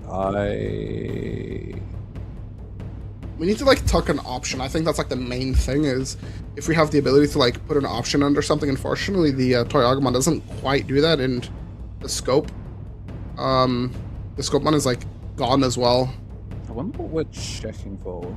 It definitely looked like we glanced at the Atrasis there, so I don't know if we're maybe trying to track how many Atrasis are here. Again, if these guys, you know, we'll probably be pretty aware of each other's lists. If you're going for the OTK variant, then it's generally 4-2 in favor of Habakiri, so we've seen half of the Atrasis. And then checking Cougar. Because there's no way that we can obviously put security, but putting them to 0 against Cougar effectively is the same as putting them to 1 because they will get a free heal. So let's have their blitz in the trash. Oh, yeah. The Digivolve would certainly make this significantly easier. It looks like we are going to evolve in back. Oh, okay. Finds the Sparrow. You know, if the order was different, that would have been really good, but... Oh, training. We cannot Black Gato here. Oh, actually, no. Maybe we can slam Rookie and then Asuna Black Gato. Or we just Diana. Yeah. That'll be really annoying, actually. We can't tap the Glowing Dawn Tamer, but we can still trash from its sources. Yeah, so this new Dianamon, when it would be played, if their opponent has a level 6 or higher Digimon, reduce the play cost. Then on play, when Digivolving, none of your opponent's Digimon with one or fewer Digivolution cards can suspend until their turn ends. Then delete one unsuspended Digimon. So Habakiri could have protected itself, but choosing not to. Because also all turns when Digimon are played, you may trash any 4, then 2 made DNA integration over. We're not going to be doing that. So we got to do on play, all turns, then use the on play when Digivolving to pop the Habakiri. And this'll eat the egg. So make it so you can't full combo the normal way. I think that's like the strongest thing about like Diana is like decks that like heavily rely on the egg to like cheat out an action like evolving, or like something that like is like super crucial to the deck. Yeah,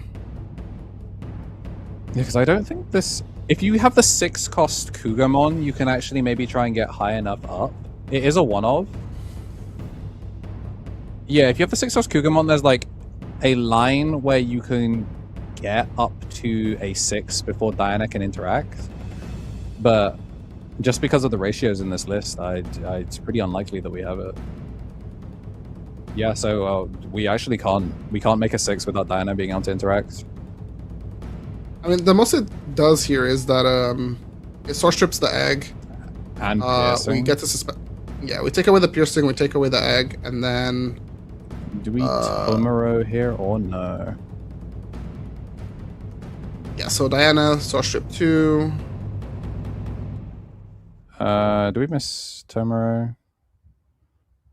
So we get to potentially like use the option here, right? We have the Mona Lisa, because something got suspended, tuck 2, and then we could use the Art Evolve effect on Mona Lisa, and thanks to Armor Lisa, we get to reduce the play cost by 3, right? Yeah, and also Tomoro can reduce it by 1, so we can make this 0.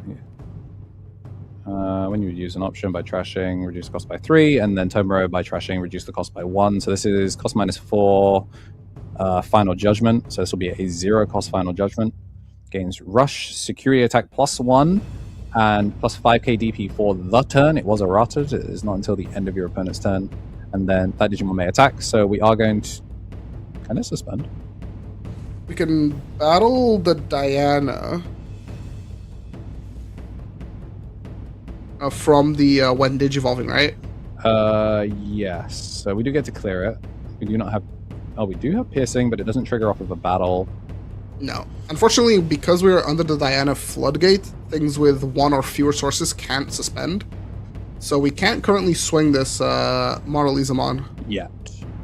Yeah, so we lose an attack. Yeah, because the Habakiri would have been burned and unsuspend.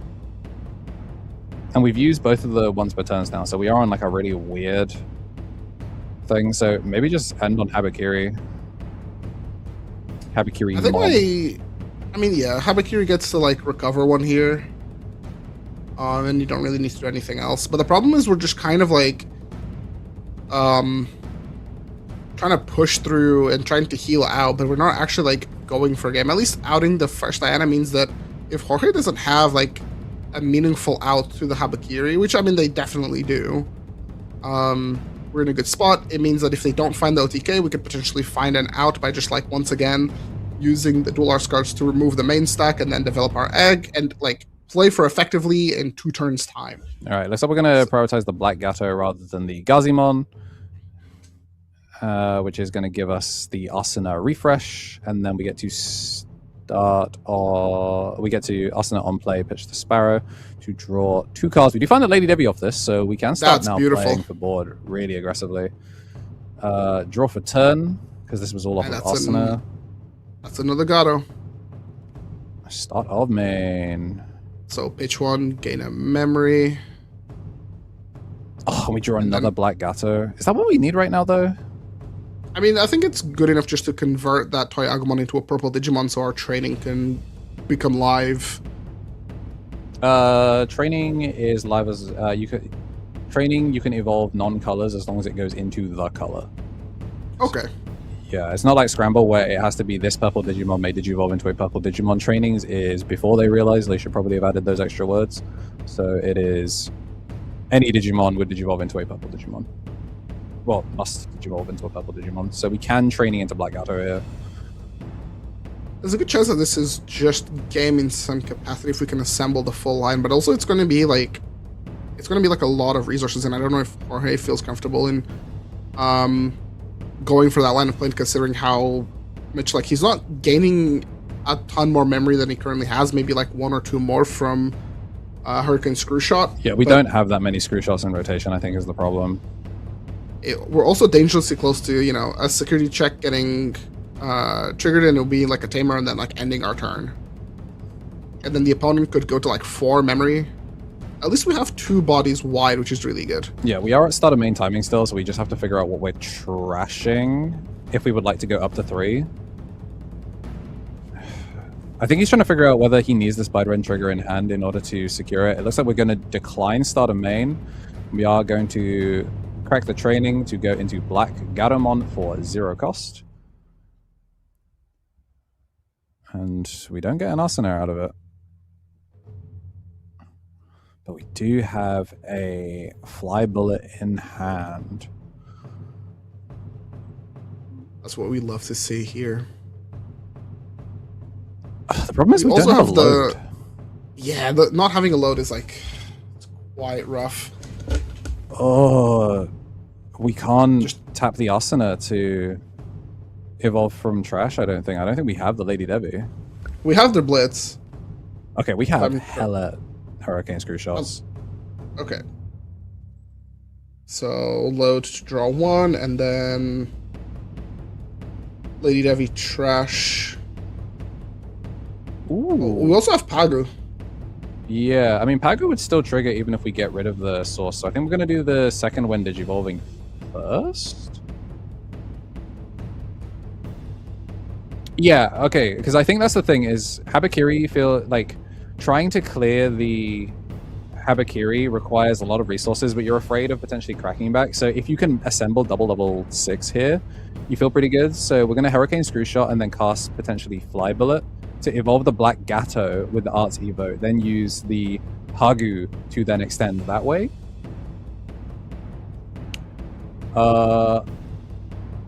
Is what I thought we were going to do. I guess we just used it to get a 2-cost Evo. Man, this Habakiri is just kind of just holding down the fort. It's called Aura, bruh. Yeah, I think we're genuinely at a loss. We have like all kinds of resources, but I think we have so many different lines of play. It's actually really difficult to navigate this. And you know, 5-2 record, there have definitely been some times where we've probably navigated this incorrectly.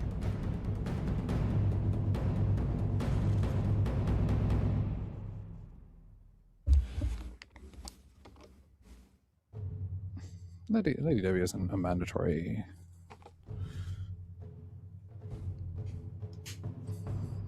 They could also just go into Diana as well. Yeah, that is true. Should be really annoying. That would also stop Mon and Gleezamon from doing anything silly. So when attacking, low to draw 1, and then... Did we not use that? I think the Lady Debbie, the first skill is not once per turn.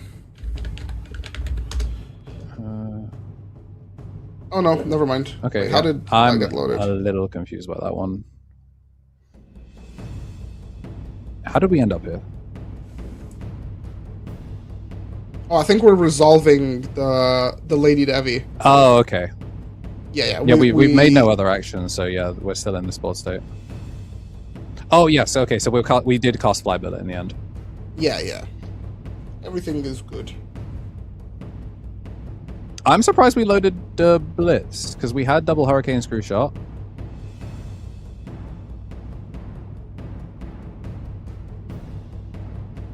I mean, if we have a Hurricane Screw Shot, we can still do it. We're gonna Blitz, trash the Blitz to unsuspend with one of the When Digivolvings.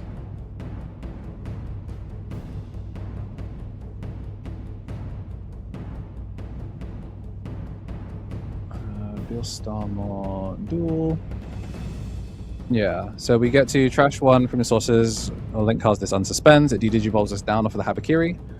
And then you may use one TS or 3 Musketeer option card from your hand or this Digimon's Digivolution cards. So we needed to keep a Fly Bullet in hand, but looks like we don't have it. But what we can do is... Yeah, we just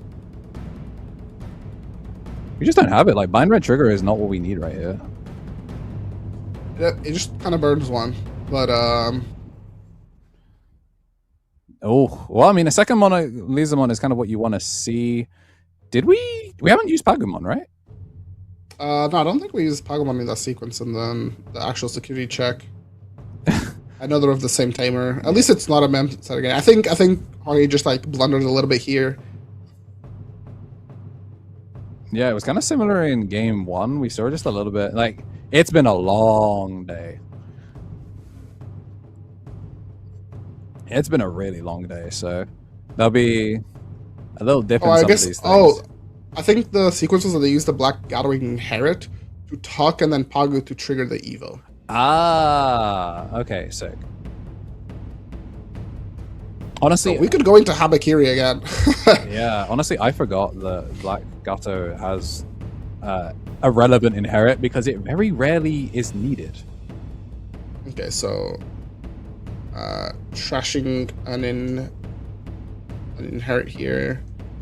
Yeah, I'm still kind of surprised that we went for doublets, personally, but E-Pulse. Okay, E-Pulse for 2 is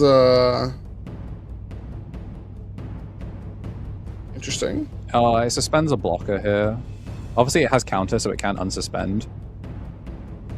But I guess Is this better than just going into Habakiri and full clearing the board again? I mean, if you have a Tratus, then we can Final Judgment here. Not Final Judgment.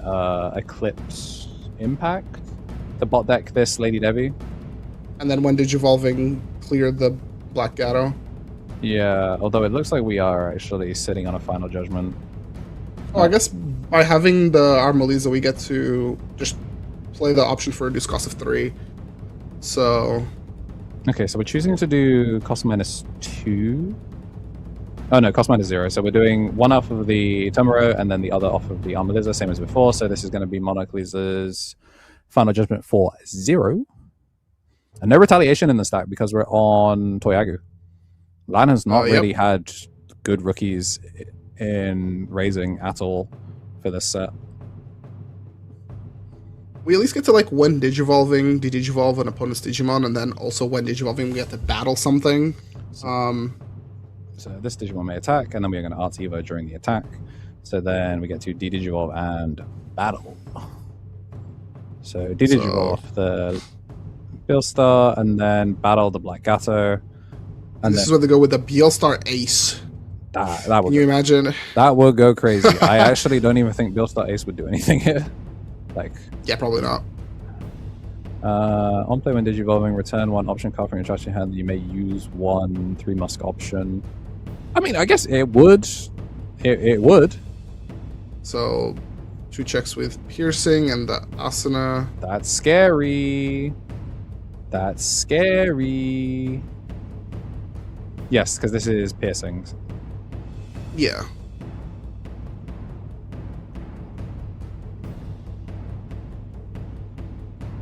Wait, did we not swing? Yeah, okay, I was gonna say. Okay. Yeah, this is the piercing check. So we, we're all green bodies right now. No barrier. But Habakuri can't clear. Can't finish. I mean, we could just swing again, right, for the last check. Yeah, but we don't have a final lethal. We could just go into Habakiri and heal one more time, or we pass the 5 in some way. I don't know if we have a good way to pass the 5. We could just, actually. Yeah, I don't think we can. I think if you cast Habakiri, yeah, it costs. Does it cost 6 or 5? Habakiri would have cost 6. Yeah, Habakiri costs 6. So yeah, just choosing to keep numbers small because I don't think we have a say in it. Maybe if we cast at Habakiri, right, we use the effect, we don't do anything, like we just don't resolve the second part, and then we pass the opponent a 5, turning off both of the asanas. Maybe. Oh, finally, Sparamon hits the field. Because we can't die here because we don't have rush. So, Well, never say never. you know what? Let me do a little bit of a check. Oh my gosh! I've just seen there are so many things that could kill him here. The white card is in the hand. Yeah, Is it? yeah, Yeah. He can die from here. Yeah, this is double. Does he have the Chimera? Well, if we get draw in, then we might do. Currently cycling through trash to find Hurricane Screw Shot. I think, I'm a little bit late to it, but you know what we say here in the business. Alrighty then, chat room. Yeah, Chimera's in the... Oh, Marcio, are we about to see the greatest robbery we've ever seen? Finally in start of mains. And we get the rookie, the Ghazi, 4 memory. Oh, okay. Scope is actually pretty huge here. Scope gets to tuck the option, and then that means that we have a thing in sources to trash for later uses. And because it's sources, not links, we don't have to worry about becoming a non-TS Digimon. So we're gonna trash Hurricane Screw Shot in order to evolve into Lady Debbie. I guess we're not trying to Chimera here. Okay. I would have loved to see the Chimera line, but I guess this also works. It doesn't really matter, right? Like as long as you burn for security, Louis is game. We have to be really careful here. We have 5 minutes left on the clock, and there's still a game 3 to be played. Yes, because this is basically guaranteed lethal if he can't do it. I think he knows he has enough time, but surely we're not doing doublets. What are we? I mean, he knows better than me. He's a two-time European champ for a reason. Maybe he's playing for fun. I think he's always playing for fun. I think winning is just a side product. So, how do we casted the Habakiri last turn? The main thing I would have done would have been to pass the opponent to 5, so we would have denied the double Asana.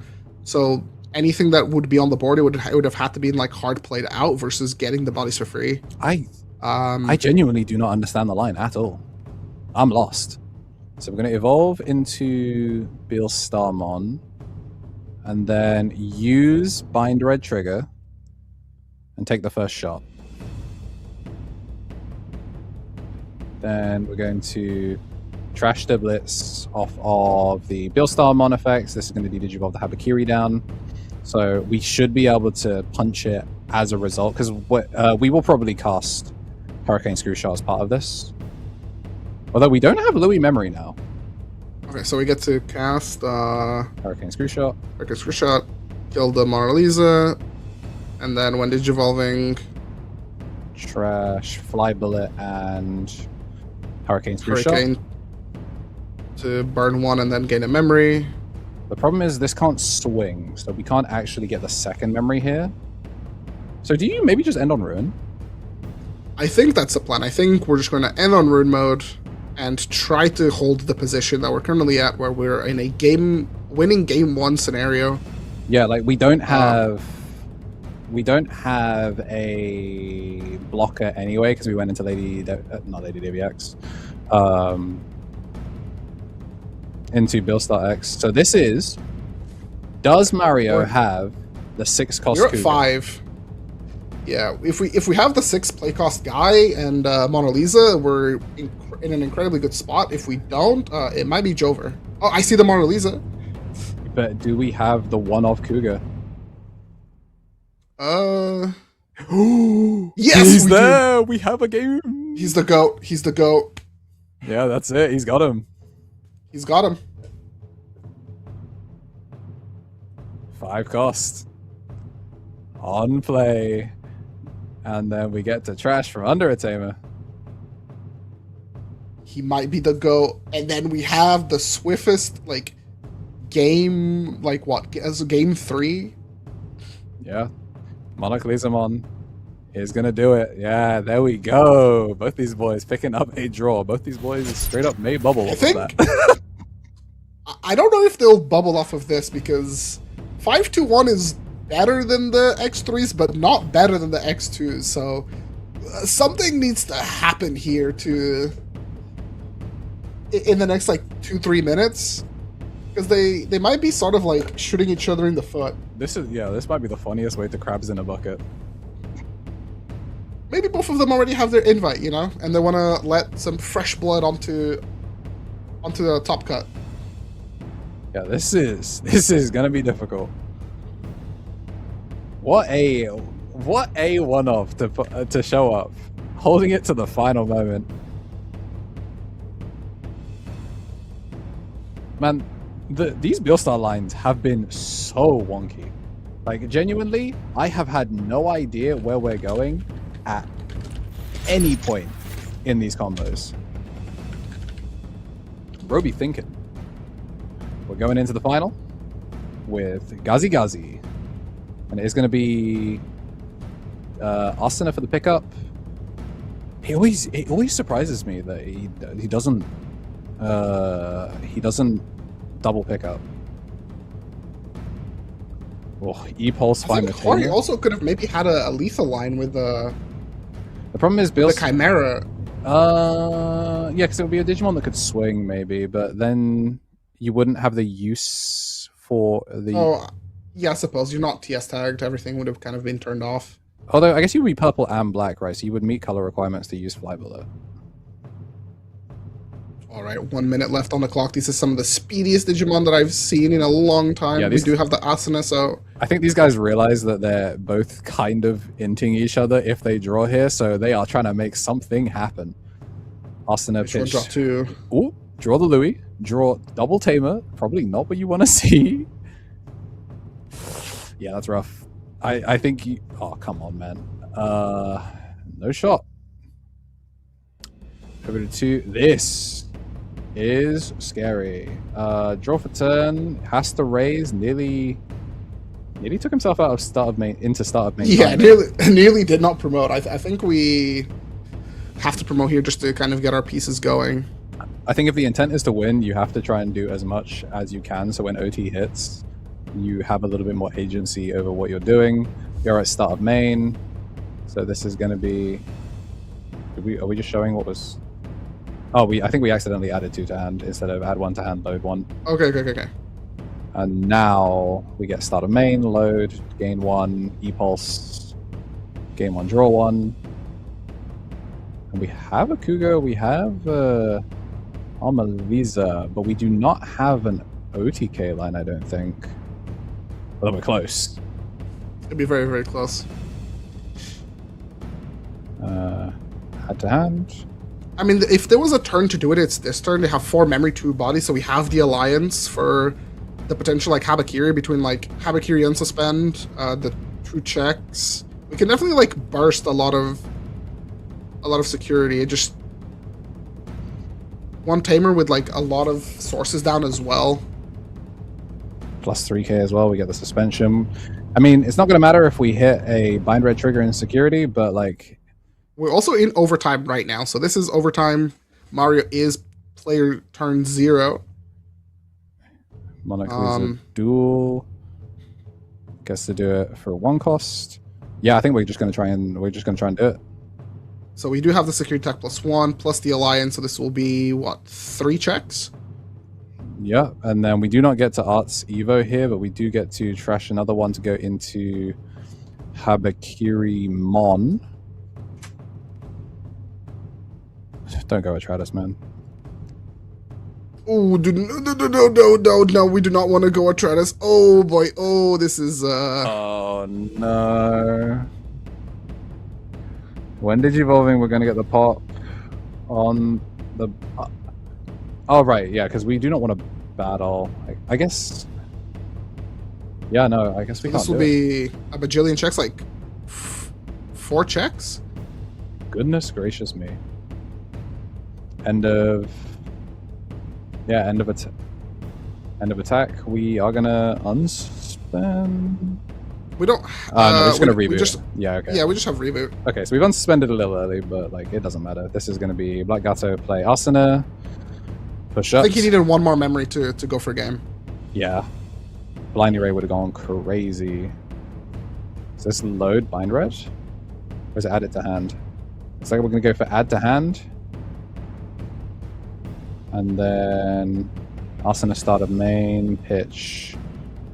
It's probably going to be, yeah, doublets, gain 1, draw 1. Ugh, another bind red, man. We are locked in. The smiles have disappeared. One of us will go home without playing tomorrow, and one of us might get in. We'll see. He has Lady Debbie, like he has it. He can clear board, but He can't kill. he can't kill. And all Mario has to do is then Habakiri for 5, and it just kind of clears board. Yeah, trash here. We get to go into scope. We're going to try and gain the memory, so maybe we can do more than we think. Hurricane Screw Shot is in rotation, so I think we got to stop thinking and start resolving cards. We definitely needed to go into Habakiri, and the Habakiri would have just had like better protection. It would have put Jorge on like half more, because like just deletion wouldn't quite cut it. He would have needed like their blitz and like weave it into the combo, which means that he doesn't have the memory or the. I mean, yeah, it would mainly be he wouldn't have the memory from Hurricane Screw Shot. So we can training here into Lady Debbie if we wanted to.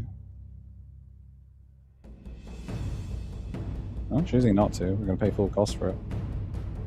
And then it's a trash Hurricane Screw Shot. But first we're going to load the blitz to draw. Yeah, we don't have we don't have a Billstar duel. I think. Oh, do we not? No, I don't think we do. Is that Diana? It has 12 play costs, so it's not a duel. I thought Billstar was 12 play cost. Sorry, not play cost. Oh, I see what you're saying. Yeah, no duel. Yeah, he doesn't have it. No duel. He doesn't have it. What a crazy way to go out through all the draw, cycle, and filter. He can still attempt to like, he can still attempt to like do something here, but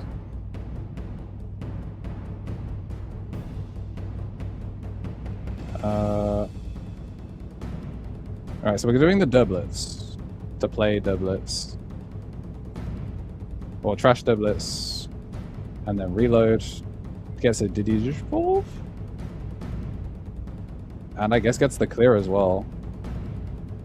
But this is going to be the end of the turn. Oh, it has no play cost. Oh yeah, it has no play cost, right? Once again, though, yeah, once again, no play cost. Grief's the game, I think. Yeah, that once again, yeah, no play cost. Surely Jorge just like scoops here. No, I think this is just swing, right? Swing yeah, I mean, I'm saying like out of respect for the opponent, it's just like a simple scoop, and then yeah. Well, the game is certainly over. How many points we got out of it? Who knows? But did it end in a draw, or did Jorge scoop, or did the opponent like win?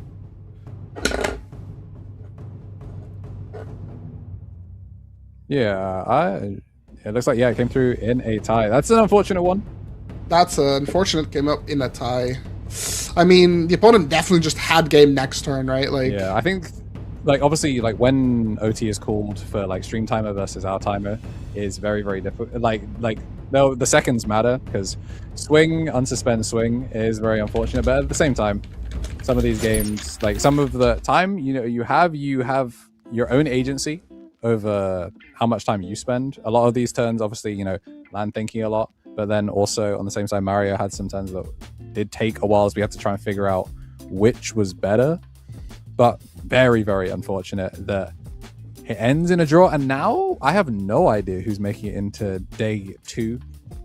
I mean, like I said, it kind of just they're better positioned than every single X3, but they're not better positioned than the X2s. So yeah, you gotta wonder, because like day 2 isn't super necessary if there are already some invites in Top Cut. This is obviously, we're starting to get towards the end of season 1 here, so there maybe players already have their invites, maybe players that are already trying to get into day 2 and already have those invites. We'll see pass downs to these X2 ones, but We will be seeing who makes it into day 2 tomorrow once they calculate everything. But for us, this is us signing off for the night. If you've enjoyed the commentary, make sure to follow me and Marcio at the places below. Same place on all the socials, YouTube, you know where to find us.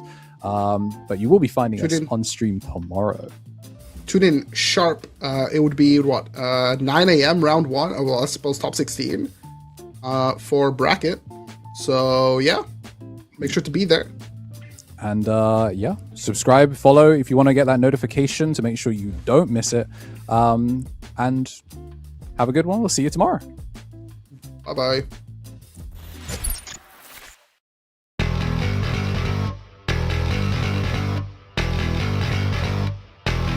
Raise your cards up. Make that board game. Yeah, yeah, yeah. The journey starts now. Bandai Card Game. Yeah, yeah, yeah. Yeah, yeah, yeah. Dominate the field. Master your tactics. Dominate the stage. Master strategy. Deck to the world. United the world. TCG, yeah. Stack to the top.